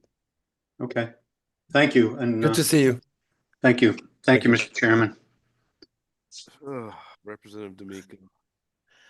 Sorry to disappoint you, Mr. Chair. I just wanted to say thank you to former Representative Michel for his always thoughtful testimony, and good to see you again, David. That's all, Mr. Chair. Thank you. Good to see Representative D'Amico, and always appreciate your line of questioning in committee hearings. It's very important. Thank you. Appreciate it. All right. Anyone else? Seeing none. Thank you very much, Mr. Michel. Next, Thank you, Mr. Chair. It's Liba Furman, Robert Gurnier, Sean Moore, Elizabeth Bailey, Mark Brault. I do see you. Unmute yourself and please proceed. Yes, I'm here. Right, can you hear me? Yes. Yes, I'd just like to thank Senator Lope because last night my registration didn't go through, and last night you answered my email very late and I was able to get on. So I appreciate that, Senator Lope. All right, I have them. I think I can, by the way, David Michelle's, that picture in back of him, that was taken on my property when he visited me. He's a friend of mine. I think I can help you guys out because I've been listening to the testimonies all day, and I'm going to give you a different approach that you haven't heard. So I hopefully you'll listen with objectively. I'm against this SB 146 because it's going to amount to a trophy bear hunt that basically anybody that plants corn and gets a farm permit can hunt bears. It really amounts to market hunting. We seem to do that in the state when a hunter can take 14 deer and 10 turkeys in one season. That's market hunting. That's not management. It's going to leave cubs motherless and starving in the woods, and they're going to die. And that's really cruel, and we have cruelty laws, right? And so for 15, I'm a farmer, a hunter, and I have 40 years experience as a black bear expert, okay, behavioral expert. And for 15 years, I've employed electric fences on my farm successfully and have never had a bear problem with my livestock or my crops, okay? Most farmers put electric fences up to keep the cows in, not keep bears out. Farmers attract wildlife, so they should be required to protect wildlife because they're attracting them. Bears don't chase prey or livestock, and crop damage is really overstated by most of these farmers. And bears particularly do not like corn of any type, sweet corn. They just don't like it. They'll eat it at its peak ripeness, and that's it. And farmers make up just 0.2% of the total population of Connecticut. So it's very small what they comprise of. But when they plant an acre of corn, it costs them $400. So a better solution would be to actually pay the farmers for any loss of corn. And usually it's under an acre that any animal will destroy. The black bear population in Connecticut is actually decreasing, not increasing. I want to make that clear. Our forests are dying. 490 forests are overtaxed, being developed, and that's causing even more bear habitat reduction. Okay, and since 2019, invasive insects and climate change has and will kill 80% of the trees in Connecticut. Okay, which bears depend on as a major food source. This will continue to reduce the bear population significantly as their reproduction rate slows to near zero. Okay, this is no time to be killing bears. It's SB is it just can't be justified. So that's my opinion on that.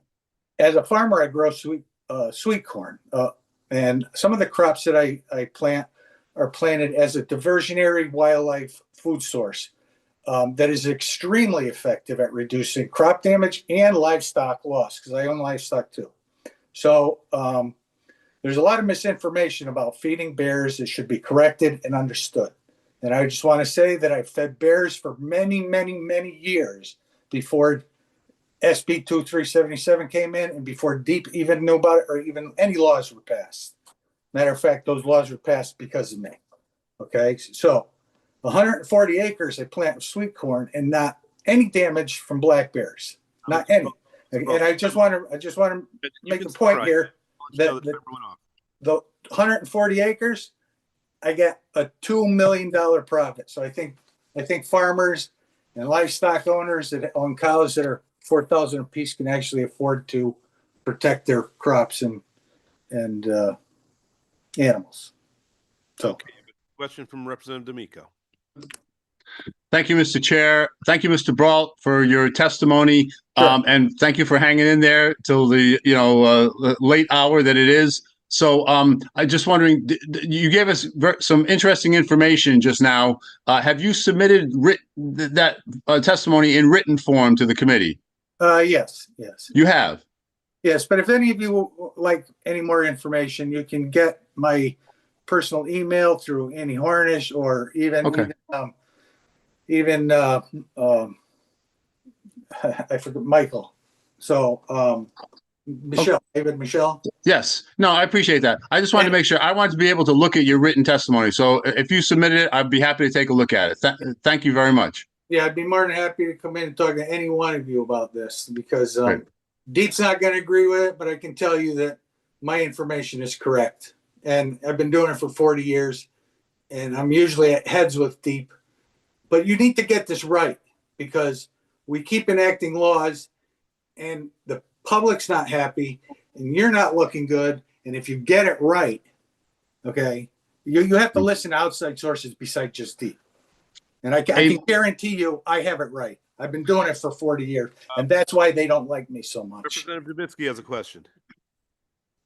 Thank you, Mr. Chair. I just wanted to make sure I got your last statistic, something about the amount of money you make when you plant corn.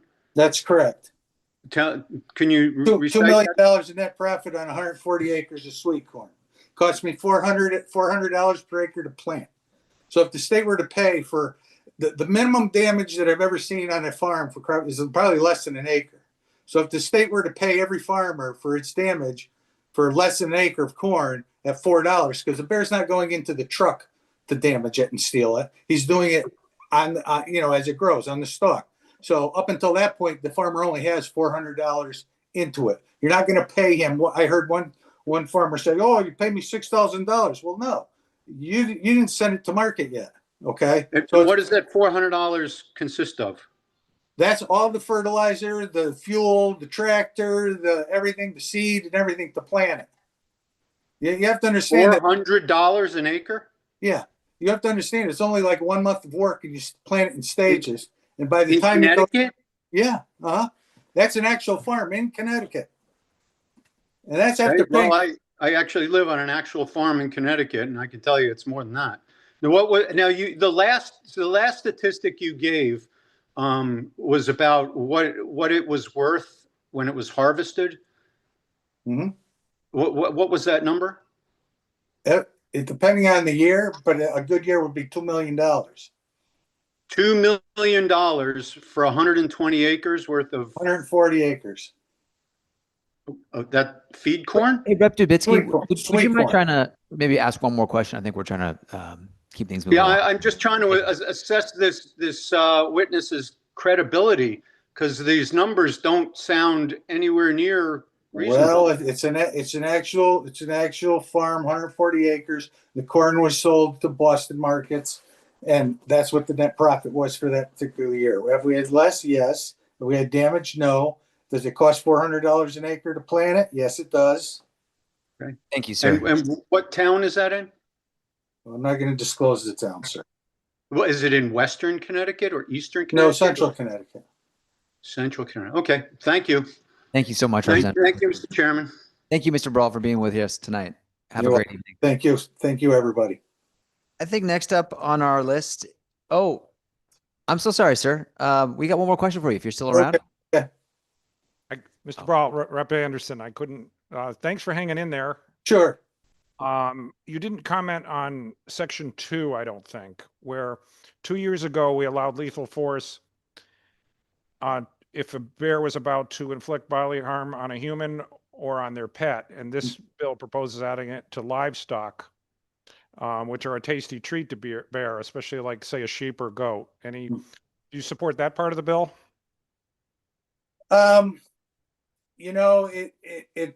Here's my opinion on that. I know that most people, I made the comment that farmers know how to keep cows in with electric fences, but not bears out.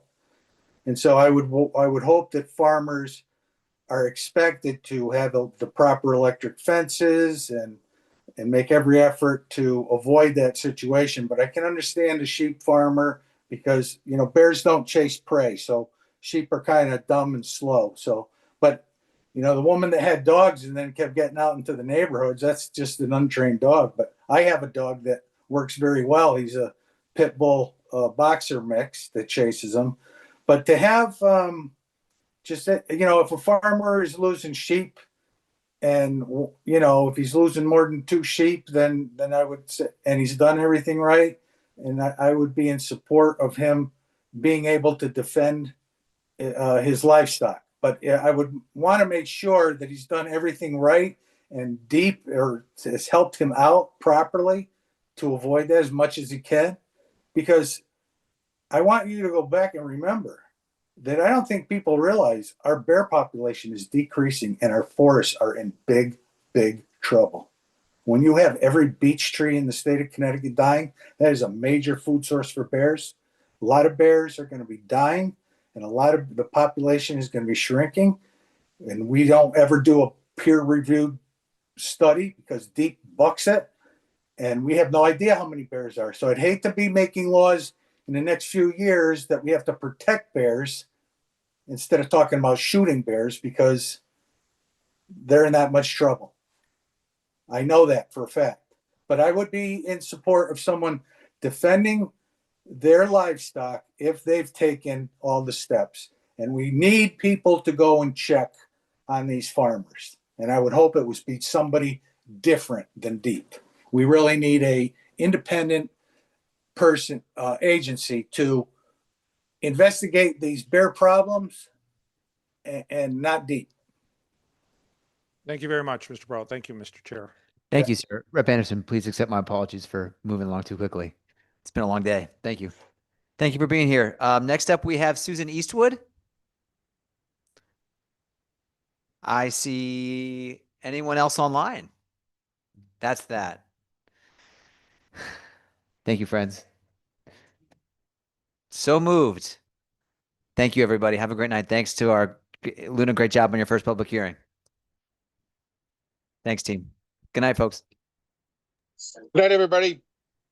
Drive safe.